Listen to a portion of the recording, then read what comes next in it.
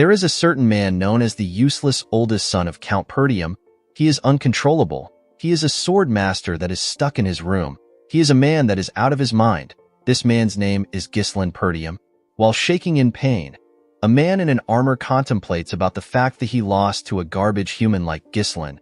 He could not believe that he who was the best knight in the north would lose to someone like that. Next to the knight, we see the bodies of several other knights. While the man was shaking in pain, someone walks up to him. The person asked him if the surrounding is cozy and warm. He told the knight that he put a lot of money into making the traps. The man talking was a knight with a nice armor and a pretty huge axe. With a cold gaze in his eyes, the man asked the knight if he likes the place. The knight became enraged when he heard this. He could not believe that a garbage human like Ghislain created a trap for him. He asked Ghislain if he knew about his plan beforehand. Our boy moved closer to the knight and told him that he knew everything.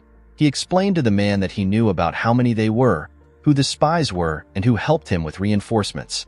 With a cold gaze in his eyes, Ghislain told the man that he knew it all.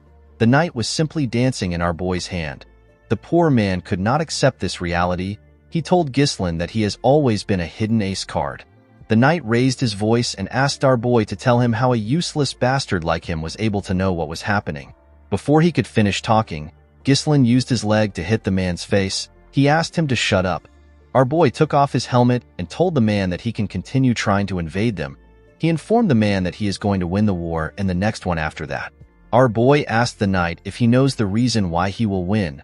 With a smile on his face, Ghislain revealed to the man that he has all the plans. The scene shifts and we are taken back a year earlier. We are taken to a soldier's camp which is in the Luthania kingdom near Perdium estate. We see Ghislain wake up in one of the tents. Our boy was shocked to see that he is alive. He quickly placed his hand on his neck to confirm this. Ghislain was certain that he was in a different place a while ago. He remembered what happened earlier. A knight knocked his sword out of his hand. Our boy spat out some blood when the knight attacked him. When our boy fell to his knees, the knight with red hair and a golden armor said that it is now over for Ghislain, who is the Mercenary King and one of the continent's 7 strongest men. With a smile on his face, the knight said that the war is over. This man is also among the continent's 7 strongest men.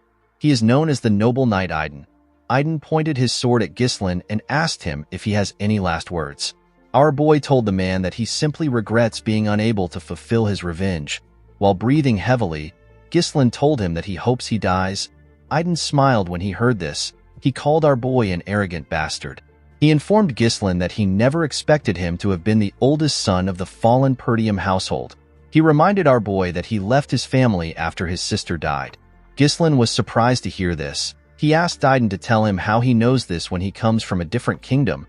The noble knight asked our boy to not be surprised. He revealed to him that he knows a lot about him because he once worked his ass off to track him down. With an evil smile on his face, Aiden revealed to Ghislain that they were the ones who worked with the Delphine household to bring down his family.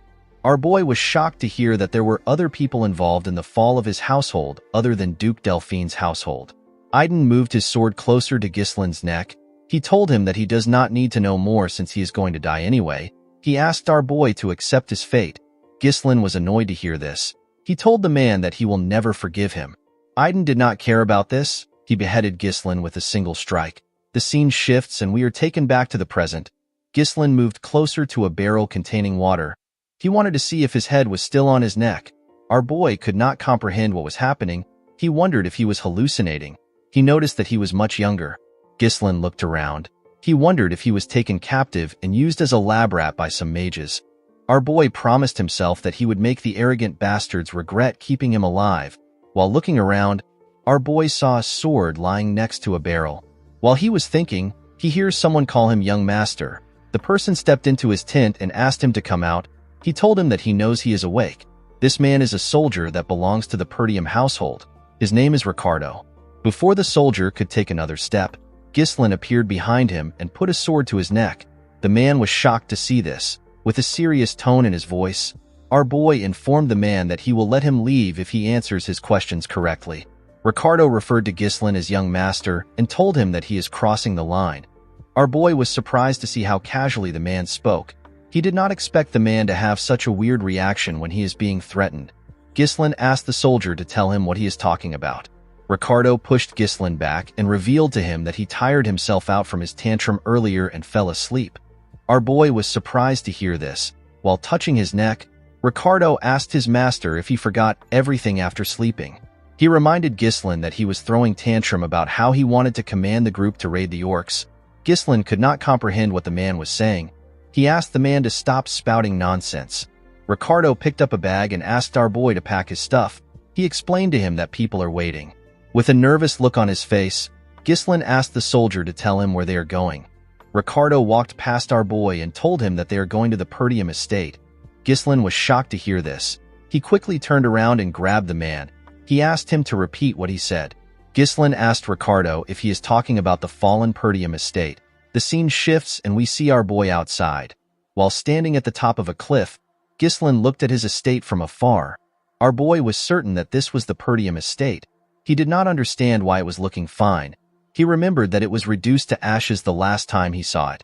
Ricardo moved close to his master and asked him if he had a nightmare. He could not believe that Ghislain would call his household a fallen one. He told our boy that the Count will kick him out if he hears this.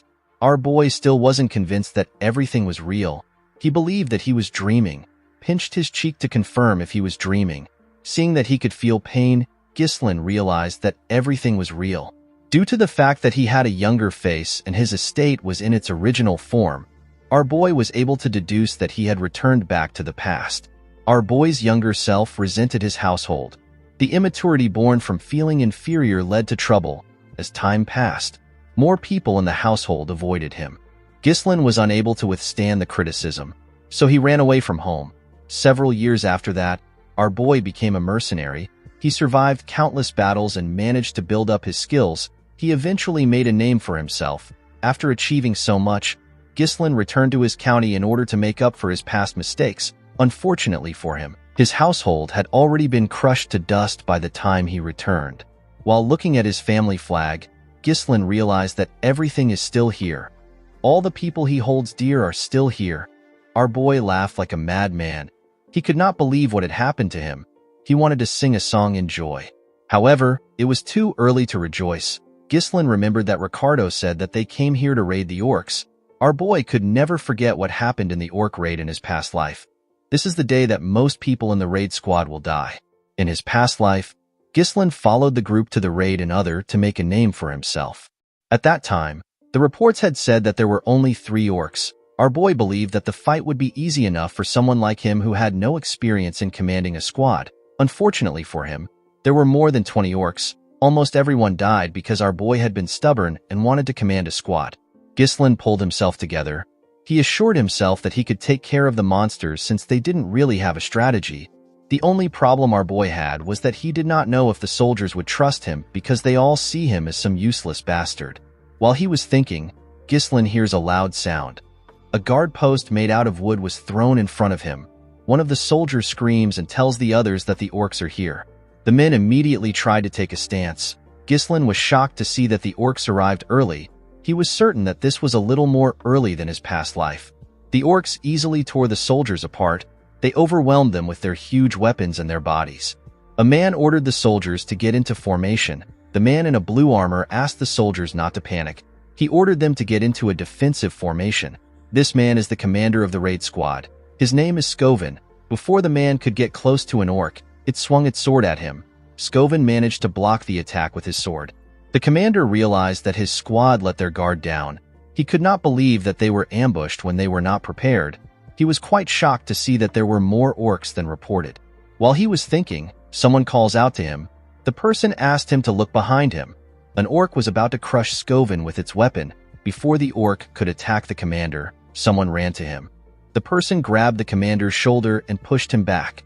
The person turns out to be Ghislain. Scoven was shocked to see his young master in front of him. Before the monster's axe could touch our boy, Ghislain stabbed it in its hand and used his sword to cut off its fingers. Immediately he did this. He cut the monster's thigh. Scoven and the rest of the soldiers were shocked to see this. The orc screamed out in pain and fell to the ground. Ghislain was annoyed to see the kind of cut he made. He realized that he could not yet use mana. He wished that he had returned to the past earlier. Ghislain turned to Scoven and asked him to give him something. The commander did not understand what the young master was talking about. With a confident look on his face, Ghislain asked Scovin to give him the commander's rights. Scovin could not believe that Ghislain actually asked for the right to command. The commander knew that Ghislain was an idiot, but he never expected him to ask for the right to command when their soldiers' lives are on the line. Scovin stood up and told our boy that he cannot give it to him. Ghislain was surprised to hear this. The man walked forward and asked our boy if he believes that the battlefield is a game. He explained to our boy that he cannot give up the authority that the Lord gave him easily. Our boy was annoyed to hear this, however. He completely understood the man. He knew that he would have also behaved the same way if an idiot walked up to him and asked him for the right to command. While he was thinking, an orc rushed to attack him. Scovin asked his young master to step back. He told him that he is too inexperienced to lead the squad. Immediately he heard this, Ghislain took a stance. He realized that he had no choice. To our surprise, our boy threw his sword. Scovin managed to dodge the sword before it could touch him. He turned around and grabbed Ghislain. He asked him to tell him why he attacked him.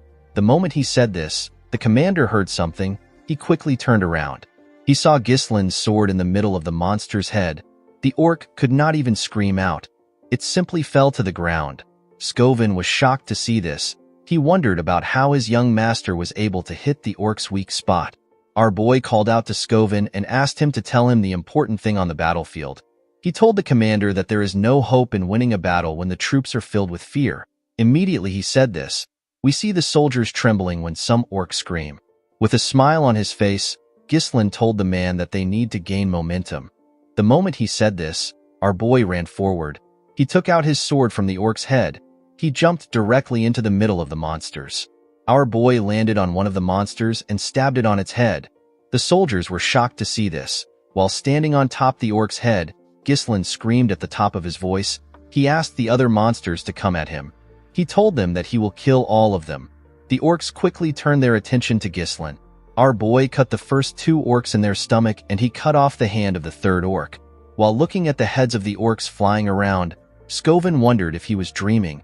Even though he was a mana user, it was hard for him to do anything, and yet, his skinny young master is tearing the monsters apart. The commander quickly realized that our boy was already tired. However, Ghislain was using the smallest of movements to dodge the attack, and he used his sword to strike the orcs on their weak spot. Scovin realized that Ghislain was fighting like a manaless sword master. Our boy taunted the monsters by saying that he is still not yet warmed up. While running away, Ghislain told the orcs that they are not living up to their reputation as a warrior species. Ricardo was shocked to see all the orcs charging at his master. Another soldier next to him noticed that our boy was running away despite the fact that he was talking trash. Ricardo called out to his commander. Scovin could not comprehend what Ghislain was thinking. He believed that it was a smart move for our boy to run into the orcs to get their attention. However, the commander did not understand why Ghislain would run in that direction. He was certain that the place leads to the edge of a cliff. The moment he thought of this, Scovin realized something. He understood our boy's intentions. He quickly asked his troops to raise a shield wall. He told them that they will follow our boy. When he got to the edge of the cliff, Ghislain told himself that Scovin would have understood his intention if he is a skilled commander. Our boy blocked the monster's attacks while he was waiting for Scovin. Ghislain preferred to kill all the orcs on his own. However, his awful stamina could not handle it. With a smile on his face, our boy told himself that he has done enough. Immediately he said this. The orcs heard someone coming at them from behind. When they turned around, they saw the commander and the rest of the soldiers forming a shield wall. The men held their spears tightly. Ghislain smiled when he saw this. He said that it was perfect. The moment he said this, he jumped off the cliff. Immediately our boy jumped. Scovin ordered his troops to push the orcs off the cliff. The soldiers moved close to the orcs and stabbed them with their spears, while screaming at the top of their voice. The soldiers successfully pushed the orcs off the cliff. The orcs fell to the ground and covered the area in blood. The soldiers were shocked to see what they had done. They could not believe that they managed to kill all the orcs. Immediately they took care of the monsters. Scovin moved to the edge of the cliff. He called out to his young master. To the man's surprise, Ghislain had pushed his sword into the cliff and held on tightly. While breathing heavily, our boy smiled at Scovin. The commander was relieved to see Ghislain. He stretched out his hand and asked him to grab it. Unfortunately, our boy's stamina was bad. His grip slowly loosened. Before Ghislain could reach for the commander's hand, He let go of the sword and fell. Scovin and the soldiers were shocked to see this. The scene shifts and we see someone calling Ghislain. Our boy immediately recognized this voice. He called out to the girl whose name is Elena. Our boy remembered how the girl cried when their mother died, how she used to thank him for helping her. He also remembered how his sister told him that she hates him. Ghislain was surprised to see memories of Elena. While he was thinking, someone grabbed him. The person turns out to be Elena. The little girl told her brother that she wants to go with him. The moment he heard this, Ghislain opened his eyes. He saw himself in a room. There was a cloth on his head. Ghislain was happy to see that the soldiers managed to save him. He wondered why he had such a weird dream. The moment our boy raised his head up, he felt pain all over his body. Ghislain realized that he was suffering the consequence of pushing his body to the limit. While our boy was shaking in pain, someone steps into the room. A maid with white hair was happy to see our boy awake. Ghislain was shocked to see the woman whose name is Belinda. The maid placed the bucket she was holding on the table and told her master that she was quite worried about him. She reminded Ghislain that she told him to let the soldiers handle everything. To Belinda's surprise, Ghislain rushed to hug her. The woman was shocked to see this. She asked her master if she offended him. Our boy told the woman that he is simply happy to see her. Belinda was Ghislain's personal tutor. Since he was little, Belinda was the only one who continued to stay by his side despite his idiotic antics. However, after the Perdium family fell to ruins, Belinda went missing. Our boy was no longer able to see her again. Belinda asked her master to tell her why he is happy when they see each other every day. Ghislain believed that he needed to tell his maid the truth. He asked the woman to listen carefully to him. He revealed to her that a catastrophe will soon strike their family. The maid asked her master to explain what he means.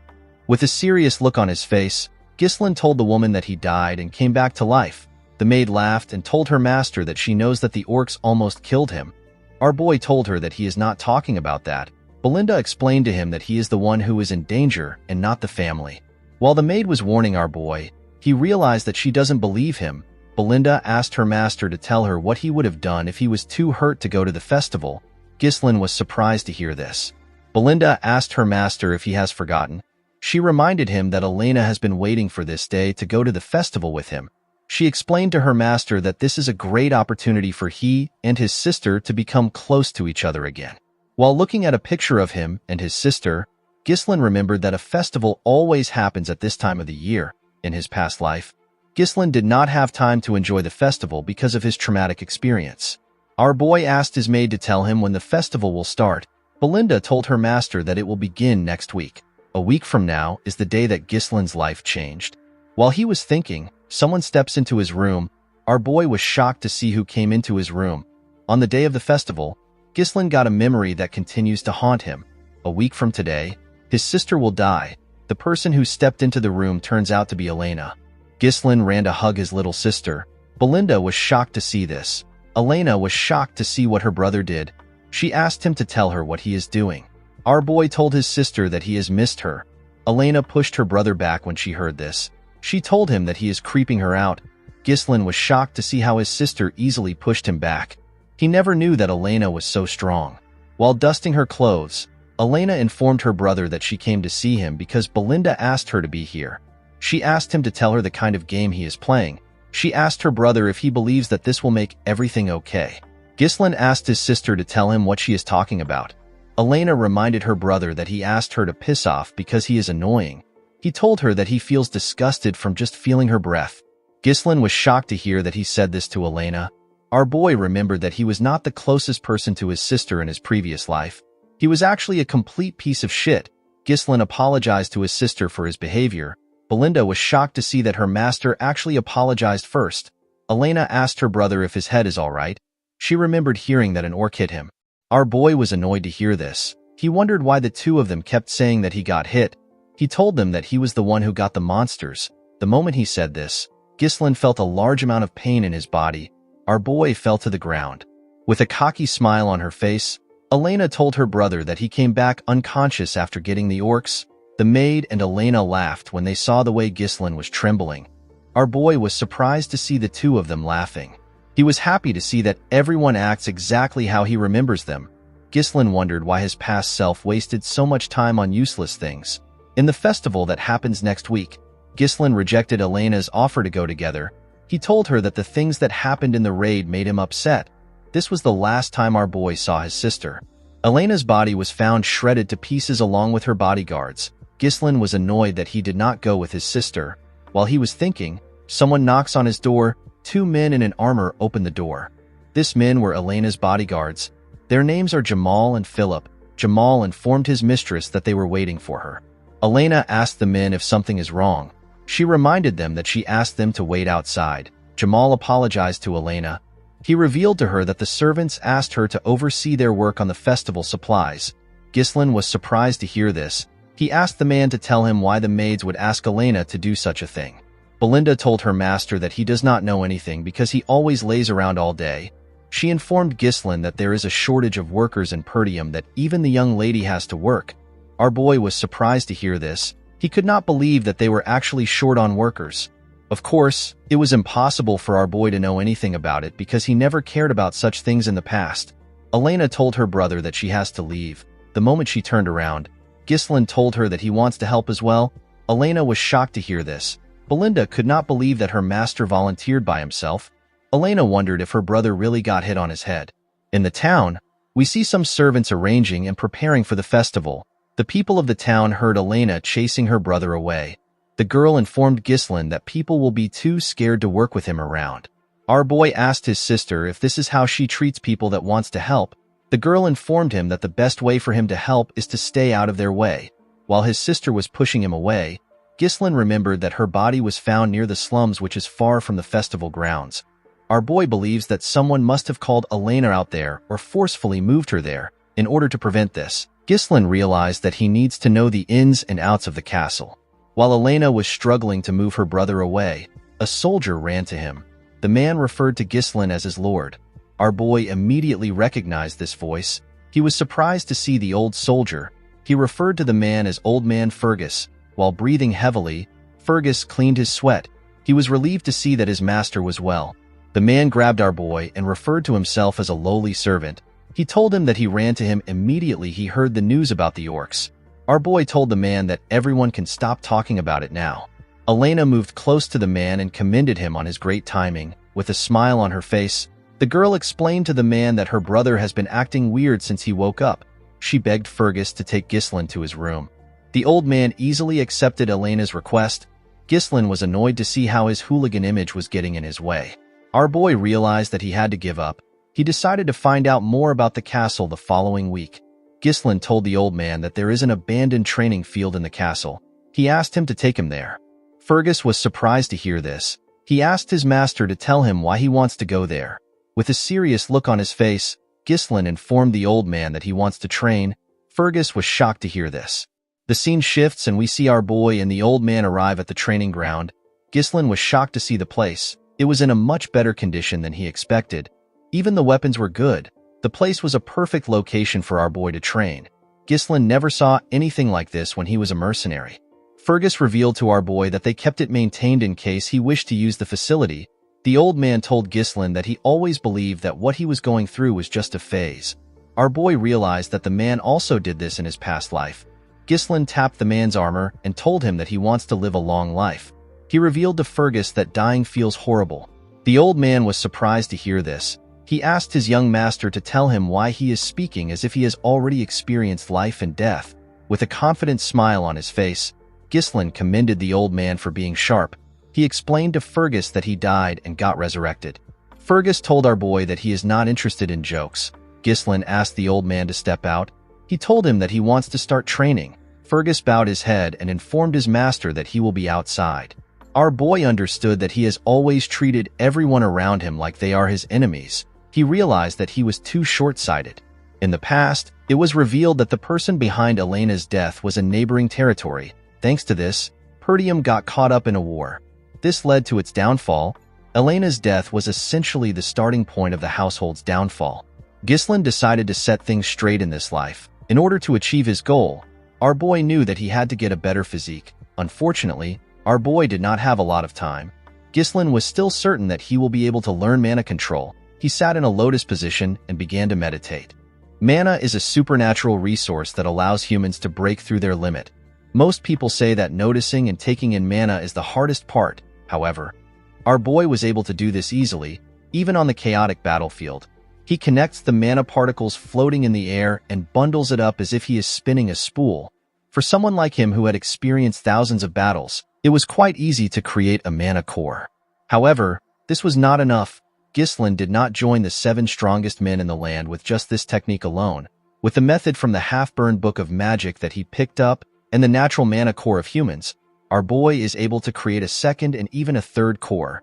He creates a connected mesh of multiple cores in order to create an explosive force. Ghislain screamed out in pain as the mana traveled through his body. Our boy spat out some blood from his nose and even his mouth. He was surprised to see that he was only able to create 3 cores in his past life. He actually managed to get 5 cores. This method allows one to create an explosive force in a short time, but it also requires an extremely large amount of mana in return. This was the primary reason Ghislain lost to Aiden in his past life. The noble knight brought a whole knight order to fight against him when he had ran out of mana. Our boy was certain that he would have won if it was a fair fight. Ghislain knew that this technique was an unstable one. However, he did not mind. Our boy knew that he had a youthful body and a lot of time. He assured himself that he will be the one to behead Aiden this time. With a look of anger on his face, Ghislain promised to destroy the bastards that helped House Delphine to destroy their county. The scene shifts and we are taken to the day of the festival.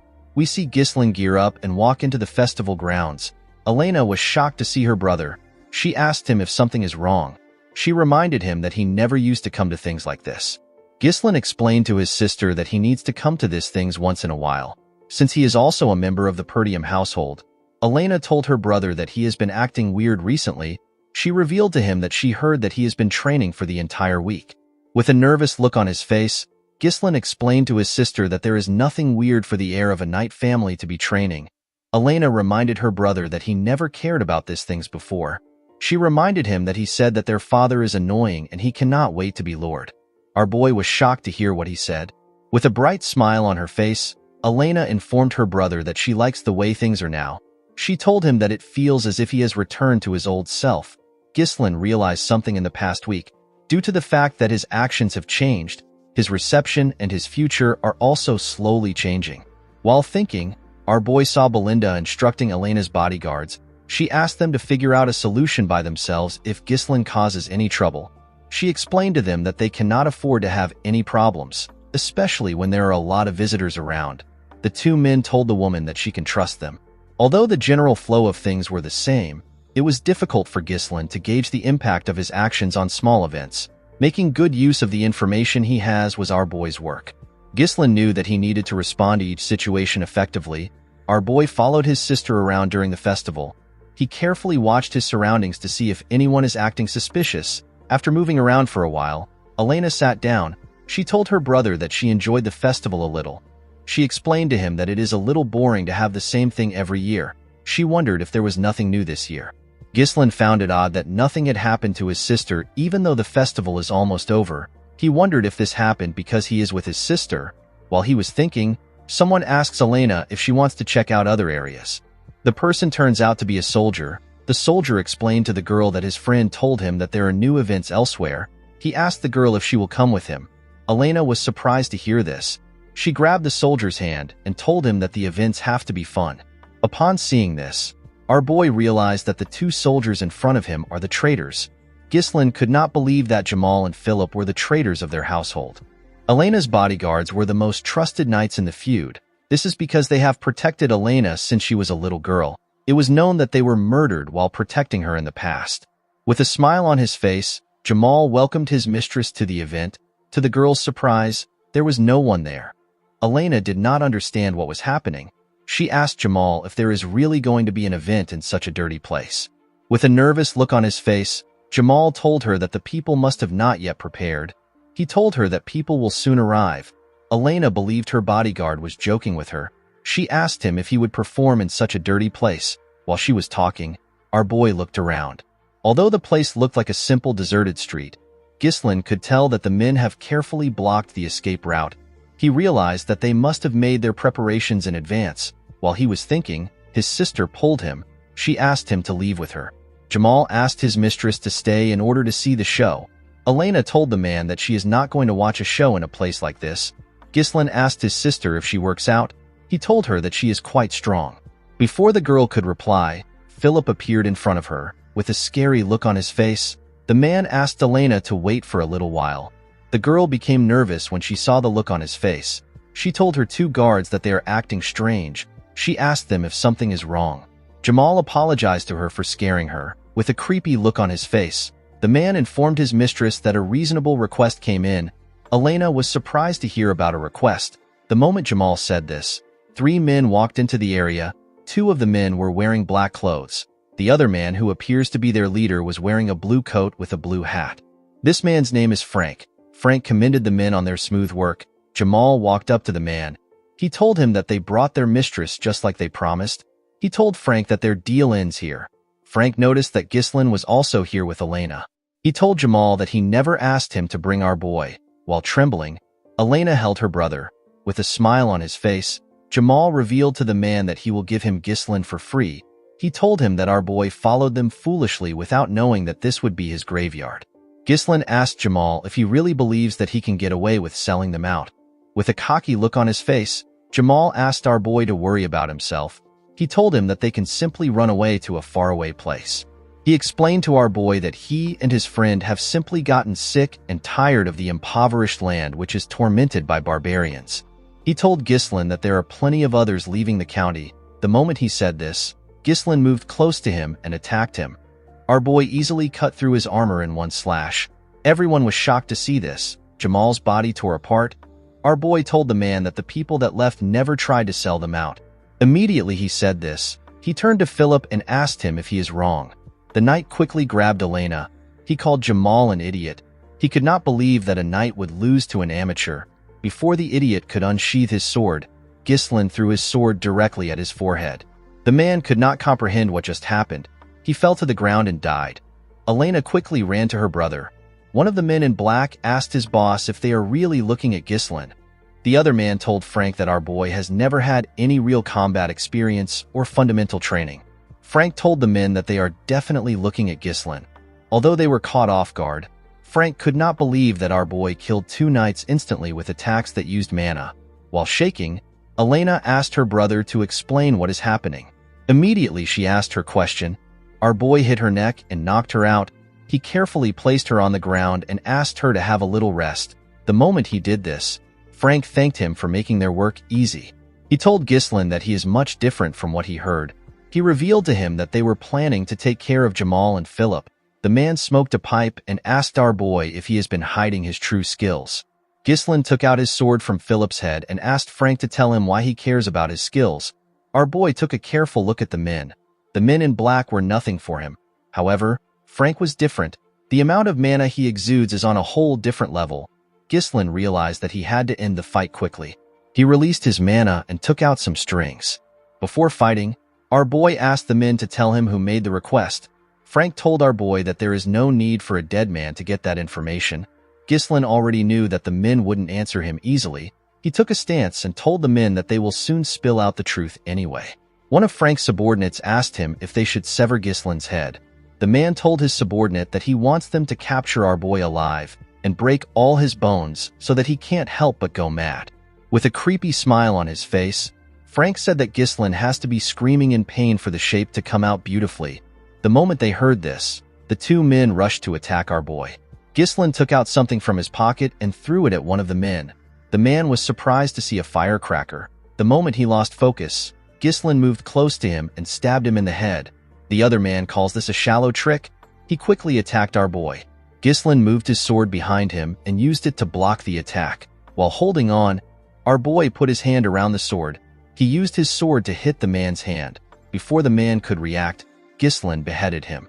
The moment he did this, Frank attacked him. Our boy blocked the attack with the other sword. Frank was shocked to see this. He could not believe that Ghislain managed to block his attack in his position. He was certain that it was a perfect sneak attack. Ghislain quickly pushed the man's sword down and stood up. He made a clean cut on Frank's neck. The man's pipe fell to the ground. To our boy's surprise, Frank attacked him. While using mana on his neck, Frank told Ghislain that he is actually surprised. He told our boy that he would have lost his neck if he did not have enough mana.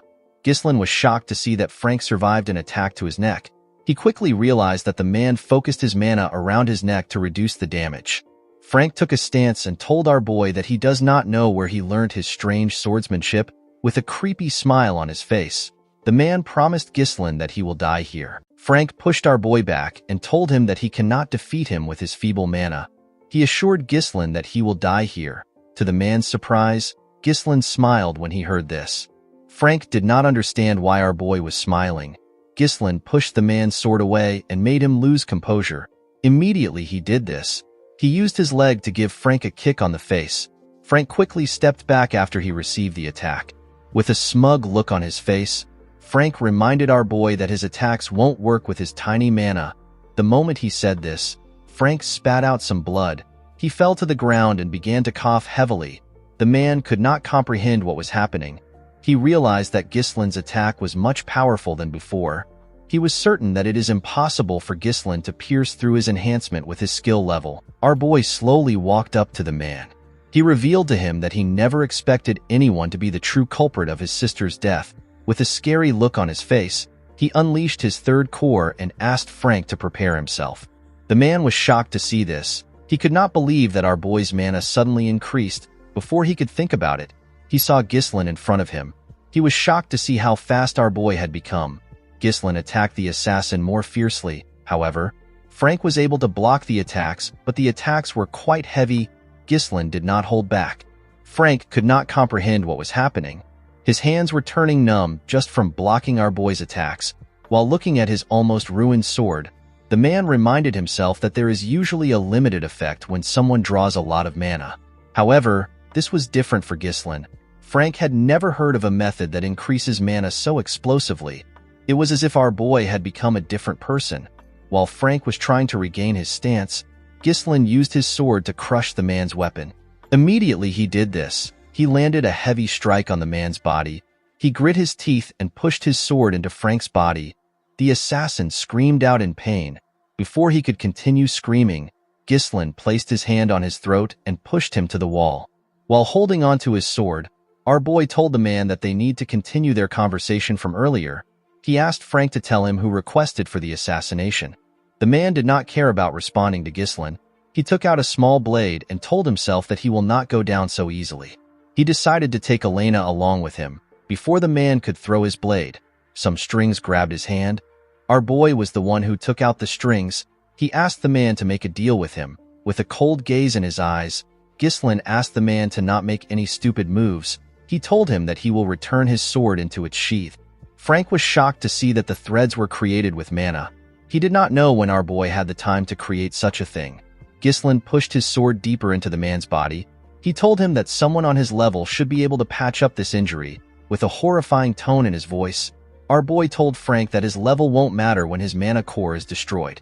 The assassin was shocked to hear this. When he looked down, he saw our boy's sword glowing. He immediately began to scream. He could feel his mana scattering. Frank yelled at Ghislain and asked him if he has lost his mind. He told him that the backflow could cause an explosion and blow the whole area away. He asked Ghislain if he is planning to self-destruct. With a terrifying look in his eyes, our boy told the man that only those who are unskilled make such a mistake. He assured him that he can manage himself. Frank was shocked to see the look on Ghislain's face. He realized that our boy was not bluffing. He became certain that he is going to die. While screaming at the top of his voice, Frank revealed to our boy that he was sent by Count Desmond.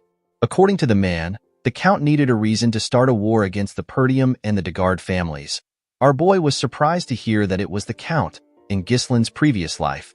This kind of work was left for the families that allied with the Duke's family. Our boy was annoyed to see that Duke Delphine orchestrated the whole thing without being involved.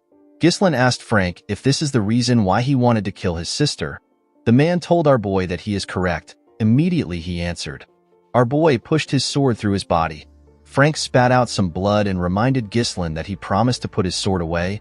Our boy smiled when he heard this. He asked the man to tell him why he is scared when he has also killed many people. Frank began to laugh when he heard this. Our boy was surprised to see this. The man moved close to Ghislain and revealed to him that nothing will change even if he dies. He told our boy that he has already finished the work of the Degard family. He asked our boy if people will listen to a punk like him. He assured him that Perdium will perish in war. The moment he said this, Ghislain grabbed his head and pushed it to the wall. With a smile on his face, our boy told the man that he was reborn after dying. He assured him that things will be different this time around. Immediately he said this, his sword began to shine brighter. Frank raised his head up and screamed out. The man shot out his energy through his mouth. It blew up when it got to the sky. It looked like a firework. The moment he did this, he fell to the ground and died. While breathing heavily, our boy looked around. He saw the corpses on the ground. He stared at his sister's unconscious body. After confirming that there was no one next to him, Ghislain threw his sword to the ground. He took a deep breath and fell to the ground. He began to cough out blood. While cleaning his blood from his mouth, our boy said that it was very easy for him to explode 3 cores when he was the Mercenary King. He pushed himself up and told himself that he will not fall here. Our boy rushed to a building and kicked the door open. He found 2 bodies inside the building. In Ghislain's previous life, there was another body that was found in this place besides Elena. Due to what Frank said earlier, our boy realized that the body in front of him belonged son of the Degard family. The boy was killed along with his escort knight. The 2 men were silenced and framed as Elena's killers. Our boy moved their bodies. He was certain that a war would take place if these bodies are revealed. Ghislain took out a firecracker. He decided to erase the evidence. After setting the building on fire, our boy carried his sister and slowly walked away. He assured himself that he will never let things go as planned for his enemies. As Ghislain walked forward, we see someone watching him from a tree. The person disappeared after staring at our boy for a while. The scene shifts, and we see the man reporting to his superiors who sat on a round table. The man revealed to them that the assassination was a failure. The people on the round table were shocked to hear this. They could not believe that Frank and the other 2 knights failed the mission. They asked the man if they let their guard down because they believed that the work would be easy. With a nervous look on his face, the man told them that they failed because of Ghislain. The men were shocked to hear this. They could not believe that the useless bastard of the north actually did something. One of the men on the table reminded the spy that Ghislain is actually a useless piece of shit. He asked the man to stop using our boy as an excuse. The spy revealed to the man that Ghislain is completely different from the information and rumors they have about him.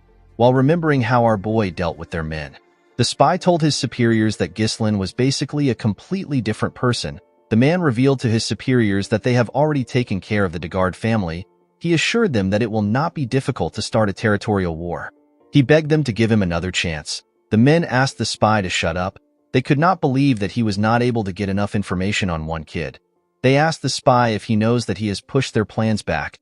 They could not believe that the man was asking for another chance when he failed his first mission. The members of the group ordered for the spy to be eliminated. The moment they said this, someone sitting on a throne told them that they are noisy. The man asked the spy to tell him the kind of chance that he wants. The spy assured the man that he can get rid of Ghislain. The man asked him to tell him how he wants to do this. The spy revealed to the mysterious man that he will make a duel happen naturally. He told the man that he has someone in mind. The men on the table asked him to tell them who he plans to choose. The man revealed to them that he plans to choose Cain Loges. This person is famous for his strength-based swordsmanship. Despite his young age, he is the epitome of strength. The spy assured his masters that there is no one in the north who is a match for Cain's strength. According to the man, Cain is Ghislain's cousin, so it won't be difficult to get them to meet for a duel. With a cold gaze in his eyes, the mysterious man told his subordinate that he will not be granted another chance after this. The spy assured the man that he will not disappoint him. The scene shifts and we are taken to the training hall of the Perdium household. Fergus stepped into the room and told his master that it is already meal time. The moment he said this, he saw something coming towards him. Our boy placed his thread on a sword next to the man. He wrapped the thread around the sword and used it to pull it to himself. Ghislain carefully moved his sword. He wanted to see how easy the thread was for him to handle. While swinging his sword, our boy saw the old man. Fergus moved close to his master and apologized for interrupting his training session. He asked his master to tell him how he was able to drag the sword. Ghislain showed the man the thread. He told his knight that the technique is known as mana thread. It is a way of using mana as a string in our boy's past life. He used this technique all the time. However, at his current skill level, Ghislain needs to implode his core in order to use it like before because he is lacking mana. The only way our boy can use mana while using his threads is to create a smaller amount of threads. The old man was surprised to see his master's technique. He always believed that he had trained his mana well, but he had never seen something like this. Fergus did not know how his master was able to create this technique with mana. He was certain that Ghislain did not have any skills and he had not trained for a long time. Our boy asked the man if he needs something from him. Fergus told his master that he actually stopped by to tell him something. He bowed his head and thanked Ghislain for protecting his little sister.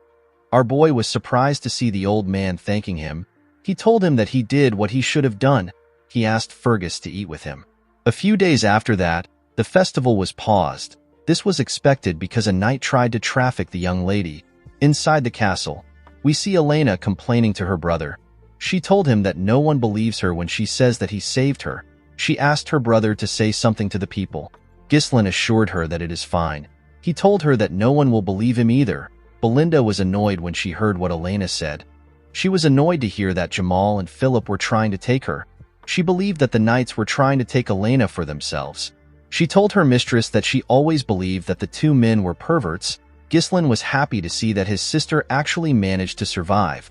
Although he was able to prevent the war from happening, our boy knew that their enemies won't give up easily. Ghislain knew that he cannot stop them on his own forever. He realized that he needed to grow his own military force. While he was thinking, a maid stepped into the room. She brought a cart containing their food. Our boy realized that he needed to get into politics if he wants to get the things he needs. The maid placed the plate on Ghislain's part of the table. When he opened the plate, he saw a piece of potato. Our boy was shocked to see this. Ghislain turned to Belinda and asked her to tell him when they will have dessert. The maid was surprised to hear this. She asked her master if he does not know how their situation is. The moment she said this, our boy hears someone screaming outside of the castle. He was startled when he heard the person. At the gate of the castle, we see a chubby bearded man asking the Perdium household to compensate him for the damage they have caused with the cancellation of the festival. It wasn't just the chubby man that demanded this. Other men were also asking for compensation. They were holding pitchforks. They asked Ghislain and his sister to come out. They asked them to stop wasting their money. The guards begged the men to calm down. Our boy looked outside the window to see what was happening. He did not understand what was going on. Belinda told her master that she knew this would happen. She revealed to Ghislain that their county is full of merchants who make a living from the profits that come from the festival. The profit was good enough for them last year. However, since the festival was cancelled after just one day, it is expected for the merchants to be angry. Ghislain was shocked to hear this. He never expected the county to be in such a bad situation. Our boy turned away from the window. He realized that he needed to stop the merchants. He was certain that they will get more aggressive if he doesn't do anything. Ghislain asked Fergus to tell him what the soldiers are doing. He asked him to send the soldiers down to calm the crowd. Fergus revealed to our boy that they do not have any soldiers. Ghislain could not believe what he was hearing. The old man explained to our boy that most of their soldiers have been dispatched to the Forest of Monsters for reconstruction because of the orc raid. Ghislain was annoyed to hear this. Perdium is basically eternally at war because of the barbarians in the north. On the other side of the county is the Forest of Monsters. Monsters can come from this place at any time. Ghislain could not believe that they did not have any money or soldiers. He moved Belinda to the side and told her that they need to talk. He reminded the maid that she is the one who manages his money. He asked her to use his money to calm the merchants down. With a surprised look on her face, Belinda told her master that he does not have any money left. Our boy asked her to tell him the reason. The maid reminded her master that the count cut off his allowance because he used to spend money like water. Ghislain could not believe that he was broke.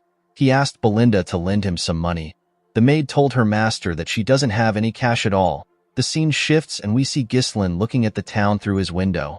Our boy could not believe that his family was in such a terrible situation. He wondered about what they actually have. Our boy knew that he could not do anything if he does not have any funds. Even if he has knowledge of the future, it does not matter without money. Ghislain realized that he needs to get money first. He wondered if there was something on the estate that could change his situation. While he was thinking, Ricardo barges into his room. Our boy was surprised to see the soldier breathing heavily. He asked him to tell him why he is in a hurry. With a worried look on his face, Ricardo revealed to his master that there is a problem. He told him that Cain wants to see him. Ghislain was shocked to hear this. The scene shifts again and we see Scoven breathing heavily. The man's face was heavily bruised. While he was trying to regain his stance, his opponent gave him a heavy punch on his face. The person punched the man on his chest plate. The attack went through the armor and damaged the commander on his chest. The moment he took the attack, he fell to the ground. At the entrance of the bar, we see Ghislain arrive. Our boy saw the commander fall to the ground. Scovin called out to his young master when he saw him. Our boy was annoyed to see this. Cain welcomed Ghislain. When our boy raised his head up, he saw a huge boy in front of him. With a smile on his face, Cain greeted his cousin. Ghislain took a careful look at Cain. He immediately remembered the boy's face. Cain is the heir of the Loges County. This is a county that his family has an alliance with. At this point in time, Cain was Ghislain's only friend and his enemy. While Scovin was shaking on the ground, Cain came down the stairs. Ghislain asked Ricardo to explain the situation to him. According to the soldier, he and the commander came to the tavern because they heard a report about a disturbance. When they arrived at the tavern, they found Cain with his escort knight. The arrogant boy recognized them and asked them if the rumors about Ghislain are true. Scovin explained the details of the rumors to the boy. Before the man could finish talking, Cain grabbed his mouth. With a creepy smile on his face, he asked Scovin to stop lying to the heir of the Loges County. This was how the idiot started to beat the commander.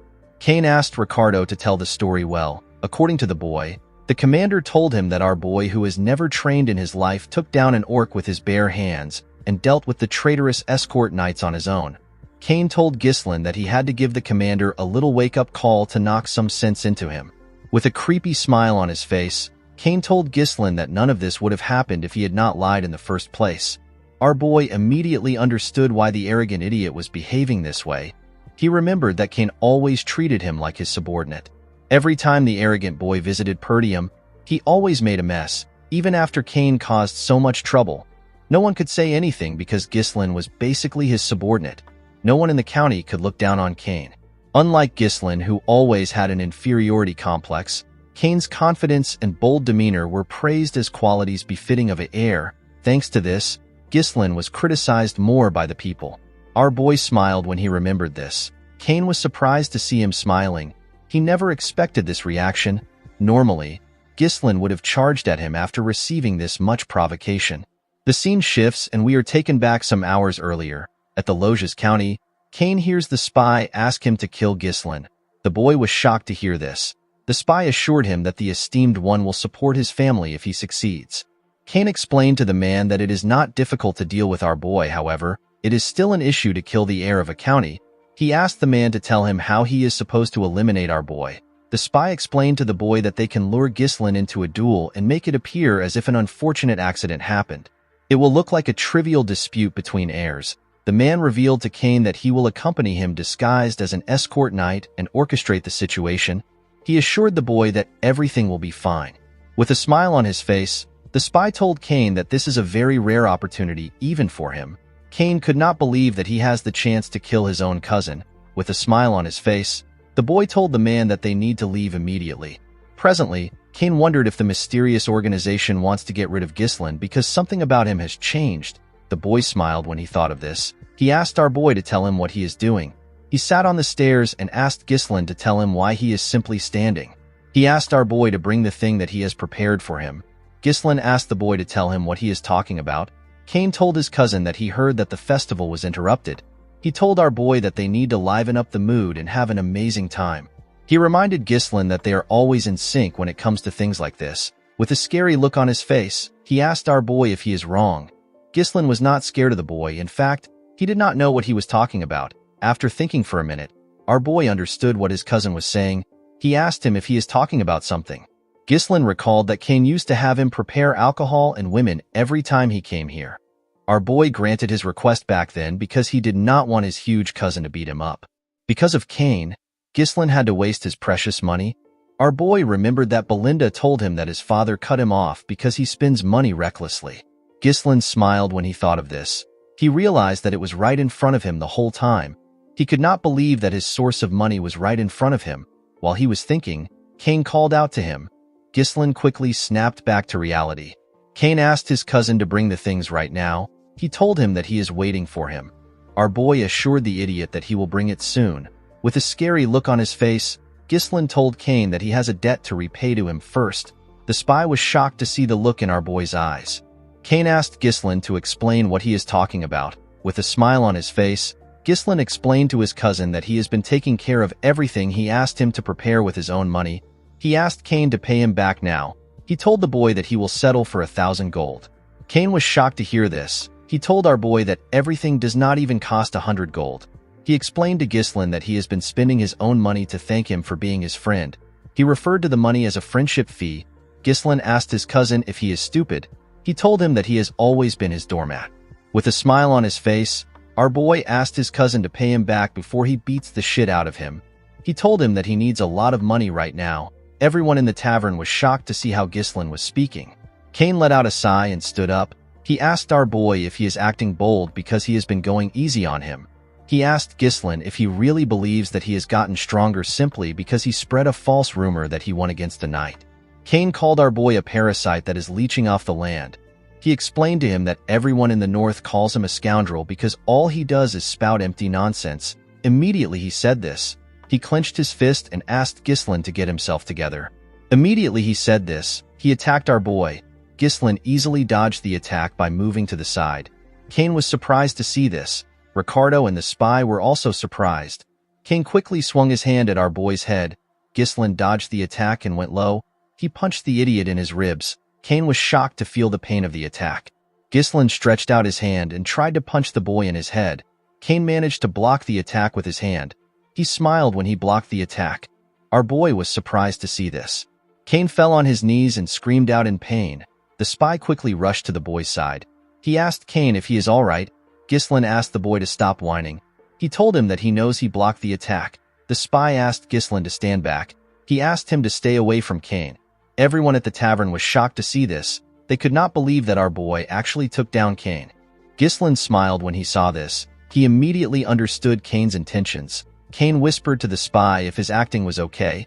With a smile on his face, the man told him that his acting was perfect. He told him that he has set the stage perfectly to make it appear that the fault lies with Ghislain. He assured Cain that he now has enough justification to duel our boy. The idiot placed his hand into his pocket. He was certain that he had to get the backing of the esteemed one. He decided to leave a lasting impression. Cain took out a blue glove. He could not believe that he was given the opportunity to cut off Perdium, which is a falling power. He raised the glove up and told Ghislain that he has tarnished the dignity of nobility with lies. He said that our boy attacked him simply for trying to verify the truth.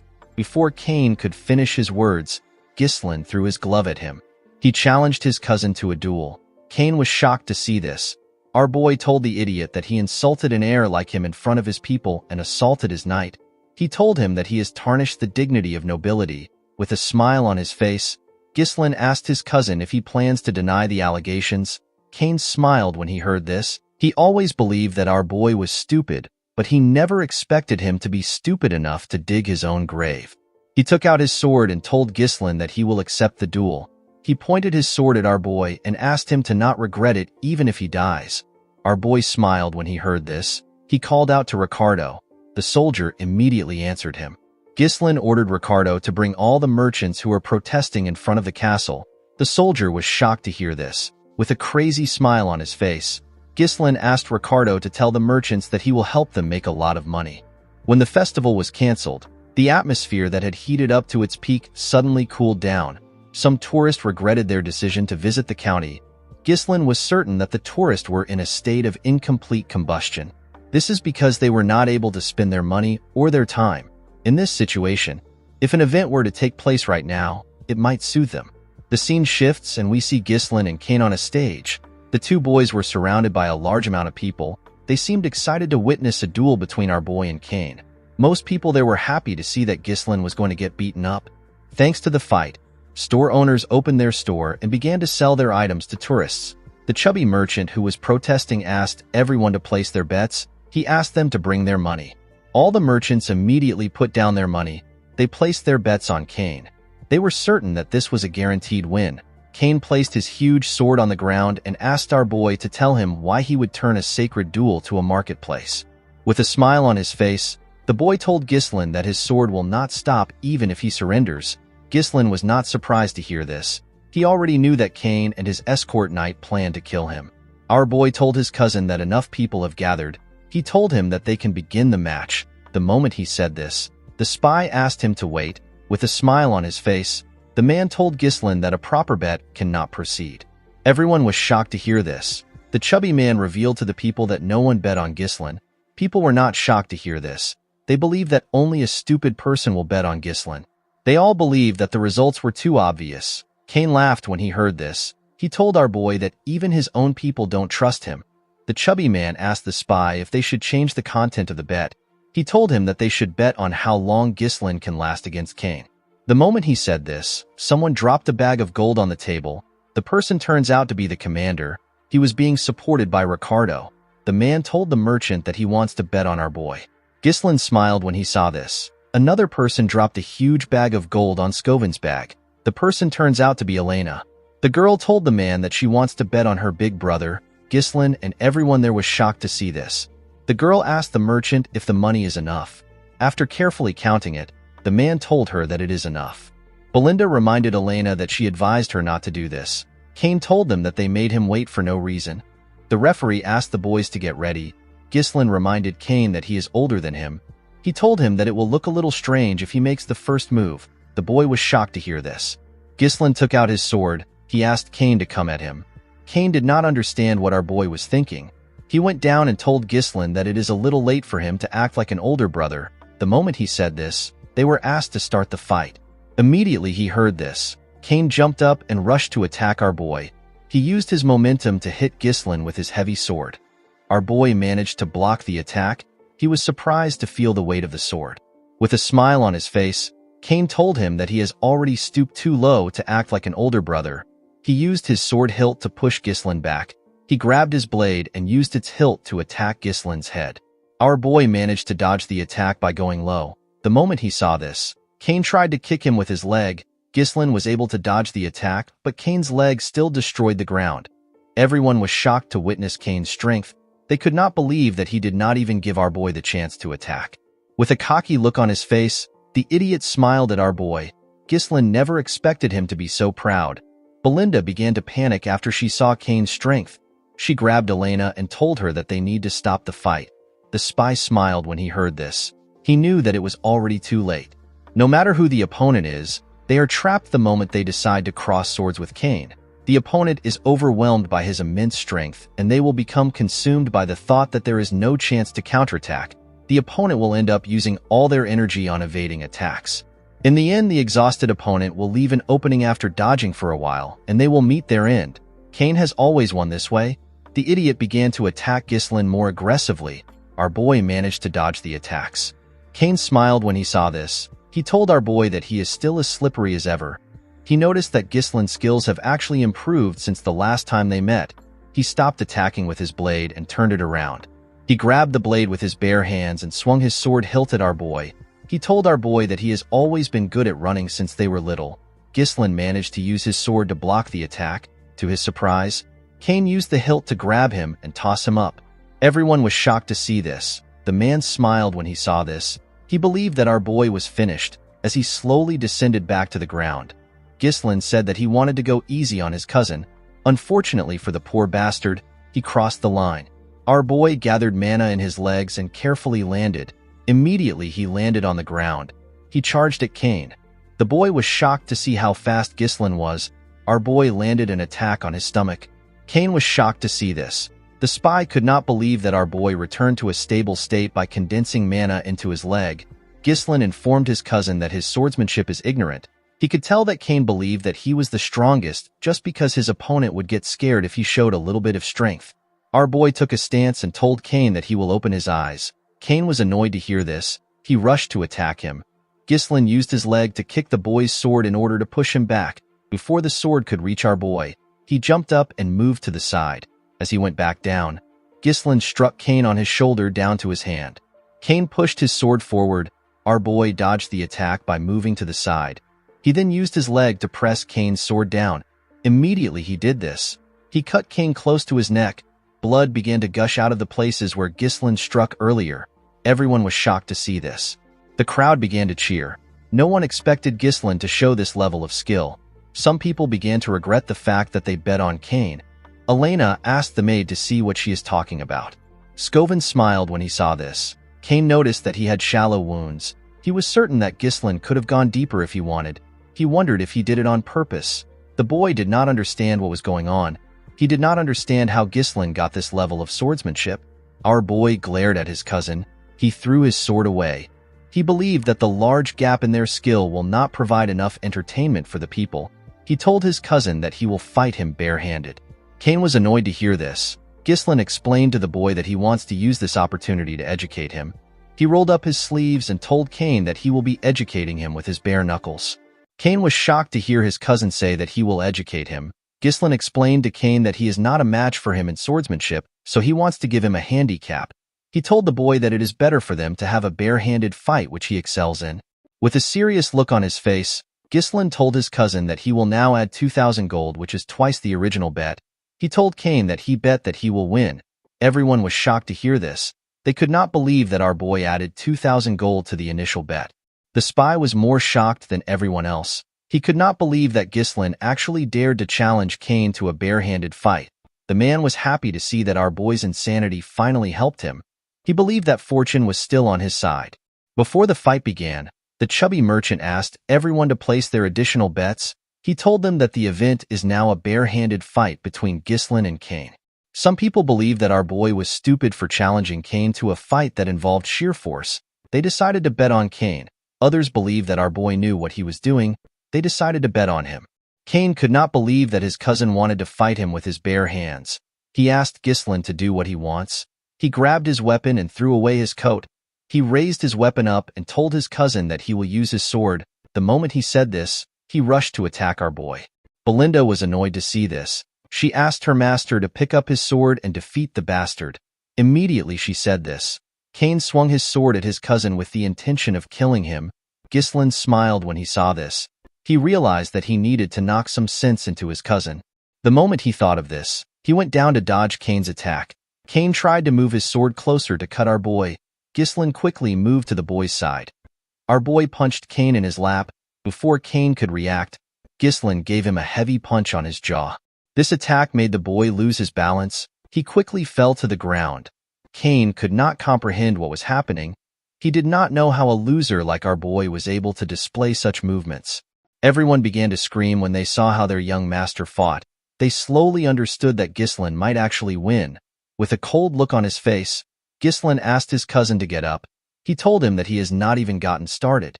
Cain was annoyed to hear this. He raised his sword and rushed to attack our boy. He swung his huge sword at our boy when he got close to him. Ghislain easily dodged his attacks.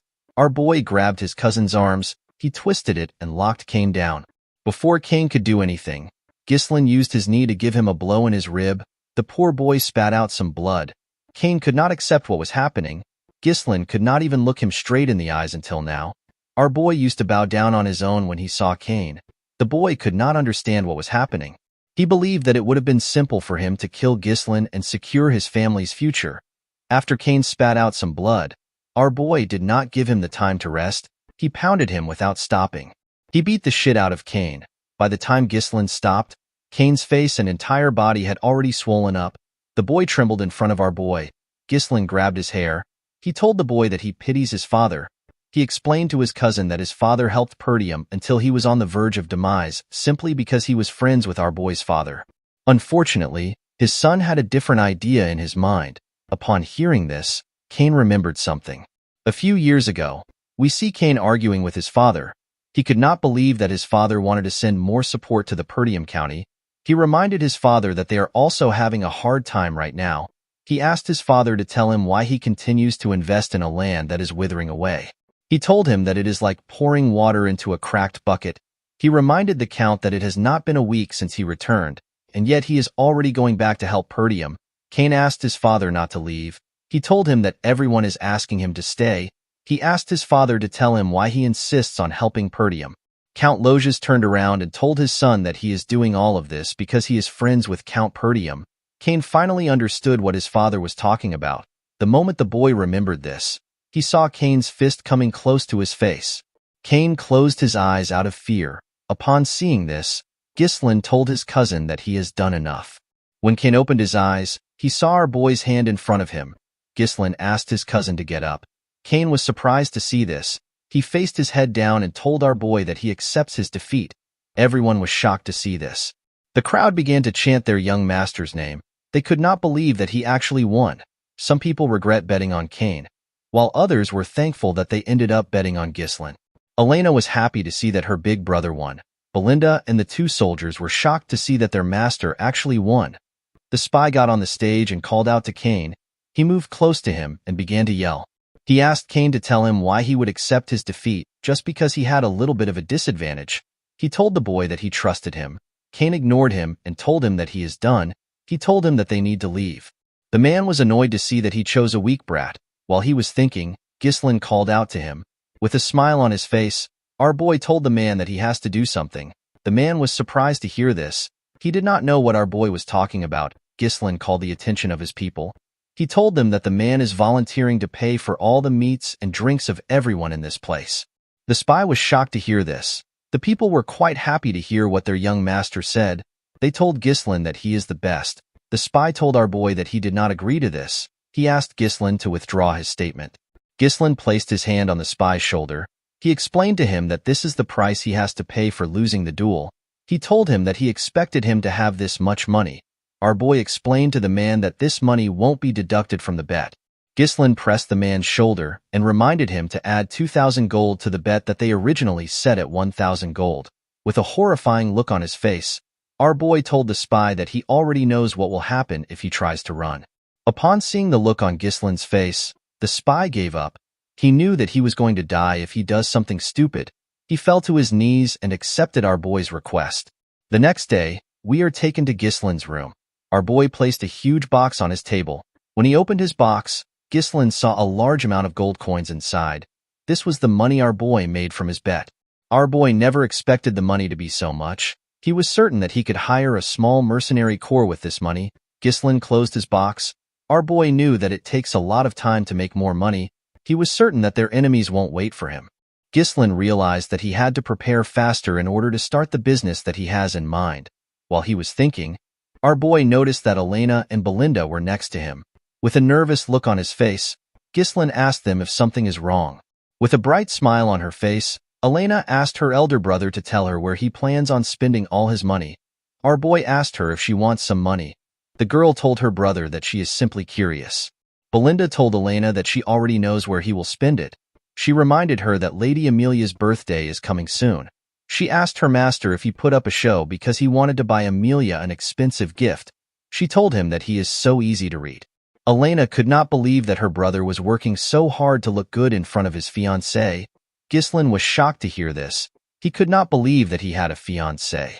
Our boy asked his maid and his sister if he really has a fiancée. Belinda asked her master to not be shy. She told him that he does not need to play dumb just because he is embarrassed that they knew what he was thinking. Elena reminded her brother that they are talking about Amelia from the Rayfold County. Ghislaine's expression became grim when he heard the name of the county. Our boy remembered his fiancée. He remembered her as a spider. Amelia Rayfold is a noble among nobles. She is known for her kind nature and her actions towards everyone regardless of their status. She gained the deep support of the people of her territory. However, Amelia would later incite a rebellion and come to be known as the Witch of the North.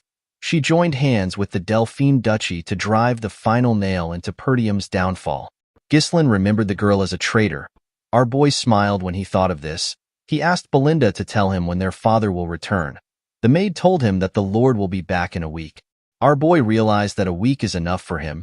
He stood up and told Belinda that he will be visiting the Rayfold County. Belinda was surprised to hear this. She told her master that it is not yet Amelia's birthday. She asked him to tell her the reason for his visit. Our boy revealed to her that he wants to get money from the county. The scene shifts and we see a beautiful noble lady place her shoes on the ground. The lady had a tattoo of a spider next to her mouth. She had beautiful red eyes. She asked someone to wear her shoes. The person turns out to be a poor little girl in rags. The little girl could not believe that Lady Amelia was giving her some shoes. Amelia told the little girl that she is the only one who deserves to walk barefooted on the land. She turned to her soldiers and asked them to provide food and shelter to the people around. Immediately they heard this. The men began to bring provisions to the area. The people were shocked to see this. As Amelia and her soldiers walked away, the people thanked her for what she did. The scene shifts and we are taken to Amelia's garden at the Rayfold Manor. We see a man cleaning Amelia's feet. The man commended Amelia on what she did today. This man's name is Bernaf. He is Amelia's escort knight. While petting her cat, Amelia revealed to her knight that her father has always demanded absolute obedience from the people of his territory. According to Amelia, the common folk will always follow those who keep them warm and well-fed. Bernarf told his mistress that she has now won the hearts of the people. He assured her that her kind nature will be favorable in the future successor competition. The moment she heard this, Amelia used her leg to hit Bernarf's face. She asked him to tell her what happened in the duel against the finest sword of the north. Bernaf apologized to his mistress.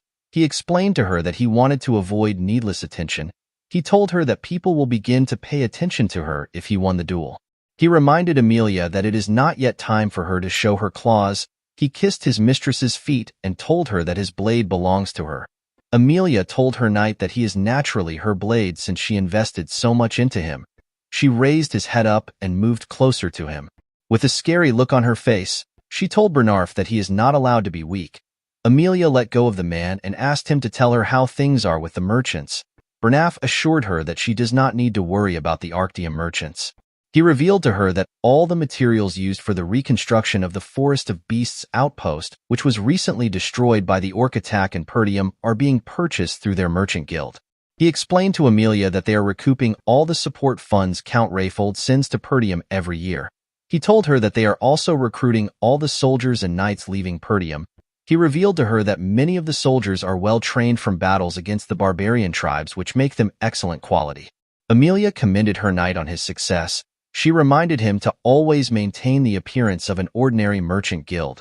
She explained to Bernaf that they cannot let their true identity be exposed until they have built up their strength. While they were talking, a steward comes to interrupt them. Bernaf stood up and told the man that the mistress is resting. He asked the steward to tell him who gave him permission to step into the garden. The steward explained to the knight that he just received news from the gate that Ghislain has come to visit. Amelia was surprised to hear this. She asked the steward to tell her why Ghislain came. The man revealed to her that our boy said that he has something to discuss about their merchant guild. Amelia and her knight were shocked to hear this. The scene shifts and we are taken to the visitor's room. Amelia stepped into the room and sat down. She saw our boy wearing a rough coat. He was holding a small flower. Ghislain greeted the girl. Amelia told our boy that his visit is quite unpleasant. She told him that he came without any prior notification. She asked him if he has not yet learned manners or etiquette. With a smile on his face, Ghislain told the girl that he wanted to give her a gift in advance because her birthday is coming soon. Our boy placed the flower he was holding on the table. He explained to her that he got the flower from the merchant guild up ahead. He told her that the fragrance is quite nice. He explained to her that he plans to buy flowers from the guild from now on. Ghislain revealed to her that the guild is known as the Arctium Merchant Guild. Amelia could not comprehend what our boy was thinking. She stood up and told him that she does not know what he is talking about. She turned around and told Ghislain that she will be leaving now that she has received his gift. With a cold gaze in his eyes, Ghislain asked the girl to sit down. Amelia was shocked to feel the energy our boy was releasing. She could not believe that the guy who used to be barely able to speak when he stood in front of her was releasing such a powerful energy. Ghislain picked up the tea in front of him. He told Amelia that he does not want to waste her time. He revealed to her that he needs some money. He asked Amelia to give him 10,000 gold.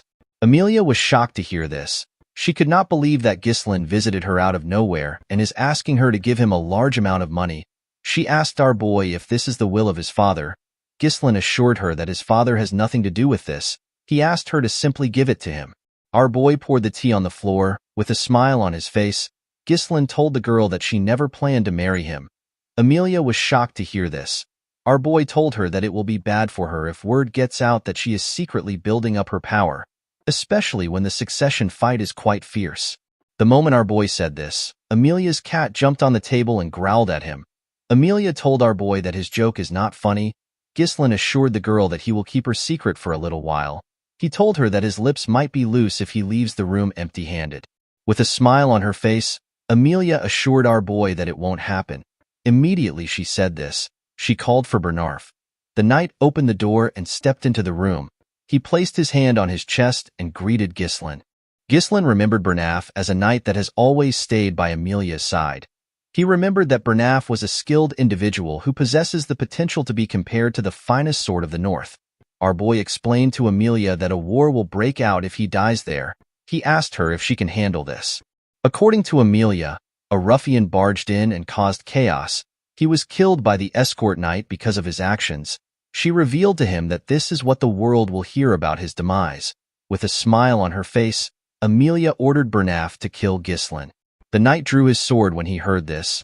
Our boy did not expect Amelia to react this way. He realized that he had no choice but to get a little serious. He placed his hand on his sword hilt. Before Ghislain could attack, he noticed that Bernaf was smiling. Our boy found this to be weird. The moment he saw this, he heard a sound. An assassin jumped out of one of the knight armors that was behind Ghislain. The assassin stabbed Ghislain's chair. Fortunately, our boy managed to jump out of the chair and go low. As the assassin struggled to remove his sword, he gave him a heavy kick in his chest. The assassin was sent flying. His body broke the window.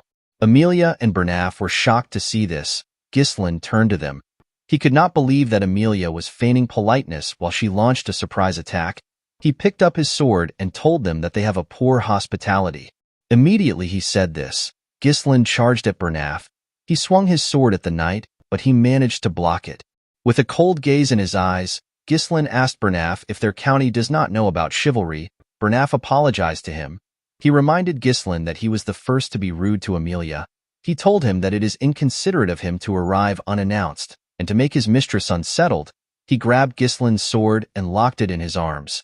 He told him that he does not need to be polite to someone like him. Immediately he said this, he attacked our boy. Ghislain easily dodged the attack. He jumped and used his leg to kick Bernaf back. The two of them created some space between themselves. Bernaf had heard that our boy was all talk with no skill to back his words. However, the Ghislain in front of him did not seem like a rookie. Amelia asked her knight to tell her why he is fighting like this. With a look of anger on her face, she ordered Bernaf to bring her Ghislain's head. She told him that he has to do this if he considers himself as her sword. Upon hearing this, Bernaf took a stance and released his energy. He asked Ghislain to step forward. Our boy smiled when he heard this. He could not believe that a mere escort knight dared to order him around. Bernaf told our boy that he was actually doing him a favor. He put his leg forward and told Ghislain that he will do as he wishes. Immediately he said this, he appeared in front of our boy. He swung his sword at him. Ghislain was shocked to see him. He barely managed to dodge his attack. Even though he dodged the attack, Bernaf managed to leave a cut on his face. Our boy was shocked to see how fast he was. Bernaf began to attack Ghislain more fiercely. Our boy managed to block the attacks. Amelia was shocked to see what was happening. She could not believe that a lousy punk like Ghislain is actually fighting on equal footing with Bernaf. Even though she saw what was happening, she was certain that her knight was still stronger. Our boy blocked another one of the knight's attack. He locked his sword down and moved his sword close to his neck. Before our boy could hurt him, Bernaf moved his sword back and locked Ghislain's sword with his arm. He attacked Ghislain the moment he did this. Our boy smiled when he saw the technique. He could not believe that the knight was using the same technique as earlier. He jumped and tried to take away his sword the same way he did before. Unfortunately for him, something was different. Ghislain was shocked to see that he couldn't take out his sword. Bernaf's body was being strengthened with his mana. He told our boy that his trick won't work twice. The moment he said this, he slammed our boy to the ground. He quickly rushed to attack him. Ghislain pushed his sword away and jumped back to create some space between them. Our boy realized that the man was able to hold on to him because of his mana. The knight told Ghislain that he is actually completely different from the rumors. He said that a person never truly knows a lot until you have fought the opponent yourself. Bernaf could tell that Ghislain's swordsmanship was not something he learned systematically. He told our boy that it looks like something he picked up through real combat experiences. With an arrogant look on his face, he asked him if he has fought with the barbarians so often that he naturally adopted their style. Immediately he said this. He threw away our boy's sword. He told Ghislain that his method only works on a chaotic battlefield. With a smile on his face, Bernaf told our boy that his deviation ends now. While breathing heavily, Ghislain acknowledges the fact that things are difficult. The narrow and precise thrusts of Bernaf's blade that constantly targets the head messes with Ghislain's sense of distance and timing. And at a close range, the difference in size makes it difficult to overcome him with techniques alone. In the first place, Bernaf was not someone that Ghislain should have tried to take on yet. Our boy raised his hand. We see a mana thread attached to it. He told the knight that he also doesn't have a lot of time left. The moment he said this, he pulled the thread. Bernaf was surprised to see mana in form of a thread. He did not know what our boy was doing. Before he could react, Ghislain used his sword hilt to hit him at the back of his head. The moment the man lost his stance, our boy moved close to him and used his knee to give him a heavy blow on his face. Bernaf could not understand what was happening. He did not know how Ghislain got his sword close to him. Amelia quickly called out to her knight. Ghislain raised his sword and attacked the knight. Surprisingly, Bernaf was actually able to block the attack. He used his sword to push our boy back. Our boy managed to maintain his stance. Upon seeing how the fight was going, Bernaf asked his mistress to leave the room. He explained to her that he cannot guarantee her safety. With a serious look on his face, the knight said that he will have to start doing his best. Our boy told the man that this is what he wants to see. With a cold gaze in his eyes, Ghislain said that he has not met such an entertaining opponent in a long time. The scene shifts and we see Amelia running away with her cat. The girl was annoyed to see that Ghislain would cause her such a terrible humiliation. Amelia wondered about who leaked the information about the merchant guild to a madman like our boy. She believed that it was impossible for Ghislain to know about it in so much detail if no one told him. The girl realized that the rumors about Ghislain slaying orcs and saving his younger sister from assassins were true. Due to our boy's past, Amelia believed that her fiancé must have been lucky or he exaggerated the information. She could not believe that Ghislain actually did all these things. While running, Amelia turned to a corner. She wondered about what the guards which she stationed there were doing. When the girl looked around, she saw her guards lying on the ground. She saw a woman in a hood standing in the middle of them. The woman turned around and smiled at Amelia. She told her that it has been a while since they met. The woman turns out to be Belinda. Amelia was shocked to see the maid. She asked her about what she is doing there. Immediately she asked this question. Belinda appeared next to her with a blade to her neck. She asked her to keep quiet. Amelia was shocked to see a blade at her neck. Belinda noticed that Amelia still had a spider on her lips. The spider turns out to be real. The maid removed the spider away from her lips.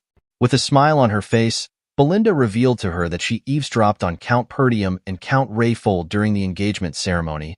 The maid heard that Amelia's siblings picked on her for having creepy spiders around. The girl raised the spiders herself and took her revenge. Belinda told the girl that she does not understand why she still wears a spider. She asked her if it is to overcome trauma or if it is a display of self-assertion.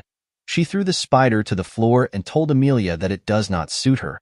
Immediately she said this, she crushed the insect with her leg.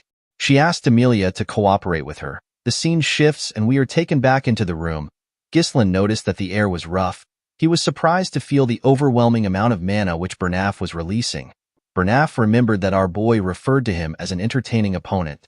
He told Ghislain that only a lowly mercenary would say such a thing. He could not believe that Ghislain was calling himself a noble like his mistress. Our boy was surprised to hear this. He reminded the knight that he is an escort. He asked him not to question his nobility. Bernaf rushed to attack Ghislain when he heard this. Our boy managed to block his fast attack. With a serious look on his face, he asked our boy to not disgrace the nobility. Immediately he said this, he began to attack faster. His attacks were on a whole different level from before. Ghislain was surprised to see how fast the attacks were. Our boy still managed to block them. Even though he was blocking the attacks, our boy was still having a hard time. He was surprised to see how the knight was pushing forward so fiercely. Ghislain became annoyed. He told Bernaf that he has done enough. He used his sword to push his sword aside. He tried to pierce the knight's head. Bernaf managed to use his sword to intercept the attack. He bent our boy's sword and pushed him back. The man told Ghislain that he just used his final attack. He thrust his sword at our boy. His sword landed on Ghislain's body. To his surprise, Ghislain used his shoulder to take on his blade. Bernaf realized that our boy braced himself for the injury and used his shoulder to push away his blade. Ghislain quickly attacked the knight with this chance. Bernaf managed to block it. The knight realized that he could never let his guard down until the very end. He pushed our boy's sword and locked it down. He used his leg to kick him away. He told Ghislain that this is the difference between him and a person who wields a sword for entertainment. While breathing heavily, Ghislain thinks about how entertaining the fight is. With overwhelming speed, range, and consecutive attacks, Bernaf controls the flow of the fight. Any attempt to counter him in close quarters through grappling is instantly shut down. In a binding clash, Bernaf makes it seem like their swords are locked together. This is done to deceive Ghislain into thinking that the swords cannot be separated. With his current mana, it was impossible for our boy to counter his strength. The situation was not looking good for Ghislain. Of course, our boy could not counter Bernaf with the mana he has right now. While Ghislain was thinking, Bernaf charged at him. Our boy felt bad that he had to end the fight here. He raised his sword and took a stance. There was one thing which Bernaf overlooked. This was Ghislain's unique mana cultivation technique. Our boy unleashed his third core and charged at the man. The moment their swords touched, Ghislain pushed it down with his strength and knocked it out of his hand. Bernaf was shocked to see this. He did not understand how Ghislain got such an explosive mana during combat. Before our boy could pierce Bernaf's head, someone asked him to stop. The person turns out to be Amelia. With a look of anger on her face, the girl asked Ghislain to take the 10,000 gold and to get out of her sight. Our boy felt irritated when he heard this. He told the girl that it would have been better if she had just handed over the money when he asked nicely. He removed his sword from Bernaf's head. Belinda told her master that what he has done is a bit too much to call it a lover's quarrel. Ghislain assured her that they simply had a difference in opinion. He walked up to Amelia and told her that he has some unfortunate news for her.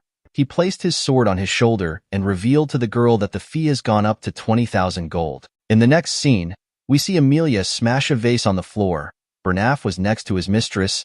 He apologized to her for his failure. He explained to her that Ghislain is quite strong and different from the rumors. He said that it is his fault for not correctly assessing Ghislain beforehand. He revealed to her that our boy managed to emit a mana that surpassed that of an advanced level knight. With a scary look on her face, Amelia said that Ghislain has changed.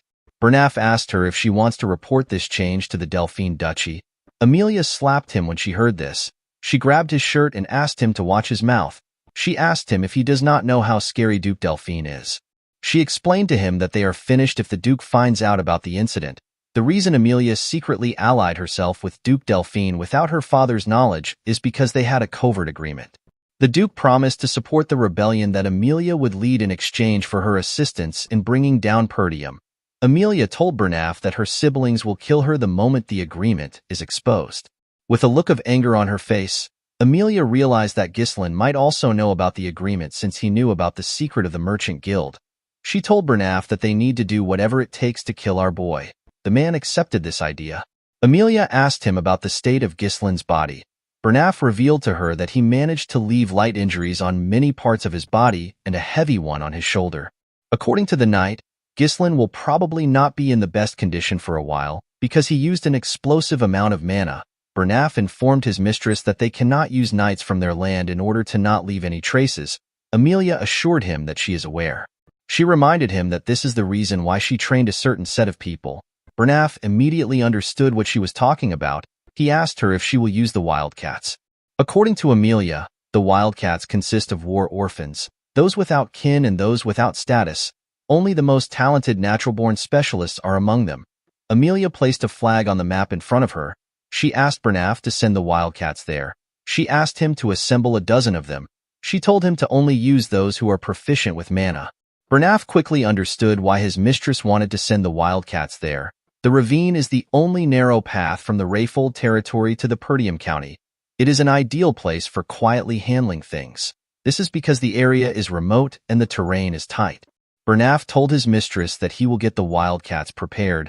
With a look of anger on her face, Amelia promised to pay Ghislain back for the humiliation he presented her. The scene shifts and we see Ghislain in a carriage. He was wrapping a cloth around his arm. Our boy sensed something. He wondered if it was Amelia's doing. Fergus asked his master if he is all right. Ghislain assured him that he is fine. The cuts weren't very deep. Our boy felt like he was doing well considering the fact that he went a little overboard. The 20,000 gold he received from Amelia was enough to cover the base funds needed to rebuild their territory. It was like receiving a few years' savings. Ghislain actually wanted to kill Amelia, but this would have caused an unavoidable war. He knew that he could not risk the safety of the territory because of his momentary whims. Perdium is already having a difficult time dealing with barbarians, so it would be smart for our boy to back off. Ghislain knew that the fact that he knows about the Arctium Merchants Guild will put enough burden on Amelia. Our boy put on his jacket and promised to make good use of Amelia. Belinda noticed that her master looked confident. She asked him if things are going exactly as he planned. She reminded him that he told her to subdue the guards once she heard fighting noises on the inside. Ghislaine also asked her to take Amelia hostage once she came out of the room. Our boy told her that he actually asked Fergus to do these things. Immediately he said this, he felt a large amount of pain in his body. Belinda and the old man quickly stood up. Our boy spat out some blood. He realized that the pain he is feeling comes from the recoil of opening up the third core. The pain he felt was still better than what he felt last time. However, it would still be troublesome for Ghislaine to go through this every time he uses his power. Our boy realized that he needed to find a way to increase his mana. While he was thinking, Belinda grabbed his hand. She took out a huge needle. The needle was covered in mana. She told her master that the flow of his mana is a mess. The moment she said this, she used the needle to hit different parts of his hand. Ghislaine was shocked to see this. He felt something coming out of his body. When he opened his mouth, he let out some air. Our boy was shocked to see that his entangled mana road has opened up a bit. He was certain that this was a method that cannot be used without a deep understanding of mana. Ghislaine knew that Belinda was not an ordinary maid because it was his mother that brought her into the family. However, he did not know her true identity. He did not understand why such a skilled individual was working as a head maid in the countryside. Although he did not know her true identity, Ghislaine did not care. He believed that it is good to have many skilled people in their territory. This is because the people he has encountered so far are simply just the beginning. Belinda assured her master that she will help him with anything because she trusts him unconditionally. She asked him to tell her why he took such a huge amount of money from Amelia. Ghislaine told her that he needs to spend money and Amelia is the only rich person he knows. Fergus and Belinda were shocked to hear this. She could not believe that he broke off his engagement for this reason. She told him that he will be in trouble once Count Rayfold finds out about it. Ghislaine told her that it is fine. He assured her that Amelia will never tell her father about it. With a smile on his face, he reminded Belinda that she said that she trusts him. The maid was annoyed to hear this. She asked her master to tell her what he wants to spend the money on since she took the risk with him. Ghislaine revealed to her that he wants to spend the money on the Forest of Beasts. Belinda was shocked to hear this. Our boy told her that he will pioneer the Forest of Beasts. Fergus could not believe what he was hearing. He told his master that development has been attempted there ever since his great-grandfather. Ghislaine asked the old man if he remembers the request he made before they entered the castle. Fergus became nervous when he heard this. He revealed to his master that the person he asked him to find was at the location he mentioned. He asked Ghislaine if he is certain about the person. He told him that the man is not right in the head. Our boy told Fergus that everything is fine as long as the man is alive. He told him that they need to go there right now. Belinda told her master that they need to return home. She reminded him that he cannot wander around in his current condition. Ghislaine asked his maid if she believes that Amelia will let them go easily after what they have done. Our boy knew that the crazy girl will try to kill him to silence him. Belinda tapped her shoulder and told her master that she is good at fighting. She reminded him that Fergus is also a knight. Ghislaine told her that she is reliable, but she cannot take the role he wants. He told her that it is a different field. With a smile on his face, he revealed to her that he needs a vanguard. He said that they are on their way to meet the vanguard. The scene shifts and we see the group arrive at a wooden house next to a forest. Belinda said that the house looks abandoned. Fergus assured her that this is the address. Ricardo knocked on the door. A huge old man opened the door. The man had really long hair. He asked them about who they are. Everyone except Ghislaine was shocked to see the man. Belinda moved close to her master and whispered to him. She asked him if this is truly the person he is talking about. She said that the man does not look like he is in the right condition to fight. He looked like he would not survive till the next day. Ghislaine assured her that they are in the right place. The man realized that our boy was a noble. He believed that Ghislaine was a bored young noble. He turned around and asked him to get lost. Our boy referred to him as the ex-captain of the Ratatosk mercenaries. He called out to the man known as Gillian. The man was shocked to hear his name.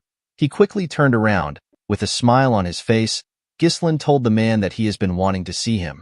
The group was shocked to hear that this man was the former captain of the Ratatosk mercenaries. The Ratatosk mercenaries is a group that only those who have mastered most weapons can join. Although they no longer exist, their bravery is such that any knight, even in foreign lands, is bound to hear their name at least once. The captain of this mercenary group is Gillian. Gillian threw an axe at Ghislaine. The axe cut his jacket. The group was shocked to see this. They quickly took out their weapons and stood in front of their master. With a scary look on his face, Gillian asked Ghislaine to state his business. Belinda asked her master to stand back. She told him that Gillian is not in the right state of mind. Our boy mentioned something called the eternal punishment to the man. Gillian was shocked to hear this. Ghislaine revealed to him that he knows the cure to the incurable disease his daughter is suffering from. He asked the man if he has piqued his interest. High fever, coughing up blood, red spots blooming like flower petals on the skin. The sight of the patient writhing in pain resembles a prisoner under punishment. This is why the incurable disease is known as the eternal punishment. Gillian allowed the group to step into his house. His daughter was screaming on the bed. The man grabbed the girl known as Rachel. While staring at the girl, our boy realized that it was not too late. In his past life, our boy tried searching for Gillian to recruit him, but he was not of the world by the time Ghislaine found him. He had given up on everything and ended his own life as soon as his daughter passed away. Due to the condition of his house, Ghislaine could tell that the man had already sold all his assets to treat his daughter. All that was left were weapons. Rachel told her father that the pain is too much. She begged him to kill her. Our boy realized that he could not waste any more time. He took off his jacket and told the man that he will start the treatment now. Before he could do anything, Belinda placed her hand on his shoulder. She asked him to leave with her. The woman was scared for her master. Although she did not know what he was trying to do, she told him that this is not a problem that he can solve with his strength. She explained to him that the disease is so severe that even priests can't cure it and call it a punishment from God. She asked her master to tell her what he plans to do about this disease. Our boy pushed her hand aside and told her that he can fix Rachel. Belinda was not convinced. She called out to him. Ghislaine turned around and reminded her that she said that she will trust him. Belinda remembered that she said this. Our boy took out a paper and gave it to her. He asked her to purchase all the medicinal herbs on the list and bring them back. Belinda was surprised to see what was on the list. The maid quickly got the items and returned. For wandering mercenaries without a home, knowledge is directly tied to survival. Although the eternal punishment is an incurable disease right now, a cure will later be discovered in the future. The cure became quite the hot topic, especially since the method was relatively simple. Thanks to the easy method, Ghislaine was able to remember it clearly. The only problem was the exorbitant cost of ingredients. The fairy's blessing is an important item needed for the cure. The first step is to finely chop the fairy's blessing and the herbs, pack them tightly into a bottle, and pour distilled alcohol over them. The next step is to shake it to mix it thoroughly and to let it sit for a while. Once this is done, add the remaining ingredients and stir. When he was done, Ghislaine stretched out his hand and asked the man to give his daughter the purple glowing liquid. He asked him to let her drink it. Gillian did not have any other choice. He quickly fed his daughter the liquid. Immediately she swallowed it. The red spots on her face slowly disappeared. Everyone was shocked to see this. The group could not believe that the spots were fading. Gillian was more shocked than everyone. He could not believe that the medicine was working. Ghislaine said that it worked as he expected. With a nervous look on his face, Gillian asked him about how he did it. He told him that even holy power couldn't cure her. According to Ghislaine, the priest's divine power isn't omnipotent. It enhances the body's vitality and strengthens a person's regenerative abilities to help overcome the illness. It is different from a fundamental cure. Gillian's hands began to tremble. He grabbed Ghislaine and asked him if his daughter can truly be cured. Our boy assured the man that his daughter will be cured in a couple of months. Gillian was shocked to hear this. He stepped back and bowed his head to our boy. He asked him about what he wants from him. The man knew that Ghislaine must want something from him to come to such a remote place to find him. He told our boy that all he has left is his useless body. With a serious look on his face, Gillian told our boy that he will become his slave or dog if he commands it. Ghislaine assured the man that he does not need any of these things. He told him that he simply wants the captain of the Ratatosk mercenaries. When Gillian raised his head up, he saw something shocking. He noticed that Ghislaine had the eyes of a dreamer. The man stood up and picked up an axe. He used it to cut his very long ponytail. The group became scared when they saw how the man looked without the ponytail. He was completely different from earlier. He now looked more alive. Gillian moved close to his weapons. He asked Ghislaine if there is anyone besides the people inside the room who have come with him. He asked him if there is anyone who might come looking for him. Our boy told him that he is here with his group. Gillian grabbed a spear and wrapped a rope around it. He asked our boy if he has anyone who holds a grudge against him. Ghislaine told him that he does. He explained to him that he will have more people like that in the future. The man grabbed the rope's end and threw the spear outside his house. He destroyed the wooden wall. The spear was sent into the forest in front of the house. Gillian managed to hit his target. Immediately he did this. He used the rope to drag his spear back to himself. When the spear came into the house, we see Gillian's target on it. The man had captured an assassin. His spear hit the assassin directly in the chest.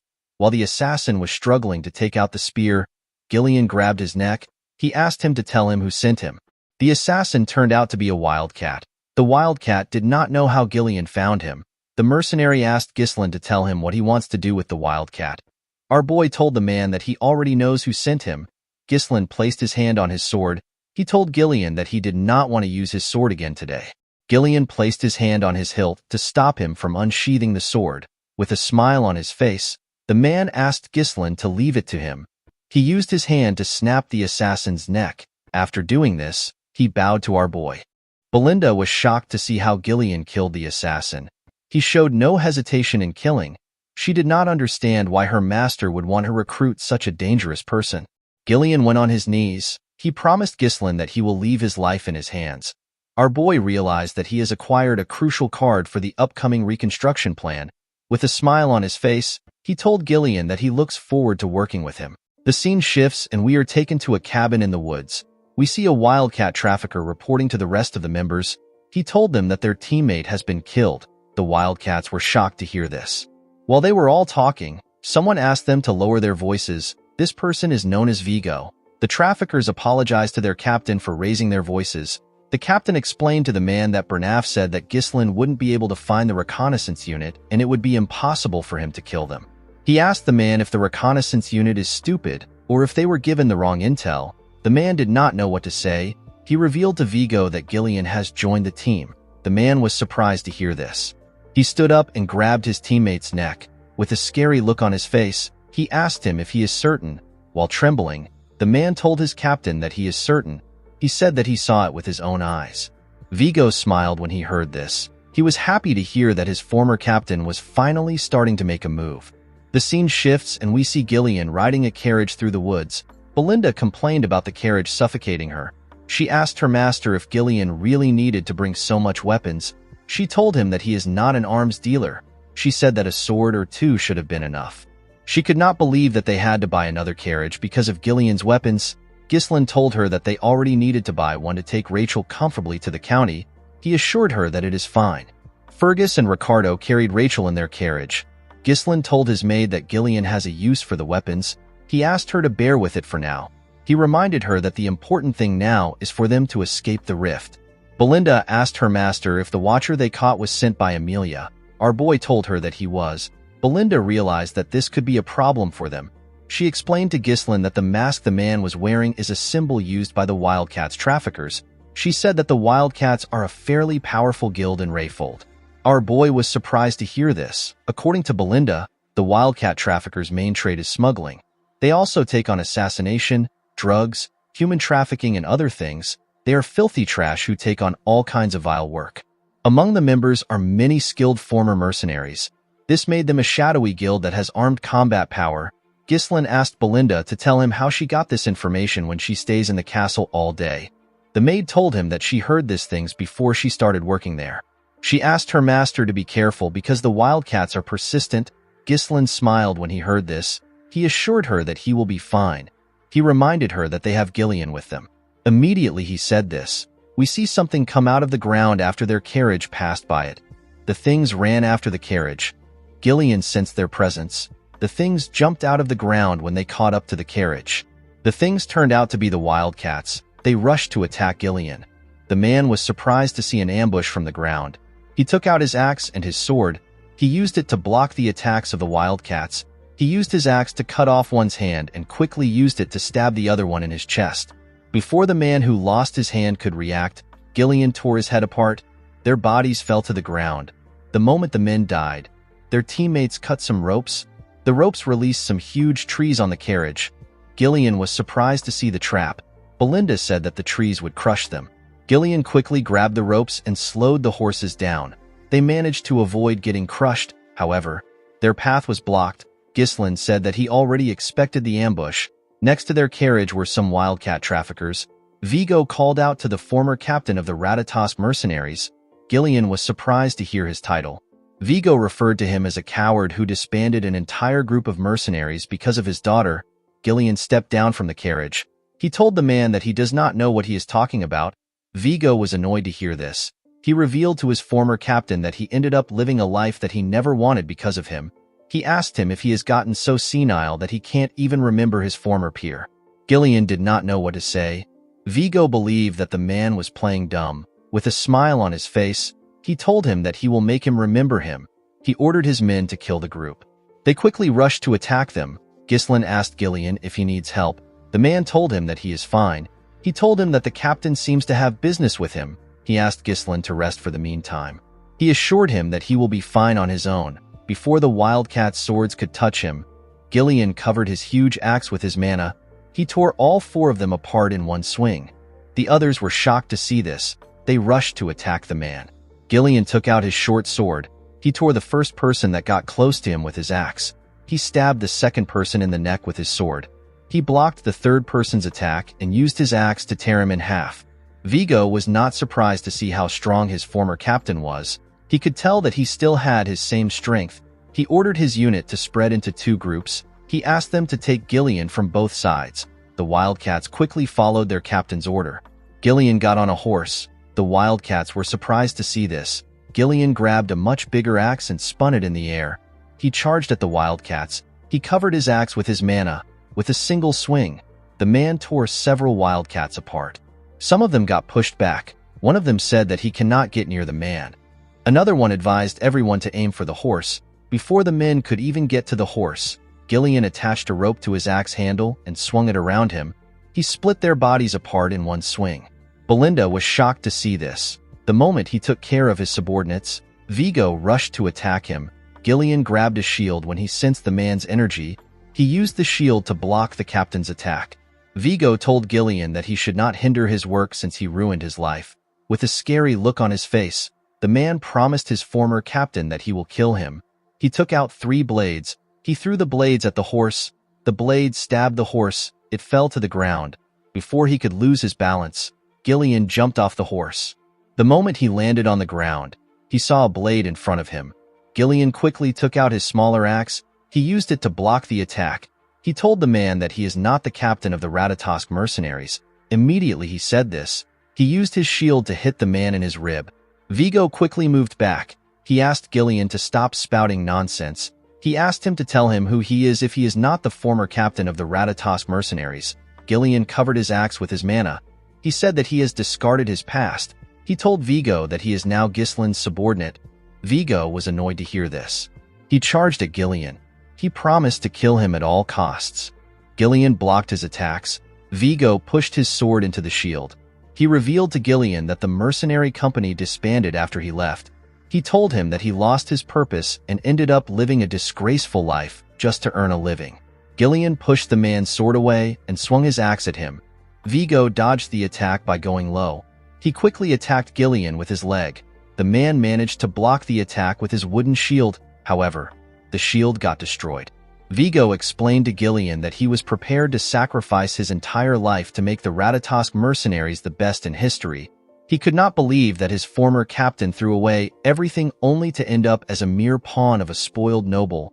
The man took out some blades. He told Gillian that he cannot forgive him. He covered the blades with his mana and threw them at Gillian. Gillian used his axe to block the blades. The moment he blocked the attack, Vigo appeared in front of him. He tried to stab him with his sword. Gillian dodged the attack. He quickly attacked him with his axe while he was in the air.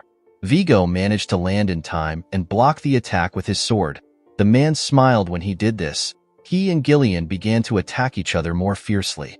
The man believed that Gillian is still the same captain he knew years ago. While his former captain was spending his time trying to find a cure for his daughter, he was putting himself through countless battles to get stronger. The man believed that Gillian is no longer a match for him. Gillian attacked him with a huge swing. Vigo dodged the attack by jumping over him. He used his sword to hold himself and land behind Gillian. Immediately he landed. He used his leg to kick the 3 blades which Gillian blocked earlier. He fired the blades at him. Gillian used his armor to block the 3 blades. The moment he blocked the blades, Vigo rushed to attack him. Gillian sensed his presence and swung his axe at him. Vigo jumped and dodged the attack. He rushed to attack his former captain. He told him that it is over. Unfortunately for him, Gillian covered his hand with his mana and grabbed his blade. He asked Vigo if his reason for vengeance is hatred. Vigo did not reply. He was shocked to see that Gillian put mana around his hand to grab his dagger. He realized that Gillian was not showing his true power until now. Gillian slammed the head of his axe on the man's face.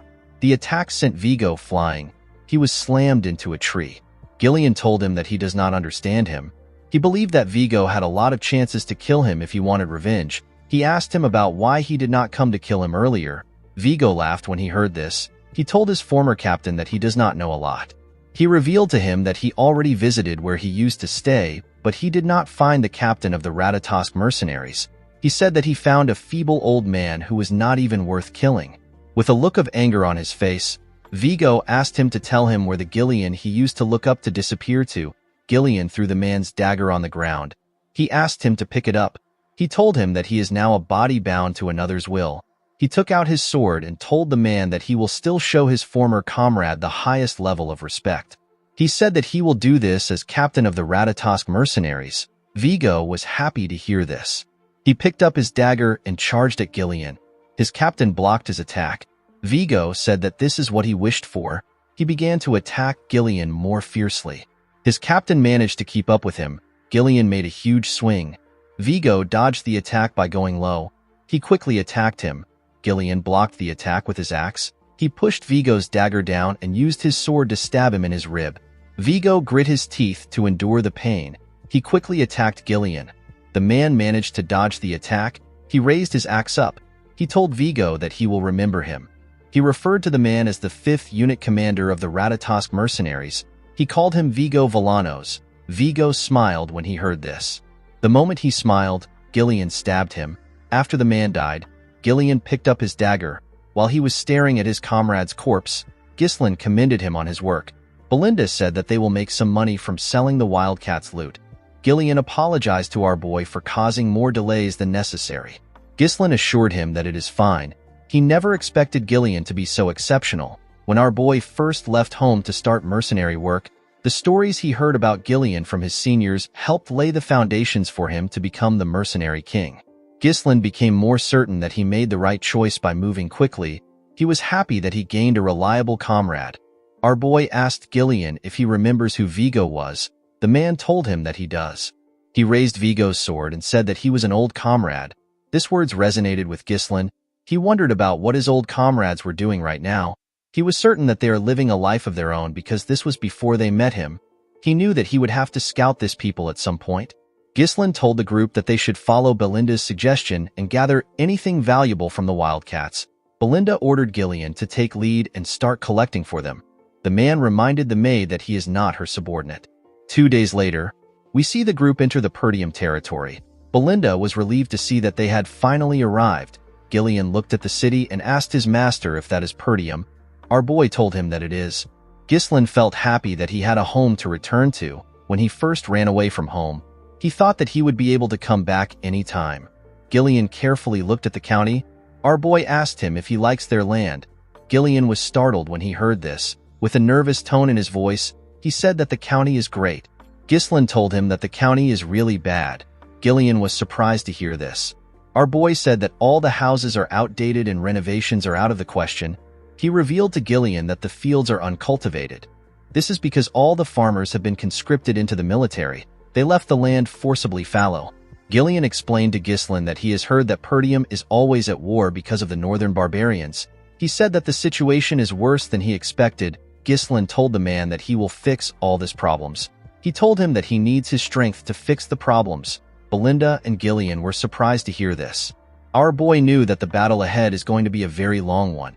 It is a battle to eliminate everything connected to Duke Delphine and to protect what was taken for granted. Ghislain promised to revive the land no matter what he has to do. When they arrived into the county, Belinda saw something shocking. She asked her master to look in front of them. When Ghislain raised his head, he saw someone he did not expect to see. He quickly recognized this person's silhouette. Our boy saw a man in an armor who had a coat on his shoulder. This man is his father. At the Perdium castle, We see some men talking to the Count. The Count suggested that they reduce their forces. The men were surprised to hear this. One of them said that it will be difficult to maintain the front lines properly if they cut their forces down. Another man advised the Count to request more support from the Rayfold family. The general administrator revealed to the men that the Rayfolds were the one who reduced the support fund. He said that the Rayfolds are gathering soldiers and stockpiling food right now. The knight in the room was surprised to hear this. Another man said that they need the funds because they need to rebuild the Forest of Beasts garrison that got partially destroyed during the last battle against the orcs. According to the man, reducing the Night Order's forces is barely enough to give them some breathing space. He said that reducing the forces poses a significant risk. Ghislain watched the men as they argued. He found this to be normal. The knight in front of him was the knight captain. His name is Randolph. The man with a lot of beards is the treasurer. His name is Albert. The general administrator's name is Homer. Our boy wondered about how long it has been since he saw his father, as the young lord of Perdium.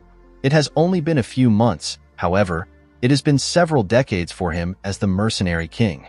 Ghislain called out to his father and welcomed him back home. The Count found it odd that his son did this. The Count's name is Walter Perdium.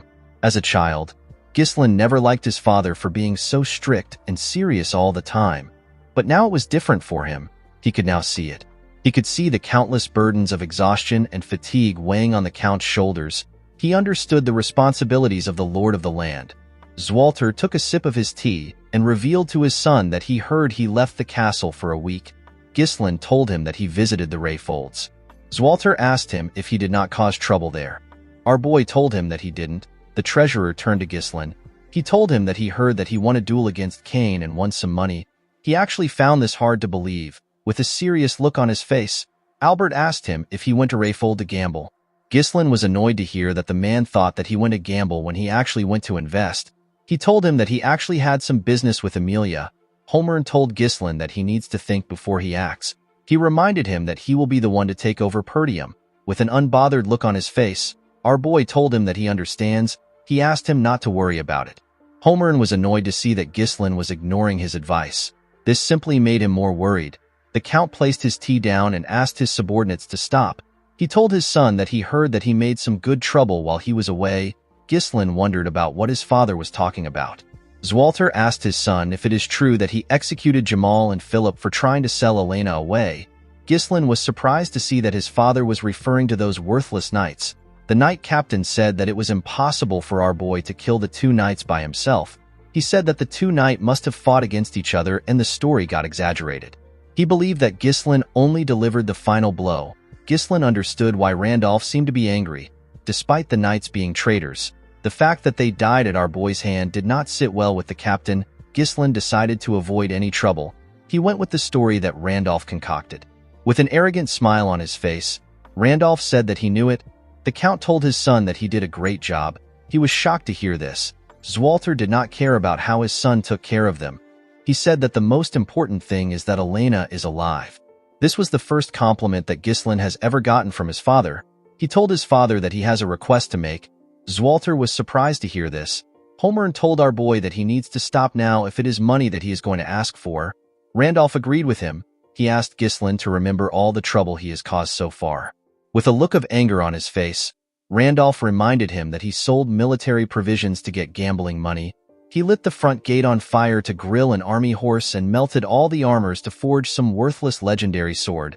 Ghislain could not talk back to the captain. Although he didn't remember these things, he knew that he must have done them at one point in time. He revealed to his father that he simply wants to get permission from him. The Count asked him about what he needs permission for. Our boy revealed to them that he will like to pioneer the Forest of Beasts. The men were shocked to hear this. Ghislain smiled at them confidently. The scene shifts and we see our boy in his bedroom. With a confident look on his face, he revealed to them that his father denied his request. According to him, Zwalter freaked out and began to yell at him. Belinda was not surprised to hear this. She told her master that this was expected. She said that the place is filled with monsters. She told Ghislain that there is nothing to gain from taking care of the monsters. Ghislain asked Gillian if he has heard his plan from Belinda. The man said that he has. He said that our boy plans to pioneer the Forest of Beasts with the funds he received from Amelia.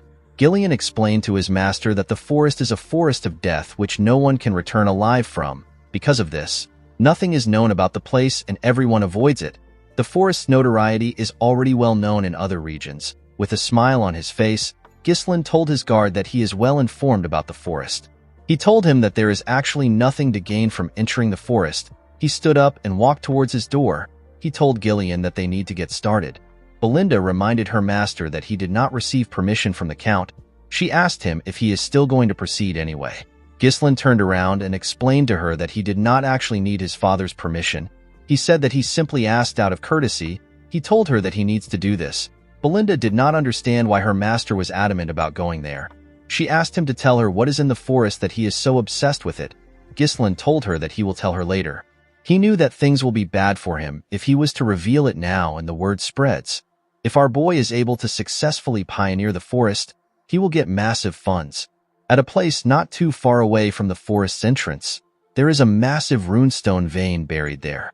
When ore is infused with mana, a runestone is created. It is an extremely rare mineral that mages are absolutely crazy about.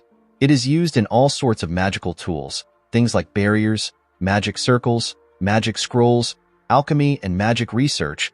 It is basically used in anything that uses mana. In his previous life, Duke Delphine was the one who discovered it, but now, only Ghislain has this important piece of information. Belinda could not see through her master's intentions. She decided to give up. She knew that he must have a plan. Gillian told him that he will follow his orders. Ghislain asked Belinda to head to the nearby guild and hire some mercenaries. He said that 200 mercenaries will be enough. Belinda could not believe that her master was not holding back on spending the money that he risked his life to get. Gillian asked him if he is certain about this.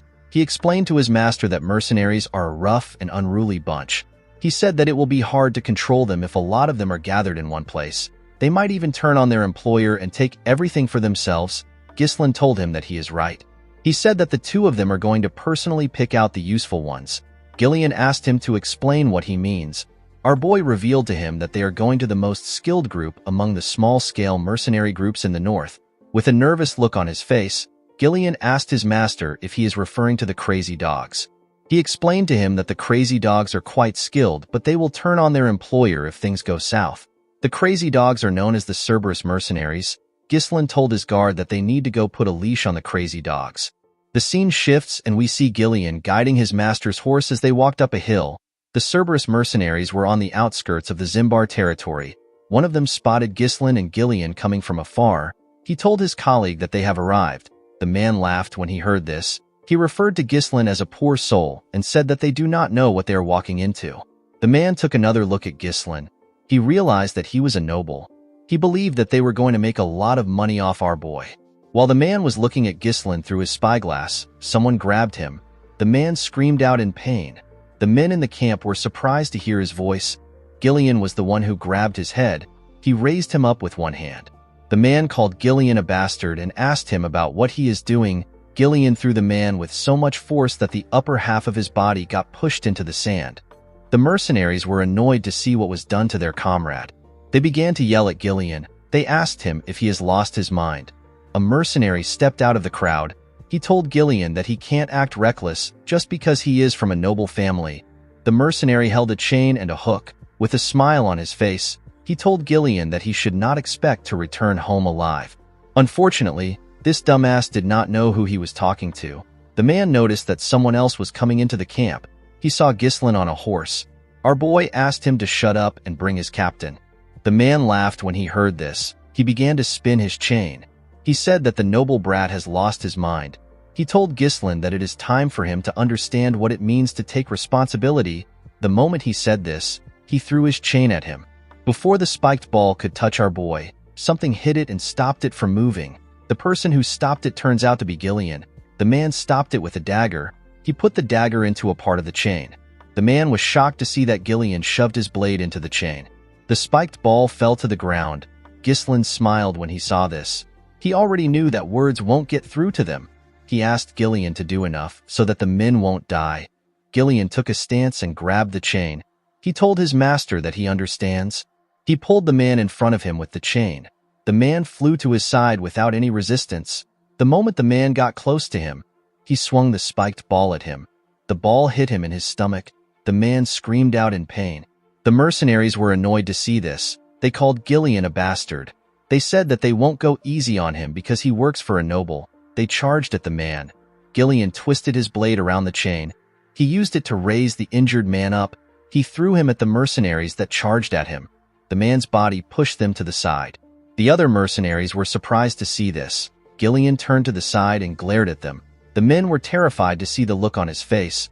Ghislain came down from his horse. He asked the men to tell him how long they plan on making them wait. He asked them to go get their captain. The moment he said this, someone said that he was sleeping. He asked them about what caused the commotion. The mercenaries immediately cleared the road and arranged themselves when they saw this man. The red-haired man introduced himself as the captain of the Cerberus mercenaries. He said that his name is Kair. He asked them about why they were looking for him. Ghislain believed that this was a stupid question. There is only one reason why anyone would look for a mercenary group. He said that he came to entrust a request to him. Kair was surprised to hear this. He asked Ghislain about why a client would beat up his subordinate. He told our boy that a noble should be more knowledgeable when it comes to manners. With a smile on his face, Ghislain told the captain that this is his own way of greeting him. He told him that this is the best way to properly tame him. Kair smiled when he heard this. He wondered about what would happen if Ghislain had greeted them twice. The scene shifts and we see everyone in Kair's tent. He had some mercenaries with him. He asked Ghislain to tell him the kind of request he has. Our boy revealed to him that he would like to hire him to pioneer the forest of beasts. The mercenaries behind Kair were shocked to hear this. They could not believe that our boy wanted to send them to the forest filled with beasts. They knew that the forest was near the Perdium territory. With a smile on his face, Kair asked Ghislain to tell him the kind of person he is for him to try disturbing such a dangerous forest. Our boy revealed to him that he is the young lord of Perdium. Kair was surprised to hear this. He and his men began to laugh. They could not believe that they were looking at the insane young lord from the rumors. They became certain that he had lost his mind. Kair told our boy that he does not know what the forest of beasts is like because he was raised in a greenhouse. He told him that it is not a place for rookies like him. The captain said that he is no longer interested in hearing anything from Ghislain. He signaled his men and told them that the negotiation is over. The men raised their weapons. Gillian raised his axe when he saw this. Ghislain asked Kair if he is scared. The man was shocked to hear this. With a smile on his face, he said that he is disappointed because he heard that his mercenary group is quite skilled. He told Kair that it is just a hoax. Kair placed his leg on his table. He asked Ghislain to not mess with him. He reminded him that they are mercenaries. He told him that they do not take jobs that don't pay off. Ghislain said that weaklings usually like to come up with excuses. Kair was annoyed to hear this. He told our boy that the mood is ruined. He told him that all he is doing is throwing around pathetic provocations. He referred to Ghislain as a clueless brat. He told him that he is not even worth killing. He assured our boy that he will let him go. He asked him to hand over some money for the trouble he caused and to get lost. Ghislain told him that this won't happen. With a serious look on his face, our boy requested to have a Moriana's recognition with the captain of the Cerberus mercenaries. Gillian and the other mercenaries were shocked to hear this. Kair asked him if he even knows what this means. With a confident smile on his face, our boy told him that he does. Moriana's recognition is a traditional betting method passed down among mercenaries. When two people agree to the bet, they fight using only a single dagger without relying on mana. Each of the participants have one of their arms tied together. Stepping outside the small circle counts as a loss.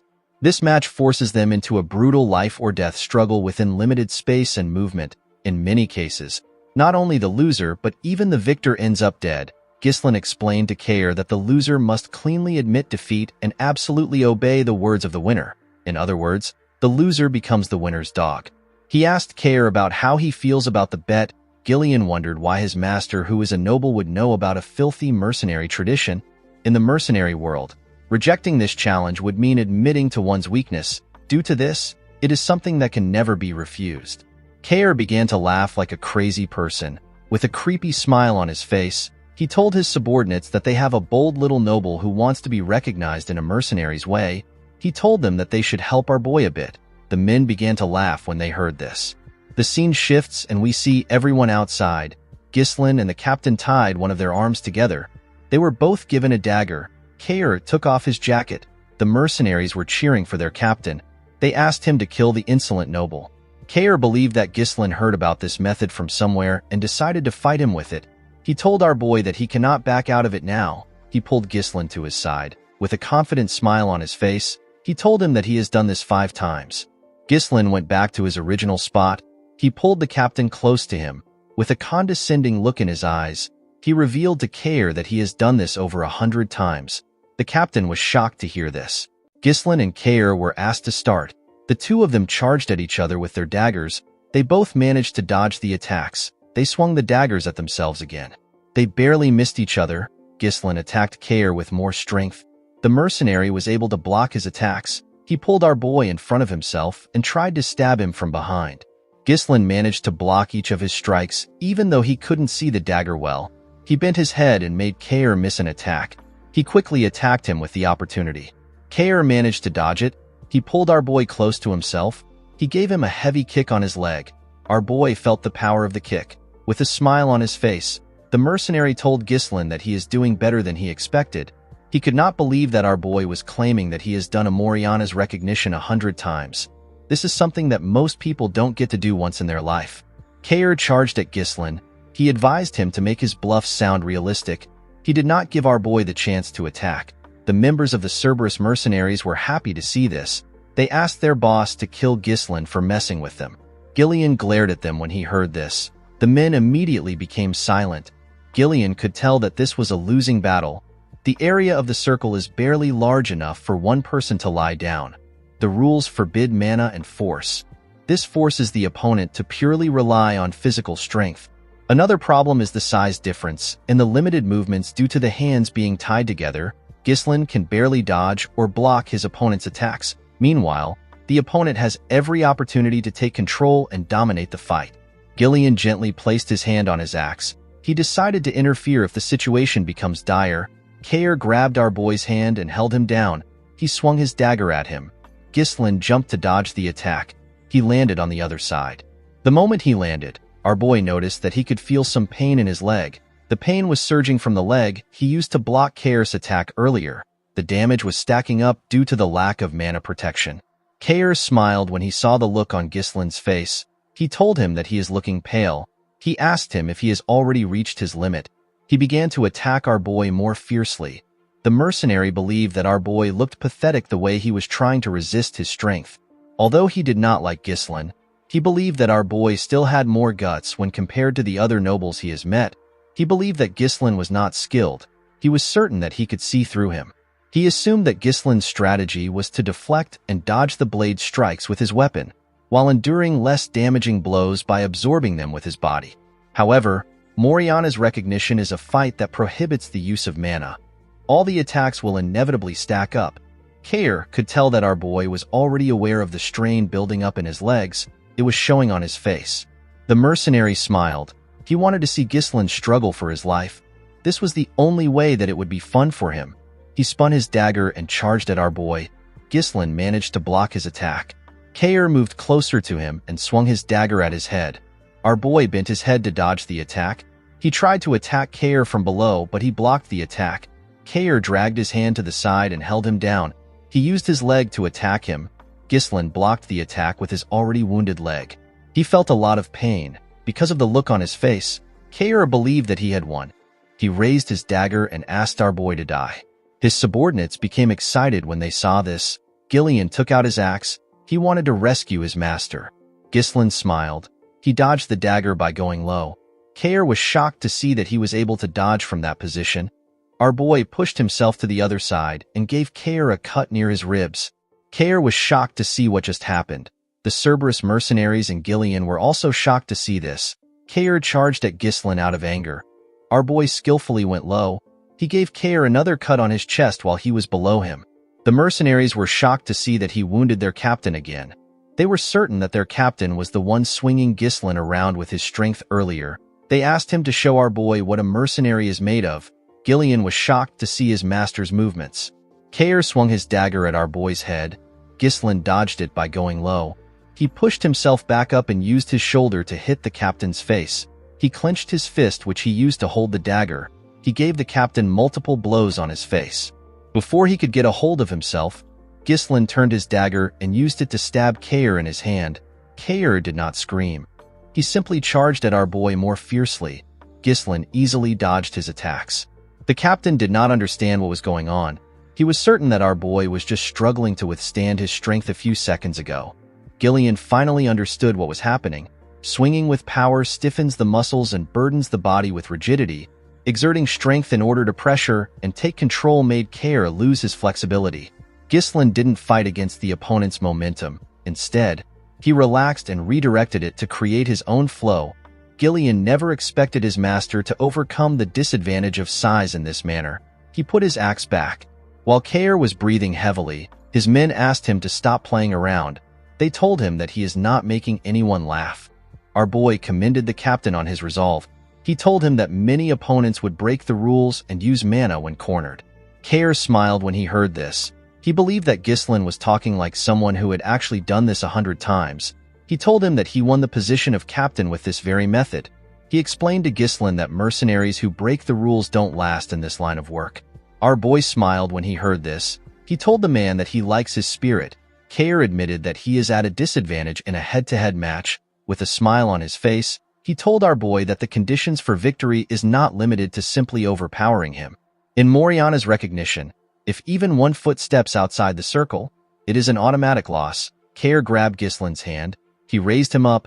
He wanted to throw him outside the circle. He was certain that he will be able to win if he sends Ghislain's entire body outside the circle. Before Ghislain's leg could touch the ground, he tightened his grip on Kair's hand. He pushed his legs to his knees and stopped his body from touching the ground. He basically used Kair's body to support himself. He pulled the captain with his hand. Kair did not expect it. He climbed his leg and wrapped his own hand around his neck. The moment he got behind him, he slammed his head to the ground. His head was pushed outside the circle. The mercenaries were shocked to see this. Kair was annoyed to see that he lost. Ghislain gently smiled and told him that he won. The captain turned around. He asked our boy for his identity. He did not believe that someone this skilled was a noble. With a cold gaze in his eyes, Ghislain told him that he does not like his attitude. He reminded him that he is now talking to his new master. Ghislain pulled him up with his hand. The captain asked him about what he wants. He told him that the fight is over. Our boy told him that it is not yet over. He said that he hasn't gone outside the circle yet. Kair was surprised to hear this. Ghislain clenched his fist. He said that he is going to discipline his subordinate. He gave the captain a punch on his face. The punch knocked him down. The man quickly asked our boy to wait. He reminded him that the fight is over once a combatant steps out of the circle. Ghislain gave him another punch on his face. He asked him if he is going to fight according to the rules on the battlefield. Kair called him a bastard. He said that a noble is not supposed to behave this way. With a serious look on his face, Ghislain asked him to not talk back to his master. Kair called him a lunatic. Our boy gave him another punch. Ghislain did not stop. He continued hitting the captain on his face. His hand was covered with his blood. The mercenaries were not happy to see this. They believed that our boy would let their captain go since he won the bet. Kair begged our boy to stop. Ghislain pulled him up. With a cold gaze in his eyes, he told him that he is not yet out of the circle. Kair was horrified to hear this. His face was already quite swollen. He quickly turned to his men. He asked them if they are going to allow this to happen. He asked them to kill Ghislain. The mercenaries immediately grabbed their swords. Before they could move close to their captain, Gillian took out his axe. They quickly stopped moving. With a scary tone in his voice, Gillian told them that anyone who hinders his master's disciplinary measure will be killed. Everyone knew that Gillian was not messing around. Kair was shocked to see what happened. While trembling like a scared dog, he turned to his new master. Ghislain asked him if he is done. The next thing Kair saw was our boy's fist. The captain laughed out of fear. He knew that he messed up. The punch pushed him back. All the nobles Kair had met in his life were simply losers. They were overconfident pigs, traitors, narcissists. A little scare tactic worked wonders for them. Kair found it entertaining to take money from their pockets. It was thanks to how he treated the nobles that he earned the title of Mad Dog. But now, the Mad Dog was taking a beating from some noble brat who he did not think much of. The mercenaries became worried when they saw the state their captain was in. Unfortunately, they couldn't do anything. Ghislain took a look at Kair's body. He wondered if he had done enough. He asked the men to stop standing around. He ordered them to bring him some water, a bandage, and a towel. The men were surprised to hear this. Ghislain told them that their captain will die soon if they don't act quickly. The men were shocked to hear this. They accepted his order. Gillian carefully watched his master. he noticed that the unruly mercenaries were listening to his orders. In the world of mercenaries, where fists are closer than the law, Ghislain engraved his position into their heads using the most direct and surefire method. He showed them who the boss is. In the next scene, we see Kair sitting on a chair. His body was wrapped in bandages. Our boy placed a paper on the table. He asked him to sign on the paper. Kair stared at Ghislain. He knew that he had no choice but to do it. He took out his pen and signed. He asked our boy to take it. With a scary look on his face, Ghislain asked him to repeat what he just said. The captain became nervous. With a shaky tone in his voice, he told Ghislain that he looks forward to working with him. Our boy grabbed his hand. He was quite scared to see this. Ghislain told him that they are now family. He told him that he also looks forward to working with him. A few days later, we are taken to the outskirts of the Perdium territory. We see some mercenaries gathered there. One of them yawned. He asked the others if they know the reason why they were called early in the morning. A bald man with a shield told some of them that he heard a rumor that their employer is the young lord of Perdium. The men were shocked to hear this. One of them said that our boy is just a brat. He believed that Ghislain will not be able to handle the mercenaries properly. He said that the job might turn out to be easy. A shirtless man clapped his hand and called for the attention of his fellow mercenaries. The huge man said that they need a representative to handle their brat employer. The other mercenaries were surprised to see the man. They referred to him as Gordon the Muscle. With a smile on his face, the man said that they are correct. He said that he thoroughly observed the admirable posture of all of them discussing ideas to reap rewards without working hard. He told them that they won't be able to get the result they want if they don't unite their voices. The mercenaries realized that he was right. One of them remembered a time when an idiot made an unreasonable demand and made the whole thing fall apart. The bald man asked Gordon about what he plans to do. The man said that it is important to know one's boundaries in matters like this. He opened a bag which contained some coins. He explained to the men that he will pressure their employer as the representative. He asked them to put the compensation for his hard work into the bag. The men believed that Gordon was perfect for the situation. They knew that his large build would be good for pressuring a person. They told him that he is quite reliable. They did not expect someone who works out all day to be so good at making money. They poured their money into the bag. The moment they did this, one of them said that someone is coming. Everyone quickly raised their head. They saw Ghislain coming from the distance. He was riding his horse towards them. They were shocked to see that he was alone. One of them said that our boy might run away after seeing Gordon's muscles. Gordon asked the men to move close with him. He said that it will help them set up a scary mood. With a smile on his face, the man said that it is time to teach a brat how scary the real world is. Before he could walk up to Ghislain, he noticed something strange. He saw some people moving close to our boy. It was Gillian and the Cerberus mercenaries. One of the mercenaries quickly recognized the dog snout-shaped helmet. He said that this men are the Cerberus mercenaries. Gordon was shocked to hear this. He wondered about how Ghislain managed to make the crazy dogs follow him. When Ghislain got close to them, the men stepped back. He turned to Gordon and asked him if he is the representative. With a nervous look on his face, Gordon said that he is. Ghislain asked him for his name. The man introduced himself as Gordon the Muscle.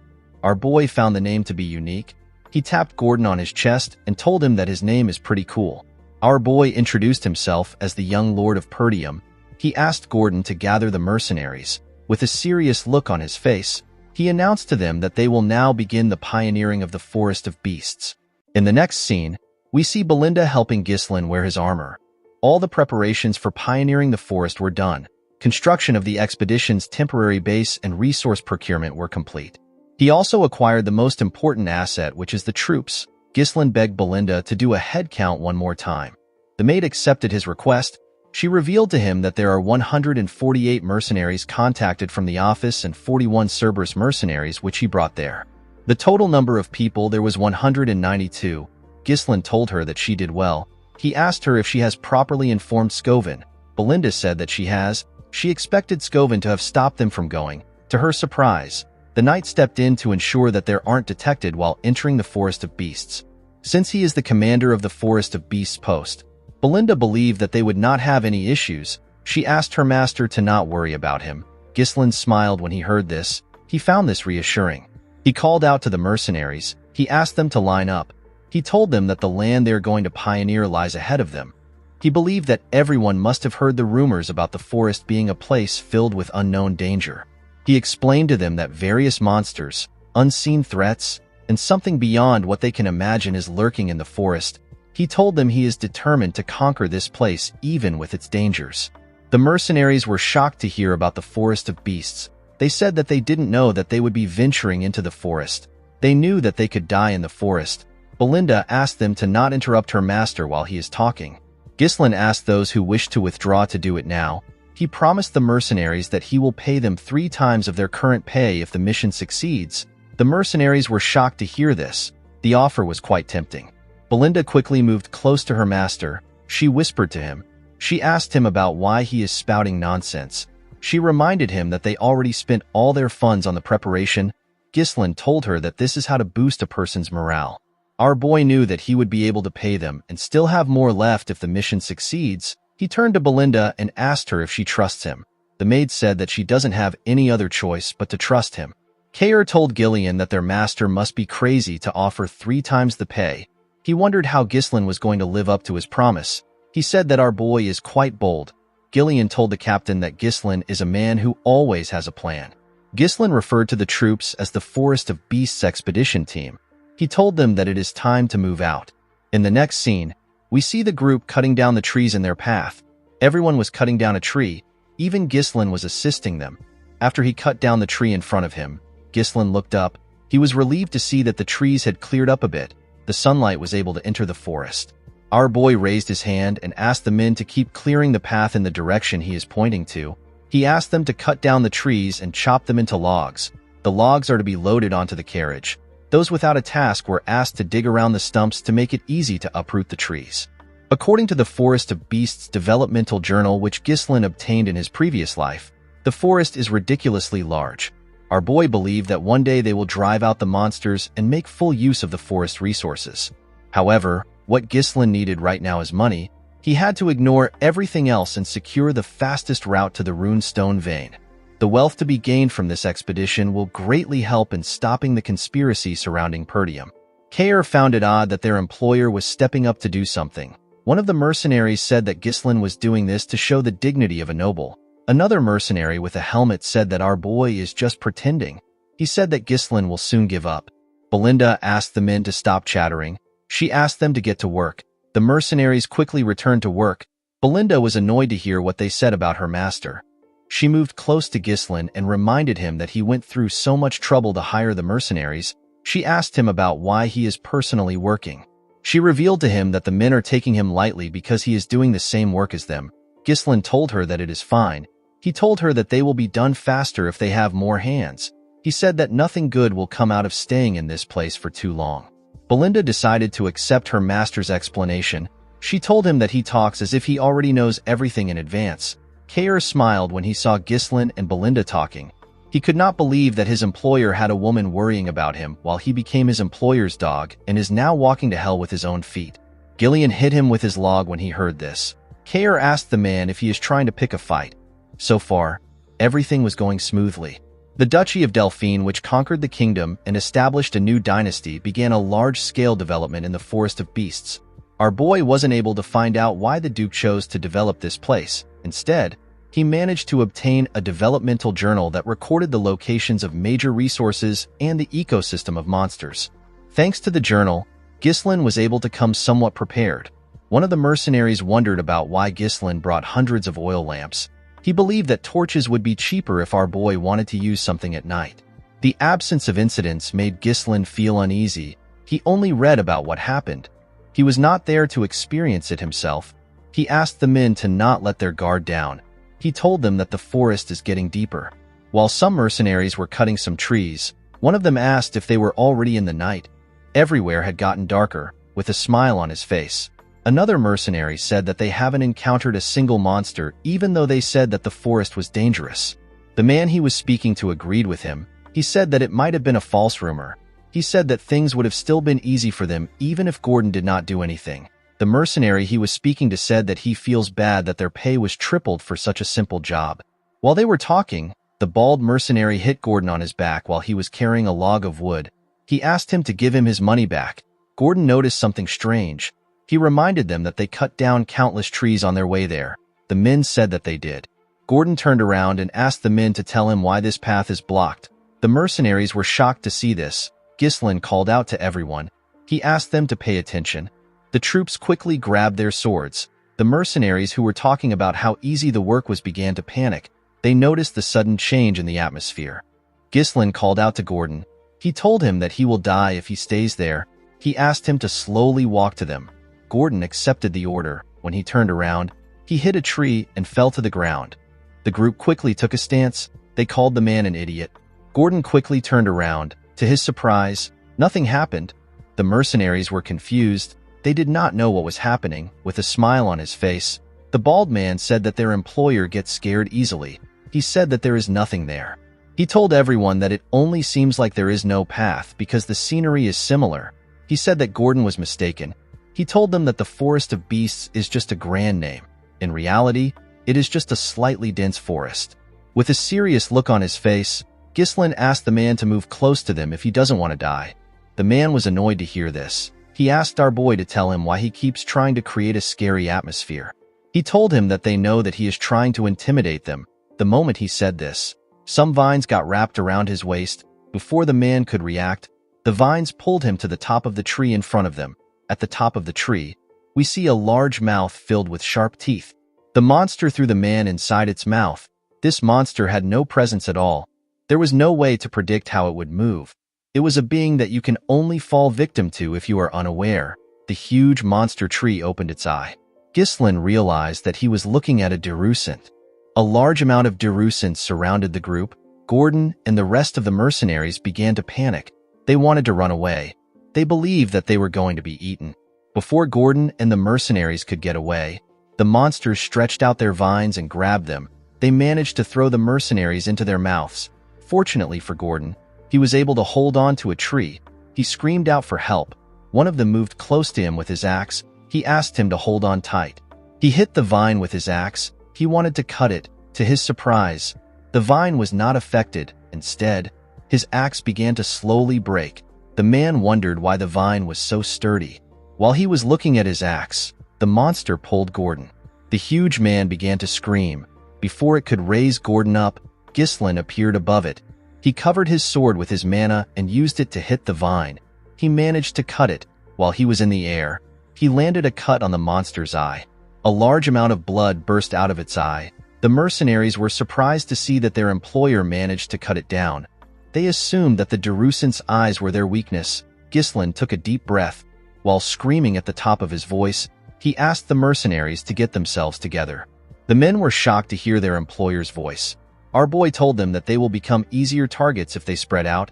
He asked them to raise their shields and form a tight formation to make sure that no one gets caught by the vines. He asked them to focus on defense until they received the next order. They all accepted his orders.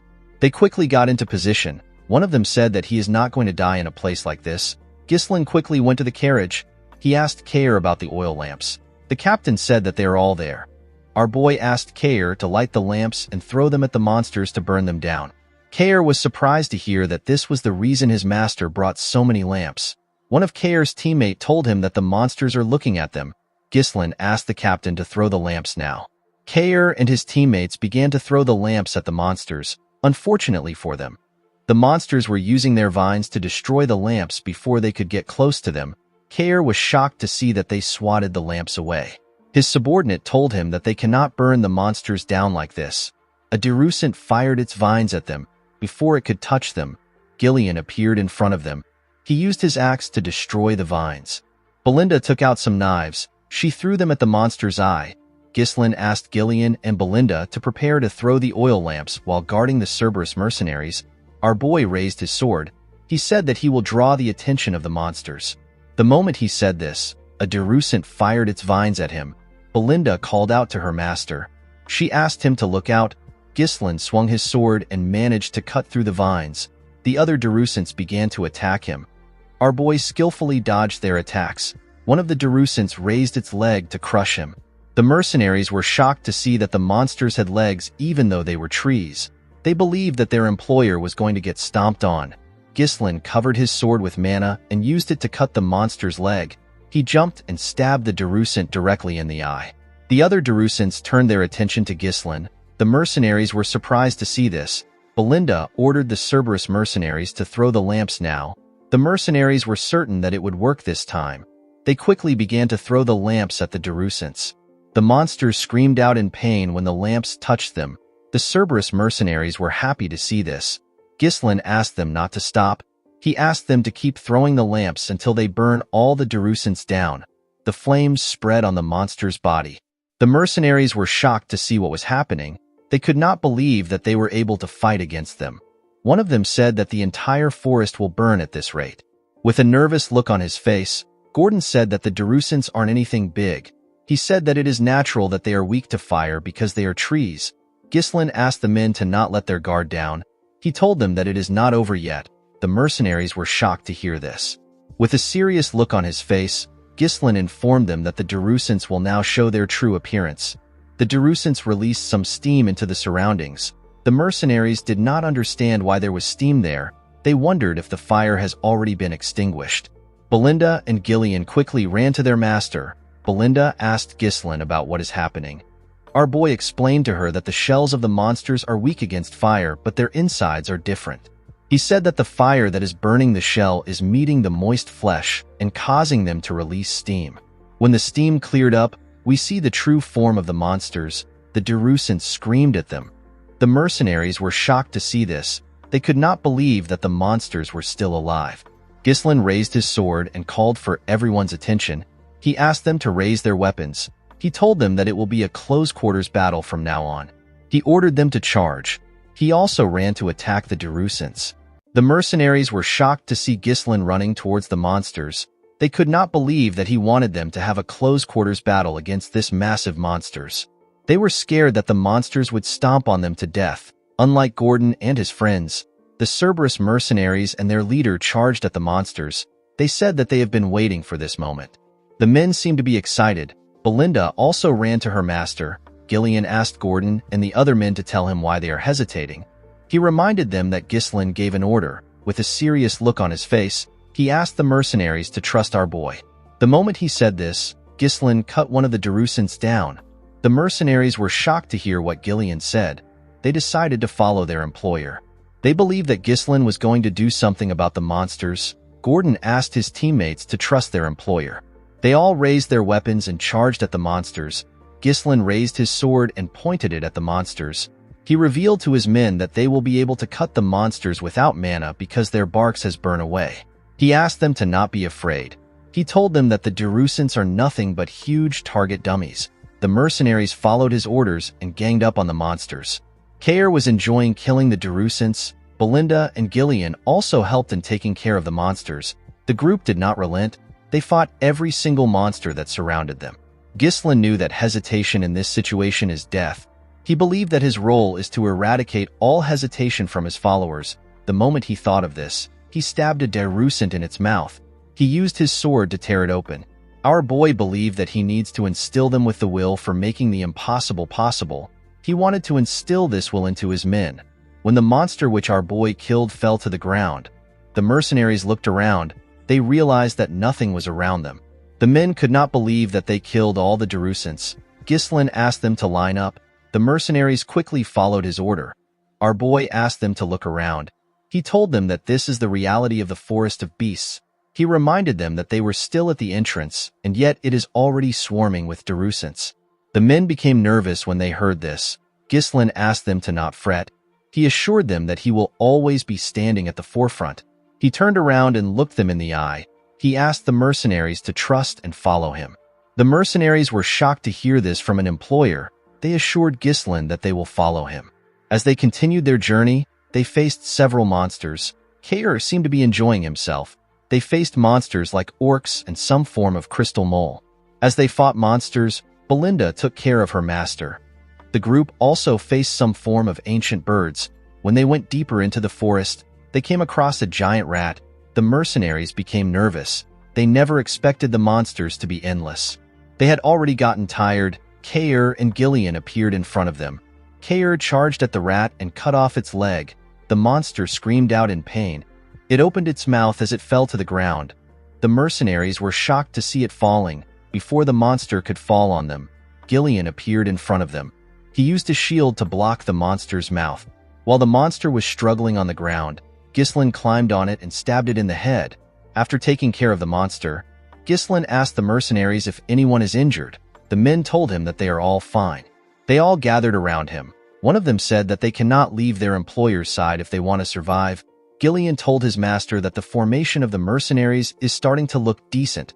Kair explained to him that training through real combat always yields the best outcome. Ghislain told the mercenaries that they still have a long way to go. He asked them to keep cutting down the trees to clear the path. One of the mercenaries watched as the others worked. He was breathing heavily. The man said that everyone is insane. He believed that everyone had lost their mind because they were in a crazy forest. At night, we see the group arrive at a lake. The mercenaries were extremely happy to see a water source. They quickly ran to the lake. They could not believe that the water was so clean. Belinda was not happy to see the mercenaries close to the lake. She told her master that something can come out of the water. Ghislain realized that they have taken the right path so far. The lake is the most important milestone in reaching the runestone mine. He asked the men to set up camp. He told them that they will be taking a break. The mercenaries quickly followed his orders. The scene shifts and we see some mercenaries sitting together. One of them asked the others to tell him what they're doing. He could not believe that they were already facing this amount of monsters when they are only at the entrance. He told his teammates that he cannot imagine what is waiting for them ahead. Another one said that they are lucky that nothing happened in the last 2 nights. In another part of the camp, we see the man who was breathing heavily earlier talking to Gordon and some men. The man suggested that they sneak out of the forest with him. One of them asked the man whose name is Manus to explain himself. Manus told the men that they do not need to risk their lives anymore. He told them that their lives matter more than money. Gordon reminded the man that they have already come far into the forest. He told him that Ghislain said that their destination isn't far from the entrance. He assured the man that they are almost there. Manus was shocked to see that Gordon believed our boy. He told him that he is gullible. He reminded him that their employer is the well-known scoundrel of Perdium. He told him that Ghislain wants to pioneer this forest to get an accomplishment. A man with an eye patch reminded Manus that they have already been paid. He told him that it is their job as mercenaries to do as the employer says. Gordon told him that Ghislain has also saved their lives multiple times. Manus admitted the fact that Ghislain is a good fighter. He told the men that they have simply been lucky until now. He told them that our boy is only human. He said that they can die from a single mistake. With an ugly smile on his face, he said that Ghislain will use them as meat shields once the situation becomes dire. He told them that all nobles are the same. The men's resolve began to shake when they heard this. Manus was happy to see that they were scared. He knew that it would be suicidal for him to go back alone, especially with monsters waiting at every corner. He wanted to use the men as bait. The man with the eye patch asked him if he is trying to tell them that they would all be dead without their employer. Manus was surprised to hear this. The eye patch man pointed at Ghislain. He asked the other men to see what our boy was doing. Ghislain was applying some cream on a wound for one of the mercenaries. He advised the mercenary to not allow water seep into the injury. He told him that it will get infected. The man thanked our boy. After the man stood up, Belinda leaned in and asked her master if he knows how expensive the medicine is. She advised him to use it for himself. Ghislain told her that this is what the medicine is meant to be used for. After saying this, he called for the next person. Manus was shocked to see how nice Ghislain was. The eye patch man told the bastard that the medicine and potions that their employer is using on them is more expensive than them. He asked Manus if he really believes that our boy would use such medicine on them just so that they can be meat shields. The other mercenaries agreed that Ghislain is different. They were certain that he wouldn't abandon them. Manus had to turn around. He hated the eye patch man for interfering in his plan. He wanted to persuade a few men to get out, but the man was making it difficult for him. Ghislain walked up to Gordon and the other men. He asked them to stop chit-chatting. He told them that they need to get some rest. He moved close to Gillian and Kair. He told them that he needs to speak with him for a moment. Kair asked Ghislain if he is sure about leaving Manus alone. He told our boy that he would have sliced the man's tongue if it was him. Ghislain assured him that it is fine. He told him that Manus cannot do anything because of the monsters. He told Kair that he has something more important that he has to confirm. The group moved to a part of the camp where there was no one. Belinda asked her master to tell her why he wanted them to count the number of lamps available. Kair told him that there are currently 24 lamps. As our boy expected, a few lamps were missing. Ghislain reminded the group that monsters have charged at them day and night ever since they entered the forest. However, they have not seen any monsters for the past 2 nights. Belinda was surprised to hear this. Kair asked our boy about what this means. Gillian explained to him that they have entered the territory of a nocturnal monster. It is a monster that happens to have a huge influence in this forest. Ghislain told the man that he is correct. He turned around and looked into the forest. He said that they are now in real danger. In the next scene, we see Gordon resting on some logs of wood. While the man was trying to sleep, he felt a bright light shining in front of him. He quickly opened his eyes. The lamp that was on the log was floating. Gordon was shocked to see this. He did not understand how a lamp was suddenly flying. The moment he moved back a little, a terrifying monster with 8 sets of eyes bit his shoulder. Gordon quickly screamed out. The mercenaries were shocked to hear his voice. Gordon picked up his mace and swung it around. He asked the monster to get away from him. The mercenaries quickly moved close to him. They asked him if something is wrong. They did not see any monsters around him. Gordon told them that there was a monster next to him just now. The men were surprised to hear this. They told Gordon that there is nothing around. The man was shocked to hear this. He looked around. He could not believe that they were right. The men believed that Gordon had a nightmare. They told him that his sleep talking is terrible. They believed that Gordon had such a bad dream because they have had to deal with a lot of monsters recently. The man tried to explain himself to them. One of the Cerberus mercenaries told the men that they are wrong. He explained to them that he woke up because he felt a strange presence. He saw the lamp disappear right in front of his eyes. Other mercenaries agreed with the man. One of them said that he heard a creepy laugh. Another said that he also witnessed the same thing. One of the men who told Gordon that he is wrong asked the others to tell him why they are acting like this. With a serious look on the man's face, he told the others that there is definitely something out there. Ghislain asked the man if he really saw through the monsters. The man was surprised to see our boy. Ghislain ordered the men to gather around. The scene shifts and we see the men gather outside our boy's tent. Ghislain allowed Gordon and the man from the Cerberus mercenaries to join the meeting. Gordon was shocked to find out that the monsters had surrounded them. The man with the head cover told our boy that they cannot see the monsters with their naked eyes. Ghislain explained to them that this is a feature of the monsters. He told them that the monsters started following them when they reached the lake. These monsters are one of the monsters that dominate the night in the forest. They are the hunters of the darkness. They are known as Falors. They can melt into the darkness. This means that you cannot see them and physical attacks don't work on them. A few hundred of them follow their prey and take away their light. Luring their prey into the darkness is what they excel at. It is their hunting method. The head cover man and Gordon were shocked to find out that a few hundred Falors surrounded them. Belinda was surprised to find out that this was the reason why they have been losing their lamps. Kair was annoyed to hear what Ghislain said. He wondered if the monsters were trying to play with them before killing them. He suggested that they take care of the monsters now. He told our boy that it will be better for them to strike first before the monsters start toying with them. Ghislain told him that they need to wait until the monsters start attacking them. He said that it will be the best time to counterattack. Belinda reminded her master that they have already lost more than half of their lamps. She told him that they cannot just wait around. Ghislain explained to her that attacking the monsters recklessly would only stimulate their sadistic tendencies. The Falors would fall back for a bit and harass them more thoroughly later. He told Belinda that they would be losing their chance to wipe out all the monsters at once. Gillian was surprised to hear this. He asked his master if there is a way to achieve this against hundreds of invisible monsters. Our boy told him that there is a way. He asked Belinda if she has prepared the magic scrolls. The maid said that she has given out one to each of the mercenaries. Ghislain told the group that he will now explain how they are to fight the monsters. The group was surprised to hear this. Our boy drew some images on the ground to signify their current position. He told them that a herd of Falors has surrounded their camp from 3 different directions. The monsters are stealing their lamps to slowly tighten their position.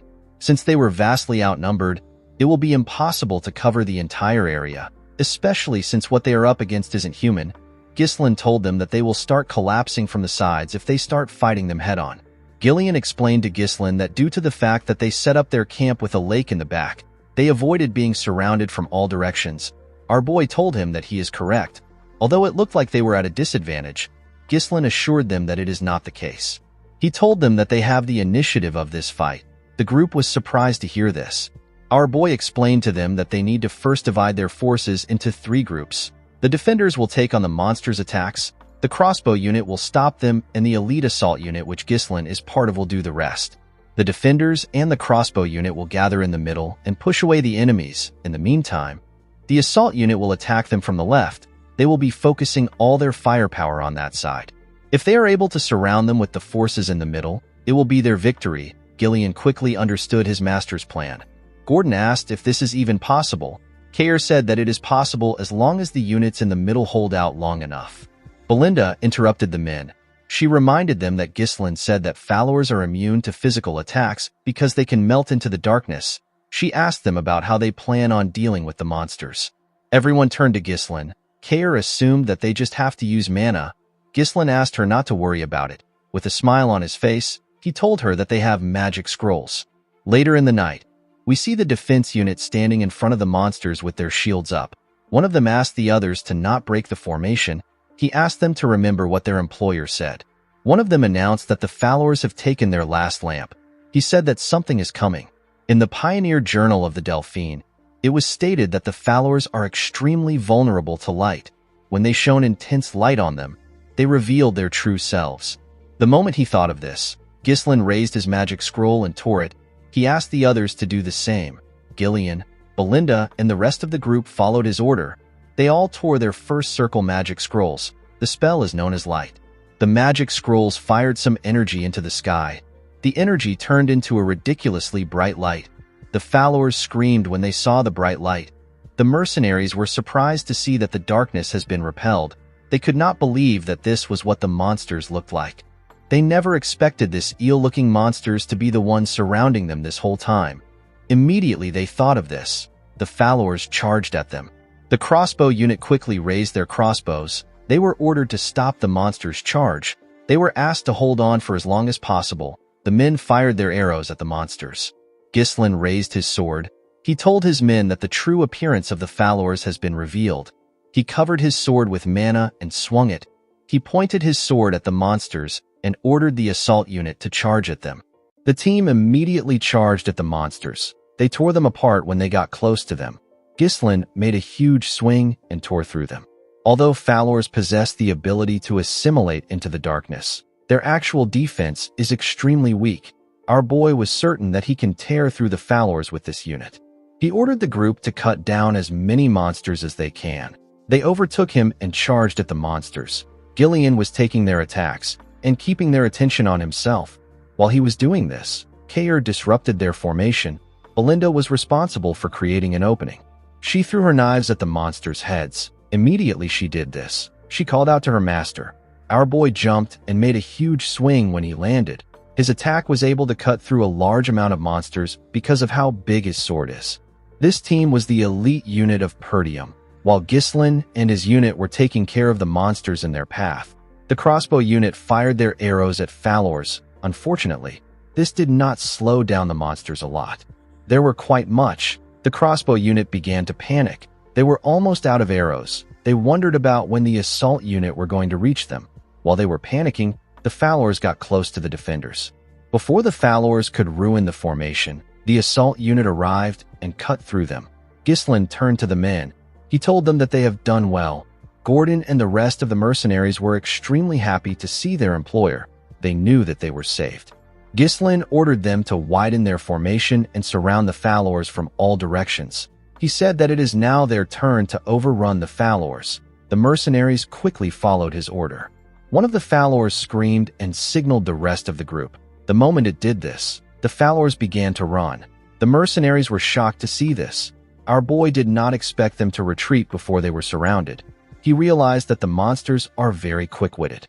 He turned to Belinda and asked her to find their leader. He said that the monster has a horn on its head. It was the one that was sending out the retreat signal. As they ran after the monsters, Kayer asked our boy if they need to chase the monsters. Belinda told her master that it is better if they retreat.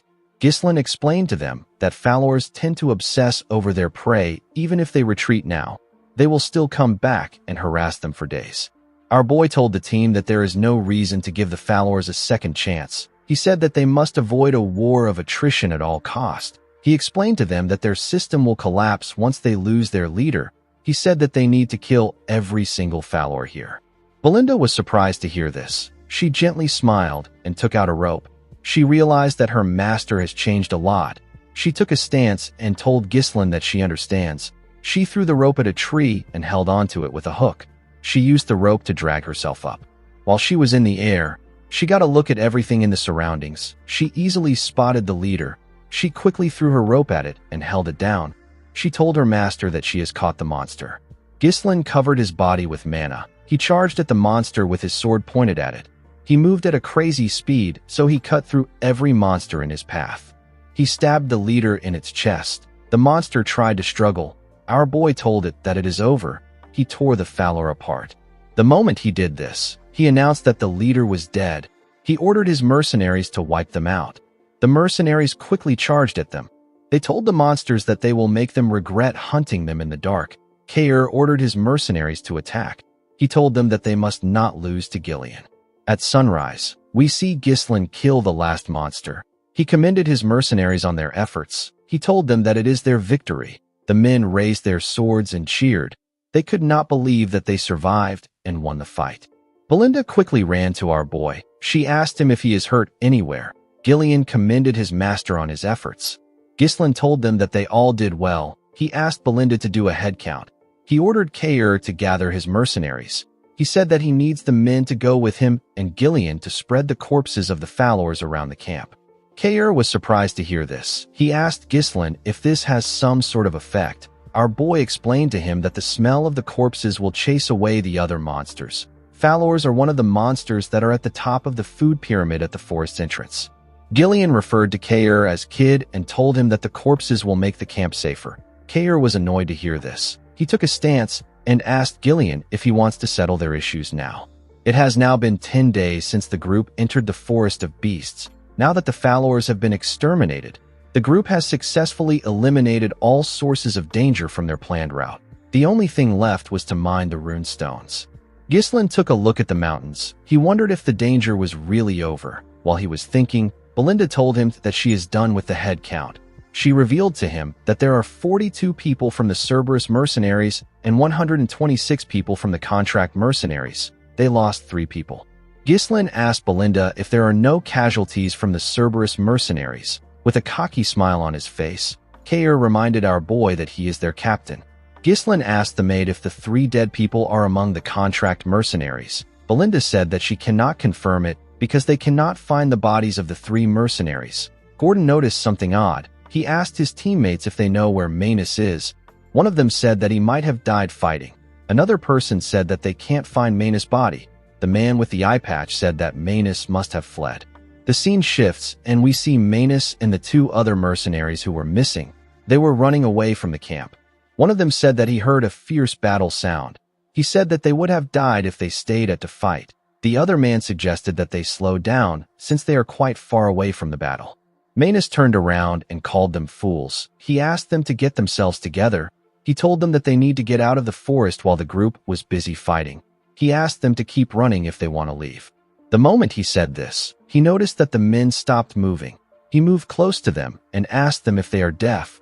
The men began to tremble. One of the men pointed up and asked Manus to look behind him. When the idiot turned around, he saw a terrifying beast. He did not know what he was looking at.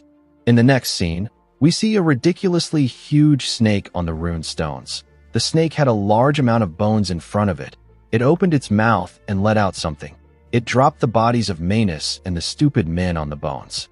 The scene shifts, and we see the group cutting down the trees in their path.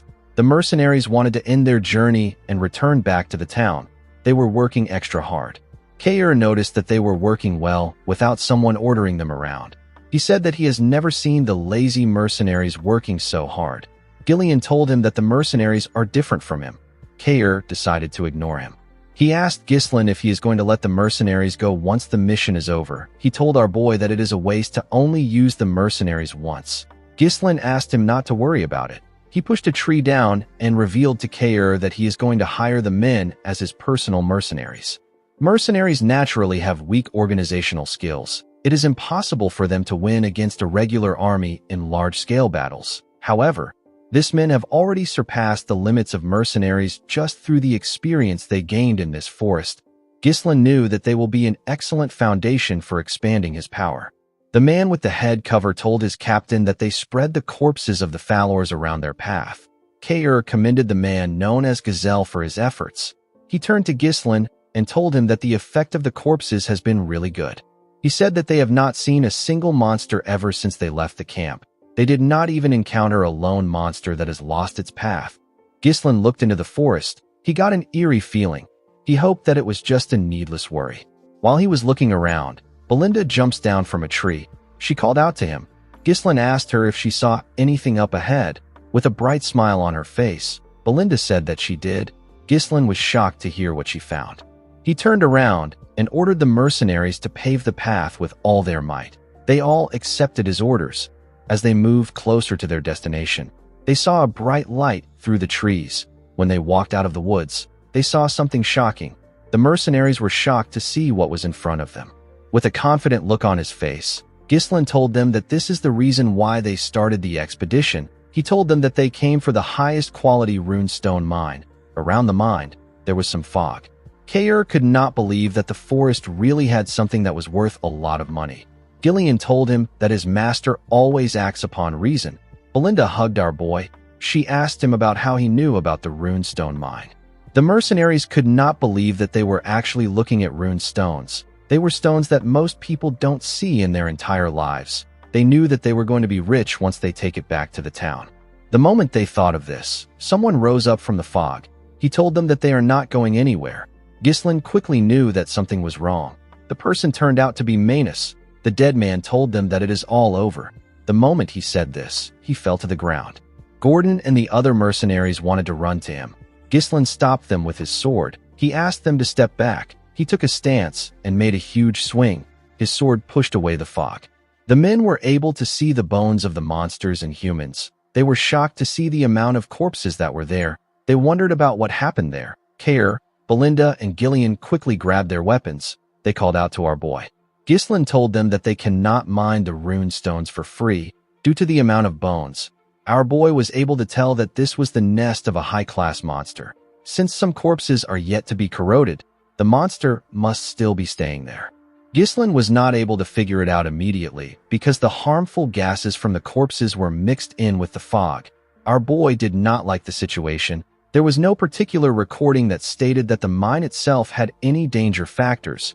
He turned around and asked everyone to prepare for battle. Immediately he said this. He saw something on the rune stones. He saw the python. The monster quickly charged at them. Ghislain ordered everyone to scatter. He charged at the python. He dodged its mouth by going above it and made a slash on its head. When he landed on its body, he covered his sword with mana and charged at its head. He pushed his sword into its head. Unfortunately, it barely damaged the monster. Gillian and Kair were shocked to see this. They could not believe that Ghislain only left a scratch on the python even after using many. Kair had never seen such scales. The monster tried to push Ghislain down. Our boy jumped off its head. While he was in the air, the snake fired its venom at him. Ghislain could tell that its venom is extremely poisonous.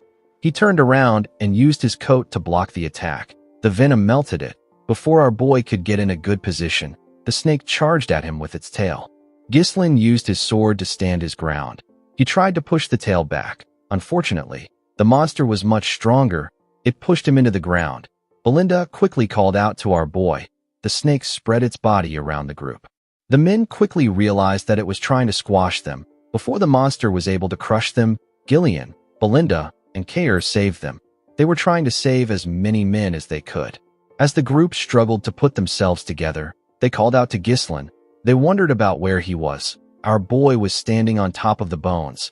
Now that he had seen the monster with his own eyes, his bad feeling went away. He knew that this monster is the master of the runestone mine. It is known as the blood python. It is one of the monsters he considered impossible to hunt down in this expedition. Ghislain didn't think that he would have to face the monster because it lives in the deepest part of the forest. Our boy knew that the chances of them winning against this monster is very low. It would be best for them to retreat for now and come back prepared next time. However, our boy had no time for delays. He believes that everything he has done up until now will become meaningless if he gives up now. A bright light shined from his chest, and he took a stance. He asked the monster to not get in his way. He said that he has too many things on his back. Ghislain opened his third core after saying this. The blood python turned to him and charged at him. Our boy managed to block its head and landed a cut on it. Before letting the monster go back up, he landed a cut in its eye. The moment he did this, the blood python used its tail to attack him. Ghislain quickly used his sword to shield himself from the crushing weight of the monster. He managed to push the tail back. However, the monster did not stop attacking him. It used its tail to aggressively attack our boy. Ghislain managed to block off the attacks. Even when winning is unlikely, there are battles that one must not avoid. This is the definition of responsibility. Kair, Belinda, and Gillian watched as their master fought for their lives. Ghislain jumped and landed a cut on the python's mouth. Our boy knew that this was the time for him to fulfill his responsibility. When he landed, he took a deep breath and took a look at the monster. He realized that the blood python was not showing any signs of faltering. This was a problem for him because unleashing the third core for a long period of time is too risky. Ghislain realized that his mana will be depleted before he can kill the blood python. The moment he thought of this, the group ran to him. They quickly covered him. Belinda asked him if he is all right. She asked him to escape to safety. She said that they can hold the monster down. Ghislain asked everyone to leave there. They were all shocked to hear this.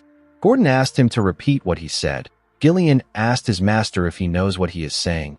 Ghislain told the man that he can't guarantee his safety in a battle against such a massive monster. He told him that he cannot afford to lose him here. Belinda asked her master to tell her what he plans to do. Our boy said that he will defeat the monster here.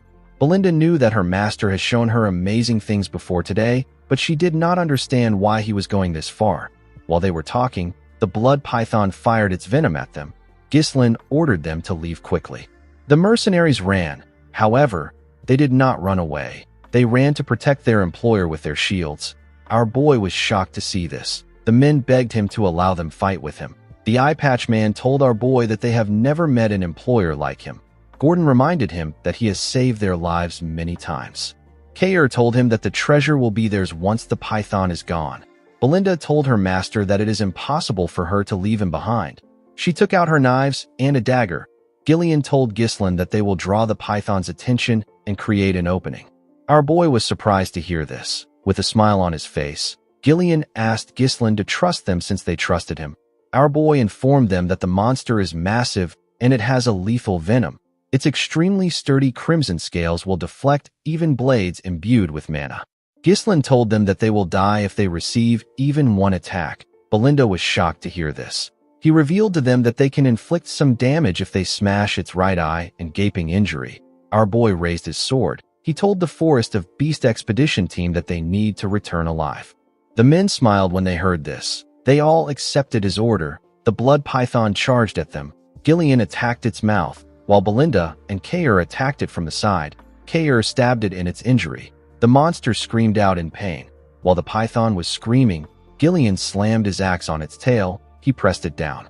Ghislain used this opportunity to charge at the monster and stab its other eye. Our boy realized that not everything will go his way just because he knows the future. However, if he doesn't take any action, many will die. This is something that he is not going to let happen because he is the only one who knows the future. Gillian and the other mercenaries continued hitting the tail to hold it down. The python screamed out in pain. The mercenaries did not let it rest. They climbed on top of it and continued stabbing it in its injuries. The python shook its head and managed to shake them off. The moment it did this, Ghislain jumped and charged at it. He was going to stab it on its head. Somehow, the python managed to sense his presence. It opened its mouth and ate our boy. Everyone was shocked to see this. Before the python could even move, a blade came out of its head. Ghislain used his sword to split the monster's head open. He came out of the python's mouth. His clothes were covered in its venom. The group was shocked to see him. He referred to himself as the future of Perdium. The scene shifts, and we are taken to the Perdium castle. We see Albert and Homer talking to Zwalter. Albert slammed his hand on the table and told his lord that Ghislain has committed a serious crime. He could not believe that our boy ignored his father's order and went into the forest. Homer asked Albert to calm down. Albert said that he always knew that Ghislain acts unruly. He told the count that our boy thinks that he is the lord of the land because of his long absence. Homer asked Albert to not get worked up by the issue. He reminded him that it has already been 2 weeks since Ghislain entered the forest. He said that they could have stopped our boy if Scovin had not made a false report. The general administrator did not understand why Scovin would help Ghislain. A crime like this could cost him his knight status. Albert told the Count that he cannot let our boy continue to behave as he wishes. He told him that he should imprison Ghislain the moment he returns and punish him. Walter was quite annoyed with his son's actions. While they were talking, the knight captain barged into the room. He told the Count that he needs to come down to see something. Walter asked Randolph if something is wrong. The man revealed to him that Ghislain is back. The men were surprised to hear this. The scene shifts, and we are taken outside.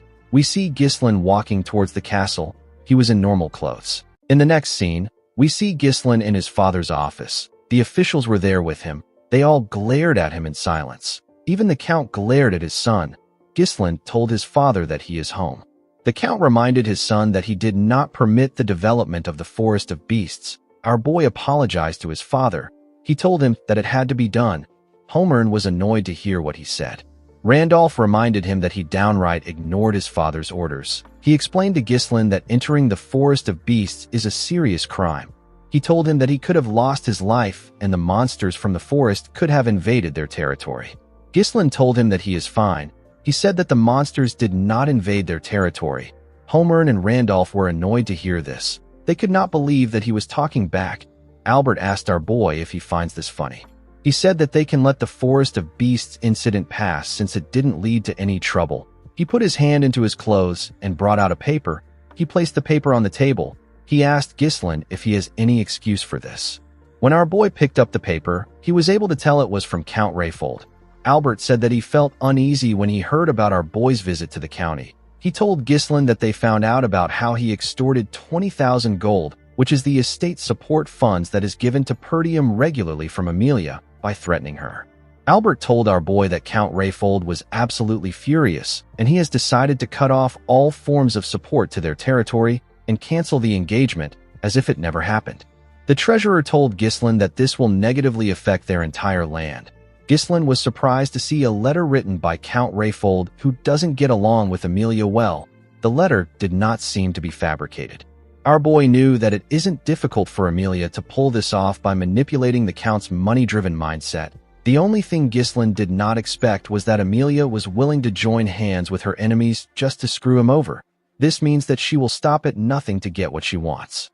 Our boy had a feeling that the assassins weren't going to be the end of things. Unfortunately for him, he no longer has a leverage over the girl. If he was to reveal the secret deal with the Duke and the merchant guild that she controls, everything he will say will be dismissed as nonsense meant to cover up the incident. Ghislain realized that he would be tied down in the territory if he had been a little late. He became more certain that time was not on his side. Albert asked Ghislain to say something. Holmern told our boy that they are in an urgent situation. He said that they need to ask him to return the money first. Randolph said that the 20,000 gold will be enough to run the entire night order for months.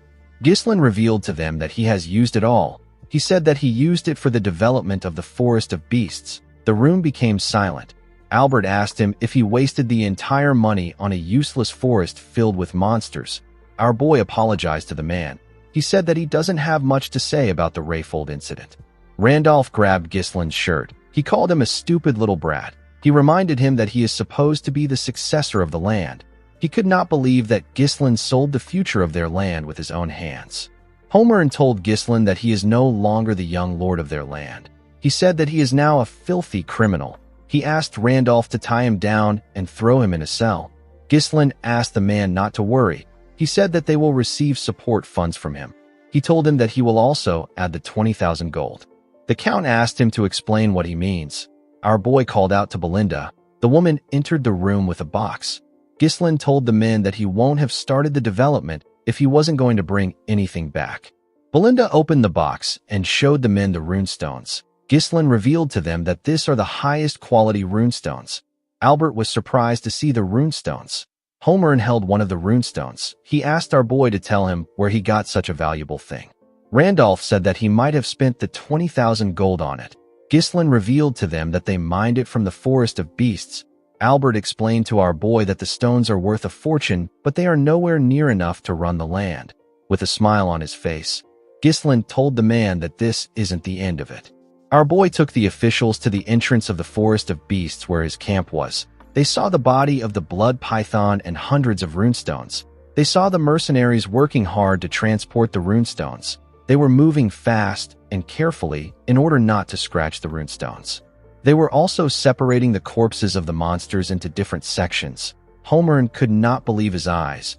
He could not believe that Ghislain and this men managed to get all of this in 2 weeks. Randolph asked Holmern if he is seeing things. The Count asked Belinda if all of this truly came from the expedition. The woman said that it did. She said that Ghislain led the expedition himself. Ghislain told the men that they obtained the inner hide of the Darusants, and they got some byproducts from the blood python.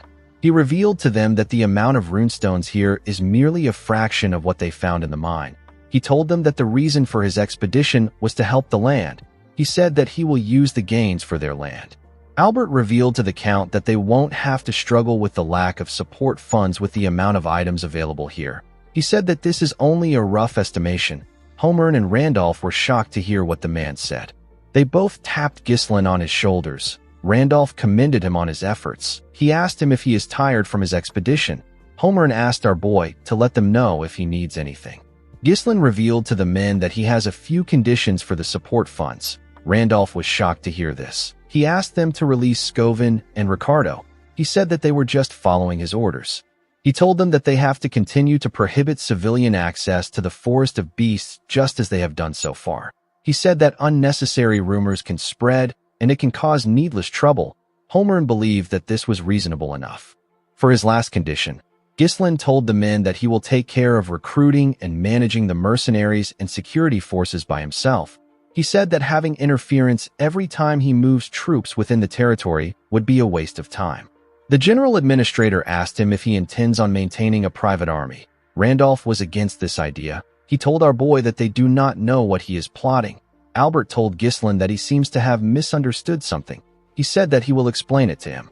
He told our boy that he is currently in a position where he should be begging for forgiveness. He told Ghislain that he sounds as if he is saying that he will do as he pleases, so they should stay out of his way. Ghislain told the man that this is a misunderstanding. He said that he is simply laying out the conditions necessary for him to provide financial support to Perdium in place of Rayfold. He explained to the man that if such trivial issues were to disrupt their operations, it will also negatively affect Perdium's finances. He asked the treasurer if he is okay with this. Albert was shocked to hear this. He called out to the Count. He asked him to say something. He told him that they are currently making a deal with the future of their land. The Count was simply looking around. Gillian and the other mercenaries came up to Ghislain. They wanted to report to him. Gillian explained to our boy that the runestone loading process is almost complete. He asked Ghislain to give the order. He said that they will be ready to move at any time. Kair revealed to him that the hides of the Darusants have been stored without any preservatives. He asked Ghislain to tell him what he plans to do with the blood python. Our boy told him that the blood python will soon be dismantled. The venom, blood, flesh, and hides will all be separated and preserved to prevent decay. Kair told him that he understands. The Count called out to Randolph. The man revealed to him that the mercenaries are individually formidable and they have an overwhelming presence. He said that he has no clue on how Ghislain could have such people under him. He said that it is just like an elite force. Zwalter moved close to his son. He commended our boy for getting such difficult mercenaries to follow his orders willingly. He told our boy that he must have put in a lot of efforts. Ghislain said that the expedition wouldn't have prevailed without them. Upon hearing this, the Count turned around. He told his officials that they should return back to the castle. Before leaving, Zwalter told Ghislain that he will let things slide this time. He asked our boy to prepare to face the consequences if he ever defies his order again. With a nervous smile on his face, Ghislain thanked his father. The Count reminded his son that he is the successor who will inherit the land in the future. He told Ghislain that he seems to possess the spirit of the Northern Wolf. The Northern Wolf is the alias given to Count Perdium, the one who guards the frontier of the Lithania kingdom. Zwalter was a lonely person. He had weak military forces and a treasury plagued by poverty. Yet in the northernmost reaches where war never ceases, the Count dedicated his entire life to protecting the land even without his wife, his son, or his daughter. In the end, he was met with a miserable death, and he was forgotten by all. Belinda moved close to her master and asked him if he is headed straight for the castle. Ghislain said that he is not yet going to the castle. He asked her to get everything ready so that they can leave immediately. Belinda was shocked to hear this. She asked him if he is not going to rest. Gillian told him that he has overworked himself. He advised his master to rest. Belinda told him that it is a miracle he made it out alive from the blood python's body. She asked him if he knows how hard she worked to detoxify the poison from his system. Ghislain tapped the woman on her shoulder and begged her to do it. Belinda was surprised to see this. Ghislain knew that other people will soon find out that they secured the runestones. Those who want to invade their land will soon find out too. He knew that he had to expand his power as quickly as possible. He wanted to reach a level where no one would dare challenge him. The moment he thought of this, Ghislain fell to the ground and lost consciousness. Everyone was shocked to see this. In the next scene, we see a dove fly into a building. It was carrying a letter on its neck. The dove landed in the hand of a man on a throne. The man quickly opened the letter to read it. The letter confirmed that a part of the Forest of Beasts has been developed. The man reading it was asked to initiate a war with the Degard family in order to annihilate Perdium. The letter said that the ducal house will step in after this. The man did not expect the ducal house to ask for the annihilation of Perdium. Members of his cabinet said that it is time to make Perdium a land without a lord. They believe that the ducal house will appoint a new owner of Perdium. The man on the throne asked the cabinet to tell him the amount of their people that are still inside Perdium. One of the men said that they have 2 retainers and 1 knight remaining. The count asked his cabinet to send 2 retainers to the Degard territory. He said that the fact that the young lord of Degard died in Perdium is more than enough justification to start a war. With a cold gaze in his eyes, the count said that the supreme commander of this operation will be Victor. The cabinet was shocked to hear this. They never expected that their county's strongest card would be revealed so soon. One of them said that Perdium would have fallen if Frank had done his job properly. Another member told his master that he understands that Victor will be able to handle the task flawlessly. He told his master that it might be too soon to reveal their hidden card. He reminded the count that they have proceeded with caution so far. He said that this decision feels rash. He said that it is odd that the ducal house, which has always operated in secret, is now choosing to directly intervene in Perdium. The count told him that it is because of the Forest of Beasts. The man was surprised to hear this. The count told the man that all decisions were made by Duke Delphine. He asked the man not to question any orders no matter what they may be. The count stood up and asked his cabinet to prepare for the war. This count is known as Harold Desmond. He is the count of the Desmond County. Count Desmond asked his men if there is anyone else who is aware of the situation. The scene shifts, and we see Amelia screaming as she rested her head on Bernaf. The man called out to his mistress. Amelia revealed to him that Ghislain has secured a runestone mine with her 20,000 gold. She said that he survived even though she sent the wildcats to kill him. She told Bernaf that she even bowed her head to her wretched father to cut off support funds for Perdium. She said that this made her look like a fool. Bernaf told his mistress that she is not acting like her usual self. Amelia took a deep breath. She told the man that he is right. She said that she got too emotional. She said that what is done can't be undone. Bernaf smiled when he heard this. He told Amelia that he is waiting for her orders. Amelia moved close to a map. She said that Perdium will soon escape their financial difficulties because they have obtained a runestone mine. Bernaf told her that they should be celebrating right now. Amelia told him that it is too early for them to celebrate. She told him that the most important thing is that they haven't sold the runestones yet. Bernaf was surprised to hear this. Amelia revealed to him that she got information that they secured the runestones 2 days ago. This is far too little time for them to establish a distribution network. She said that they will exploit this weakness. She told Bernaf that it is obvious who they will sell to. Bernaf realized that his mistress intends on acting before they can sell the runestones. He asked her about where she wants to intervene. Amelia revealed to her knight that there is only one place in the northern region that Ghislain will sell to. She believed that our boy was going to go to the finest magic tower in the north, which is dominated by the 7th Circle Archmage. The magic tower is known as the Crimson Magic Tower. According to Amelia, runestone is essential for magical research. Due to this, magic towers are always determined to secure their distribution channels. She placed a pin somewhere and asked Bernaf to set up the wildcats for an ambush along the main routes leading to the tower. The target isn't Ghislain. It is the laborers who are transporting the runestones. Amelia said that they will use a hit-and-run tactic to isolate the transport and prevent the transfer completely. She said that they will take the runestones for themselves. Bernaf reminded his mistress that there is another magic tower in the north. This is the Flame Magic Tower, which is in Bryven's territory. He asked Amelia if it is wise to deploy all their forces to the Crimson Magic Tower. Amelia told him that this may have been the case before. She revealed to him that the Flame Magic Tower has been in decline ever since it lost its place at the top when it was blinded by past glory. Amelia believed that someone like Ghislain, who is obsessed with money, will not choose the Flame Magic Tower deal over the Crimson Magic Tower's better deal. With a serious look on her face, Amelia promised to take everything away from Ghislain. In the next scene, we are taken to the Perdium Castle. We see Ghislain lying on the bed. Some bandages were wrapped around his body. Our boy was unconscious. The scene shifts, and we are taken back to the time our boy was fighting the blood python. Ghislain got swallowed by it. A predator like the blood python begins to digest its prey immediately it swallows it. Before it reaches the esophagus, the prey is first dissolved by venom secreted from the inside. This makes the digestion easier. The mana from Ghislain's third core burned the acid upon contact. It prevented it from invading our boy's system. However, in the process, the resulting toxic fumes create a lethal breathing environment. Most prey either lose consciousness or die by this stage. Ghislain forced himself to endure it. He did not want things to end there. The expedition, everything he holds dearly, and even the future will be gone. Since it was impossible to avoid getting poisoned, our boy decided to make the poison his own.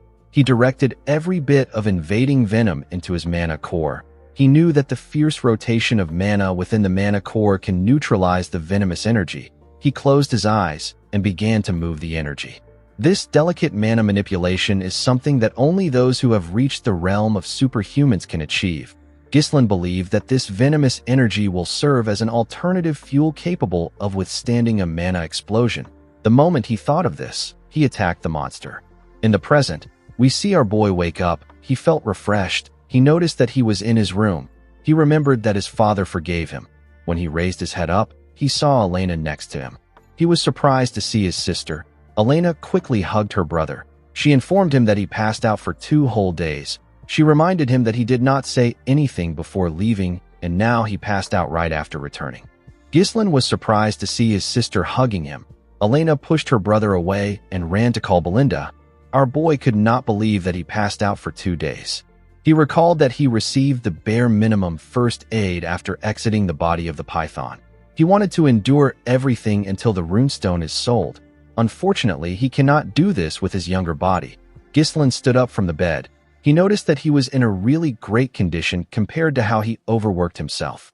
He knew that 2 days shouldn't be enough to recover from the damage he received. He found this to be strange. Ghislain took off his bandages. He noticed that his body has gotten stronger, his resilience has gotten better, and his total mana has increased. When he checked his core, our boy realized that the property of his mana has changed. He wondered if the energy of the blood python got mixed in during the process of neutralizing the poison with his mana core. This method is something that Ghislain never knew about in his past life. Although he didn't intentionally risk his life, Ghislain got something out of it. There were still a few things that he needed to verify. Our boy realized that he could grow much faster with this method. Ghislain got a shirt from his wardrobe. He believed that selling the runestones takes priority. He knew that many people would have found out in the 2 days that he was unconscious. He wanted to first visit the mercenaries. Before he could go anywhere, someone knocked on his door. Ghislain asked Belinda to enter. He told her that there is no need to knock. Belinda stepped into his room with his father. The Count asked him if he is all right. Our boy was shocked to see his father. Zwalter told his son that he heard about how he was poisoned after jumping into the mouth of the blood python. He told him that he heard it from Belinda. He asked his son if he is all right again. Ghislain told him that he is fine. The Count was relieved to hear this. Belinda quickly moved close to our boy. She touched his face and told him that she was surprised when he suddenly passed out. She asked him if he is really fine. Ghislain assured her that he is. Zwalter asked his son if he has a moment to talk. He told him that he has a request for him. Ghislain was surprised to hear this. In the next scene, we see our boy and his father on a training ground. Zwalter had taken off his armor. Everything felt a bit odd to Ghislain. This was the first time he got to have one-on-one time with his father. He avoided his father at all cost in his past life because he was scared that he was going to get yelled at. The Count apologized to Ghislain for calling him there when he just woke up. Our boy told him that it is fine. He said that he is in excellent condition thanks to the 2 days of rest. He asked his father to tell him what his request is. As Walter glared at his son, he looked away after glaring at him. Ghislain wondered if this is what his mother meant when she told him something. When he was younger, Ghislain's mother revealed to him that his father can't show his honest self to others. Ghislain asked her about why his father acts like that. The woman explained to him that his father believes that he has to be an unshakable pillar for the people of the land. She told our boy that Zwalter has always put others before himself, so he has never shown his honest self before. She said that the only exception was when Zwalter wanted to confess his feelings for her. The woman asked her son to understand that part of his father. She said that the Count is not good at expressing his emotions. In the present, the Count asked Ghislain to raise his sword. Our boy accepted the order. He and his father took different stances. The Count charged at our boy first. Ghislain was able to block his attack. Zwalter put his leg forward and added more pressure to his sword. He was able to push Ghislain down. Our boy quickly gathered his strength and attacked. Zwalter was able to block it. He attacked Ghislain, but he was able to block it too. The Count gave him another attack that pushed him back a bit. Our boy noticed that it was heavy. He noticed that his father's sword was heavy. Zwalter charged at his son again. Ghislain was able to block the attacks, but he was getting pushed back.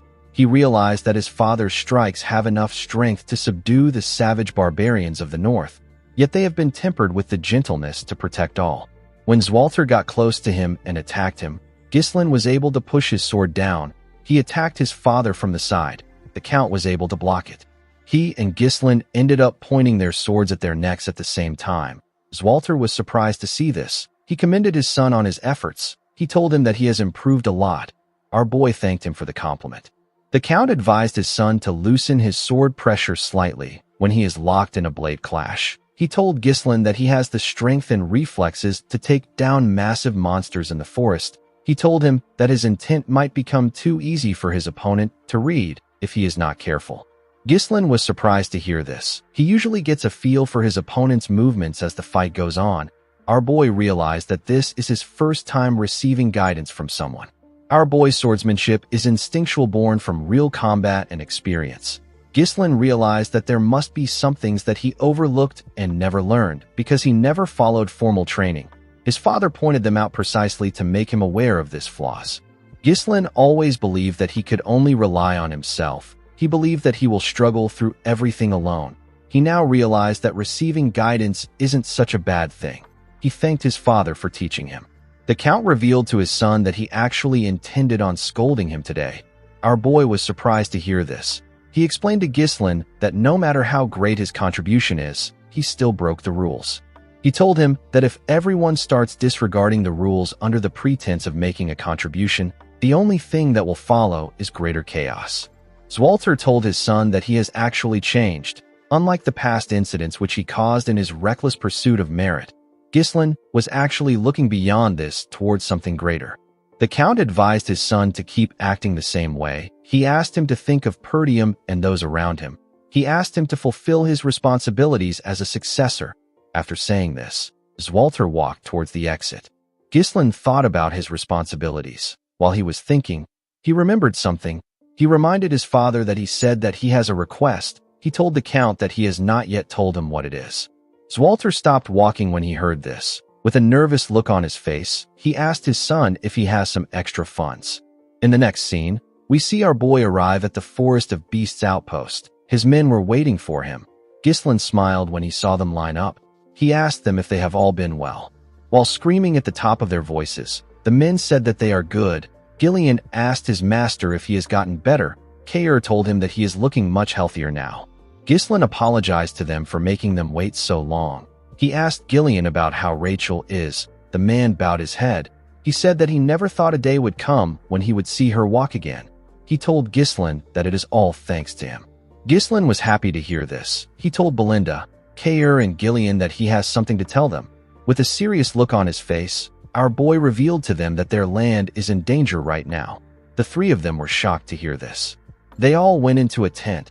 Ghislain told them everything about what happened on the day Elena was attacked. He told them about how he stopped them from killing her and using her death to start a war.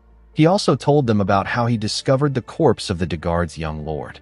He also mentioned the existence of those who are eyeing Perdium. He explained to them that this people are currently surveilling them right now. He said that they have probably been active for a long time. He said that they have neither the time nor the resources to prepare for an attack. Belinda finally understood why her master was in a hurry. She said that she thought that they could catch their breath after securing the runestones. First it was the forest of beasts, and now it is war. Kair said that this land never gives him a chance to be bored. Gillian told our boy that this is the perfect time to attack Perdium. In a territory known for its weak military and poverty, the discovery of a runestone mine, which is a highly valuable resource, can change everything. Ghislain told the man that he is correct. He said that their enemies won't let them be. Belinda told our boy that he should have mentioned this earlier. She told him that they need to tell his father and the vassals. Ghislain told her that it is not yet time to do this. He explained to her that Elena's bodyguards betrayed them. He said that they could be traitors among the vassals. There is no way to confirm who is on their side, so they need to keep it to themselves. Belinda knew that our boy was right. He told them that he bought some time with Elena's survival, but now that they have found the runestone, there is no reason for their enemies to sit still. With a serious look on his face, Ghislain told them that it will be a tough fight. Everyone became silent. Kair asked our boy to order them around. He told Ghislain that staying around him has been fun so far. Gillian reminded our boy that he already swore his life to him. He promised to fight with him until the very end. Belinda told him that no one is going to protect him if she is not around. Ghislain smiled when he heard this. The biggest enemy of Perdium is Duke Delphine, as well as Count Desmond and Amelia, who are taking orders from him. Ghislain promised to not let things go as they planned. He told the group that they will now head to the Flame Magic Tower. Kair was happy to hear that they were finally going to sell the runestones. He said that they will be rich. Belinda asked her master if he is certain. She told him that the Crimson Magic Tower is closer to them, and they will probably pay them a higher amount.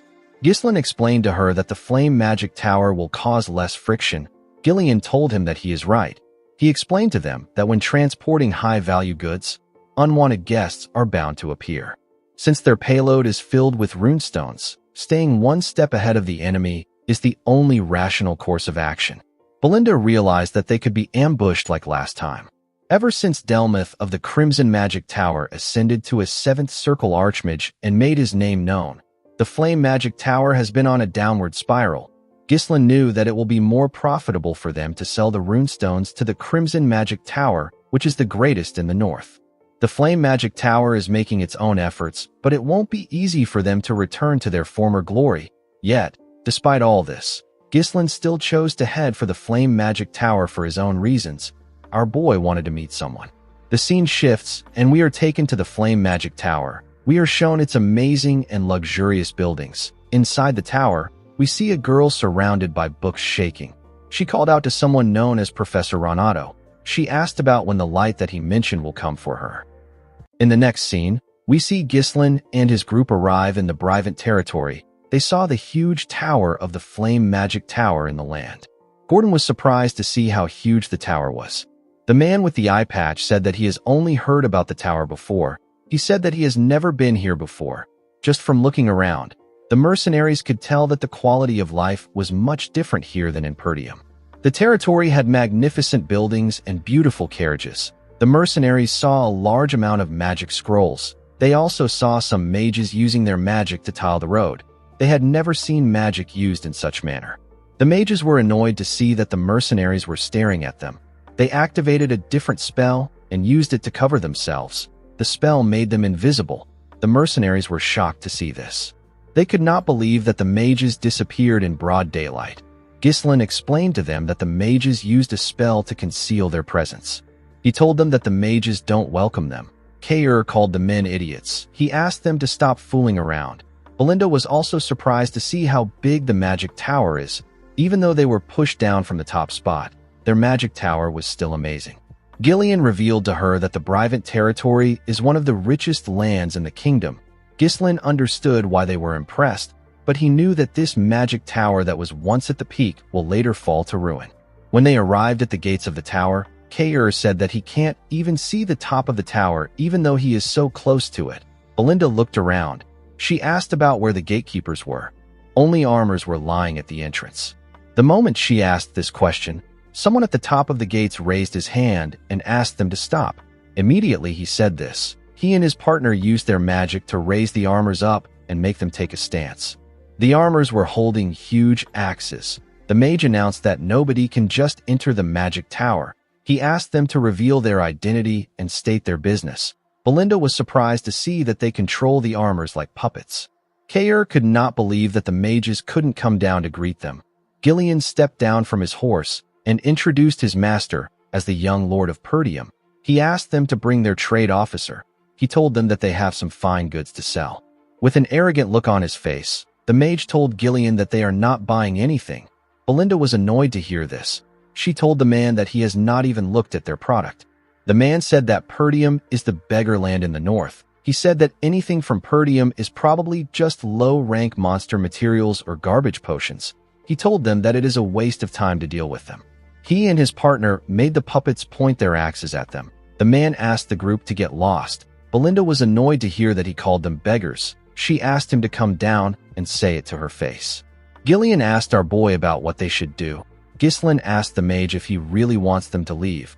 He showed him a small piece of runestone and told him that he should know what it is if he is a mage. The man was surprised to hear this. He took a look at our boy's hand. He was shocked to see him holding a runestone. He looked at the large amount of carts behind them. He realized that the carts have runestones inside. With a smile on his face, Ghislain asked the mage if he is still not buying. The scene shifts, and we see our boy and Belinda inside the tower. The trade officer and the mage bowed their heads to them. The trade officer apologized for their rudeness. He introduced himself as Sylvain. He asked them to tell him if they need anything. Ghislain told the man that they brought a lot of runestones. He said that he needs someone who will take responsibility until the very end of the deal. He told him that he needs to meet the tower master. Sylvain was surprised to hear this. He quickly agreed to Ghislain's request.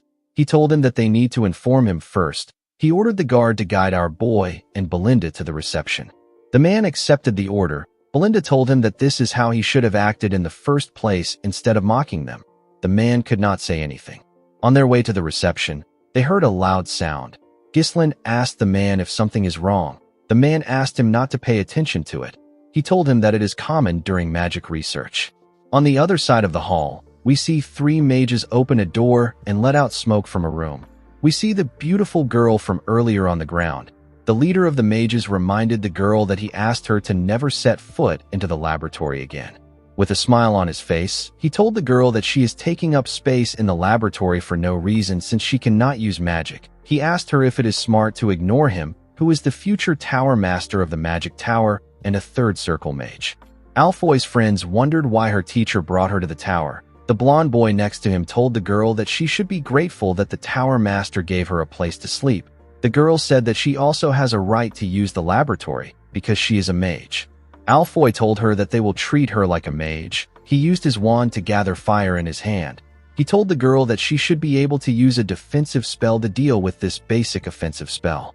With a smile on his face, he asked the girl to try and block the attack. The moment he said this, he fired the first circle magic known as Fire Sling at the girl. She quickly raised her hand.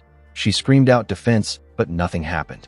She quickly used her hand to cover her face. Fortunately for her, Ghislain appeared out of nowhere and used his sword to cut through the attack. The boys were surprised to see this. Ghislain asked the idiot if this kind of behavior is what is called magic research in the Flame Magic Tower. The scene shifts, and we are taken to the Tower Master's meeting room. We see the Tower Master, whose name is Hubert, telling the elders of the tower that they are running low on runestone. He wondered about how they reached this point. He said that the gap between them and the Crimson Magic Tower will continue to get wider. He reminded them that he has been telling them to get runestone. He asked the elders about what they have been doing. An elder with a yellow hat remembered that the Tower Master usually asked them to wait each time they try to secure a distribution line. Another elder with a red hat recalled that Hubert spent his time buying trinkets and luxury goods under the guise of networking with nobles. He couldn't stand the Tower Master anymore. An elder with a green hat informed Hubert that the Tower Master of the Crimson Magic Tower has reached the 7th circle. He reminded Hubert that he is still a 6th circle mage. Hubert asked the elders to not talk about the Tower Master of the Crimson Magic Tower. He said that he will reach the 7th circle if he has more runestone. Hubert could not believe that Delmuth reached the 7th circle before him. He told himself that Delmuth must be buying all the runestone for himself. He did not like the fact that the stone was very expensive. The moment he thought of this, Sylvain barged into his meeting room. He told him that they need his attention right now. Hubert told the man that he is rude. He asked him if he can't knock. When they are having a meeting, Sylvain apologized to him. He said that they need his attention now. He revealed to him that someone brought a massive amount of runestone. Hubert and the elders were shocked to hear this. The scene shifts and we see Alfoy firing more attacks at Ghislain. Our boy easily used his sword to block the attacks.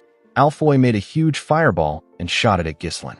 Our boy cut through the fire with his sword. Alfoy's friends and the girl were shocked to see this. Alfoy could not believe that Ghislain sliced his attack in half. He did not think that this was possible. Before he could make another move, a rope went around his body and tied him up. Belinda was the one using the rope. She made the idiot get on his knees. She told the idiot that he has a lot of guts to attack her master. Alfoy was shocked to hear this. He asked them about who they are. Before Belinda could do anything, someone asked everyone to stop. The person turns out to be Hubert. The man asked them to explain what is happening. The girl became nervous when she saw Hubert. She called him Tower Master.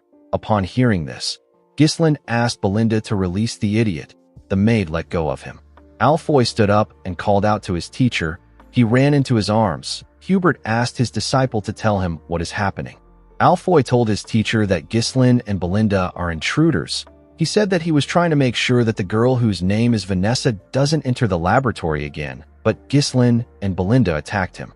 While shaking like a little girl, Alfoy told his master that he wanted to stop Vanessa from entering the laboratory because he didn't want her to get hurt since she doesn't have any mana. Belinda told the idiot that he is crying like a little girl. Alfoy was annoyed to hear this. He told the maid that he is a man. With a shaky tone in her voice, Vanessa said that she just wanted to use the laboratory. Upon hearing this, Ghislain became certain that she is the one he is looking for. This girl will later be known as the Red Nightmare. Our boy was surprised to see that this is what she was like before she became a total nightmare. Hubert took out his wand and gathered fire in his hand. He was annoyed to hear that they tried to harm his student after intruding into the magic tower. He told our boy that he will burn him into a crisp. Belinda asked her master about what they should do. She said that the man looks a little dangerous. Our boy moved forward and placed his hand on his chest. He introduced himself as the heir of the Perdium family. He said that he came to sell runestone to them. Hubert was shocked to hear this. He could not believe that he was looking at his guest. Alfoy was shocked to hear that Ghislain had runestones. He could not believe it. Our boy told Hubert that the runestone is at the front of the castle. He asked him if he will like to see it for himself. When Hubert and the elders arrived at the front, they saw several carts containing runestone. They were all shocked to see the amount of runestone that Ghislain had. An elder with a red hat wondered about where our boy got it from. An elder with a yellow hat told the tower master that there are more than 10 cartful of runestone. He asked him about what he wants to do. Hubert did not respond to him. The man cheered like a little girl. He did not expect to get this amount of runestone. He knew that this was a once-in-a-lifetime opportunity. He believed that he will be able to crush the Crimson Magic Tower with this runestone. Hubert actually cheered in his imagination. He didn't want to lose his cool in front of the elders. He put himself together and told Ghislain that the quality doesn't seem very good. Kair was annoyed to hear this. He grabbed his sword. He could not believe that Hubert was spouting nonsense after they worked hard to mine the stones. Vanessa was surprised to hear this. She said that one cart should last them for some weeks. Hubert was annoyed to hear this. He could not believe that she was talking at this moment. He told her that she doesn't know anything. He ordered her to get inside. As he watched Vanessa walk into the tower, he cursed a man named Renato for leaving Vanessa with him. He believed that the girl should have the ability to read the room even if she doesn't have talent. He turned to the elders and carefully winked at them. He asked them if they agree with Vanessa. The elders immediately understood what he was trying to tell them. The green hat elder picked up one of the stones and said that the quality is not very good. The yellow hat elder said that runestone from a poor territory has a possibility of being fake. Belinda was annoyed to hear this. She asked the old idiots if they know how hard her master worked to get them. The yellow hat elder said that their efforts is not his business. He asked Belinda if she knows how many scammers there are today. The Green Hat Elder said that they can't judge solely on what the seller says. Ghislain told them that he believes that they don't want to buy his product. The elders were shocked to hear this. Our boy turned around. He said that the flame magic tower doesn't need it. He said that they can sell it somewhere else. Hubert panicked when he saw this. He quickly asked them to wait. He turned to the elders and signaled them. The Blue Hat Elder told Hubert that they will take the carts off his hands since he went through so much trouble to bring them there. He said that he doesn't want Ghislain to leave empty-handed after coming so far. He begged Hubert to show them some mercy. The Tower Master decided to play the role of Messiah. He told the Blue Hat Elder that he will do it since the elders agreed on it. With a smile on his face, he told Ghislain that he will buy all of them out of the generosity of his heart. He said that he has to buy it below the market price. Ghislain told him that he is misunderstanding something. He asked Kair to take all the carts back except one. With a smile on his face, our boy told the mercenary that they only planned on selling one cart. Hubert and the elders were shocked to hear this. With an evil smile on Kair's face, he apologized to Ghislain. He said that he forgot about this. Kair ordered the men to take the carts away.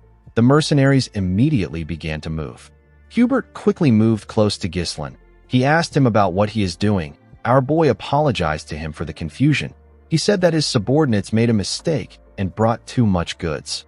He told Hubert that their actual destination is the Crimson Magic Tower. He said that they just need some money for their trip. Hubert became annoyed when he heard about the Crimson Magic Tower. He quickly changed his expression. He told Ghislain that he was just joking around so that their first meeting wouldn't be too awkward. He asked our boy to follow him inside for a little chat. The elders were disappointed when they heard this. They could not believe that he quickly stopped bluffing. With a smile on his face, our boy told him that a meeting will be fine.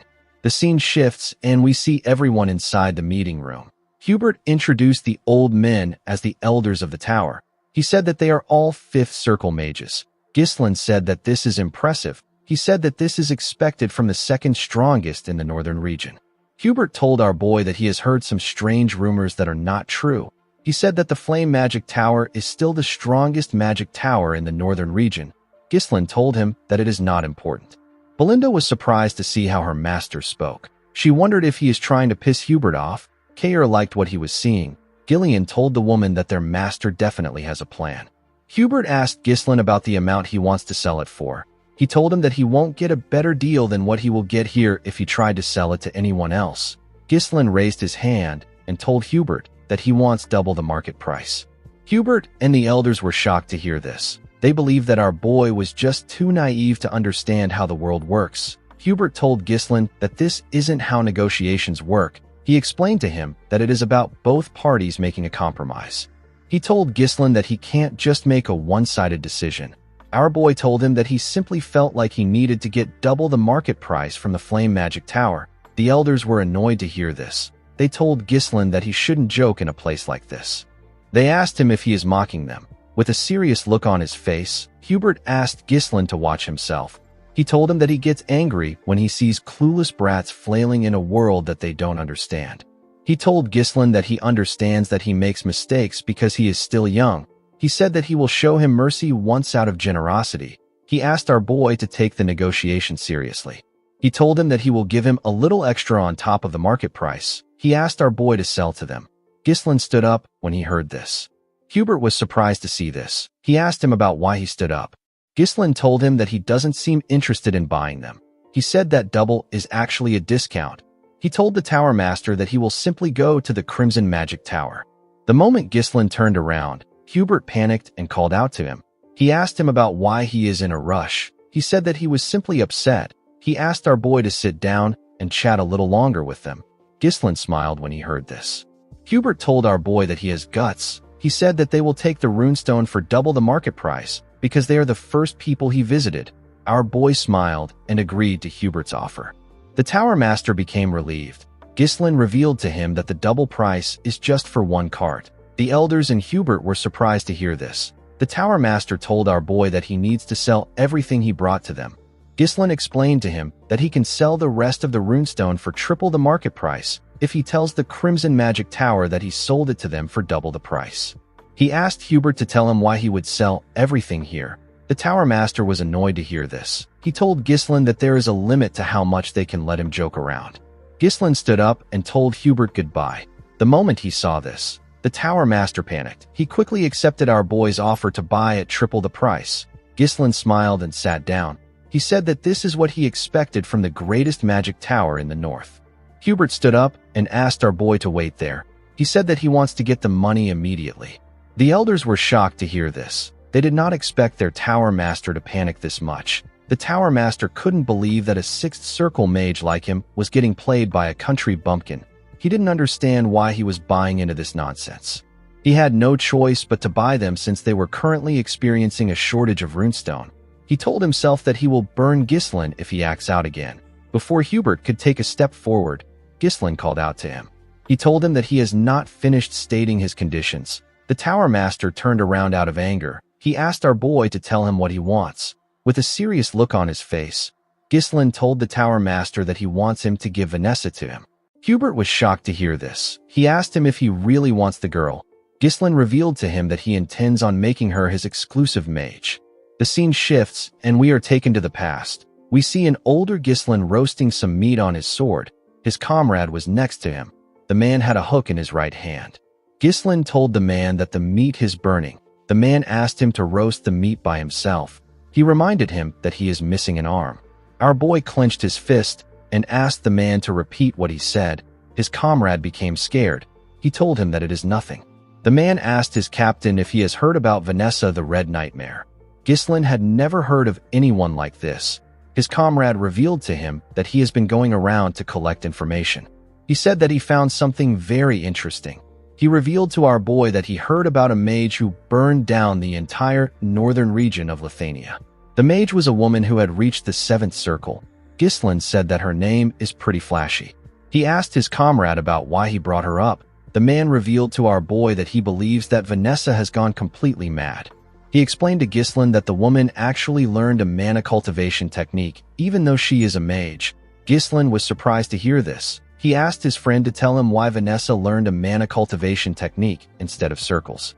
The man said that it is because she is crazy. He told Gislin that Vanessa is a walking disaster who burns down everything in her path. Thanks to her, the nobles are having a lot of trouble. The man told our boy that the subjugation request they received a while back is for her. Gislin still found it odd that a mage reached the seventh circle through a mana cultivation technique. With a smile on his face, he told his comrade that he is curious. He told the man known as Claude that they should recruit her. Claude was shocked to hear this. He did not expect to hear this after all he said. Unfortunately, Gislin was not able to recruit her. By the time he found Vanessa, she was as good as dead. She was not able to control her magic. Vanessa had the talent to reach the seventh circle, even though she never properly learned magic. Gislin believes that her talent will flourish with a little guidance. He told himself that he will definitely recruit her in this life. Gillian did not expect his master to mention Vanessa. The girl did not seem special to him. Kair told Gislin that she didn't seem strong. Belinda told her master that he should inform her in advance if he wants to bring someone along with them. The elder with the red hat told the tower master that this is a great opportunity to get rid of the useless girl. He asked him to do as Gislin said. The elder with the yellow hat said that they have honored their loyalty to Renato by caring for her all this time. Hubert told our boy that Vanessa is an outstanding mage that their tower values. He told him that the girl will be delighted to accept the tower's request. Gislin revealed to him that he also wants him to dispatch battle mages who have reached the third circle to Perdium. Hubert was shocked to hear this. Our boy revealed to him that he needs mages for the upcoming territorial war. The elders were shocked to hear this. Gislin asked Hubert to pay 3 times the market price, dispatch battle mages of third circle or higher to Perdium, and to make Vanessa his exclusive mage. He told Hubert that these are the 3 conditions for selling the runestone to him. Upon hearing this, Renato released his mana. He shattered the glass windows with it. With a scary look on his face, he asked Gislin if he takes him for a fool. He told him that mages affiliated with the Magic Tower cannot intervene in territorial wars. He asked our boy if he is unaware of the basic rules set by the kingdom. The Tower Master could not believe that Gislin wanted mages of the third circle or higher who are the very foundation of the Magic Tower to go to the front lines. With a serious look on his face, Hubert told Gislin that this is an insult to the Flame Magic Tower. He told him that even his ashes won't be left behind. Gillian quickly grabbed his sword. He could not believe that Hubert was able to exert such pressure just with his mana. Kair reminded him that the man is a sixth circle mage. Belinda called out to her master. Hubert took a step forward to move closer to our boy. When Ghislain saw this, he told the man that he will regret it. Hubert did not expect to hear this. Our boy revealed to him that they discovered a massive runestone vein in their territory. He told him that what they saw earlier is just a small portion of the runestone. The elders were shocked to hear this. Ghislain revealed to Hubert that this information is already spreading across the north. He asked the Tower Master if he knows what this means. Hubert told him that many will come for the runestone vein. Our boy stood up and explained to him that they are not trying to start a war. He said that Perdium simply needs the magic tower's help to gain strength. He promised Hubert that he will exclusively supply runestone to the Flame Magic Tower if they help them get through the crisis. The Tower Master did not expect to hear that they would have a monopoly over the runestone. Ghislain stretched out his hand to him. He told him that it will only be a matter of time before the flame overtakes the Crimson and stands as the top magic tower. Hubert glared at Ghislain's hand. He didn't like the terms that came with the deal, but he knew that it favored him. He grit his teeth and shook our boy's hand to accept the deal. In the next scene, we see him talking to Alfoy. He told him about what happened. The boy asked his master about why it has to be him. He told him that there are several other mages. Hubert asked him not to misunderstand him. He told him that he is sending the greatest talent in the Flame Tower's history for the sake of his own future. Alfoy was happy to hear his master call him the greatest talent. His master explained to him that this experience will eventually be a huge help to him when he becomes the Tower Master. He asked him to keep a close eye on Ghislain to make sure that he doesn't smuggle the runestone somewhere else. He asked Alfoy to quickly retreat if an actual territorial war breaks out.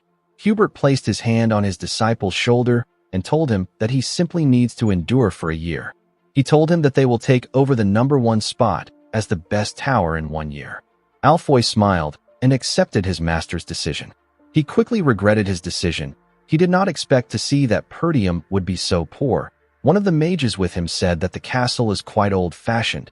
He said that it is practical enough. Alfoy believed that it was just some rural dump.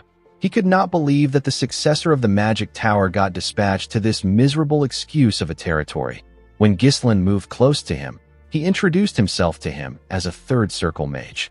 He said that he has been entrusted with the important task of leading the mages.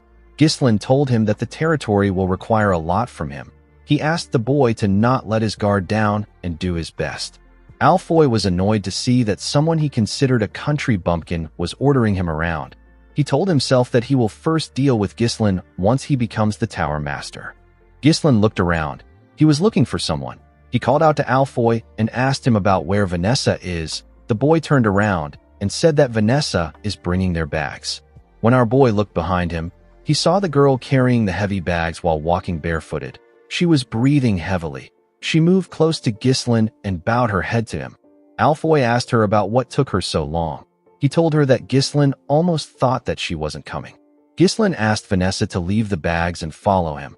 Vanessa told him that she hasn't finished moving the bags. Alfoy asked him to let her do it. He said that this is what the girl has been doing in the magic tower. He said that she should be able to do these chores if she can't use magic. Ghislain picked up one of the boxes. He threw it at Alfoy's face. The boy fell to the ground. The mages were shocked to see this. While holding his nose, Alfoy asked Ghislain about what he is doing. Ghislain explained to him that Vanessa is no longer affiliated with the magic tower. He told him that the girl is now his personnel. He asked him to not order her around. Our boy told Alfoy that he will let it slide this time. He told him that he will be risking his life if this happens again. Vanessa did not expect this. Alfoy stood up in anger. He could not believe that Ghislain would treat the heir to the Flame Magic Tower and a third circle mage like this. He told Ghislain that he has crossed the line that even nobles can't cross. He told him that him and his teammates can burn down the territory in seconds if they wanted to. He asked his comrades to stand up. He said that they need to show Ghislain the pride of mages. The moment he said this, Ghislain snapped his fingers. His mercenaries surrounded the mages. They pointed their swords at them. Alfoy said that this is barbaric. He told them that they are barbarians who draw their weapons against mages. He demanded that they treat them as mages. He said that they deserve the best treatment. Ghislain asked him to shut up. He reminded him that he is there due to a contract. He explained to him that he has been granted full authority to command him freely for a year through a legitimate deal with the Tower Master. He told him that he has to exclusively supply runestone to the Flame Magic Tower in return. He asked Alfoy to tell him whose side the Tower Master will take if the contract is voided because of his reckless action. The boy became nervous when he heard this. Ghislain explained to him that his role is nothing more than that of a reserved bundle of living mana. He asked the boy to obediently fulfill his role if he wants to be treated well. Alfoy became angrier when he heard our boy call him a reserved bundle of living mana. Ghislain turned around and asked Gillian and Kaer to take good care of the mages. With a creepy smile on his face, Kaer asked the boy if he liked it better when he was at the Magic Tower. He told him that he will guide him so that he can adapt to their land.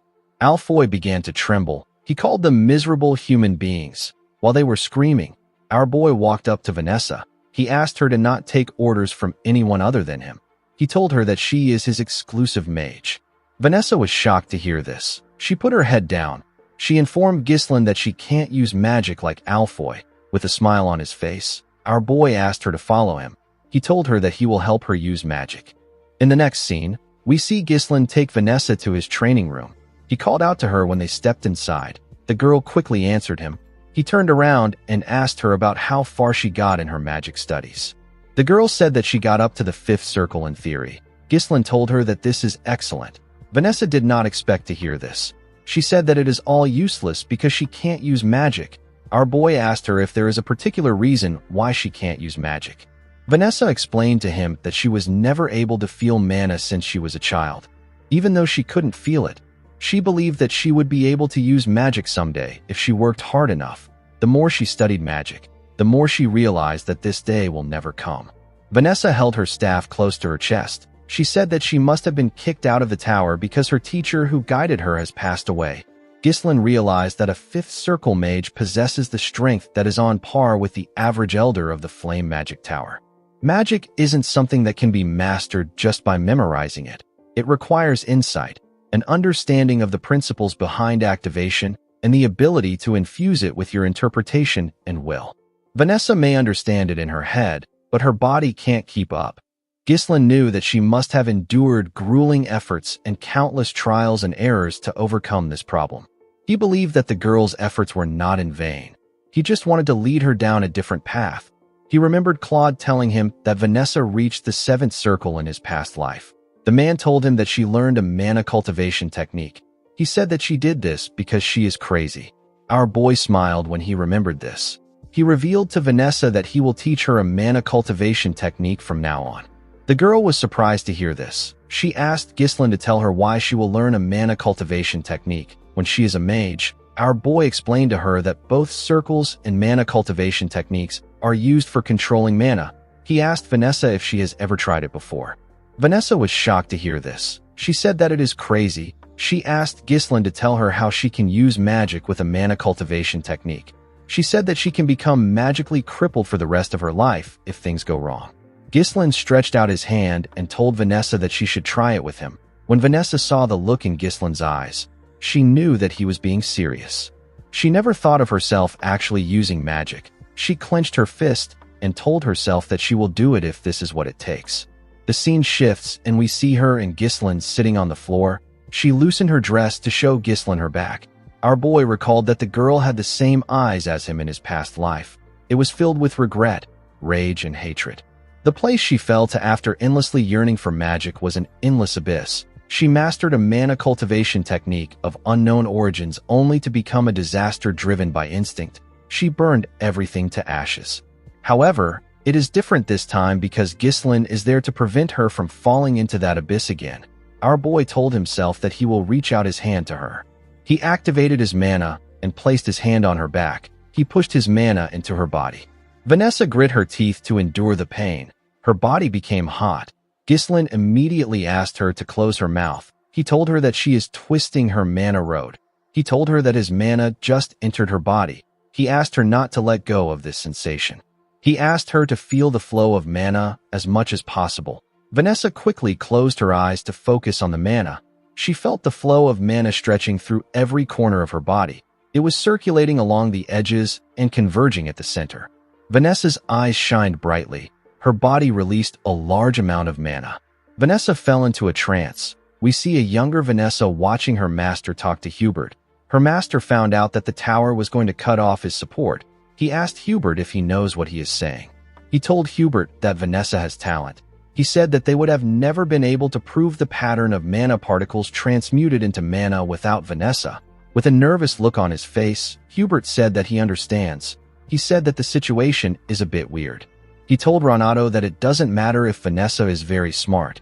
It doesn't mean anything if she can't use magic. He told Renato that they can't really call her a mage. Renato asked him about what he is saying. Hubert asked him to tell him if they will get anything out of Vanessa if they invest in her. The older Vanessa saw herself crying after hearing what Hubert said. She saw herself apologizing to her master with tears in her eyes. She told Renato that he wouldn't have to leave the tower if she was just talented. Her master pat her on her head. He told her that he is not leaving the magic tower. He said that he is simply going on a journey to find a method for her to use magic. He asked her to lift her head high and look at the sky. He told her that there is no place in the world where darkness lasts forever. He promised her that a light will come to find her one day. When she remembered these words, Vanessa saw an image of our boy stretching his hand out to her. Ghislaine shined brightly in front of her. Vanessa stretched out her hand to touch our boy. Their hands shined brightly when they touched. Vanessa realized that her teacher was right. The light eventually came for her too. After seeing this image, Vanessa fell to the ground and lost consciousness. In the next scene, we are taken to a building. We see a man fighting some soldiers in the building. The man had already beaten up 4 soldiers. Some men were cheering for the huge man. The man asked the other soldiers to come at him. He asked them if they believe that they can cut him down with a piece of metal. One of the soldiers asked him to stop being stupid. He charged at the man. Before his sword could touch the man, he grabbed his hand and slammed him to the ground. Another soldier tried to attack the man from behind. The man was able to sense this. He used the soldier he put down to slam the soldier that charged at him. The soldiers were sent flying. They destroyed the wall and landed outside. The man told them that he is not even warmed up yet, and they are already on the ground. The man's subordinates commended him on his work. They said that the worms were stupid to interfere with their party. They said that no one around there can stop them. A man slammed his cup on the table when he heard this. In the next scene, we see the man outside the bar with his fishing rod in the river. His helmet was next to the fishing rod. Someone walked up to the man and asked him if his training is going well. The man asked the person to go straight to the point. The person informed the man, whose name is Victor, that Count Desmond has issued a mobilization order. Victor stood up when he heard this. He grabbed his helmet and wore it. He also picked up his fishing rod. He went into the bar and asked the man to follow him. When he went inside, we are shown the dead bodies of the mercenaries from earlier. Victor said that he was just getting bored to death. In the next scene, we are taken to Zwalter's office. Randolph was next to him. The Count's hands began to shake when he opened a letter. Count de Garde told him that Ghislaine killed his son. He told him that he will have his vengeance. Zwalter asked the knight captain to assemble the soldiers. He said that this is a declaration of war. The scene shifts, and we see the officials in the Count's office. Randolph told his master that the de Gardes must have lost their minds. He could not believe that they were claiming that Ghislaine killed Gilmore. Another official said that they have to teach them a lesson for declaring war with a false pretext. The officials did not expect the de Gardes to turn on them because they treated them like family for a long time. The officials wondered about what the de Gardes will gain from fighting them. Zwalter watched his officials as they screamed at each other. Ghislaine informed them that it is because of the runestone. Zwalter was surprised to hear this. Ghislaine reminded them that 2 vassals were sent to the de Gardes' territory when he was at the magic tower. He said that the vassals must have spread the information about their territory. The officials were shocked to hear this. They could not believe that the vassals betrayed them. They told our boy that he is making a bold accusation. Zwalter knew that it was not uncommon for a good thing that can save one's land to bring crisis instead. He realized that his son already knew that this would happen all along. Randolph told them that they don't need to think too much about it. He reminded them that they outnumber the de Gardes' army with far more experienced soldiers. He said that the de Gardes will pay for opposing them. The moment he said this, Scovin barged into the room. He told Zwalter that he has some urgent news. He said that the de Gardes have arrived. Outside the town, We see the Degard's army matching to Perdium with their flags in the air. Victor was leading them. Zwalter, Ghislain, and the officials quickly went outside to see the army that matched into their territory. Randolph did not understand what was happening. It hadn't been long since they declared war. It did not make sense that they were already ready. A soldier informed Zwalter that there are around 6,000 armed forces. The supply unit that departed later consists of 1,000 troops. Additionally, multiple siege weapons have been identified. The troops have already begun construction. Albert asked Randolph about what is happening. He said that the army vastly outnumber them. He said that the Degards are as poor as Perdium. He asked him about where they got this amount of troops. Randolph reminded him that he told him not to reduce the funds for maintaining troops. The Count turned around and asked the men to get themselves together. He told them that quarreling amongst themselves serves no purpose. He ordered Randolph to gather all troops to the castle walls. He asked him to take all the citizens inside the castle and close the gates. He ordered the soldiers to remain at their stations. Zwalter announced that the war has already begun. Count Degard moved his horse close to the castle. He said that his son was a useless young lad. He said that he managed to prove his worth after death. With a greedy look in his eyes, Count Thomas Degard said that this is an incredible castle. He asked Victor to follow him. He said that he needs to speak to Zwalter. When he got closer to the castle, Zwalter asked him to explain the meaning of his treachery. Thomas said that his beloved son died on their land. With a look of anger on his face, he said that his son died at the hands of the successor of Perdium. He told Zwalter that there is no parent that wouldn't be furious at the death of his child. He told the Count that things will end peacefully if he surrenders now. Randolph was annoyed to hear this. He told his master that Thomas is lying to the very end. Albert told his lord that there is no reason to continue this conversation. Even though he managed to save Elena, Ghislain knew that things would still end up like this because Gilmore died. Ghislain could tell that they came to trample on them because they brought siege weapons. Everything was going as our boy expected. Zwalter told Thomas that Ghislain did not kill his son. He released his mana and told Count Degard that this is the only answer he will give him. He asked him to return to his land if he values his life. Thomas became scared. Even Victor had to acknowledge that Zwalter Perdium truly has a commanding presence worthy of the renowned general who has protected the North for so many years. Thomas put himself together. He told Zwalter that he can't even fathom the amount of blood that will be spilled because of his foolish choice. He turned around and told him that he will regret it. Randolph turned to his master. He asked him to leave the troops to him. He said that these troops are nothing but unorganized dogs. He assured Zwalter that he will wipe them out and bring victory to their land. Homer asked him if he has lost his mind. He told him that it doesn't matter if he is very strong. He said that the difference is too vast. Albert told him that one lost battle can cost them their lives. Randolph told them that they can't just stand by and watch. Homer suggested that they request aid from other lands. Randolph asked him if they can hold out until they arrive. Someone said that they may have to abandon the castle and retreat to the northern fortress as a last resort. Due to the chaos, Zwalter could not get his thoughts together. After the sudden declaration of war, their enemies appeared fully prepared. Due to the number of enemy troops, Zwalter was able to tell that someone must have assisted Count Degard from behind. He didn't know who it was. Zwalter wondered about what he should do in this situation. While he was thinking, our boy told him that they should prepare for a defensive battle. The Count was surprised to hear this. His son explained to him that they can only muster 2,000 soldiers, which is small when compared to Degard army, which is close to 7,000. They outnumber the Perdium army by more than 3 times. They are fully prepared, and their morale is high. Ghislain told his father that they will probably begin a full-scale assault in roughly 15 days when the siege weapons are complete. He told Zwalter that requesting reinforcement and holding out in the castle is the best option. Zwalter said that this would have been the usual course of action. However, he cannot see anything they can do after this. Our boy moved close to his father and whispered something to him. Zwalter seemed to be very shocked. In the next scene, we see Ghislain wearing an armor. He was holding his helmet in his hand. During the 15 days before the enemy's full-scale assault, Ghislain decided to pour everything he has into turning things around. Our boy went into a tent to meet Belinda, Gillian, and Kair. The mood in the air was not friendly. Belinda said that the war really broke out. Ghislain said that it did. He told them that he will tell them what they must do from now on. He informed them that they are going to ambush their enemies. Ghislain explained to them that they will ambush their supply units before they begin their assault. Once they block off their supply route, continuing the war will become much more difficult for them. Belinda asked her master about how they will do it. She reminded him that the Degard soldiers have occupied the front of their castle. Due to this, there are many eyes watching them. The enemies will notice immediately if they try anything. Ghislain called out to Kaer and Gillian.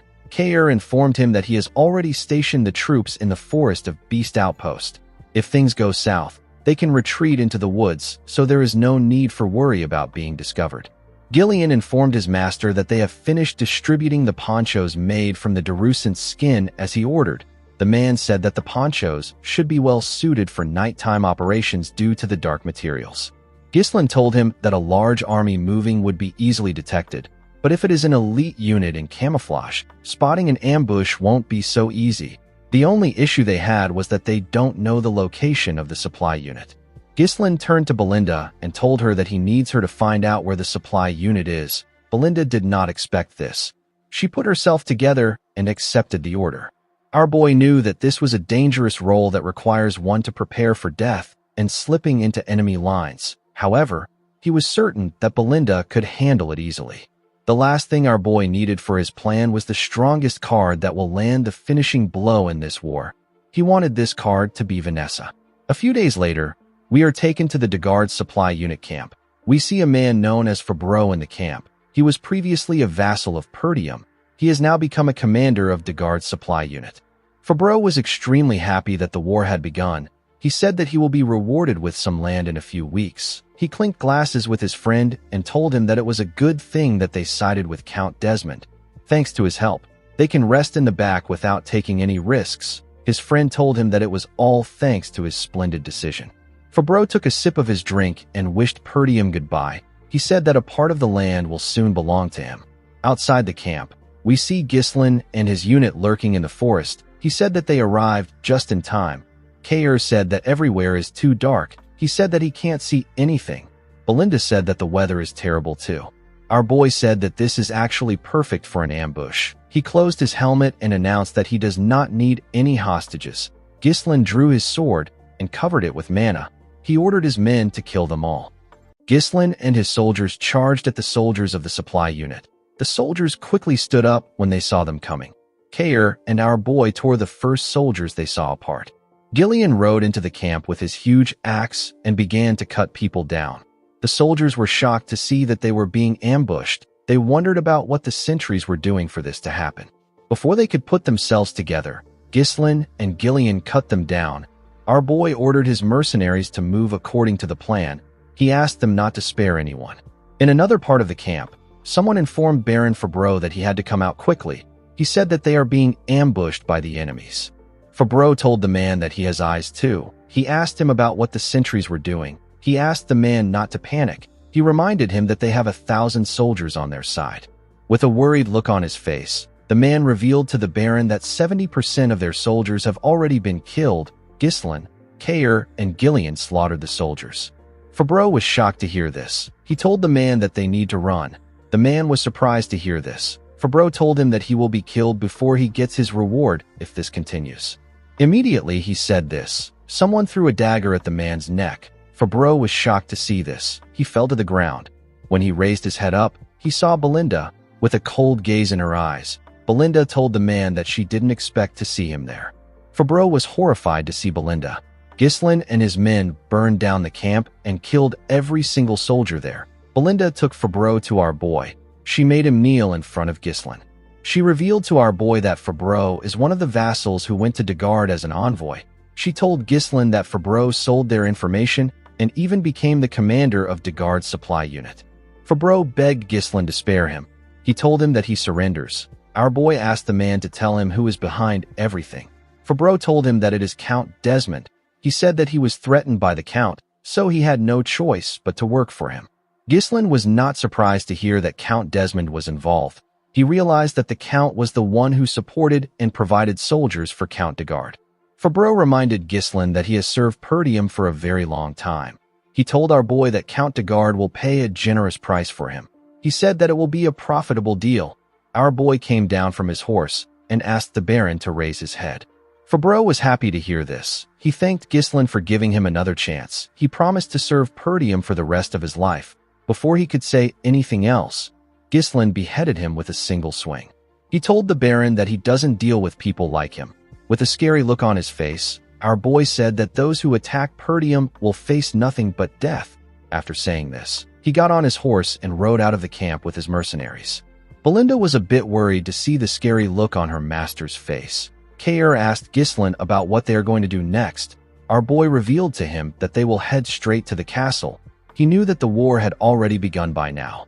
Their enemy's attention was focused on the castle. Ghislain planned to use this to his advantage by attacking the enemy from the rear to confuse them. While riding to the castle, Ghislain informed Kair and Belinda that they will be supporting the left side of the castle when they arrive there. Our boy said that he will head to the right side of the castle walls. He turned to Gillian and told him that he will be entrusting him with their main forces. He reminded him that he will be fighting thousands of soldiers with a handful of men. He asked Gillian if he thinks he can handle it. Gillian smiled when he heard this. He told his master that he can take care of it if it is his command. Our boy smiled when he saw that Gillian was confident. Kair said that Ghislain is giving Gillian the most fun part of the plan. Belinda asked her master to tell her who will be in charge of the castle gate. Ghislain asked her to leave the castle gate alone. Belinda, Kair, and Gillian were shocked to hear this.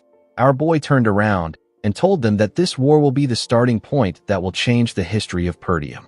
The scene shifts, and we are taken to the battlefield. We see Perdium covered in dust and smoke. Zwalter ordered his soldiers to prepare for the enemy's attack. The moment he said this, the enemy threw a huge boulder at the castle. It destroyed part of its walls. The knight captain immediately ordered the soldiers to fire their arrows at the enemy. He asked his soldiers not to let them get close to the wall. Unfortunately for him, the Dagard soldiers were climbing the wall. They killed Perdium soldiers when they got on the wall. A large amount of them climbed into the castle walls. Zwalter immediately ordered his men to switch to close combat. He told them that they must not give the enemies the castle wall. Count Dagard laughed as he watched his soldiers destroy Perdium. He said that this is so satisfying. He believed that the war was already over. He called out to the catapult unit and asked them to get ready for the second strike. He said that they need to take over the castle as soon as possible. Victor could not believe that this was the end of the Northern Wolf. He expected something more from Zwalter. At the castle wall, we see a huge man charge at Zwalter. The Count blocked his attack and cut him down in a swift manner. He moved close to Randolph. He and the knight captain were surrounded by the Dagard soldiers. Randolph told his master that the castle gate is another problem they have to deal with. He said the enemy will break it down any minute from now. He asked the Count to tell him what they should do. Zwalter asked him to leave the castle gate alone. He told him that they will only be protecting the wall. He turned to Scovin and asked him about what happened to their backup. Scovin informed him that all the territories they sent messengers to have refused to help. The Zimbar and Rayfold territory said that they couldn't send aid due to internal affairs. Scovin told his master that all the messengers they sent to the Loges territory have gone missing, so they didn't get anything back. Randolph was shocked to hear that no territory sent them help. He called them ungrateful bastards. At the Dagard's camp, a soldier ran to meet the Count. He told him that something bad has happened. He said that their supply unit has been compromised. Tomos was surprised to hear this. The soldier informed him that a soldier they sent out for a supply request hasn't returned. He said that something might have happened to him. The Count asked the soldier not to jump to conclusions so quickly. He asked the soldier to tell him how the fools at Perdium could know where the supply unit is and attack it. Victor noticed that there was smoke in the air. He realized that it was coming from the direction of the supply unit. He did not expect that Perdium still had someone who could think like this. Victor became excited. Tomos turned to him and asked him about what they should do. He said that the war just started and they don't have their supplies. Victor tapped the Count on his cheek. With a serious tone in his voice, he told Count Dagard that they don't need any supplies. He said that they simply have to take over the castle today. The Count was shocked to hear this. Victor took a look at the castle walls. He noticed that the assault on the left and right walls, which began some time ago, still hasn't broken through. He realized that it was because Perdium's elite unit and the Northern Wolf were holding down the line. While looking around, Victor noticed that the castle gate was free.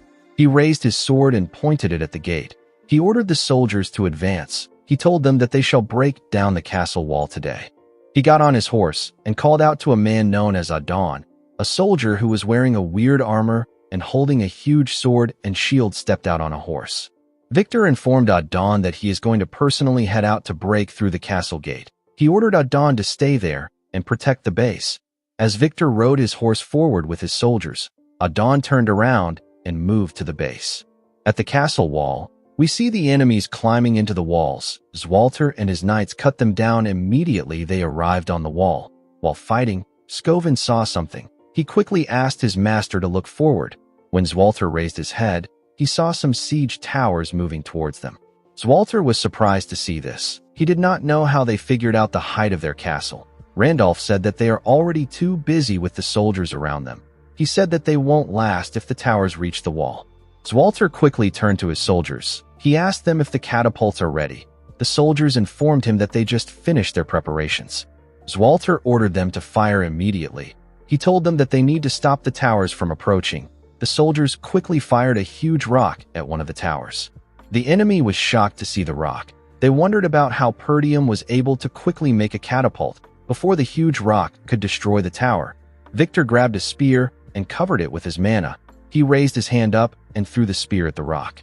The spear destroyed the rock when it touched it. Everyone was surprised to see that the shot was actually intercepted. Zwalter and his men could not believe what they just saw. They all wondered about who did it. When the Count looked down, he saw Victor coming towards the castle. He realized that he was the one who intercepted the shot. Victor grabbed his sword. He told the Perdium soldiers that there is no point in resisting.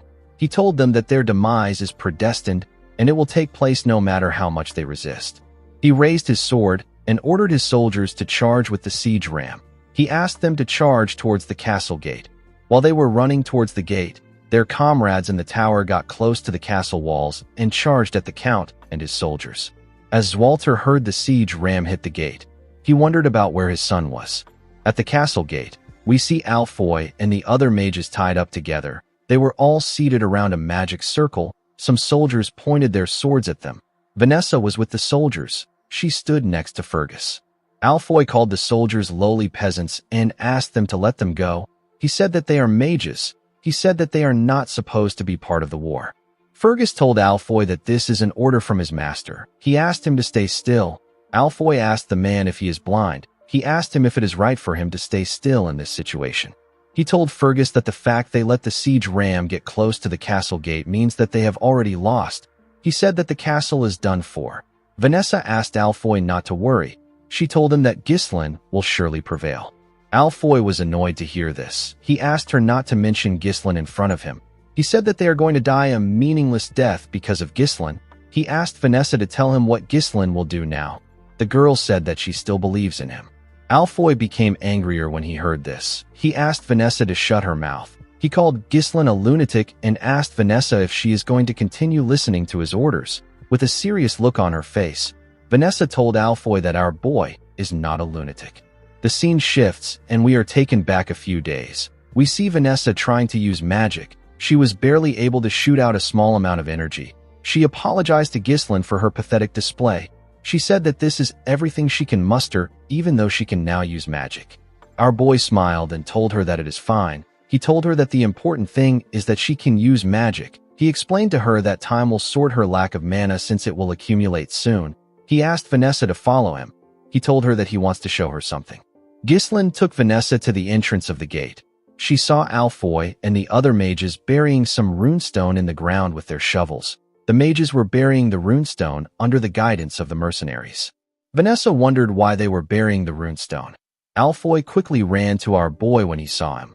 While shaking in pain, he asked Ghislain about why he is making the mages dig. He told our boy that he has plenty people who can do this job. He told him that he can move the runestone if he wants to hide it. Gordon grabbed Alfoy's neck and slowly choked him. He asked him not to talk while he is working. Alfoy begged for his life. Vanessa asked our boy about what this is. Ghislain said that he is making preparations. He explained to her that the most powerful and simplest tactic in war is to overpower the enemy with an overwhelming difference in numbers. Our boy knew that the castle gate will be compromised no matter how much they struggle. He believed that it was bound to happen after the gate takes on endless attacks. He turned to Vanessa and told her that there is still a way to win. Vanessa was surprised to hear this. She quickly understood our boy's intentions. She asked Ghislain if he believes that she can do it. Our boy told her that he knows she can do it. The moment she remembered this, Vanessa raised her staff and hit it on the magic circle. It released a large amount of energy. Immediately he saw this. Alfoy realized what the magic circle is for. It is for mana transfer. Vanessa held her staff tightly. She remembered Ghislain telling her that he knows she can do it. While she was using the magic circle, the soldiers noticed that the siege ram was hitting the gate harder. One of them asked the others to hold on until the signal comes. While they were fighting on the castle walls, Randolph pointed at something and asked his master to see it. When he turned around, Zwalter saw a group running towards the castle. He quickly realized that this squad belongs to Ghislain. He saw his son leading his men towards them. While Victor was looking at the gate, a soldier ran to him and told him that he has something to report. He revealed to Victor that an unknown cavalry unit is launching a surprise attack from the rear of both sides. Ghislain and his mercenaries cut down anyone in their path.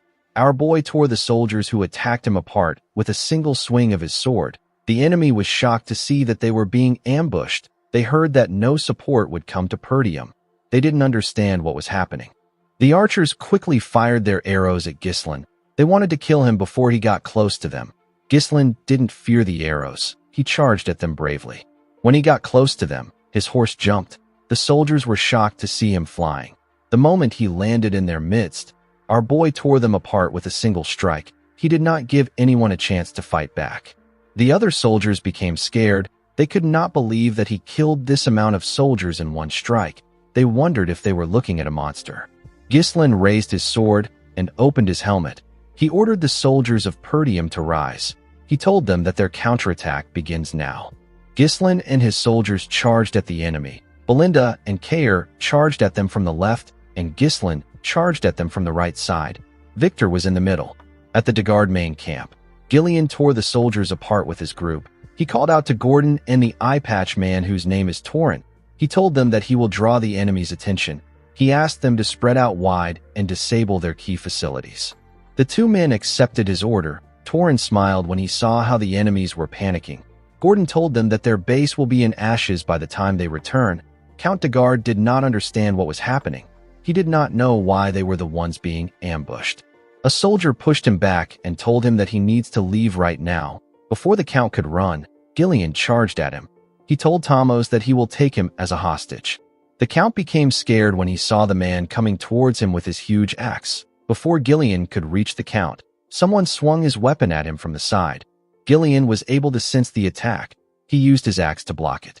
He was attacked by Adon. The attack pushed him back. Tomos fell to the ground when he saw this. Gillian could tell that this man was strong.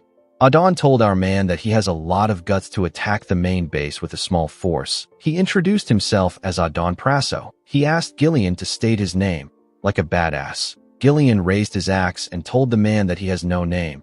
He said that he is merely a weapon for his master. At the left fortress wall, we see Belinda use a rope to tie some soldiers up and throw them at Kair. With a smile on his face, Kair tore the soldiers apart. Belinda was annoyed to see this. She asked him to stop splattering blood on her. Kair called her an old lady and asked her to handle it herself. He said that he can't worry about this. Belinda became angrier when she heard him call her an old lady. At the right side of the castle walls, Ghislain was cutting down the enemies without any issues. They began to run out of fear. They knew that they were going to die if Ghislain got close to them. Our boy ordered his soldiers to make a full charge while their enemies are confused. He told them that this is their chance to overwhelm them. He said that he will bring down the siege towers by himself. The mercenaries' morale got boosted when they saw how their master took care of the enemies. They all wanted to completely crush the enemies. One of the superiors called the soldiers who ran a disorganized bunch of amateurs. He told them that they were foolish for turning their backs on the battlefield.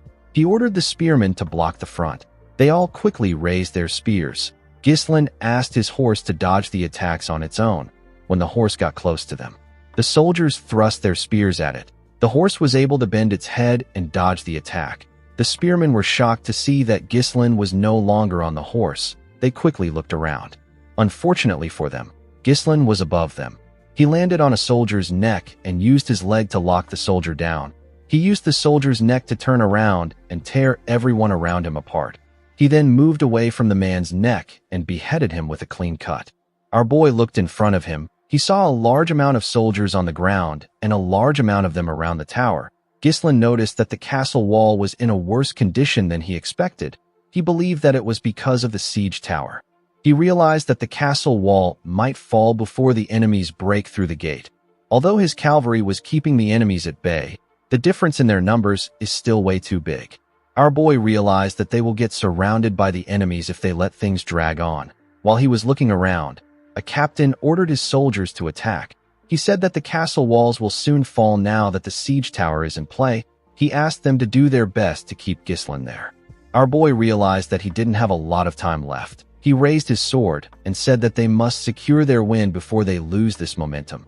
Ghislain used his sword to split the head of the first soldier that got close to him. Another soldier quickly charged at him. Ghislain cut off his neck. He cut the next person's throat. He blocked a soldier's attack and moved his sword close to him.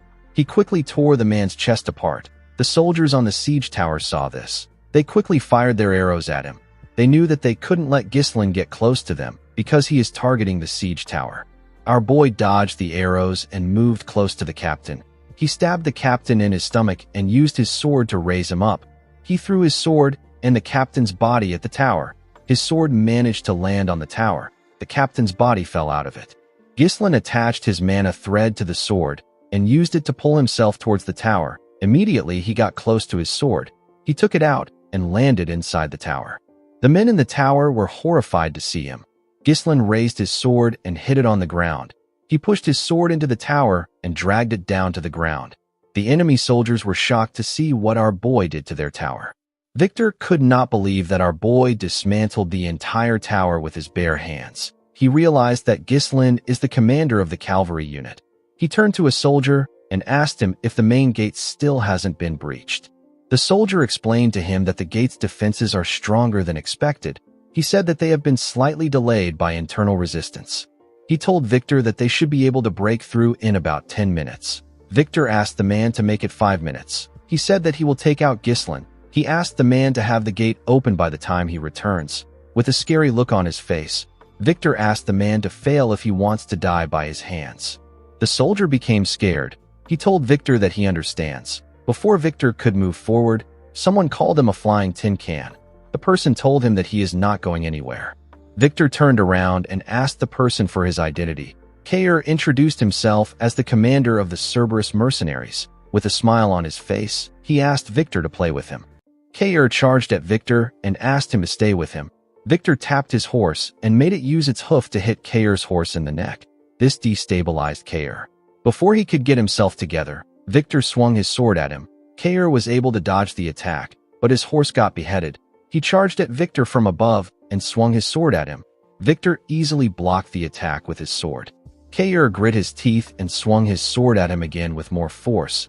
Victor easily blocked it. Kair was surprised to see this. He did not expect him to block his attacks. Victor moved his sword and made Kair lose his balance. He told Kair that he has seen tons of people like him. He referred to the man as a mediocre mercenary who simply uses brute force. Immediately he said this. He swung his sword at Kair. The man quickly used his sword to block Victor's heavy attack, but he got pushed back. He could barely stand his ground. Victor used his sword to break Kair's sword and landed a cut on his shoulder. Victor glared at him and said that there is nothing easier to deal with than beasts who just swing their front paws instinctually. Kair quickly moved back. He placed his hand on his shoulder to slow his bleeding. He realized that Victor is as strong as Ghislain said. The scene shifts and we are taken to the past. We see Ghislain reveal to Kair that Victor is the hidden Joker card of Count Desmond. Kair asked our boy if Victor is stronger than him. Our boy told him that Victor is stronger than everyone he has ever fought except for himself. Ghislain explained to Kair that Victor will use his overwhelming advantage in numbers to force them to focus all their attention on defending the walls. While they are focused on the walls, Victor plans to break through the weakened gate and launch an all-out attack. Ghislain told Kair that this is actually what he wants Victor to do. He told him that the plan might fail if Victor makes it out of the castle gate. Our boy asked Kair to hold Victor down. Upon remembering what his master said, Kair smiled and stood up. He said that our boy is asking for too much. On the other side of the battlefield, we see Gillian clashing with Adon. Adon used his shield to block Gillian's attacks. Count de Guard called out to the knight. A soldier held him back and asked him to be careful. Torin, Gordon, and the other mercenaries fought the soldiers behind Gillian. They were doing their best to reduce the number of enemies so that they don't get in Gillian's way. Gillian was annoyed to see that Adon was blocking his attacks. He didn't want to waste time with the knight. He noticed that Adon's shield can take attacks from all angles. Unfortunately, Gillian couldn't pierce through it. He wondered about the last time he met someone this sturdy. The moment he thought of this, he swung his axe at Adon with a large amount of force. He told the knight that he can no longer waste time with him. The knight was able to block the attack with his shield. Adon asked him not to waste his time. He told Gillian that he can't break his shield. He pushed Gillian's axe aside and thrust his huge sword at him. Gillian was able to push his sword aside with the handle of his axe. Adon turned his sword and used it to behead Gillian's horse. Gillian did not expect this.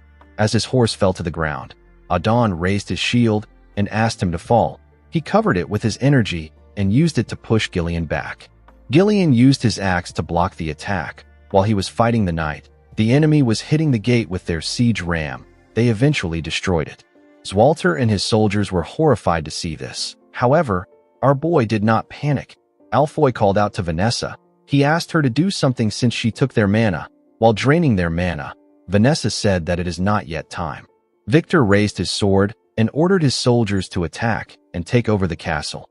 The soldiers quickly ran into the castle. Victor turned to the soldier next to him and ordered him to bring Count de Guard there. He said that he is going to eliminate the enemy commanders. The soldier accepted his order. Kair stood up with his body covered in injuries. He raised his sword and told Victor that he is not going anywhere. Victor asked Kair if he does not know when to run away as a mercenary commander. He asked the man to tell him why he wants to fight him again. On the other side of the battlefield, Adon told Gillian that their gate has been torn down. He told Gillian that he is lost. He said that it was unexpected that they boldly launched a surprise attack. He told Gillian that the result didn't change in the end. He told him that the biggest mistake he made was filling the strike team that would decide his fate with mere mercenaries. He told Gillian that no matter how skilled a mercenary is, they can't defeat a highly trained knight. At the same time, Victor asked Kair to act like a mercenary if he is one. He advised him to know when to run if it is not worth it. Victor and Adon told both Kair and Gillian that there is nothing in this war worth throwing their lives away for. Kair laughed when he heard what Victor said. He asked Victor if this is important. He smiled and told him that mercenaries and knights are not important in the battlefield. Gillian also said the same thing to Adon. He told him that what matters the most is winning or losing. The moment he said this, Gillian stood up and charged at the man. Kair also charged at Victor. Adon raised his sword and told Gillian that he doesn't want to hear the loser's excuse. Gillian blocked his attack and pushed his axe into his sword. He used his axe to pull Adon down from his horse. Adon did not expect Gillian to pull him down with the inside of his axe. Gillian quickly took his axe out and swung it at the knight. Adon was able to block the attack with his shield, but Gillian's axe struck his horse's neck. Adon got slammed to the ground. He raised his head up and called Gillian a wretched mercenary. Gillian jumped and swung his axe at him.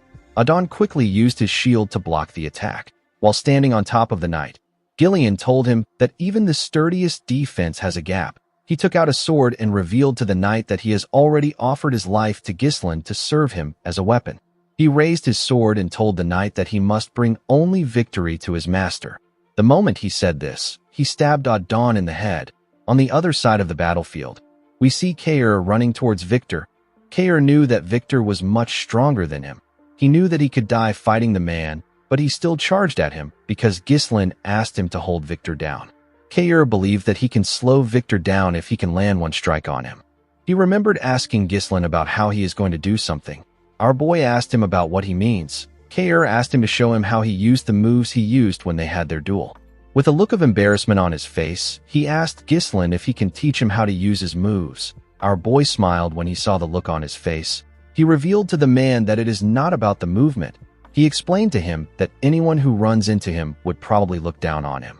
Kair raised his sword and ran towards Victor. The man told him that he is just an animal that charges forward. He blocked Kair's attack and swung his sword at him. Kair dodged it by moving to the side.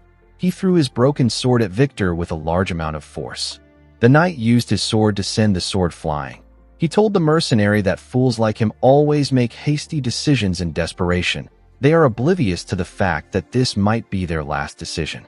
Victor raised his sword and thrust it at Kair. He asked him to die. As the sword got closer to him, the man remembered that our boy told him that he will be able to land a proper strike if he can hide his true intention when his opponent is close to him. Immediately, he remembered this. Kair dodged Victor's blade. Victor was still able to leave a cut on his shoulder. Kair grabbed Victor's arm and used it to push himself up. He grabbed his broken sword that was in the air. Victor was surprised to see this. Kair charged at him with his broken sword. Victor was barely able to dodge the attack. Fortunately for Kair, he was able to stab Victor's horse. The horse screamed out in pain. It fell to the ground. Kair also fell to the ground. Victor was able to get off the horse before it fell down. He did not expect Kair to make an irregular movement to catch the blade that he deflected. He realized that Kair threw his sword at him in order to shift the extremely disadvantageous situation to his favor. Victor knew that only those prepared to face death could reach this caliber of skill. He told Kair that he is not as thoughtless as he believed. He walked up to him and said that it is not uncommon for one to surpass their limits at the crossroads of life and death. He told Kair that he missed his chance because he met the wrong opponent. He raised his sword and asked the mercenary if he has any last words. Kair raised his head and smiled at Victor. He told him that he landed a hit. The knight was surprised to hear this. Before he could question Kair, someone threw some daggers at him. Victor was forced to move back to dodge the dagger. The person who threw it was Belinda. Our favorite maid jumped and took out a rope with a hook. She threw the hook at Kair and used it to hold his jacket. She landed on a horse and used the rope to drag Kair with her. Victor didn't chase after them. He was more worried about what Kair meant when he said that he landed a hit. He knew that he lost his horse because of Kair's attack, but he would have still been able to kill him if Belinda had not interfered. Victor knew that Kair wasn't so stupid that he would trade his life simply to kill his horse. He realized that the mercenary was risking his life for something important. He turned to his dead horse. Victor quickly raised his head to see his soldiers. He watched them as they rushed inside the castle. He looked past them to see Vanessa gathering mana. He quickly realized that Kair's goal was to hold him down there.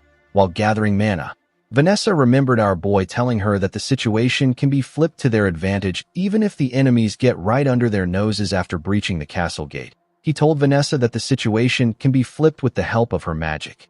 Vanessa asked Ghislain if he really thinks that she can do it. Ghislain smiled and told her that he is certain that she can do it. The moment she remembered this, Vanessa released her magic. A bright blue light shined in the eyes of the soldiers. Vanessa activated a spell known as Flame Strike. A ridiculous amount of fire got released. The fire destroyed the castle wall and broke outside. It burnt everything in its path. Zwalter and his allies were shocked to see the scale of the attack. Ghislain and everyone on the battlefield could see this ridiculously powerful flame. The soldiers burnt to death. They screamed out in pain. The soldiers outside began to retreat. Before they could get far, Ghislain attacked and cut them down. He ordered his mercenaries to surround the castle gate and not allow a single enemy escape. Victor was able to survive the fire thanks to his armor. A soldier carrying a shield ran to meet Victor. He informed him that most of the soldiers have been burned to death. He told them that they need to retreat. Victor said that this is irritating. This was a war that was meticulously planned with long preparations. The army had effectively blocked every path Perdium could take to survive. With all their efforts, Victor and his masters couldn't predict the special forces, the Mad Dog, and an Elder class mage capable of incinerating thousands of soldiers in an instant. Victor knew that these factors were far too convenient to see them as a mere coincidence. It was all perfectly aligned to thwart his victory. Victor used his sword to push himself up. He accepted the fact that he has fallen into Ghislain's trap. He ordered the soldier to assemble the rest of the soldiers. He told him that they will be making a temporary retreat. He explained to him that the area is not forested. He told the soldier that they can regroup back at the main camp if they are able to get out of the blaze. Victor said that it will take longer to capture Perdium than they expected. He ordered the soldier to call Adon immediately. The moment he said this, he saw something shocking. He saw Gillian walking towards him with Adon's helmet in his hand. With a serious look on his face, Gillian asked the knight if he is the commander of the Dagard army. Victor could not reply. He was in shock from seeing Adon's helmet in Gillian's hand. Gillian threw Adon's helmet on the ground and told Victor that his main force and army are done for. He pointed his axe at him and asked him to surrender. Victor released his mana and asked Gillian not to make him laugh. He raised his sword and asked Gillian if he really believes that his war will end this way. He told him that he will simply cut off everyone's head by himself. He covered his sword with his mana and said that the war has just begun. While the enemy soldiers were rushing to retreat, Zwalter ordered his men to fire at the enemies. He told them that the enemy is trapped. Ghislain ordered his mercenaries from the ground. He asked them not to allow any of their enemies escape from the fire. He told them that this is their golden opportunity to turn the tides of the war. Ghislain asked his soldiers not to spare anyone. While the mercenaries were tearing the enemies apart, Belinda called out to her master. She moved close to him and asked him if he is hurt. Our boy said that he is fine. He asked her about how she and Kair are. Belinda turned to Kair to see if he was conscious. The man raised his hand and gave our boy a thumbs up to show that he is fine. Our boy smiled when he saw this. Belinda told her master that things would have gone wrong if the fire had happened a little later. She revealed to him that she actually thought that his plan was ridiculous. Ghislain told her that it ended up working out. Belinda asked him not to ask them to do this again. She could not believe that they spent all their mind runestones in that one strike. Ghislain looked around. He asked Belinda about where Gillian is. The girl was surprised to hear this. Our boy quickly rode his horse past her. Belinda called out to him. Ghislain didn't respond to her. On the other side of the battlefield, we see Gillian block Victor's attack with his axe. Victor attacked him again. Gillian was able to block it, but he got pushed back. He was surprised to see how heavy Victor's strikes were. Victor didn't give him the chance to think. He attacked Gillian with more strikes and pushed him back with each swing of his sword. Gillian was impressed with Victor's momentum. He quickly swung his axe at the knight when he got close to him. Victor was able to jump and dodge the axe. He used his sword to destroy Gillian's arm plate and land a strike on his shoulder when he landed on the ground. Gillian did not expect this. Victor's speed and strength were both ridiculous. He wasn't giving the mercenary any time to rest. Victor overwhelmed Gillian with his attacks. He called him a disgusting mercenary. He said that he will take a mile when he is given an inch. Gillian attacked the knight with his axe and used it to push his sword down. But this didn't stop Victor. He moved his sword inside the axe. Gillian was surprised to see this. The knight used his sword to raise Gillian's axe. He pushed it out of his hands. Gillian's axe was sent flying. Victor raised his sword and told the man that he has crossed the line. Immediately he said this. He thrust his sword at him. A large amount of blood poured out of Gillian's body. He also spat out some blood. Victor was impressed to see that the mercenary twisted his blade to evade his vital point at a crazy speed. He realized that Gillian didn't defeat Adon by luck. He told the man that no one has ever received his attack like this. He told him that it was a foolish decision for him to come straight at him after he spent all his strength defeating Adon. Victor believed that Adon won't have been angry since he was killed by a man like Gillian. He told the man that it is now time for him to die. The moment he said this, someone threw a sword at him from behind. Victor was able to sense the sword coming at him. He quickly drew out his sword and separated himself from Gillian. He turned around and asked the person to show himself. Ghislain walked up to him. Victor was shocked to see him. Our boy picked up Gillian's axe with a single hand and placed it on his shoulder. Victor knew that he was looking at the leader of the mercenaries. He recognized his black armor. Ghislain released his core energy and charged at Victor. He quickly closed the distance between himself and the knight. He swung the axe at him from above. Victor was able to block the attack, but he could feel the weight of our boy's power. He quickly pushed him back. He swung his sword at him. Ghislain used the axe to block the attack. Victor swung his sword at him again. Our boy blocked it and swung the axe at the knight's leg. Victor was able to dodge it by jumping. He attacked Ghislain from above. Our boy used the handle of the axe to block the attack. He used the handle to push himself up at a crazy speed. He grabbed Victor's neck with his legs and locked him down. He used his leg to slam him to the ground. Victor quickly stood up and moved away from Ghislain. While breathing heavily, he realized that he couldn't predict our boy's movements at all. He knew that he will die if he makes the wrong move. Victor could not believe that such a powerful individual was hidden within Perdium. Ghislain told the knight that he knows him. He revealed to him that he knows about his war power, strategy, and the faction that supports him from the shadows. With a scary look on his face, Ghislain told Victor that he knows everything. The knight wondered if this war was a trap. He stood up and charged at our boy. He told him that he is spouting nonsense. As he clashed with Ghislain, Victor told himself that it is impossible for Perdium to know about this grand project that they have been conducting in absolute secrecy. He blocked Ghislain's heavy attack and told himself that he is the hidden joker of Count Desmond. The moment he thought of this, Victor used his sword to push the heavy axe aside. He moved close to Ghislain and asked him not to think that he will fall for his cheap trickery. Our boy dragged the axe and used it to push himself up to dodge Victor's attack. Victor's sword hit the handle. The knight did not expect this. He quickly looked up. Ghislain raised the axe and used it to attack the knight. Victor was able to dodge the attack by moving back. He swung his sword at our boy. Ghislain quickly moved back to dodge the attack. He pushed himself forward and gave Victor a heavy kick directly on his face. The knight was able to quickly regain his balance. Ghislain raised the axe while he was in the air and swung it at the knight. Victor was able to block the attack, but it was too much for him. Our boy pushed his sword down. The attack caused a huge explosion. Victor's helmet was sent flying. We get to see the knight's blonde hair and face. His head was covered in blood. While breathing heavily, Victor raised his head up to see Ghislain. Our boy moved close to him. He took out his sword, which was in the ground. He told Victor that he likes using axes, but a sword suits him better. The knight asked Ghislain to tell him who he is. Our boy grabbed his helmet and told the man that he is the young Lord of Perdium. He took off his helmet and introduced himself as Ghislain Perdium. Victor couldn't believe his eyes. He began to laugh like a crazy person. He couldn't believe that the strongest knight in the north lost to a mere scoundrel.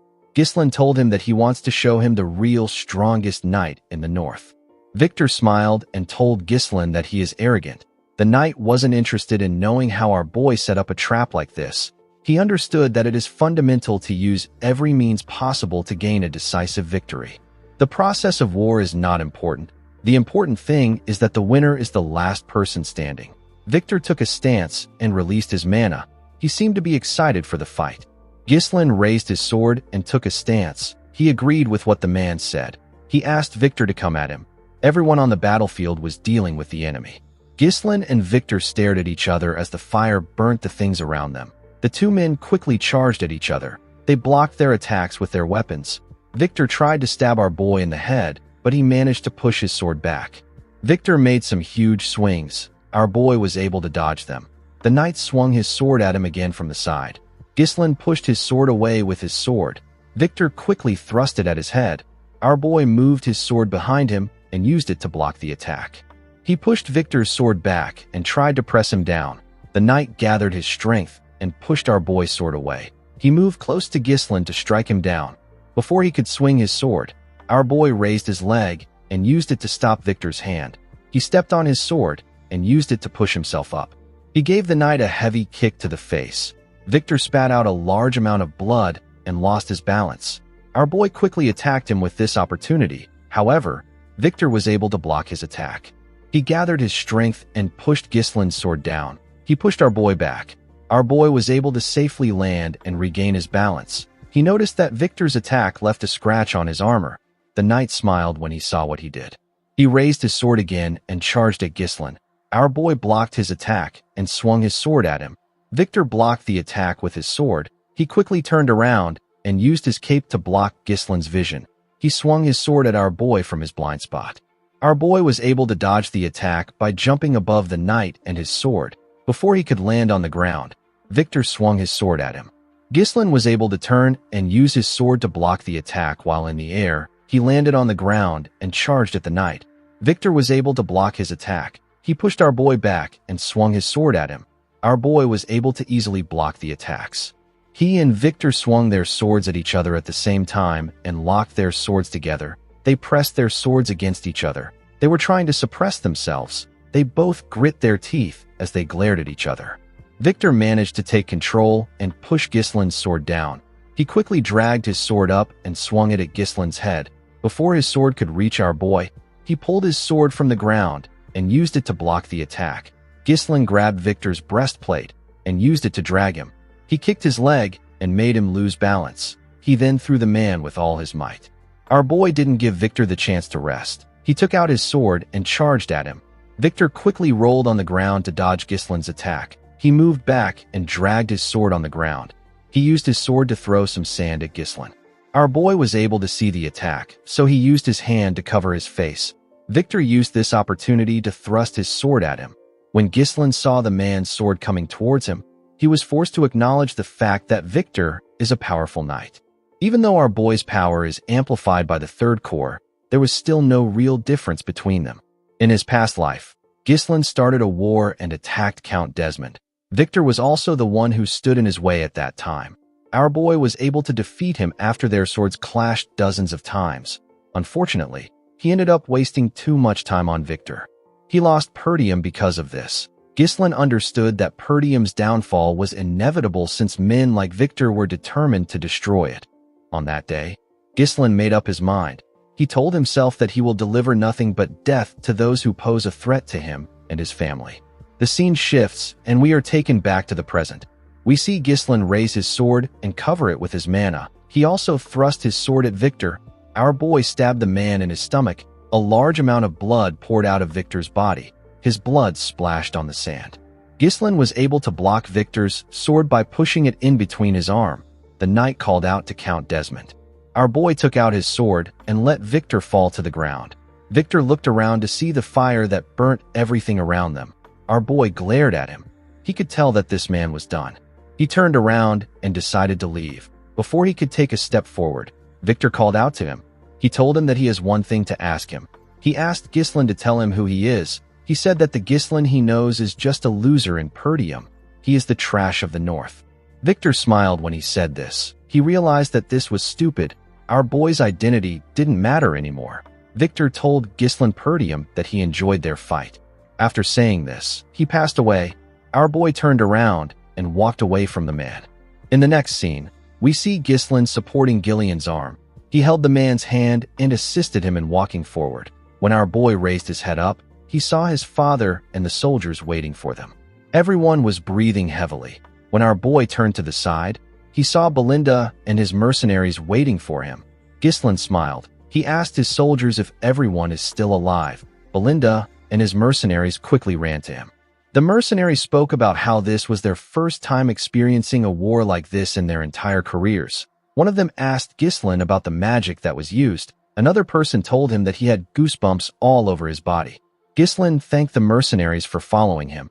He told them that they did a great job. While holding his shoulder, Kair referred to Gillian as Gramps and asked him if he really needs someone to carry him just because he got stabbed. Gillian said that it is nothing. Belinda asked him to stop spouting nonsense. She asked the man to let her see his wound. Gislin asked Belinda about where Vanessa is. The woman revealed to him that Vanessa passed out because she used all her energy. She said that Fergus moved Vanessa and the other mages inside the castle. While Belinda was talking, someone called out to our boy. When Gislin turned around, Randolph hugged him tightly. He told him that he is proud of him. He told our boy that he is truly the successor of Perdium. Gislin told the knight captain that he also did a wonderful job. He turned to the side and told his father that he also did well. Zwalter could only look at his son. He looked worried. He moved close to Gislin and gave him a hug. He told his son that he did an amazing job. Gislin was shocked to hear this. Zwalter told his son that he thought his plan was impossible when he first heard it. He never expected that Gislin would actually be successful. Gislin told his father that he was only able to carry out his plan because he fended off the enemies from the castle wall. The count smiled and told our boy that he is wrong. He said that he did everything by himself. He raised his son's hand and screamed that they were victorious. He announced that Perdium had won the war. The men joined the count in screaming. They were all excited. The mercenaries also joined them in screaming. Gislin was shaken by the sound of their voices. He smiled and told himself that this is what he came back for. Our boy suddenly clenched his fist. He remembered Duke Delphine. He told himself that the war isn't over yet. Randolph told his master that he is going to check on the state of their soldiers. He asked the count about what he will do.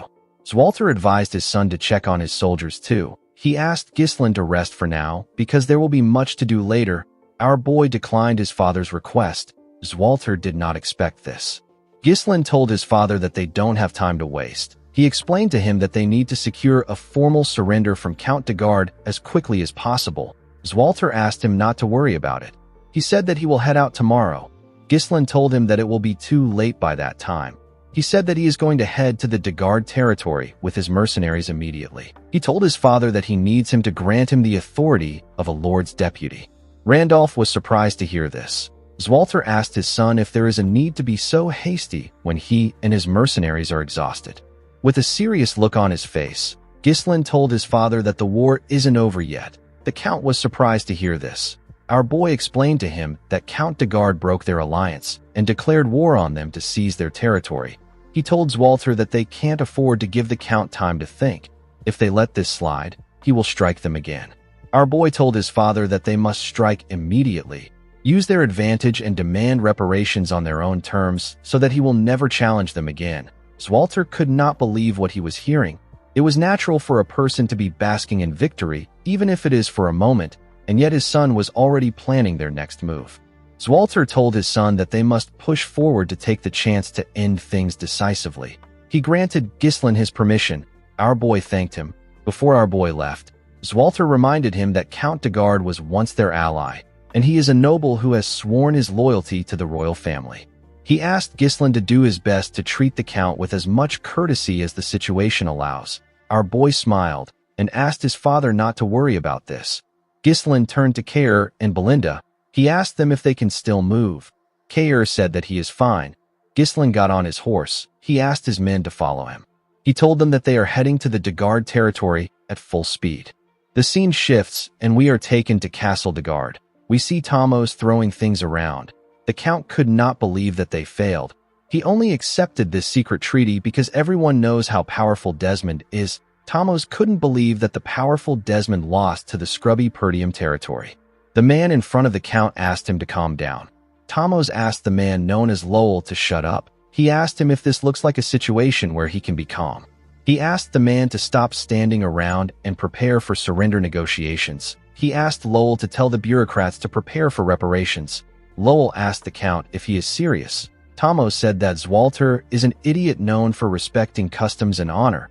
He was certain that Zwalter would accept the negotiation.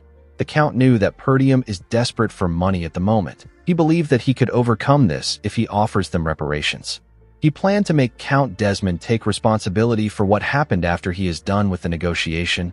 Lowell reminded his master that they poured all their finances into the war. He asked the Count about where they can get money for reparations. Thamos grabbed his neck and began to choke him. He called him an idiot. He asked him about how he was able to work in his castle with his brain. He asked Lowell to squeeze the money out of the citizens. With a scary look on his face, Thamos asked the man if he feels guilty about doing this because he is also a peasant. He asked him if the animals are more important than him. While struggling to speak, Lowell told the Count that the peasants are not more important than him. Thamos threw him to the ground and asked him to know his master. He ordered the man to get moving. Lowell spat out some blood. He glared at the Count. He was tired of his tyranny. He was forced into administering this territory. Lowell was well aware that the people couldn't take more of the Count's tyranny. He knew that they might revolt soon. Before he could get up, a soldier ran into the room. He told the Count that there is trouble. He revealed to him that the soldiers from Perdium have already arrived. In the next scene, we see the mercenaries lined up in the Count's office. Thamos sat on his chair waiting for Zwalter. Lowell was behind him. Thamos couldn't believe that the soldiers got here so quickly. He told himself that he won't let anything go as Zwalter wants. The moment he said this, someone stepped into the room. It was Ghislain. Belinda and Caer were with him. Our boy asked Thamos if he is prepared for the surrender negotiation. Thamos was shocked to see Ghislain. He asked our boy about where his brother is. Ghislain told him that his father is quite busy focusing on the recovery of their territory. He told him that he is the Lord's deputy and he has been put in charge of this negotiation. With a serious look on his face, Ghislain asked his men to bring Thamos to his knees. A few hours earlier, we see Ghislain and his mercenaries riding their horses towards the de Garde territory. Caer said that Count de Garde is quite fast when it comes to running away. He couldn't believe that the Count abandoned his soldiers and ran back to his territory so quickly. Gordon apologized to Caer for letting the Count slip away. Caer smiled. and told the man that Gillian is the one at fault. He told him that he and the other men did their jobs well. Upon hearing how Kair spoke about Gillian, Ghislain wondered if he should grant Kair the chance to fight against Gillian one day. Kair moved close to our boy and asked him if he plans on sparing Count de Guard by asking for a surrender negotiation. He asked Ghislain to tell him why he will do this. Our boy explained to him that everyone knows that Count de Guard is a shameless bastard who tried to take over Perdium. His external pretext is the vengeance of his successor. If Perdium demands excessive compensation, they will be put in an uncomfortable spot. Ghislain told Kair that they need to end their negotiation with reparations.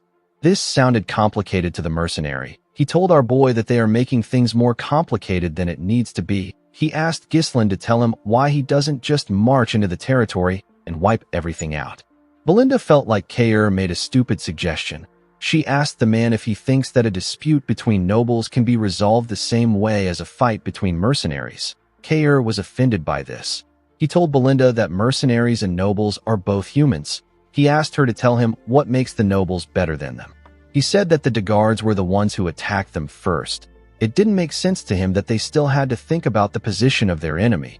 Ghislain asked the man not to think about it. He told him that what he said is what his father would have done. Belinda became worried when she heard this. She asked her master about what he means. Ghislain smiled and told her that he is different. He said that he will make the de Guard territory his own. The scene shifts and we see Kair and Gazelle raise the Count up by carrying his arms. They kicked the Count's table down. Thamos could not comprehend what was happening. He asked the men to let go of him. The men pushed him down and made him kneel in front of Ghislain. Belinda moved close to her master and gently asked him if he is certain about what he is doing.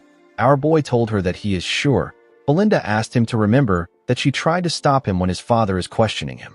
Thamos told Ghislain that he has sworn his allegiance to the kingdom. He asked our boy if he thinks that he can get away with doing this to the king's subject. He ordered Ghislain to show some respect. Our boy pointed his sword at him. The Count quickly became silent. Ghislain explained to Thamos that he is a traitor who was deceived by the enemy's sweet temptations. He broke their alliance and tried to seize Perdium for himself. Our boy told him that only death awaits those who dares to harm Perdium. The Count became scared. He asked Ghislain to stop playing around. He couldn't believe that our boy was really going to kill him. Ghislain explained to him that he must also risk his life if he pushes countless lives into the battlefield. He told him that he must pay the price that such actions deserve. Thamos began to laugh. He realized that Ghislain was an insane bastard. He was really going to kill him. Our boy raised his sword. Before he could swing it, Thamos asked him to wait. He said that he has a price to pay. He told Ghislain that he will give him the territory. Belinda and Lowell were shocked to hear this. Ghislain simply smiled. He knew that Thamos would do this. He reminded the Count that one must be from the same bloodline or a rightful successor to inherit a territory. Otherwise, they would be against the inheritance law. A domain isn't something that a person can just trade like battering goods. Thamos told our boy that he will handle those issues himself. He asked him not to worry about it. He told him that they will say that he is a distant blood relative. Thamos revealed to Ghislain that he will have his people forge the inheritance rights. He told him that all he has to do is accept it. The Count turned to Lowell and asked him to stop standing around. He ordered him to bring a pen and paper. Ghislain decided to press the Count more. He told him that he is not sure about the arrangement. Thamos told him that he will still pay reparations. He said that he doesn't have money right now, but he can get some by taxing the citizens. He begged Ghislain to give him some time. Thamos begged our boy to spare him. Ghislain asked the man if he really values his life this much. He told him that he will give him a chance. Thamos was happy to hear this. Ghislain dragged his armor. He took the Count outside the castle and threw him to the ground in front of his subjects. The people were surprised to see someone throw their lord to the ground. Thamos turned to Ghislain and asked him about why he put him in front of the peasants. Our boy advised him to watch what he says. Be revealed to him that the people get to decide whether he lives or dies. The Count did not know what he meant. Ghislain called out to the people of de Guard and introduced himself as the young lord of Perdium. He announced that their lord declared war against Perdium to avenge his successor and was defeated. He told them that the Count wants to collect reparation from the people. He asked if there is anyone that would like to volunteer. The people were shocked to hear this. The Count took a lot from them in order to start the war, and now he wanted to take more. The people said that the nobles should handle their issues among themselves. Ghislain announced that he will offer them mercy as the deputy lord of Perdium. He told them that he will also give them a choice.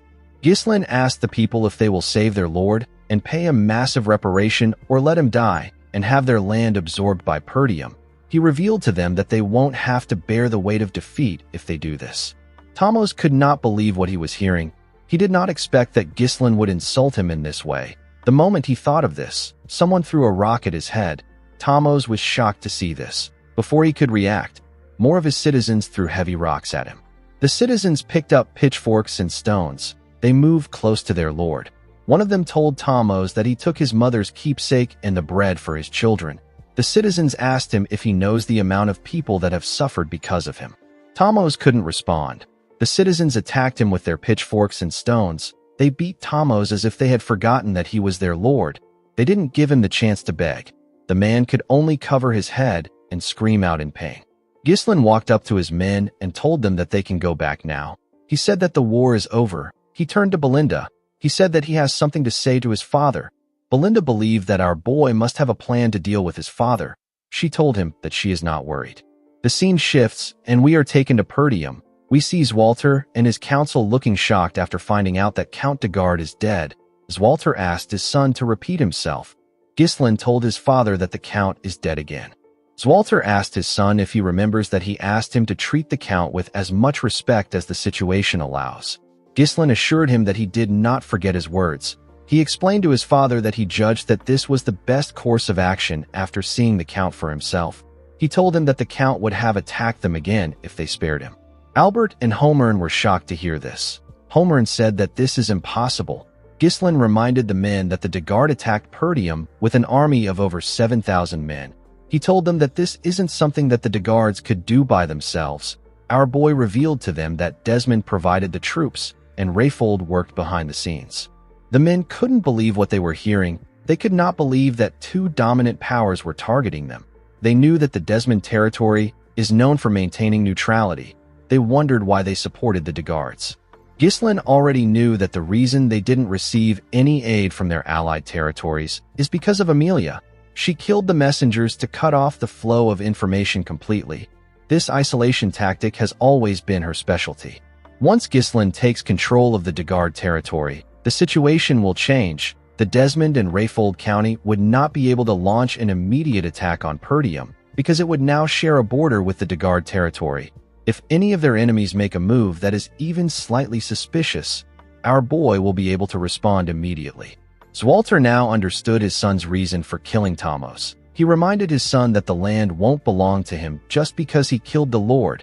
He told him that it must be inherited by a blood relative or a rightful heir. Ghislain took out a scroll and placed it on the table. He asked his father to take a look at it. When the Count opened the scroll, he saw that Thamos wrote that Ghislain is a distant blood relative of his, and he is the first successor of the territory. Zwalter could not believe his eyes. Our boy revealed to him that he got it from Count de Guard himself. He assured his father that they can dodge all the issues that comes with inheritance with this document. Zwalter was in disbelief. He put himself together and told his son that ruling over a territory is not an easy task. He asked Ghislain if he can handle it with the manpower he has. Our boy smiled and asked his father not to worry. He said that he has someone fit for the role. The scene shifts, and we are taken to the Austin territory in the Syrian kingdom. We are shown a bar in the territory. We see people screaming inside the bar. They were watching some men gamble. Some of the people were surprised to see that a man with green hair was going all in. The man with green hair used a cup to pick up 4 dice. He shook the cup multiple times. He placed it on the table to show it to his opponent. His opponent was a huge bald man. The bald man had 2 bigger men behind him. The bald man asked the man known as Claude if he knows what will happen if he plays a trick on him. Claude smiled and told the man that he doesn't have to be so nasty. He said that it is all for fun. He raised the cup and revealed 4 dice that were perfectly stacked on each other. The dice were showing the same numbers on each sides. With a smile on his face, Claude asked the man to hurry up and place a bet. In the next scene, we are taken to a hall. We see the soldiers and the mercenaries seated in the hall. Ghislain, Zwalter, and Randolph were on stage. Our boy knelt in front of his father. Zwalter acknowledged his son's immense contributions. He announced that Ghislain will now be granted the title of Baron of Fenris under the name of His Majesty. Immediately he announced this. The mercenaries and the soldiers began to cheer. They all shouted our boy's name. Ghislain has now become a lord. The scene shifts, and we are taken to the past. We see Ghislain in his father's office. A map was on the table in front of him. Our boy explained to the council that the Dagard territory is composed of a total of 5 baronies. This is excluding the lands that are governed directly by the territory. Ghislain said that he plans on establishing his base in the Fenris barony, which is at the center of the territory. He asked the council if they have any questions. Everyone knew that their questions and opinions didn't matter. Albert moved close to his master and whispered something in his ear. Zwalter asked his son to do whatever he likes. He said that this is something that someone had to do eventually. Ghislain thanked his father for granting him his permission. Zwalter cleared his throat and told his son that their territory has suffered quite a bit of financial bleeding due to the war. Ghislain asked his father to tell him what he means by bleeding. The count told his son that he can sell some runestones to provide some support for them. Ghislain revealed to his father that he doesn't have any runestone at the moment. Zwalter was surprised to hear this. Our boy reminded him that he used all the runestones to blow up the castle gate. He asked his father not to worry. He said that he will mine more and get some for him. The scene shifts, and we are taken back to the present. We see Belinda greet her master with a bright smile on her face. She asked her master to sit down and eat his meal. Gillian bowed his head and referred to our boy as young lord. He quickly corrected himself by calling him lord and congratulated him. Kair told Ghislain that he is well established now. Belinda put her hands together and said that she was always worried about what he might become. She said that her hard work in raising him has paid off. Kair told her that Ghislain must be ruthless and rude because of her. Belinda used her leg to kick him in the stomach. She moved close to Ghislain and smiled at him. She reminded him that he is now a lord. While they were talking, someone called out to our boy. When Ghislain turned to the side, he saw Elena and another girl with light blue hair. Elena moved close to her brother and asked him if she should call him brother or lord. Ghislain asked her to call him whatever she wants. He turned to the shy girl with blue hair. He referred to her as Rachel. Rachel greeted our boy. Ghislain asked her to let him know if his sister bullies her. He said that Elena can be violent when she doesn't like something. Elena hit her brother's chest when she heard what he said. Ghislain turned to Gillian and told him that his daughter is completely healed now. The man told him that it is all thanks to him. Our boy clapped his hands and called for everyone's attention. He thanked his mercenaries for following his orders during the war. He said that he is now the Lord of Fenris. He revealed to them that his base will now be in Fenris instead of Perdium. He said that he plans on hiring them as his private army. The men were shocked to hear this. They asked Ghislain if they will be getting permanent positions. Our boy told them that they will. He revealed to them that he plans on training them as knights. The mercenaries were shocked to hear this. Ghislain explained to them that what they displayed in the recent war already shows that they are worthy as knights. He assured the men that they are qualified. Belinda moved close to her master. She told him that an army of this scale would cost a lot of money. Our boy smiled and told her that they are going to have to make a lot of money. He turned to Gillian and asked him about his condition. The man said that his body is in a good state. Ghislain ordered him to lead the people to Fenris and wait for his arrival. Gillian was surprised to hear this. He asked his lord if he won't be following them. Our boy revealed to him that he has somewhere to visit. He explained to Gillian that Fenris will be in poor public order since the war ended. He asked the man to first go there and solve this issue before anything else. Gillian did not seem excited to take on the job. It was like his master was pushing him away. Ghislain told the man that he is one of the people he trusts the most. Gillian did not expect to hear this. Our boy tapped his arm and told him that this is the reason he left the task to him. Gillian bowed his head and asked his lord to have a safe trip. Ghislain moved close to Belinda and Kair. He told them that they will be going with him. He asked them to prepare. Belinda asked her master about where they are headed to. Our boy revealed to them that they are going to the Austin territory of the Syren Kingdom. Belinda could not believe that they were going overseas. Kair asked our boy if he is referring to the territory that is famous for its games. Belinda told her master that she loves to travel. Kair asked our boy if they will be playing some games now that the war is over. Ghislain told him that they are not going there for entertainment. In the next scene, we see Vanessa ask someone to let her suck it one more time. Alfoy was shocked to hear what she said. He quickly moved back. He asked her to tell him what she wants to suck. Vanessa explained to him that she might be able to use all the magic she has in her head if she sucks his mana like last time. Alfoy asked her about why she would take his own mana. The girl told him that Ghislain said that he is a mana battery. Alfoy was shocked to hear this. Ghislain stepped into the room and told him that he is still as energetic as ever. Alfoy asked our boy to do something about Vanessa. He said that she keeps trying to take away his mana. Our boy ignored him and asked Vanessa if she is feeling alright. The girl said that she is fine. Ghislain asked her if she was nervous because it was her first time in real combat. He patted her on her head and told her that she did well. Vanessa blushed and thanked our boy. Alfoy said that he also contributed. Ghislain commended him on his efforts. He told him that he played his role well. Alfoy grit his teeth when he heard this. He told our boy that things will be different when he returns to the Magic Tower. Ghislain revealed to the boy that he is traveling with them. The scene shifts, and we are taken to the Austin territory of the Siren Kingdom. We see Ghislain enter the Kraken gambling house with Belinda, Kair, and Alfoy. Kair was happy to be in the gambling house. He said that he missed the atmosphere and smell of this place. Alfoy could not believe that Ghislain brought him to a gambling house. He told our boy that he thought they were going to the Magic Tower. Ghislain threw a pouch full of cash at Kair and asked him to have fun with Alfoy. He told him that he will call him when he needs him. Kair was happy to get some gambling money. Alfoy asked Kair about how they will have fun with the cash. Kair smiled when he heard this. He placed his hand on Alfoy's shoulder and told him that he knows how to use magic, but he doesn't know how the world works. Alfoy asked him about what he means. Kair smiled and asked him to watch and learn.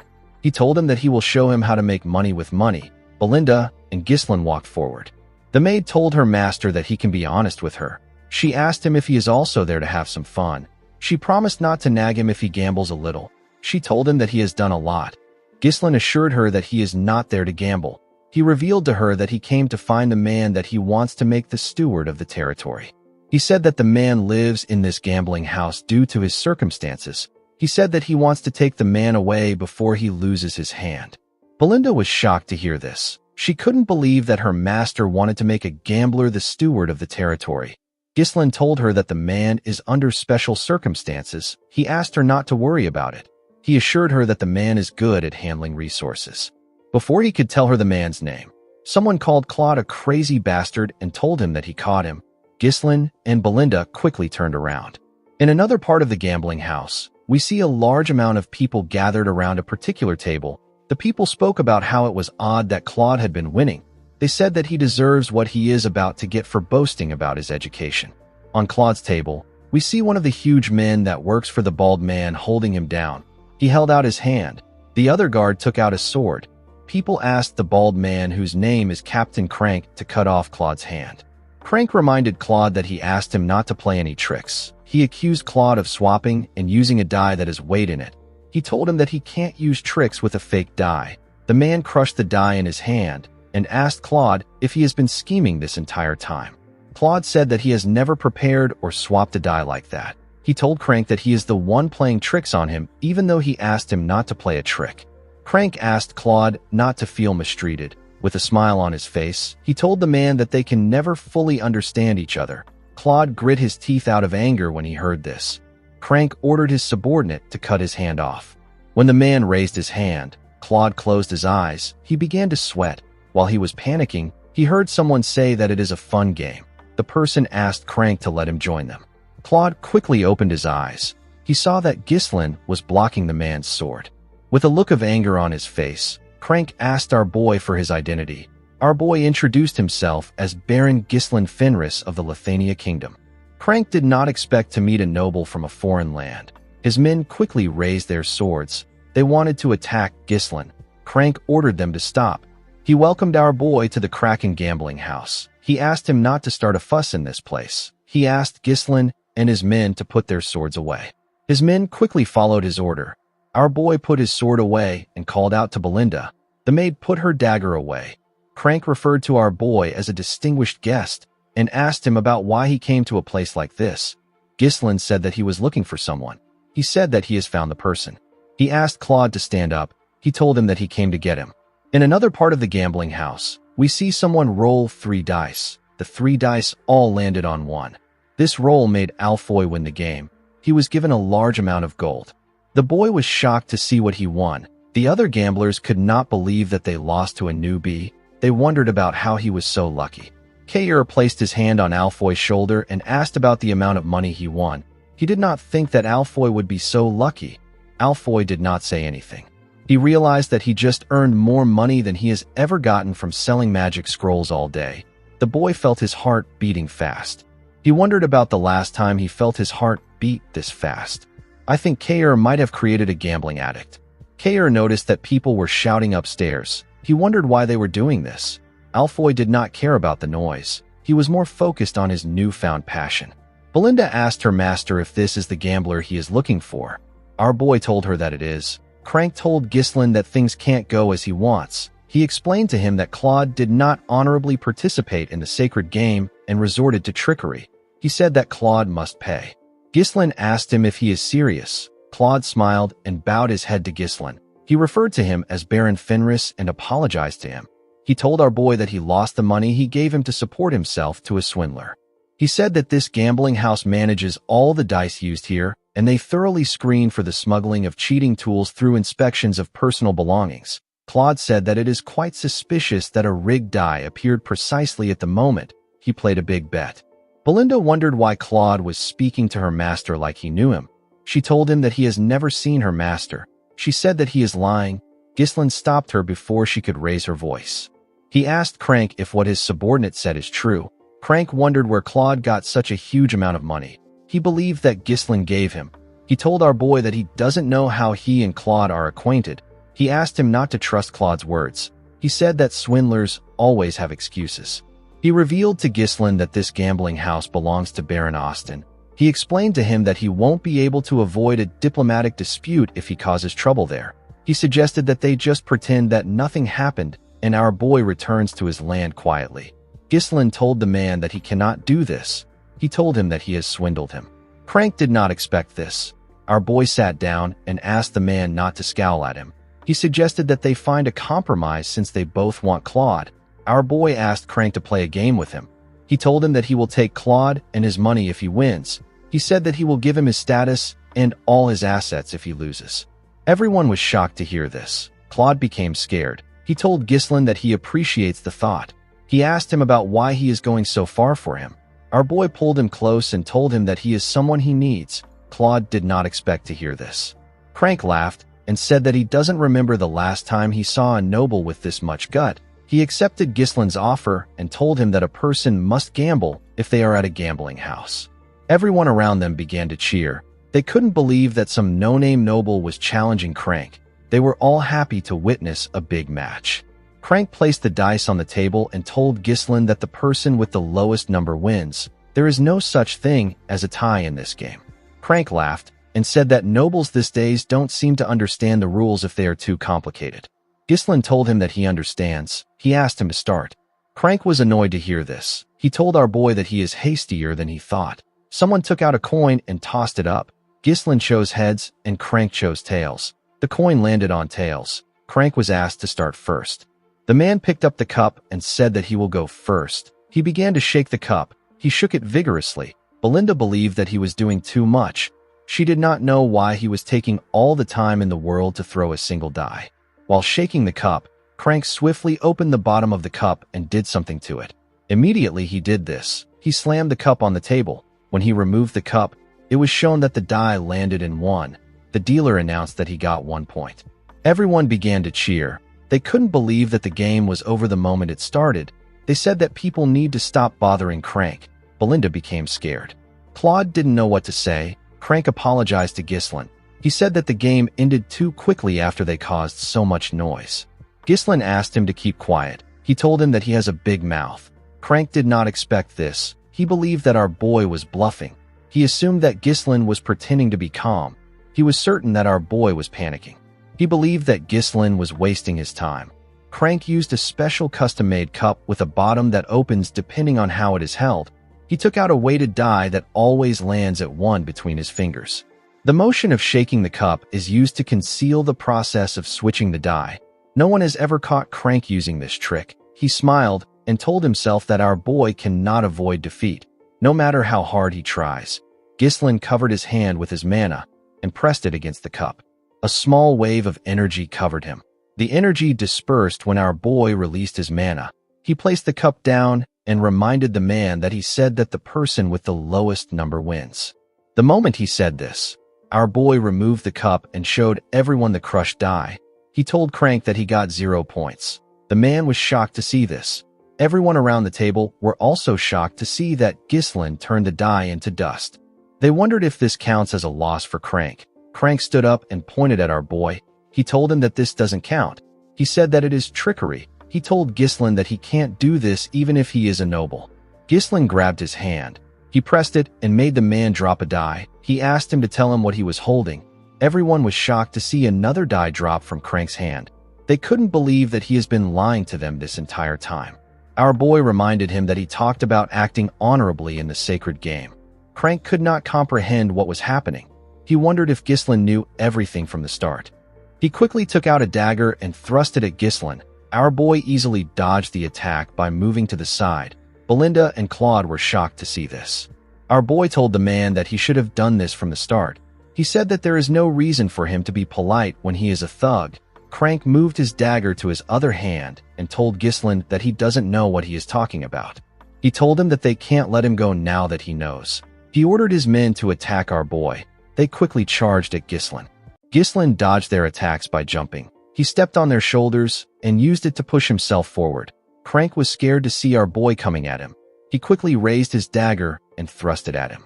Our boy dodged the attack and landed behind the man. He drew his sword and pointed it at the man's neck. Crank realized that he was screwed. His men quickly turned to him. They were shocked to see Ghislain's blade on their master's neck. Before they could do anything, Belinda and Kair pointed their blades at them. Kair laughed and told the men that they picked the wrong person to mess with. Belinda asked her master to tell her what he wants them to do. Ghislain said that he will be taking the money and Claude with him. Crank told him that he can't do this. Our boy reminded him that this gambling house is the main source of income for Baron Austin. Yet, the manager and overseer of the establishment was caught attempting to rig a game against a foreign noble. Ghislain asked the man if he knows what will happen to a gambling house that has lost its credibility. He moved his blade closer to Crank's neck and asked him if he knows what will happen if he tries to bring up this issue again. Crank could tell that Ghislain was going to kill him. He put his dagger down and said that he understands. After subduing the man, Ghislain turned to Claude. He asked him to follow him. To his surprise, Claude was no longer there. He ran away. Belinda was annoyed to see that the gambling addict ran away and took her master's money with him. She said that the man is ungrateful because he would have lost his hand if they didn't help him. Kair said that Claude might have just ran away to a different gambling house. Belinda suggested that they search for him. Ghislain asked her not to bother. He said that he already knows where Claude is headed. In the next scene, we see Claude riding a horse somewhere. He carried a bag full of coins with him. He wondered about who Ghislain was. He didn't know why he helped him. He knew that he was only able to get the money thanks to Ghislain. He felt bad for what he did. He convinced himself that he really needs the money. The scene shifts, and we are taken back 1 year into the past. We are shown a poorly built cabin in the woods. Inside the cabin, we see Claude pouring gold coins on the table. He asked a lady wearing a hood to see what he got. This lady's name is Anna. Claude told the woman that he got everything through gambling. He said that gambling isn't all luck. There is a certain winning formula. He told her that they won't have to hide anymore if he can keep making money like this. He said that they can live a normal life again. Anna asked him to stop. She begged Claude to stop. With her trembling hands, Anna told him that she is aware that her father, who is his teacher, didn't pass away because of him. The woman couldn't even look at Claude. His body was covered in bruises and his face was swollen. Claude told her that it is his fault. He said that he made his teacher a traitor because he was stupid and immature. The scene shifts and we see Anna tied up. She was being held by Crank and his subordinate. A fat man said that Anna Arceus, the daughter of Boethius Arceus, a scholar of the Syrian Royal Academy, and a traitor, will be imprisoned. Immediately he said this, he asked Crank and his subordinate to take her away. Claude struggled to get up from the ground. He called out to Anna. The fat man turned to him and asked him to bring him 2,000 gold within a year. He told Claude that Anna is supposed to die, but he will set her free if she can get the ransom. Claude held on to the bag of gold tightly. He said that he will free Anna soon. At the Austin castle, we see the fat man from before writing something. The fat man turned out to be the Baron. Baron Austin found out that the prison camp is full. He didn't like what he heard. He saw the prisoners as lowly bastards who waste food. He said that there is no reason to keep them alive if they can't collect their ransoms. He asked a knight named Rogier to execute anyone who doesn't pay their ransoms within a week. The knight accepted the order. He reminded his master that it has almost been a full year. The Baron quickly realized that the knight was talking about the trader's daughter. He asked him if he has heard anything about Claude. Rogier said that Claude is only wasting his time at the gambling house. The Baron said that Crank is doing his job well. He had planned to make Anna a maid, but he didn't think it was wise to hire a trader's daughter. He asked Rogier to execute the woman along with the others and to make sure that Claude never finds out. Rogier asked his master about what they should do if Claude pays the ransom one day. The Baron asked the man to take the money and eliminate him later. He knew that no one would care about a dead gambler. He smiled and said that this can only happen if Claude is able to pay the ransom. Immediately he said this, a soldier stepped into his office. The Baron asked him about why he came to see him at this late hour. The man revealed to him that someone known as Claude is making a fuss and shouting about how he wants to pay a ransom. Baron Austin and his knight were shocked to hear this. A while later, we see Claude place the money on the Baron's table. He told him that the bag contains 2,000 coins. There were 4 soldiers in the Baron's office. Claude asked him to release Anna. Baron Austin carefully looked at the coins. He was surprised to see that the coins aren't fake. He asked Claude about where he got the money from. The man told him that he won it in a bet. The Baron ordered his men to lock Claude up. The man was shocked to hear this. Before he could do anything, the soldiers grabbed him from behind. Claude asked the Baron to tell him what is happening. He told him that he brought the money he asked for. The Baron said that the source of the money is too fishy. He told Claude that he has to confirm things from Crank. He asked him to stay in prison if he doesn't want to be executed. With an evil smile on his face, Baron Austin said that he can't believe a gambler really got the money for the ransom. Claude screamed at the Baron as he got dragged away. Before they could drag him out of the office, the soldiers got hit in the neck. They both passed out. The Baron and his knight were surprised to see this. Our boy tapped Claude on his shoulder and told him that he did a good job.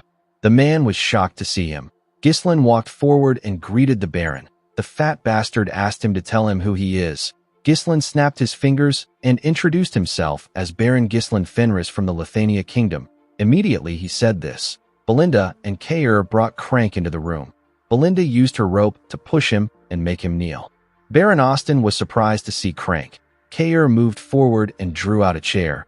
Ghislain sat down and placed his legs on the table. He asked Baron Austin to bring him a cup of tea. The Baron was annoyed to hear this. Rogier drew his sword and told Ghislain that he is acting insolent. He asked our boy to stand up and show the Baron some respect. The moment he said this, Kair pointed his sword at him and asked him to step back. He told him that he can't handle this situation. Rogier was annoyed to hear this. Baron Austin could not believe that Ghislain was acting violent in front of him. He ordered his men to get our boy out. Ghislain assured him that he is not there to cause trouble. He said that he only came to receive compensation.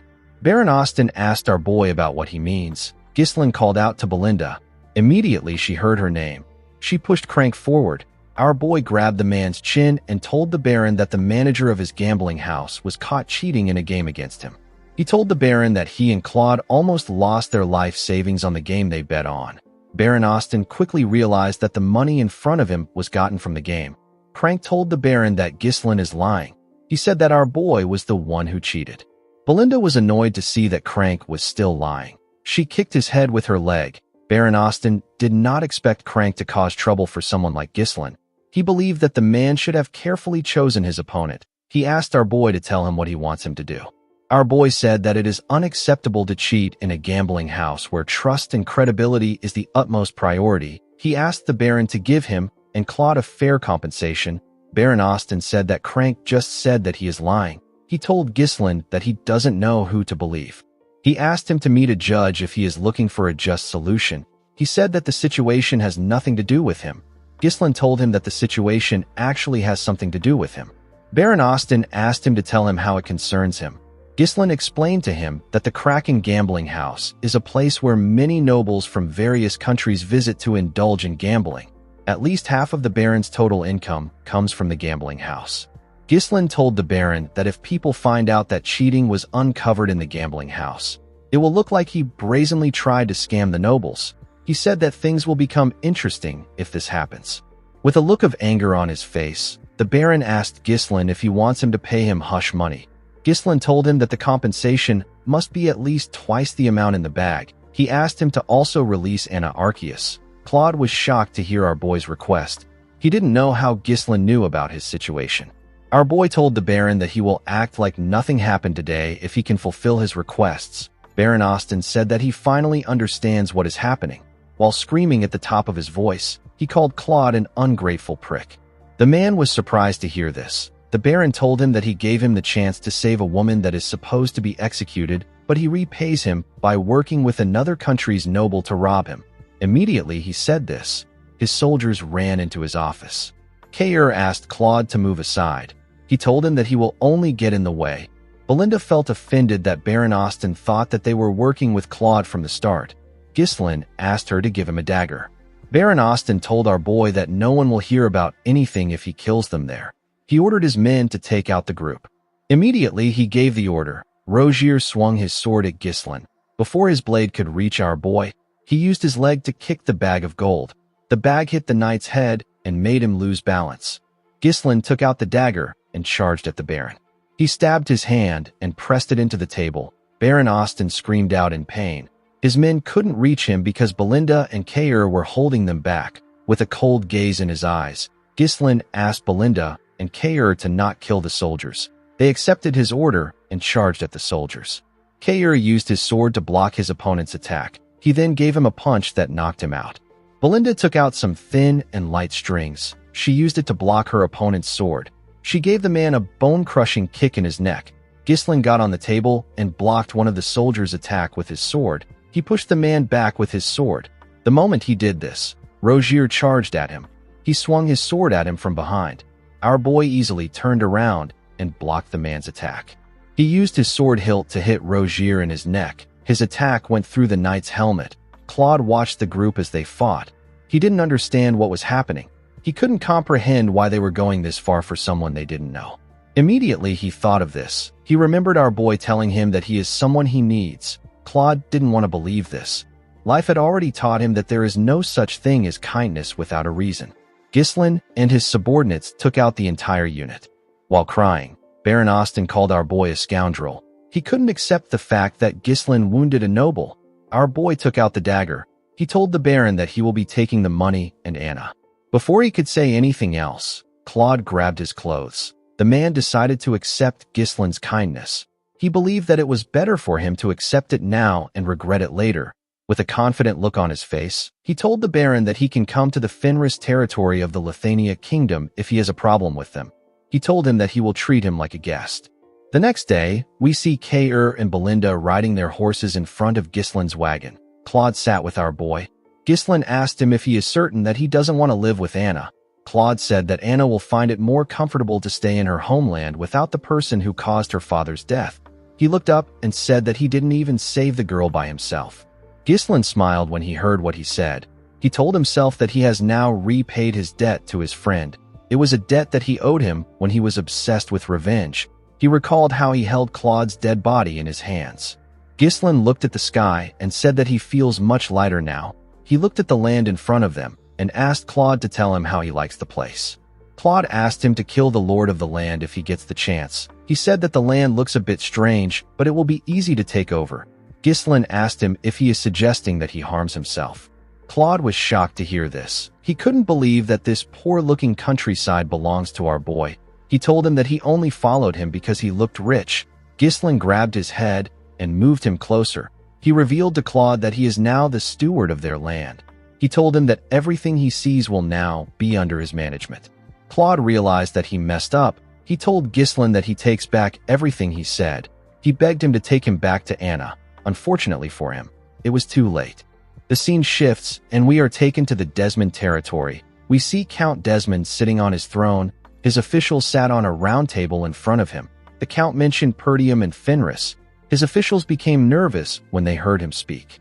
With a serious look on his face, Count Desmond mentioned our boy's name. He raised his hand and ordered his officials to send a messenger to Amelia. he said that they will be moving up their plan. In the next scene, we are taken to Gislin's castle. We see our boy standing in front of his men. He was dressed like a proper noble for once. He thanked them for gathering there. He told them that they need to get to work. Everyone accepted his order. The state of the territory that was just freed from Count Degard's tyranny was abysmal. Gislin appointed Claude to various administrative roles and began to restore order in the territory. As they walked around the town, Gislin asked Claude to do a census and track down every last person. He asked him to purchase at least 6 months of food supplies in bulk. He told him that solving the food crisis is the top priority. Claude accepted his order and wrote it down. Since they will soon start farming, Gislin asked Claude to assign oxen with plows to the farming households in order to get the land tilled. He asked him to also check if they can clear parts of the nearby forests to secure more arable land. Claude was surprised to hear this. He asked our boy if they are really going to farm on the dried-up, withered land. Gislin told him that they are. He explained to him that they will grind the bones of the blood python and use it as fertilizer. He asked Claude to replace all the outdated structures because they are useless. He asked him to construct a warehouse and a sewer. As he heard Gislin's orders, Claude realized that he was dead. He is the general administrator, inspector, clerk, treasurer, auditor, tribune, requisition officer, customs officer, tax collector, food officer, liquor control officer, and he still held many more positions. The poor bastard shouldn't have accepted Gislin's kindness. He should have left Anna and ran away. Later in the day, Claude went to meet Gislin. He told our boy that the work is too much for one person to handle. Gislin asked him if he has even tried. He asked him to use this opportunity to test his limits. He told him that he can hire more people if needed. Claude realized that he wasn't getting through to Gislin. He quickly turned around and began to run. Our boy didn't even bother to look at him. He called out to someone known as Wendy. A woman came out of nowhere and charged at Claude. She easily caught up to him and tied him up with her strings. The beautiful woman with platinum blonde hair introduced herself as Wendy. She told Claude that she has received an order from head maid Belinda and has been assigned as his bodyguard. She told him that she looks forward to working with him. Claude screamed out for help. Since they were still in the early stages of development, Gislin needed Claude to hold out. Our boy remembered that these kinds of things were quite easy for Claude in the past. A noble by right has the responsibility and duty to protect their people. However, this territory has a lot of issues. The citizens don't trust nobility due to the exploitation and oppression they faced from the greedy lords. They have lost the will to work due to endless poverty. There is also the issue of starvation. The more these problems are ignored, the more the nobles end up isolating themselves. Gislin knew that he needed to resolve the basic issues quickly if he wanted to restore the foundation of this territory. Unfortunately, our boy was met with another problem. There was not enough funds to resolve their issues. Gislin explained to his group that he won't be able to pay their wages in 3 months if they keep spending money on the territory. Gillian said that this is truly an important issue. Kair didn't understand why our boy was bothered about money. He reminded Gislin that he can just mine some runestone. Our boy explained to him that the runestone has more uses for it other than just selling it. He said that they need to fund the mage's research. Apart from this, the runestone vein isn't limitless, so they can't rely on it forever. Our boy said that they need a stable source of income. The moment he said this, Claude barged into his office. Gislin told him that he arrived at the perfect time. He told him that he has something he wants him to do. Claude told him that there is no need for him to do anything. He revealed to him that he has devised the best plan to save the territory. Everyone was surprised to hear this. With a confident smile on his face, Claude asked Gislin to build a casino. Immediately he said this, he got kicked out of the building through a window. When they brought him back to the room, Belinda gave Wendy the authority to act before Claude can say something. Claude asked her to tell him what she wants him to do. Since they can't farm or use the runestone as they please, Claude believed that the best thing to do would be to turn this worthless piece of land into an entertainment district. He told Belinda that he is just trying to be realistic. Alfoy, the gambling addict, appeared behind Claude and said that he supports the idea. Gislin told Claude that he will consider his plan when they have spare time in the future. He asked him to proceed with the tasks he assigned to him. Claude asked him if he really believes they have enough food stock to hold out. Gislin explained to him that they might be able to make money if they build a casino in a territory with no proper foundation. He told him that they will also be unable to stop the rise of an underworld. Our boy believed that a casino won't be good for him in the long run if he wants to go against his enemies. Claude explained to him that they are constantly importing food due to shortages. He told Ghislain that they need to do something now before they run out of money. Alfoy backed the man up by suggesting that they build a grand game hall in the town. Ghislain told him that he will take care of the food problem. Claude was surprised to hear this. Our boy revealed to him that he will make crops grow on their soil. He asked Claude to do whatever he says without complaints. Claude reminded him that he said that the land isn't fit for farming. Ghislain smiled and asked him if he is certain about it. Claude said that he is sure. Alfoy backed him up and said that it can never happen. With a smile on his face, Ghislain asked them if they would like to make a bet. 3 months later, we see Claude and Alfoy staring at something in shock. Claude asked Alfoy if he is dreaming. The two of them couldn't believe their eyes. The field was filled with rye. The commoners were extremely happy to see that the seeds they planted actually grew. It had been so long since they harvested crops in their land. Claude asked Ghislain about how he did it. Our boy explained to him that rye grows in harsh environments. Before planting the seeds, they spread the powdered bones of the blood python on the soil. The bones are rich in nutrients. They then planted rye seeds which were enhanced with the mana compression sigil. Ghislain touched the rye and told the man that this method will make crops grow faster and allow them to be harvested frequently. Upon hearing our boy's explanation, Alfoy now understood why our boy made them develop a mana compression sigil. Vanessa was amazed by Ghislain's knowledge. She asked him about how he thought of using a mana compression sigil on seeds when it is normally meant for humans. The truth was that Ghislain didn't come up with the idea himself. A mana compression sigil is a magic circle that extracts power stored in a runestone to accelerate growth several times over. When mages first suggested that mana compression sigils could be used this way, they experienced some backlash. People didn't want to use something so valuable on mere grains. However, once the results were shown, no one argued again. This method of farming has already been verified by magic scholars in the future. The principle behind it was none of Ghislain's business. The people began to cheer for Ghislain. They said that they will now trust him. They were extremely happy to see that they will no longer starve. While the people were cheering, Claude and Alfoy tried to sneak out of the fields. Ghislain called out to them. He asked them about where they are going. He told them that they need to write their contracts. With a nervous look on their faces, they asked Ghislain about the contract he is referring to. Our boy took out some papers and reminded them that they made a bet saying that he will give them 5,000 gold each and grant them freedom if they won. However, if Ghislain won, they will work as unpaid slaves for 10 years. Immediately, our boy reminded them of the bet. His soldiers surrounded them from all ends. The two of them realized that they were screwed. Now that they had resolved their food problems, they were free to use the runestone for purposes beyond just selling them. In the next scene, we see the Tower Master of the Flame Magic Tower sitting with Ghislain. Hubert was shocked to hear our boy ask him to build a branch of his magic tower in his territory. He didn't understand why Ghislain suddenly made this request. He told him that he simply stopped by to congratulate him on becoming a lord. Ghislain revealed to him that they won the war at a heavy cost. He told him that the victory came at the cost of detonating runestones. He said that this happened even though they received help from the magic tower.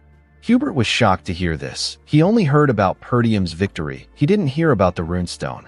Ghislain let out a sigh and said that if a young territory like Fenris is attacked, they will have no choice but to blow up more runestone meant for the magic tower. Hubert became scared when he heard this. He asked Ghislain to stop doing extreme things. With a smile on his face, our boy told him that they will need more mages. Hubert easily accepted his request. Ghislain believed that mages shine the brightest when used for construction projects. He used them to solve his housing issue, his waterways issue. He used them to build churches and to construct the Flame Magic Tower's Fenris branch. Due to the fact that more mages were dispatched from the Magic Tower, they were able to complete the large-scale construction swiftly. Of course, there were occasional minor conflicts by some mages who struggled to adapt to the territory. The mages protested against Ghislain's treatments. They called him a ruthless scum. They couldn't believe that he was making mages like them do hard labor. Ghislain found a way to resolve the issue through what he calls amicable agreements. Of course, our boy knocked them out. He asked Alfoy to get the contracts. Alfoy gladly accepted the order. He didn't want to be the only one who became a slave in this territory. Thanks to the efforts of the mages, the territory quickly regained its functionality. Unfortunately, there were still external issues that Ghislain had to face. In the next scene, we see Claude barge into Ghislain's office. He told our boy that there is trouble. He revealed to him that a rebellion has broken out in Rayfold. He said that Amelia has started a rebellion. Our boy wasn't shocked. He already knew that the rebellion was going to take place. However, it took place sooner than it did in his past life. Ghislain knew that his interference caused this. Desmond and Amelia are puppets dancing to the tune of Duke Delphine. Since the Duke's attempt to use Degard to seize Perdium has failed, he has no choice but to act directly. Ghislain was well aware that his war wasn't over. Gillian asked his master about what he wants to do. Belinda said that things are bad for them if Amelia now runs the territory. Ghislain wasn't just going to sit back and let the Duke pressure him. He said that they are heading to the kingdom's capital. The scene shifts, and we are taken to Cardinia, the capital city. We are shown a room in a tower. We see sunlight entering the room through the roof. Someone in the shadow moved close to the sunlight. The person put their hand into the sunlight. Immediately they did this, their skin began to burn. It quickly turned red. The masked person glared at their hand. They said that they want to die. In the next scene, we see an eagle fly over the beautiful capital city of Cardinia and its fortress. The capital was more developed and beautiful than other territories. There were several soldiers watching over everyone. There was a ridiculously huge castle at the center. Ghislain and his subordinates marched into the capital. Torin was shocked to see how massive the capital was. He said that the territories they have been to look like trash when compared to the capital. Gordon was also shocked to see how big it was. He said that the castle on their land cannot compare to that of the capital. Kair smiled and dared him to say this in front of Ghislain. Alfoy and Vanessa sat together in a carriage. Vanessa was very excited to see the capital. She told the boy that they are selling materials that she has never seen even in their magic tower. Alfoy didn't really care. He said that they must have worked harder than their tower. Outside the carriage, we see Ghislain moving with Claude. He said that he doesn't like it. Claude was surprised to hear this. He didn't know what Ghislain meant. Our boy said that he wants to tear the capital down because it feels like it is boasting. Claude didn't know what to say. He moved close to Wendy and asked her about what is wrong with their master. Wendy simply said that anything their master says is correct. Claude wondered if Ghislain also had a twisted side to him. He felt like our boy was holding a grudge from his past life. Ghislain stared at the city's fortress. He referred to it as the impregnable fortress. People used to say that Cardinia was blessed by the goddess. Our boy once brought down this blessed city. He died in this place. He attacked the capital city to kill Duke Delphine, who had seized the throne at that time. Unfortunately for Ghislain, the Duke wasn't there. Due to the fact that he was blinded by revenge, Ghislain made a mistake of turning everyone into his enemies. He knew that he couldn't do everything on his own in this life. The scene shifts, and we are taken to the past. We see Zwalter looking shocked when our boy informed him that he is going to the capital. Ghislain told him that he needs to go there. The Count asked him about what will happen to his territory. Our boy revealed to him that he will provide 1 year's worth of food for Perdium. He said that he wants Homer and Randolph to be sent to his territory during his absence. The administrator and the knight captain were surprised to hear this. They were very happy to hear that Ghislain was going to provide Perdium with a year's worth of food. Zwalter told his son that this is not important right now. He reminded him that he said that the Rayfolds are planning to harm them. He asked his son if he knows what it means for him to leave his post now that a rebellion has broken out. Ghislain told his father that he understands that they won't stand a chance if Rayfold and Desmond join hands to attack them during his absence. He raised his longbow and fired an arrow at a bird that was hovering above them. His arrow easily went through the bird. He explained to the Count that Amelia still needs some time to stabilize her territory since she just took control of the internal affairs. He said that they need to gather enough power to resist during this time. Zwalter was shocked to hear this. He asked his son to tell him what he means. Ghislain told his father that they need to get the kingdom on their side. In the next scene, we see a man present a gloomy and dirty mansion with poor infrastructures to Ghislain. He told him that this is the cheap, huge, and marvelous castle he requested for.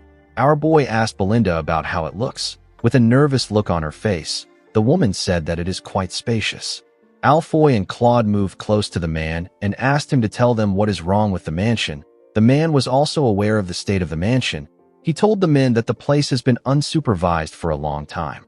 The moment he said this, Gordon screamed when he heard something move in the trees. He moved close to the others. One of the soldiers asked him to act like his size. He didn't know how someone like Gordon went into the forest of beasts. While shivering, Gordon asked the man if he doesn't think that the place is cold. Vanessa wondered why Gordon doesn't just wear some clothes. The agent told Ghislaine that things about ghosts and phantoms of the dead appearing in the mansion are just baseless rumors. He swore on his name that the mansion has no problems.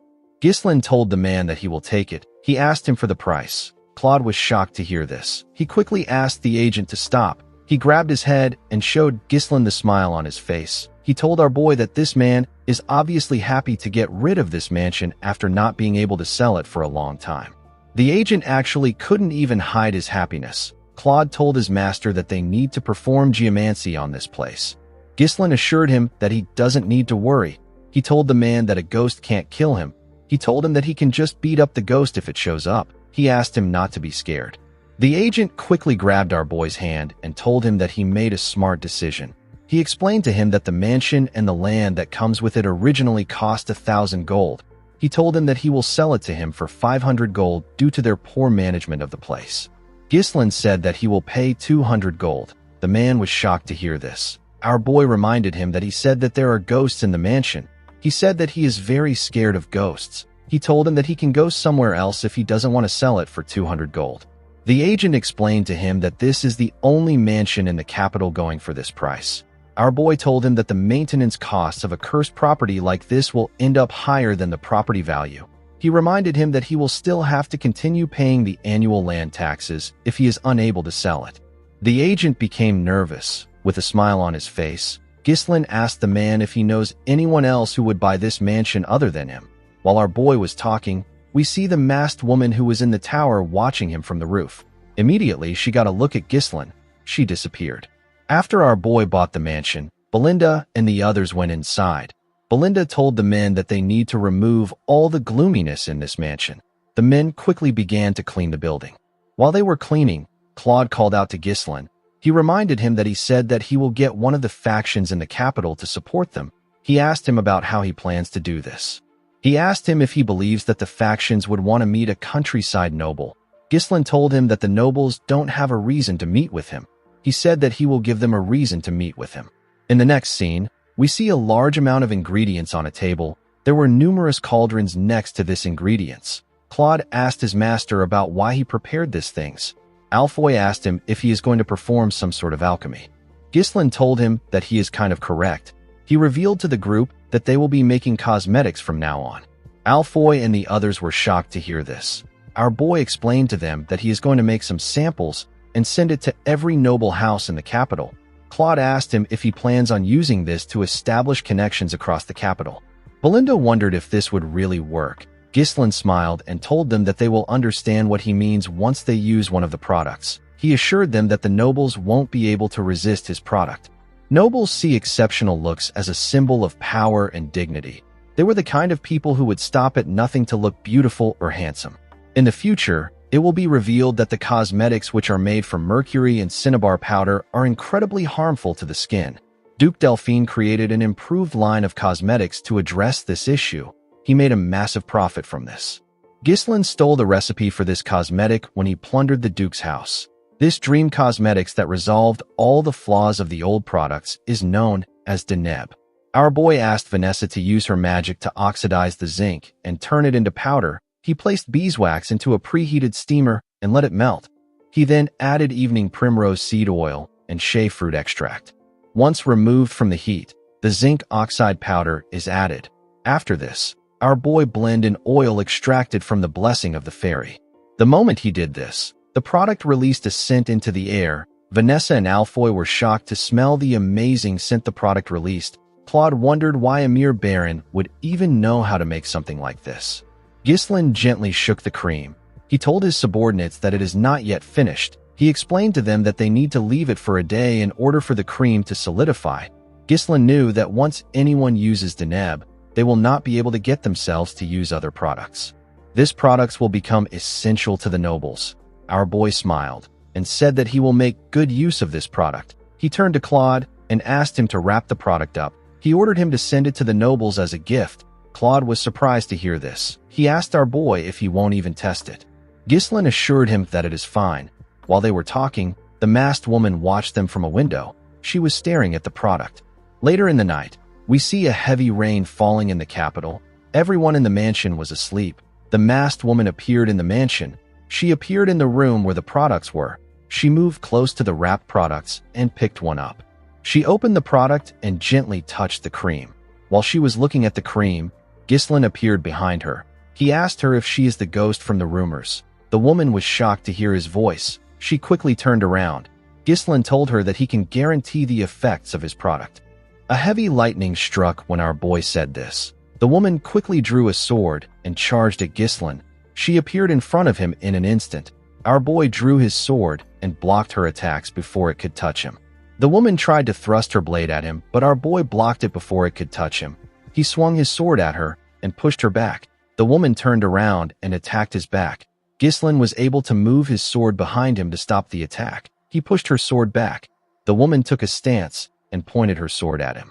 Ghislain recognized this sword technique. The woman thrust her sword at him. Our boy easily blocked it. He pushed her sword back. He and the woman pushed each other away and swung their swords at the same time.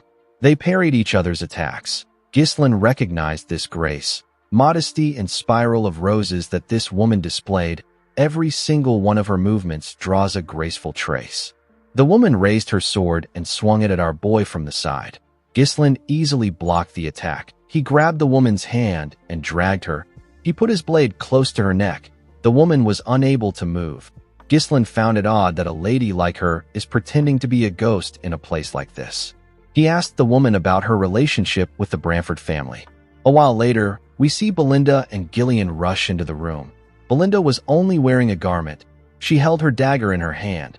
Gillian asked his master about what caused the noise. When they got inside the room, they saw their lord looking at an open window.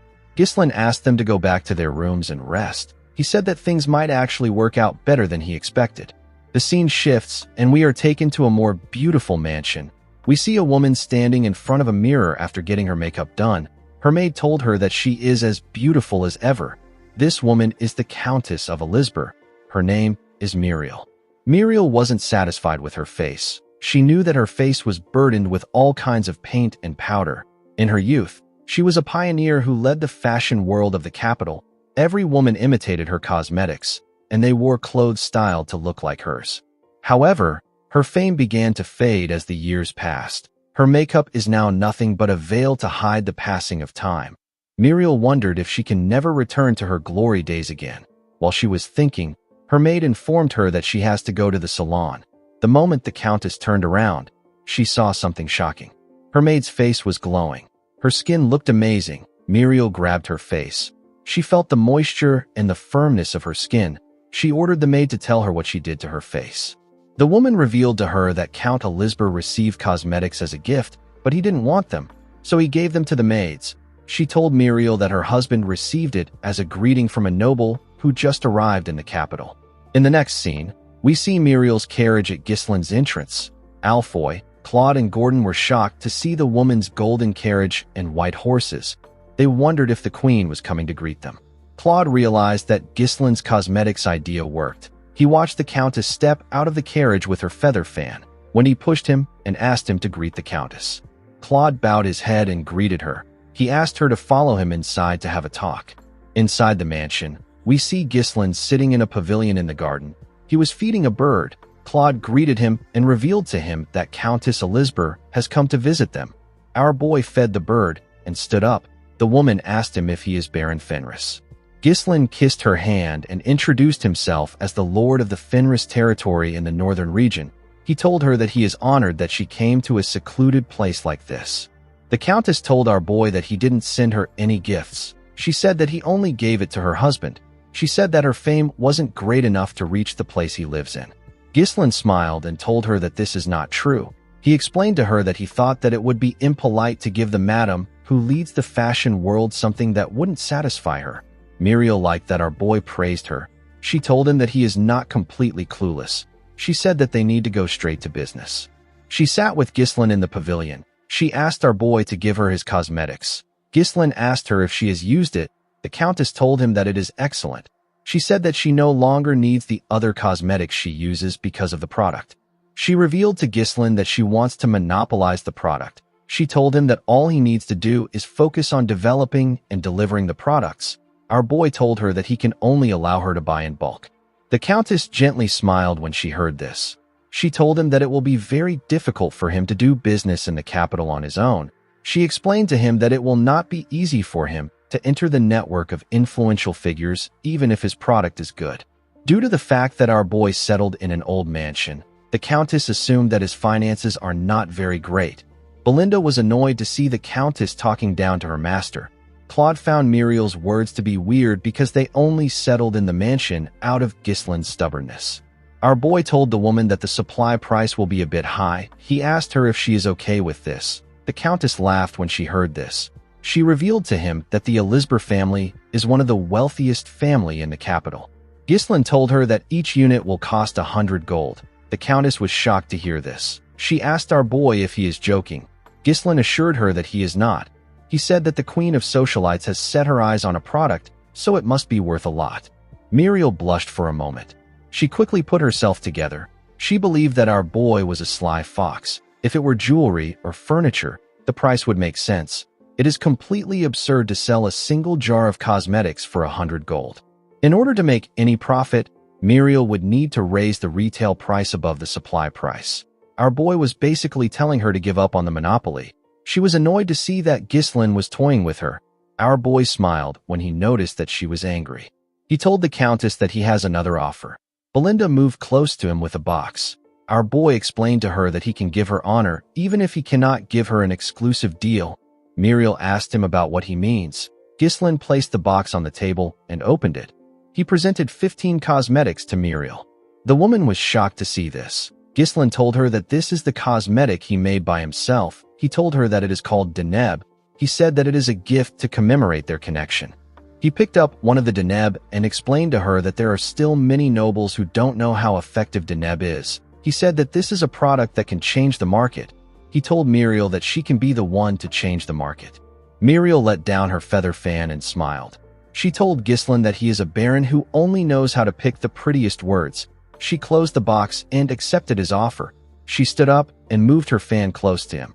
She told Ghislain that he will distribute the cosmetics, and she will lead the trend. Our boy smiled and said that this is excellent. He walked the Countess back to her carriage. Before getting in, Muriel asked Ghislain to let her know if he needs anything. She told him that she will help him out if it is within her power. Ghislain asked her if she can grant him a request. Muriel was surprised to hear this. He asked her if she can relay some words to Marquis Branford. He asked her to tell the Marquis that Baron Ghislain Fenris can solve his daughter's problem.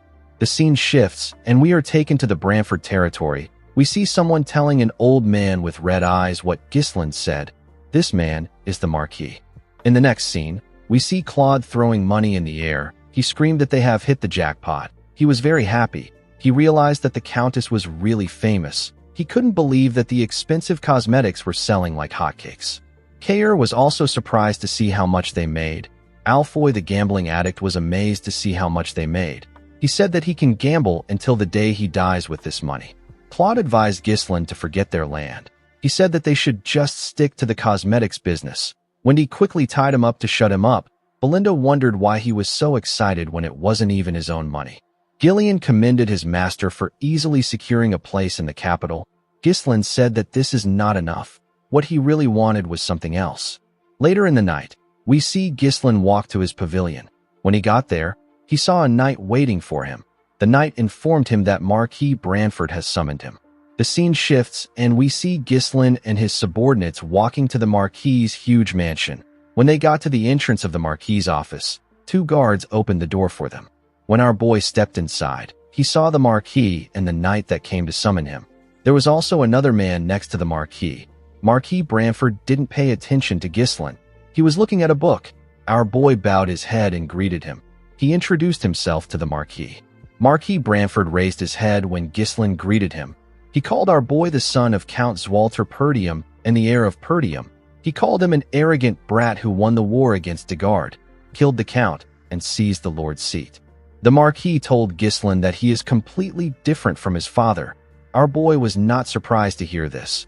He knew that the Marquis had been watching the situation unfolding in the Northern Territories. Marquis Branford is a minister and the greatest authority in the kingdom.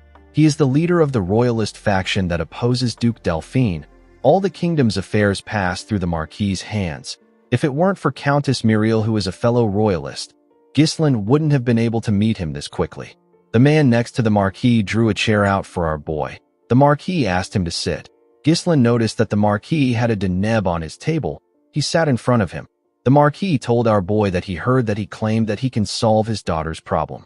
Ghislaine told the man that he can cure her illness. The Marquis let out a sigh and closed his book. He told Ghislaine that he has never even met his daughter, whose name is Rosalind.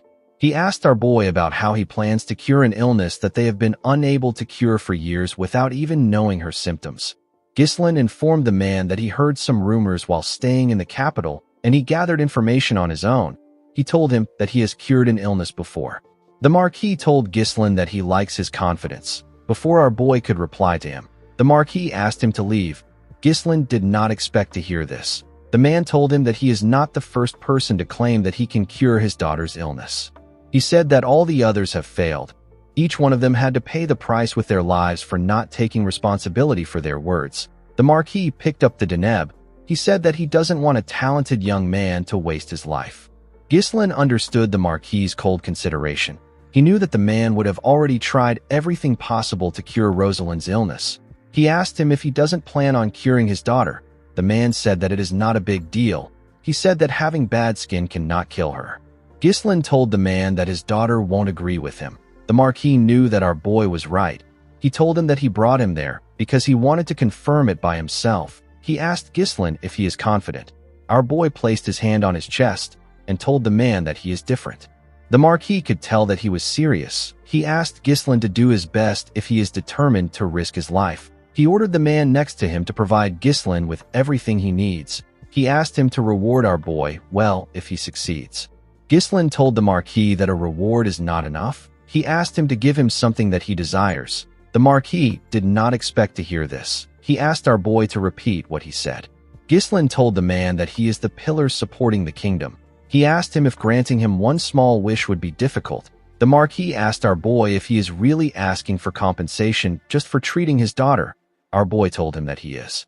He asked the Marquis to tell him the value of being the pillar of the kingdom and the greatest authority if he cannot even protect his own family. He asked the man to tell him the use of his authority. Belinda was surprised to hear what her master said. Claude was scared. He didn't know why Ghislaine was speaking so boldly. The Marquis told our boy that the price of demanding something from him is not cheap. He told him that he has to put everything he has on the line if he wants to get what he wants. The moment he heard this, Ghislaine remembered his county, his sister, his father, and his officials, his comrades and soldiers. This were the most important people to him. With a serious look on his face, the Marquis stretched out his hand and asked Ghislaine if he can do it. Our boy looked into the man's eyes. He put himself together and shook his hand. The Marquis was surprised to see this.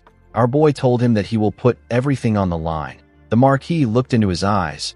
He could tell that Ghislaine was being serious. He turned to his assistant and asked him to inform the royal treasurer to prepare to cut off all support for Perdium. He asked him to instruct the commander of the guards to surround Ghislaine's mansion in the capital. He forbade all entries and exits. The Marquis stood up and told Ghislaine that he has 1 week. He asked him to bring Rosalind to him in perfect condition within this time. Our boy smiled and said that he can do it. Belinda became nervous when she heard this. Claude was annoyed. He couldn't believe that Ghislaine put them in another issue when they just solved their money problem. Belinda knew that the Marquis could easily take out Perdium and Fenris. She hoped that her master knew what he was doing. Ghislaine stood up. He knew that the Marquis doesn't tolerate anyone who challenges his authority, especially when it comes to his daughter's illness. Since it was a problem even the most powerful man in the kingdom could not solve, he decided to just accept his fate. Our boy knew that he had to succeed. He walked out of the Marquis's office. Marquis Branford watched him as he walked out. He said that there is no turning back now for Ghislaine. The scene shifts, and we are taken to Rosalind's room. We see her looking around. While looking around, Rosalind remembered asking her father if she has to risk her life to help others. At this time, her skin was still normal. The Marquis told her that helping the powerless is nothing but hypocrisy. He explained to her that she needs to first acquire strength if she wishes to be in a position where she can help. Rosalind looked at her sword and said that she followed her father's words. She said that she acquired the strength that she needed, but it came with a hideous appearance. Ghislaine stepped into her room and told her that he knew that she would be the daughter of Marquis Bramford. Rosalind turned around when she heard this. Our boy stretched out his hand and introduced himself as Ghislaine Fenris, the Lord of the Fenris territory. Rosalind asked Ghislaine to tell her why he is there. Our boy explained to her that he came to cure her illness. He asked her if the cosmetics he gave her had any effect. Rosalind threw the deneb at him when she heard this.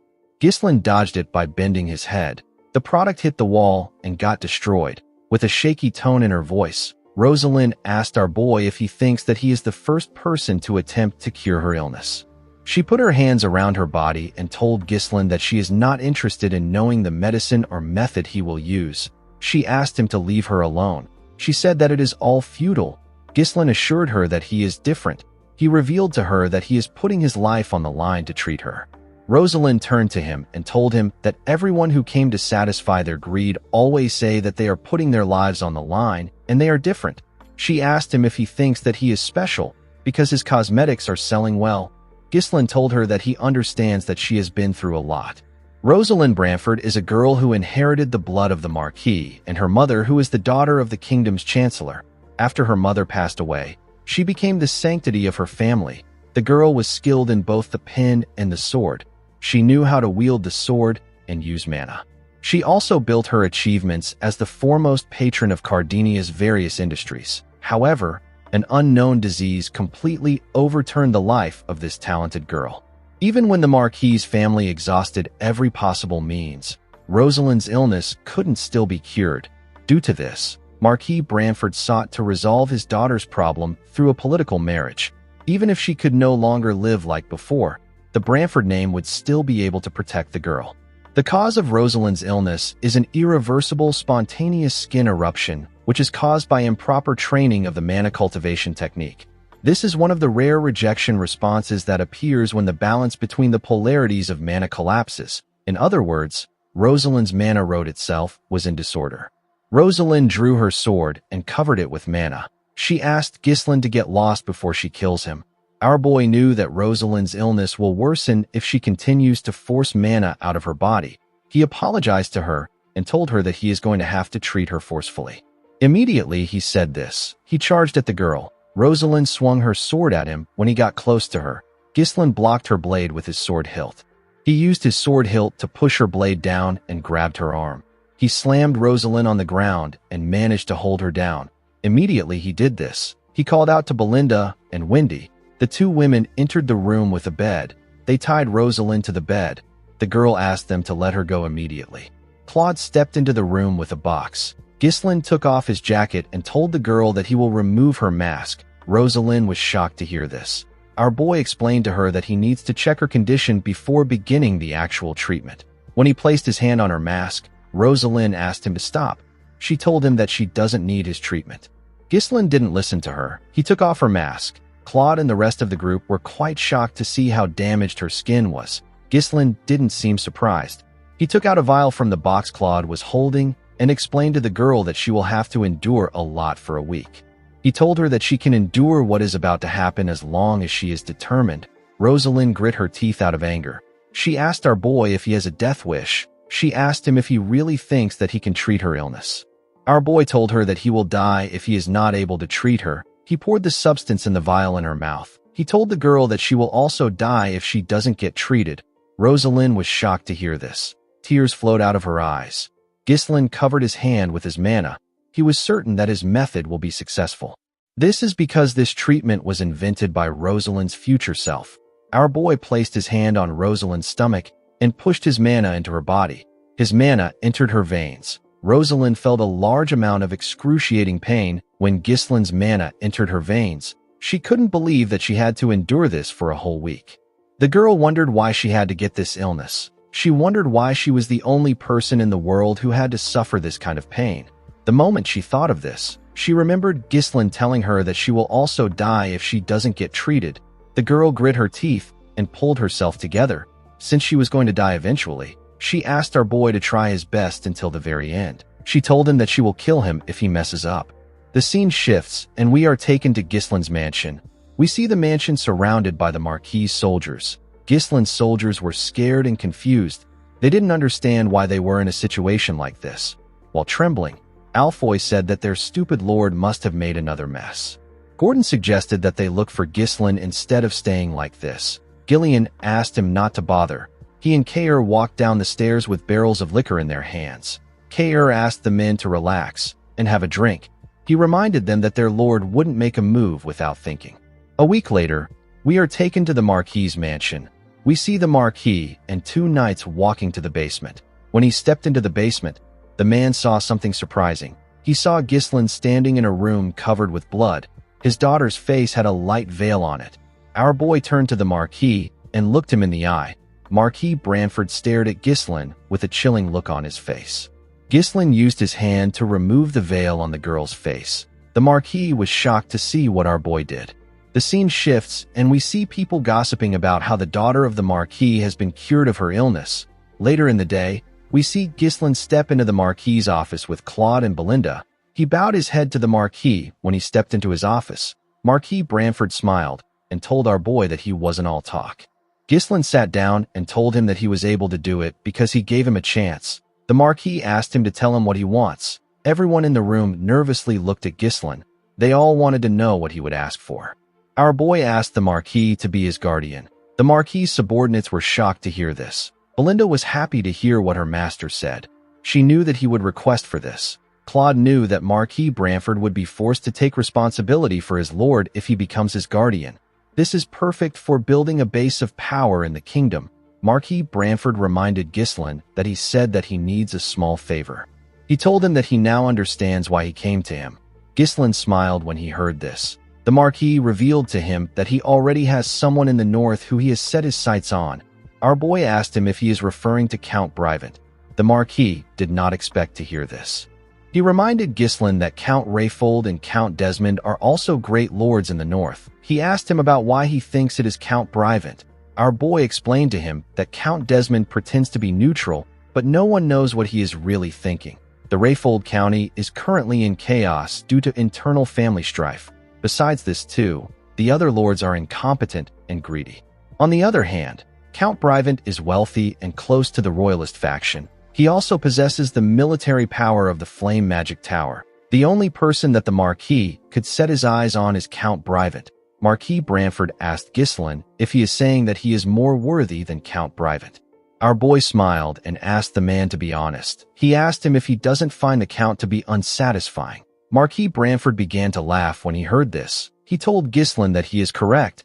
He said that the Count is a good man, but he is lazy, indecisive, and easily influenced. Our boy told him that the Count would have already been influenced by the Duke because of his personality. He asked the Marquis to be bolder if he is going to grant his wish. He asked him to make him the representative of the North. Marquis Branford did not expect this. He told Gislin that he now knows why he risked his life for this. He stood up and asked everyone present to bear witness. He announced that he will support Gislin as his guardian.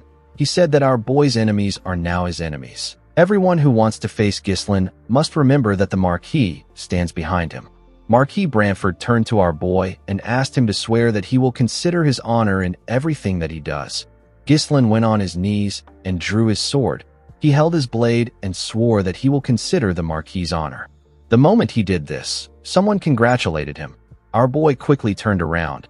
The person told him that she couldn't greet him properly because of the chaos. The girl with a blue fan told Gislin that although her father has rewarded him, she is the one who is truly indebted to him. Immediately she said this.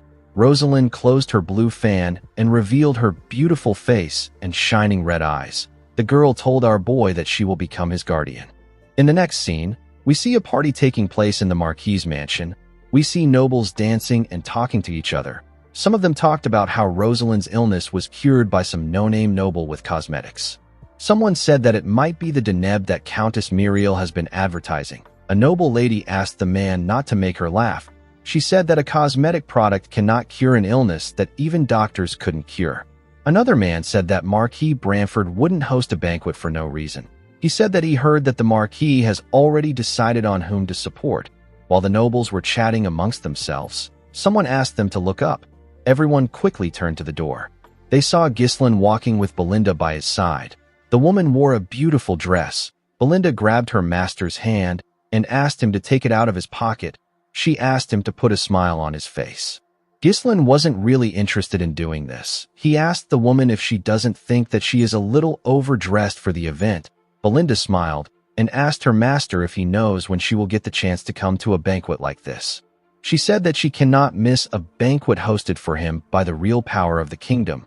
Ghislain said that he is not certain if the banquet is for him. Immediately he said this, the doors slowly opened. Someone announced that Marquis Branford is entering the hall. Everyone quickly turned to the door. They saw the Marquis step into the hall with a lady by his side. Rosalind gently walked down the stairs. She put her blue fan away and revealed her face to the nobles. She asked them if they have all been well.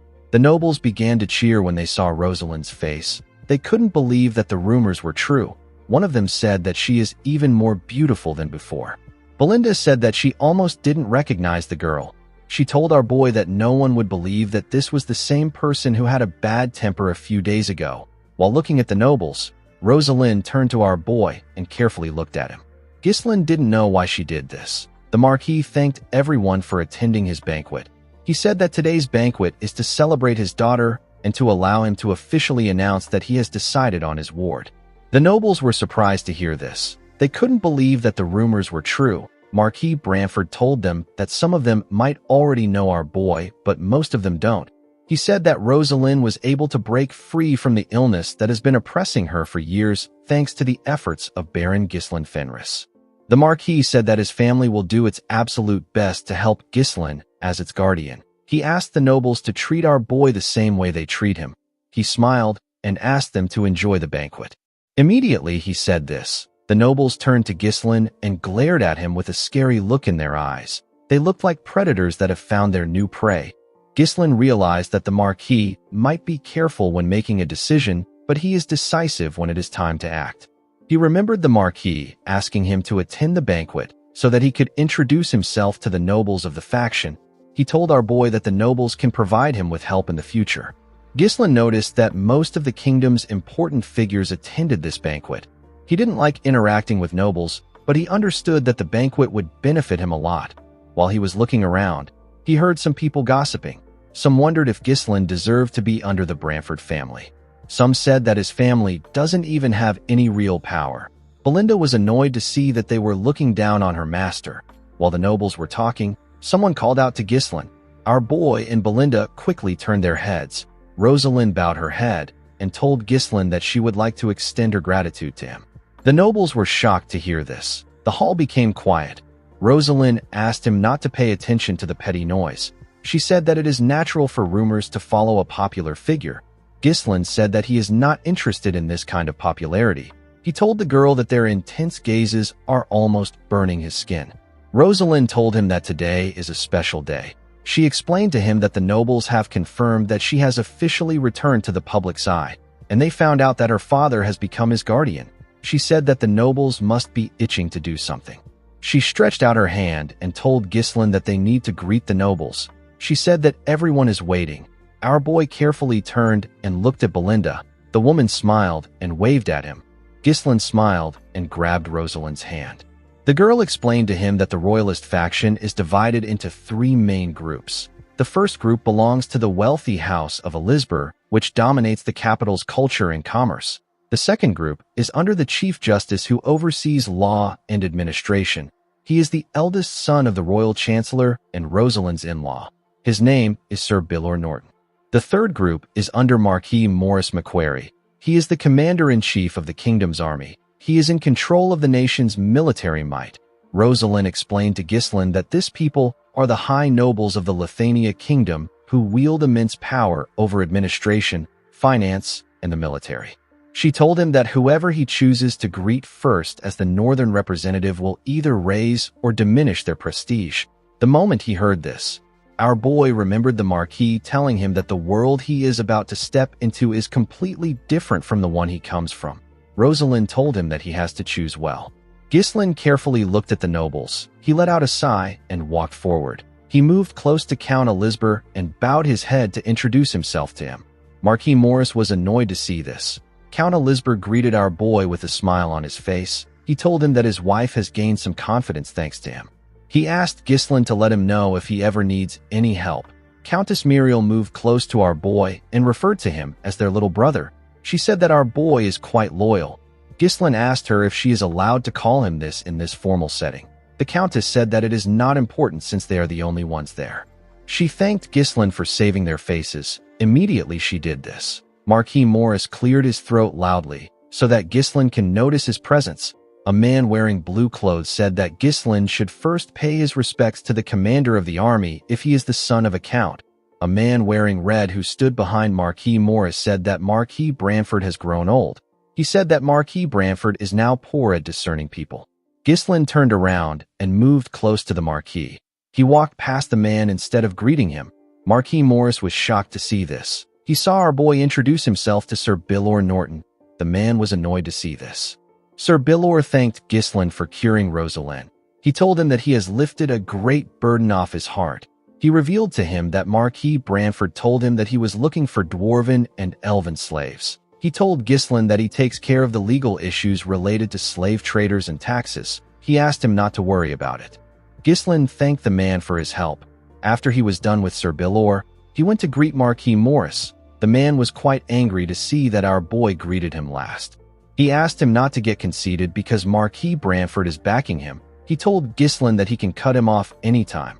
Our boy said that he still has many shortcomings. He asked Marquis Morris to continue guiding him in the future. Marquis Branford watched our boy as he greeted the nobles. He heard the other nobles discussing about how Ghislain greeted the high nobles. When Ghislain was done, Rosalind asked him if the order was intentional. Our boy told her that he simply followed his heart. The moment he said this, the other nobles ran to him. They wanted to give him gifts and talk to him. The Elizabeth family and Sir Bilor watched Ghislain as the other nobles surrounded him. Count Elizabeth said that our boy has earned the resentment of Marquis Morris. His wife asked him not to worry because the Marquis is a simple man. Sir Bilor said that Marquis Morris can't cut Ghislain off just because he is jealous. Marquis Branford said that this is natural. He said that our boy is the only one who was capable of curing Rosalind's illness. Sir Bilor was amazed that the Marquis discovered such an excellent talent. He referred to him as brother and told him that he is quite impressive. Marquis Branford said that he didn't do much. He explained to him that Ghislain rose from the bottom to this position with his own strength. He said that our boy possesses the might to turn an unfavorable war into victory, and he has the ability to read the surrounding state of affairs and foresee what lies ahead. The Marquis said that he believed that Ghislain was worthy to receive his support. The moment he said this, someone stepped into the hall with a cane in his hand. Ghislain immediately sensed the person's presence. The high nobles and our boy quickly turned to the door. They saw a well-dressed man with a walking cane. Ghislain grit his teeth out of anger when he saw this man. He was happy to see that the man had finally crawled out. This man is the closest aide of Duke Delphine and the strategist of the ducal house. His name is Raoul Joseph. A man wearing a coat on a huge armor walked into the hall after Raoul entered. Our boy seemed to recognize this man too. The other nobles recognized Raoul. They all knew that he was from the Delphine ducal house. They believed that it wouldn't be smart to associate with him. Raoul and his knight walked up to the Marquis.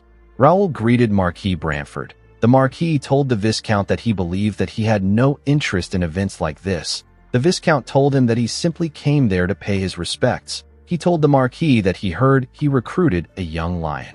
The Marquis told him that his lion is not special enough to interest the Duke. He asked the Viscount about the identity of the person behind him. Raoul told the Marquis that it is his escort. He said that it is not someone special enough to interest him. The Marquis's knight told the Viscount that his escort needs to remove his helmet and reveal his face. He asked the escort knight to show his face. The man didn't do anything. The Marquis's knight was annoyed to see this. He placed his hand on his sword and asked the escort if he didn't hear him. Before he could draw his sword, Marquis Branford asked the man whose name is Tolio to stop. He said that it is okay. With a serious look on his face, the Marquis asked Raoul to enjoy himself since he has come a long way. He asked him to take care of himself before he leaves so that he doesn't dishonor the Duke's name. The Viscount smiled and thanked the Marquis for his consideration.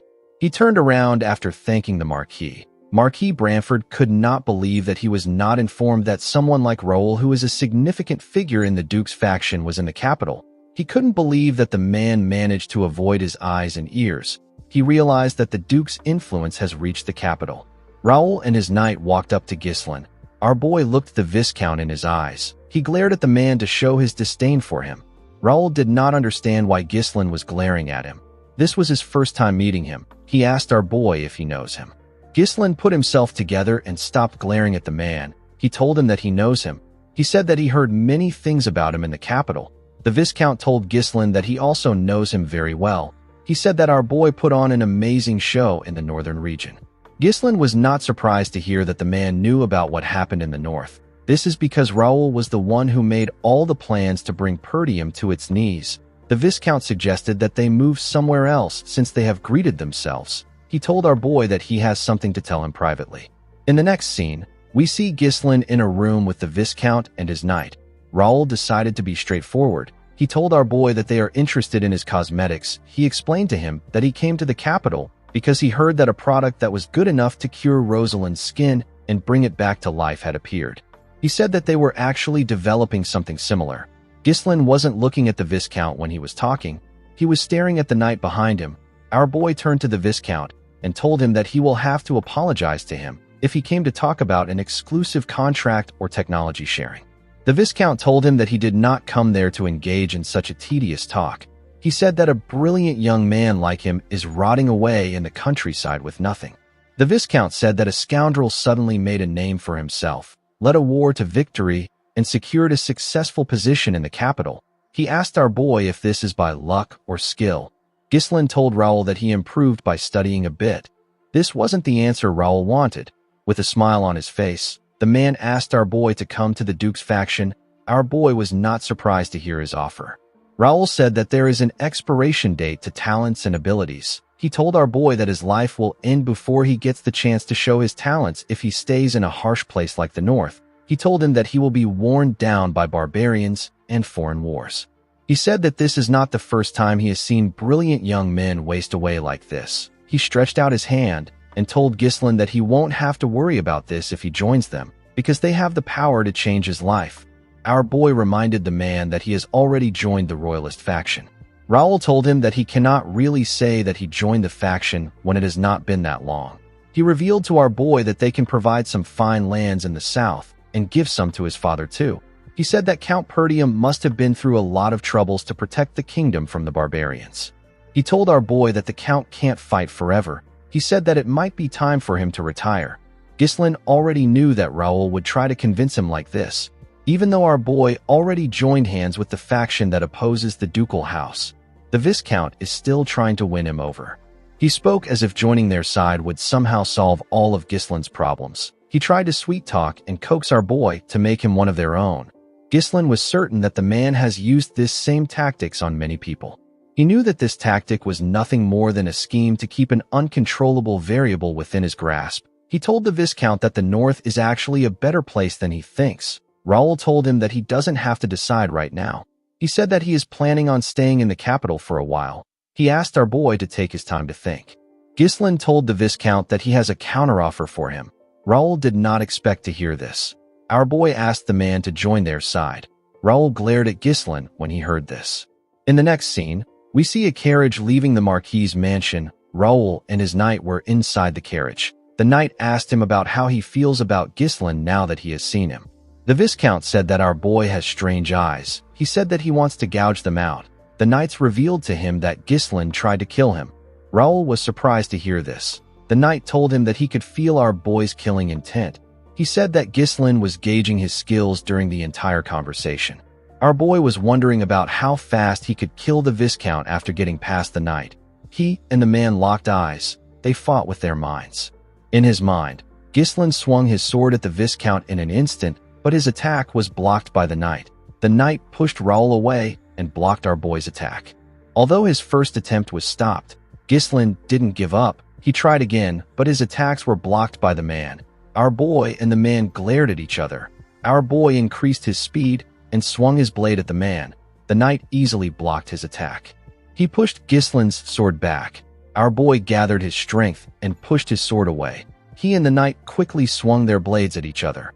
Their fight came to a standstill. Gislin realized that he couldn't get his way. He glared at the man. He grit his teeth and gave the Viscount the offer to join them. Raoul smiled and told him that he now understands why the Marquis likes him. He stood up and told Gislin that he enjoyed talking to him. He told him that he will see him again in the future. Our boy said that he is also looking forward to it. After Gislin said this, the knight glared at him with his green eyes. Our boy looked him in his eyes and told him that he looks forward to seeing him. He referred to the man as the strongest swordsman of the kingdom. His name is Cain Balzac. The swordsman revealed to Raoul that our boy knew him. Upon hearing this, Raoul realized that Gislin's performance in the north is not a rumor. He said that this doesn't change his plan to take over the north. He said that his plan is only delayed. He told Cain that there are still many methods to use. He said that he will warn Count Desmond about our boy. He planned to tell the Count to consider Gislin as a knight captain of a territory when facing him. Cain told him that he is wrong. Raoul did not expect to hear this. The swordsman had already seen Gislin's skills, so he knew that our boy was not some knight captain. He asked Raoul to tell the Count to consider Gislin as the strongest sword in the north. The scene shifts, and we are taken to Gislin's mansion. We see the soldiers packing up the things in the mansion. Caer and Claude were in charge of supervising. Caer ordered the men to take every last penny. He warned them not to leave a single coin behind. Gillian controlled the soldiers outside. He told them the places where they were to keep each items. While the soldiers were busy packing up, we see Rosalind looking shocked when Gislin informed her that he is returning home. The girl asked him if he is serious. Gislin told her that he has a lot to do. He told her that he will leave the Deneb in the capital to her. He asked her to send the 300,000 gold to him. Immediately he said this. He noticed that she wasn't pleased. Rosalind asked him if he doesn't have anything else to talk about other than money. Gislin didn't know what to say. He reminded her that she is his sponsor. Rosalind told him that he is cold. She let out a sigh and explained to him that she needs to know more about him as his sponsor so that she can understand him better. She said that she would like to know things like the kind of goal he has for him to devote his life solely to work. Gislin told the girl that it is nothing much. He said that he simply wants to live his life well without starving to death. Rosalind said that this is not true. She told him that he would have accepted Viscount Joseph's offer and joined the Delphine faction if this was his goal. Gislin revealed to her that he has set a certain goal for himself as Perdium's successor and the Lord of Fenris. He told Rosalind that he needs her help in order to achieve this goal, but he cannot allow her to share his burden. Rosalind did not like what she was hearing. She asked Gislin to tell her why he won't share his burden with her. She said that a burden is naturally supposed to be shared. Gislin pushed her fan out of her hand and grabbed it. He gently raised her hand and kissed it. Rosalind was shocked to see this. She began to blush. Gislin told her that he cannot share his burden with her because he wants her to be happy. After saying this, he turned around and walked forward. Rosalind watched him as he walked away. She seemed blown away by our boy's smooth nature. As he walked away, Gislin thought about how the banquet ended with a positive mood. By rejecting Raoul's offer, Gislin was able to save the Marquis's image. All the support materials that would have gone to the Brivant territory are now headed towards Fenris and Perdium. Under the Branford name, Gislin can now enjoy many benefits like tax exemptions and preferential treatments. Our boy was able to secure 50,000 residents from the capital who will relocate to his territory. The dwarven slaves who are precious laborers have been sent to Fenris.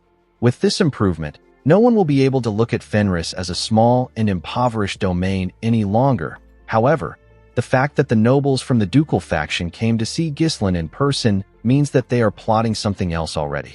Our boy knew that this people will strike him down if he hesitates for a moment.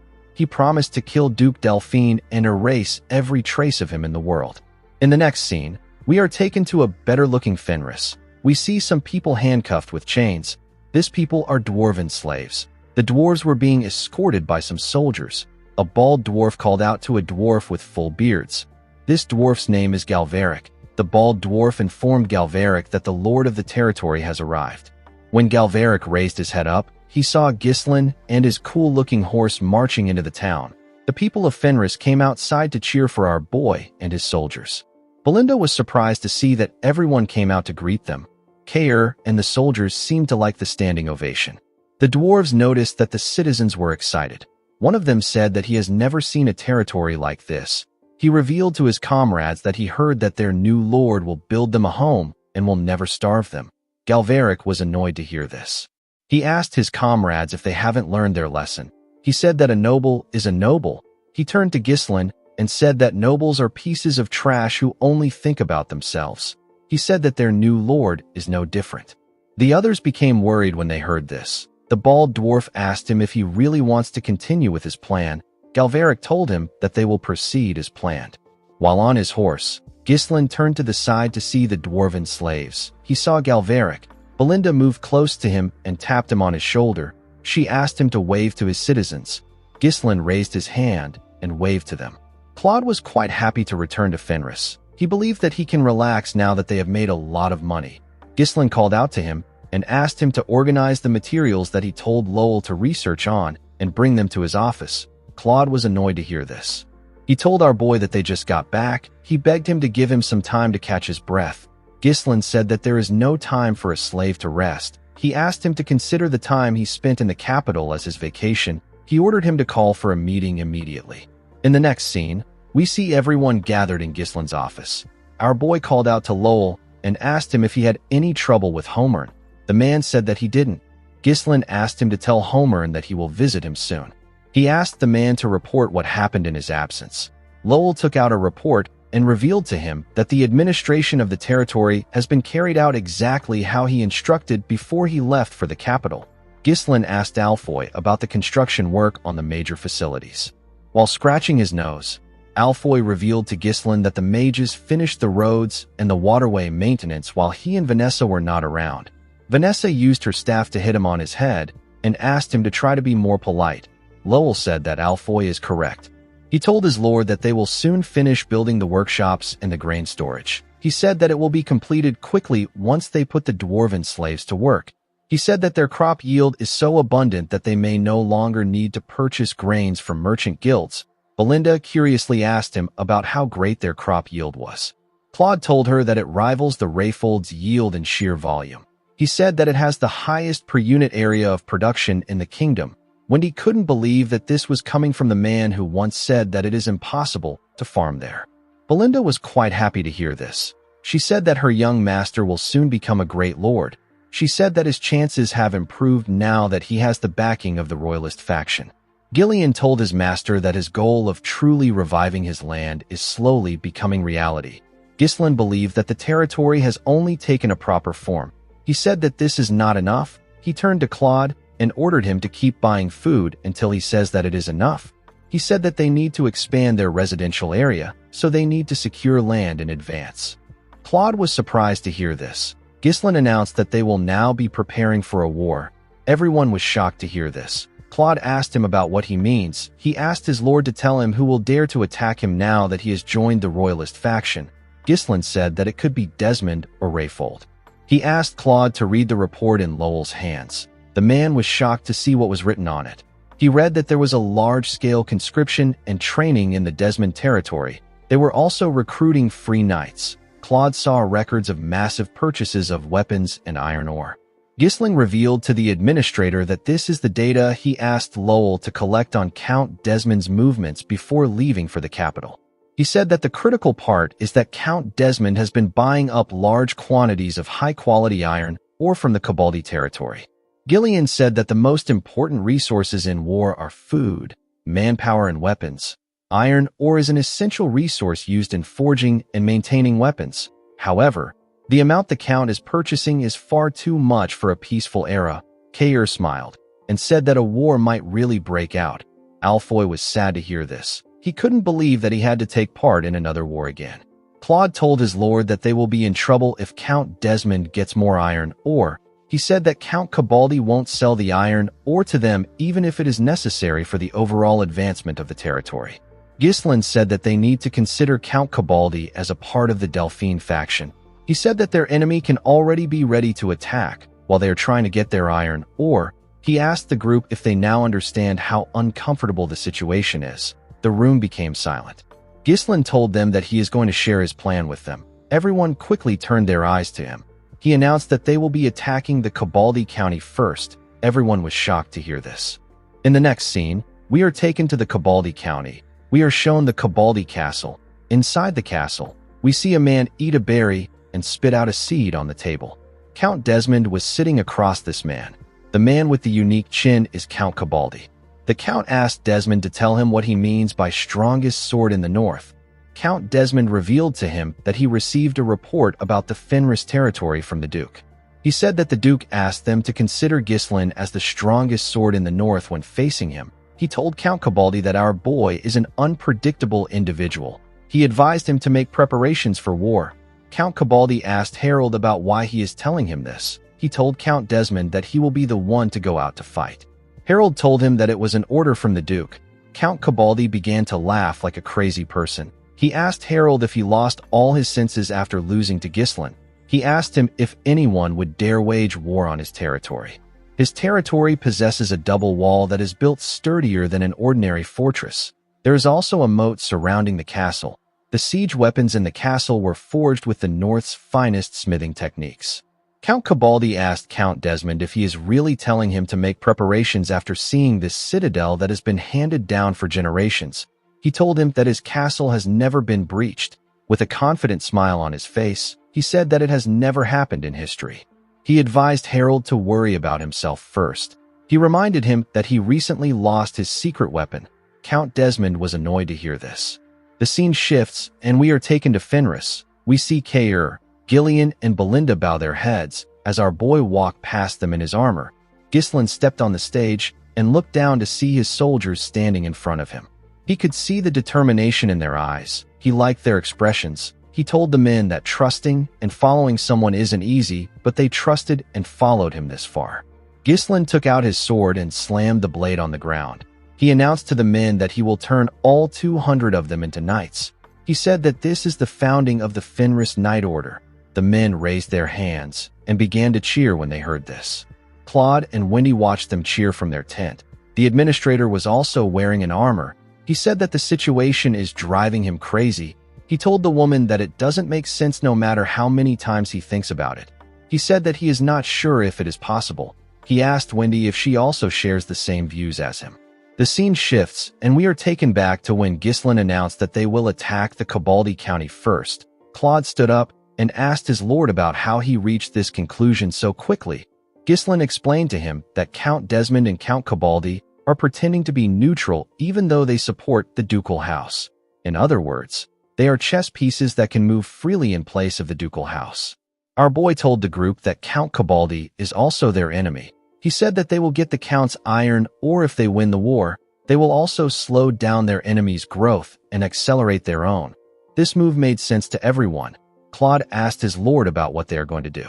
Gillian told his lord that the armaments of Cabaldi's soldiers are among the finest in the north. Kair said that their overall military power is lacking in quantity and quality. Ghislain revealed to them that he is going to turn all 200 mercenaries into knights who can wield mana. Kair and Gillian were surprised to hear this. According to Ghislain, a well-trained knight has the power of 100 ordinary soldiers. If they are able to form an order of 200 knights, they will gain an equivalent strength of 20,000 soldiers. With a worried look on her face, Belinda asked her master about how he is going to do it. She reminded him that it takes years to master mana properly.